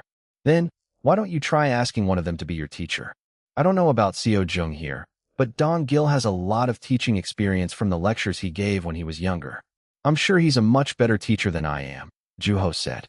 However, Crow scoffed and said, "I'm not as fickle as I seem, Mr. Wu. Think about where we first met." "I won't repeat myself," the aspiring writer said emphatically, oblivious to the look on Seo Jung's and Dong Gil's faces. "Did we just get rejected?" Seo Jung asked. "I didn't think this through," Crow said awkwardly. However, Juho drank his tea, paying no attention to him. "Just so you know, Yin Wu hates your type," Seo Jung said bitterly. Then, putting his arms on the table, he placed his chin on his hands, blocking Juho's view. "You see, opposites attract, but as far as I can tell, you're a little too fickle. It's a bit much, really. You're young and full of vigor. Something tells me that you're going to do something big. Do you know what Yin Wu was like when he was young?" "He was just the opposite of you," Seo Jung said. "Quit yapping and sit up," Dong Gil said. However, Seo Jung didn't let up. "The way I see it, I don't think you have what it takes," he said. At which point, Crow became pouty-lipped, his emotions blatantly showing on his face. Seeing that, Seo Jung puffed up his chest confidently. Just as the aspiring writer was about to retort, Dong Gil said, "He gets worse the more you react. Just brush it off. Oh, come on. Where's the fun in that?" Then, Dong Gil looked toward Juho in a way as if asking, "Are you really not interested?" "Well, how've you two been?" Juho asked. "Same old." From the sound of it, the two friends seemed well. When Juho asked them about their current projects, Seo Jung said, "You know, young authors these days really know how to write. They have so much vigor and energy. It's nice." There was a sense of pride in his voice, as if he wasn't about to let the young bloods in the literary world surpass him. Dong Gil remained silent in that regard. "That reminds me, you took some time away from writing, right, Dong Gil? I remember Seo Jung writing all these really strong books at the time." Good times," Dong Gil said. He preferred to infuse his personal experience into his writing. Because of that, he tended to emphasize how tangible an experience was and how much of it he was getting. During his 8-year hiatus, Dong Gil had traveled to various countries. At that time, Seo Jung had taken the opportunity to write stories that were vivid and full of life on a regular basis. "I really showed those people who used to say my ups and downs were too drastic." Seo Jung was well aware of his reputation. At one point, his clubmates had even placed bets on how consistent the author's book releases would be. As Seo Jung thought back to the amount of money he had made during that time, Dong Gil said quietly, "Dae-soo wanted to know when you were free. Is she thinking about publishing another magazine?" Juho asked. "It's about that time, don't you think? The last issue was 5 years ago. I can't believe it's still going. I remember asking myself how long that would last." I'm sure it'll stop when one of us drops dead," Seo Jung said vigorously. "I don't know. I have a deadline to meet. I'll do my best to make time, though," Juho said, rubbing the back of his neck. "Everyone else is busy too, so I understand if you can't. In any case, I'm sure we'll be able to release it by the end of this year. There's still time. We need to go out for a meal one of these days," Juho said. "You're right. At that moment. That must be nice." Crow interjected, and everyone fixed their eyes on the aspiring writer, which caught him by surprise. "Well, I was just thinking that I wanted to be there too." "What makes you so special?" Seo Jung asked. However, Crow didn't let up, saying, "I'm sure I'll be able to one of these days, once I become Mr. Wu's pupil." "I told you you don't have what it takes." At that, Crow tightened his lips. Locking eyes with him, Juho said calmly, "I just don't understand you," and put his cup down forcefully. While the two other authors remained silent, Crow was flabbergasted. "I'm sorry. I don't understand why you're so desperate to learn from me, which is why I can't think of a reason why I should take you in, let alone have a desire to do so. If I were to tell you why, would you accept me as your pupil? Try me." Then, Crow gave him an answer as to why he was still around. "Because you're a genius." Unfortunately, it was less than convincing. How can I not cling to a genius and ask him to teach me when I see one sitting right in front of my eyes? "I read your books growing up, Mr. Wu, and your books always resonated with my heart. They changed me. I want to be just like you, Mr. Wu. I'm serious." "A genius, huh? Haven't heard that in a while." "I doubt that's true. There's no one like you, even among geniuses." At that, Juho chuckled, and Crow chuckled along with him. "However, you know, I still don't think I'll take you in." "But why?" Crow asked in a hurry, realizing that he had blown his chance. "Was it something I said or did?" "I don't know," Juho replied nonchalantly. "What did I say? Why are you asking me?" After glancing over at Seo Jung to ask, Crow redirected his attention to Juho, who was already getting ready to leave. "Please, Mr. Wu, tell me," Crow said desperately, rising from his seat. "Tell you what. Why you're not taking me in and why you can't understand me. Tell me what I must do. I know for a fact that you're not completely uninterested." "I'm not stupid," Crow said, glaring fiercely at Juho. "I have no interest in teaching whatsoever," Juho said calmly. "No, I know for certain that you do. Do you know why people die?" Juho asked, looking out the window and up at the cloudy sky. It seemed like it would rain at any moment. "Because there is no reason. They just do." "No. There has to be an answer somewhere." Without even bothering to wait for Crow to finish his sentence, Juho said, "Personally, I don't think it's a bad thing that there is no reason for our death. If there were, then it'd make us want to think, like death row inmates. Is my death right or wrong?" Ignoring the aspiring writer, Juho said goodbye to the two authors. I'll be going now. Be safe. The two waved at Juho calmly as he left the store. After that, the place became silent again. Going back the way he came, Juho felt something well up from within him, and his palms started to itch. Am I upset? Juho murmured as if sighing. I want to show that crow what I'm really capable of. I want to bring that bird to its knees and make it admit that I'm great. A genius? You're going to have to do better than that. What you should have called me was the great storyteller. Juho clenched his teeth, making a grinding sound. At that moment, a single drop of water fell from the sky. Sir, I thought I told you not to call me that, Juho said calmly, but coldly. Realizing that, Crow clung on to the author even more. Looking at him, Juho said, I have some writing to do. Very well, then, Crow said. Then, just as he was about to walk away, Juho turned around and asked, You said you wanted to see me, right? When Juho looked at the aspiring writer, it was clear to him that Crow had been caught off guard by the author's question, which made him look even more like a rookie, something that Juho couldn't stand the sight of. Yes, I'm confident that I'll learn something from it, Crow said confidently. Is that so? Of course. Unfortunately, there was nothing obvious in this world. Why don't we make a bet? I bet that you won't learn a thing. And if I win? At that moment, Juho rubbed his nose. Another drop of water had fallen and landed on it. If I win, you give up writing, Juho said, ignoring Crow's question. Chapter 391, The Crow's Whereabouts, 4. As Crow remained silent, Juho asked, Do you think I'm joking? And if I win, I'm gonna jump. At that, Crow blinked rapidly, his eyes filled with stubbornness and pretentiousness. I'm not backing off, Mr. Wu. You're dumber than I thought. At that moment, a shout came out of nowhere. It seemed like there was a problem on the other side of the street. Glancing in that direction, Juho asked, What do you have to gain from this bet anyway? If Crow lost, he would have to give up writing. If he won, his teacher would die. Then, as Juho started cackling out of nowhere, Crow's face flushed bright red. When the author started walking, the aspiring writer followed him. Were you joking? I didn't mean any of it. I can tell you that. I didn't either. Right. Crow remained quiet as he followed Juho, looking down. However, his face lit up the moment he set foot in Juho's house. Yun Wu's writing space, Crow murmured, his mouth agape as he looked around the room.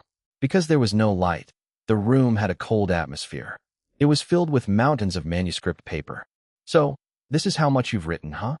Anybody can do it. I'm throwing it. All out once it reaches the ceiling. Such a waste. You mean trash. Juho had been repeating the pattern of stacking and throwing out his manuscripts for years. He sat on his chair with no intention of telling the aspiring writer what to do. As long as Crow didn't try to choke him from behind, Juho couldn't care less about what the aspiring writer did. Since Juho was antsier than he was letting on, he picked up his pen and pulled out a sheet of manuscript paper. Oh shoot. I'm so sorry, Crow said anxiously after stepping on a piece of manuscript paper on the floor. Juho remained silent, thinking, Been a while since I've felt this way. I think it's time to get to work. Oh right. As Crow remained still, the room became silent, just like when Juho would write on his own. What kind of story are you writing? The only difference was that there was a crow in the room. It's about death, Juho said briefly. When the aspiring writer didn't say anything else, Juho pulled out another sheet of manuscript paper and added, I'm planning on killing 3 people. Who? I'd rather you find out yourself. A rude, cocky teenager. A middle-aged addict. A cowardly failure. The 3 commit suicide at the same time. If I remember correctly, you wrote an autobiographical story, right? Juho asked while moving his hand busily. Yes. The people in Juho's story were living in constant fear of the sky collapsing on them. Fighting futile battles against the unseen, they were living with the unbearable fear of imminent death. They didn't know how to stop it, and in the end, they decided to run away, making a poor choice like they always did. 30 minutes had passed by the time Juho finished writing. Then, when Juho looked toward Crow, he was caught off guard by what he saw. Are you crying? The aspiring writer was covered in snot. You haven't even read it yet. Please, Mr. Wu, I beg you, take me in as your pupil, Crow said, spitting all over the place. No. At Juho's refusal, Crow started weeping. His tears looked like drops of sweat for some reason. Mr. Wu, you're truly, Crow dragged on in a suppressed voice, desperate to get the words out of his mouth. While he struggled with his stutter, Juho waited for him patiently, staring leisurely at his face covered in tears and snot. A genius. With that, Crow started raving about the story, giving his thoughts on it. I've never felt this way before. I'm so humbled by the way you write. Calm and humble, yet fast and precise. I almost forgot to breathe there, Crow said with his hand on his chest. I'd never seen anything like it. Is that so? Juho asked, smiling. Yes. You're incredible, Mr. Wu. I want to be just like you. Then, walking right past him, Juho went out of the room and into the kitchen. That time, Crow didn't follow him out. When Juho went into the room with a couple of cups of tea, he saw Crow reading his manuscript with his face still covered in tears and snot. However, Crow didn't seem to mind it one bit. Oh, thank you, Crow said, looking at the author with respect. Well, this wasn't exactly the picture I had in mind, Juho said. I'm sorry. You can stick around until you finish your tea. Then, turning around, Juho walked out of the room and sat down on the couch in the living room. Shortly after, Crow came out of the room with a bunch of things in his hands. What are these? He asked with an old notepad in his hand. Staring intently but briefly at it, Juho said, real-life stories. Did you actually go out and do the research yourself? Something to that effect. It's about a person who comes back from the dead. At that, Crow's eyes widened. Wait, are you telling me that the character from The Spirit of Moon was based on a real person? That's right. May I? Go ahead. Crow opened the notepad anxiously, yet cautiously. However, his expression started to sink as he read on. This is a diary. It's written by that man himself. It seems like he died around your age. It's the first thing he wrote after he came back from the dead, apparently. I think he never wanted to relive his past life again. It only took him a few hours to write down the previous 3 decades of his life. It gets harder and harder to read, though. Seems like he was in a hurry when he wrote it.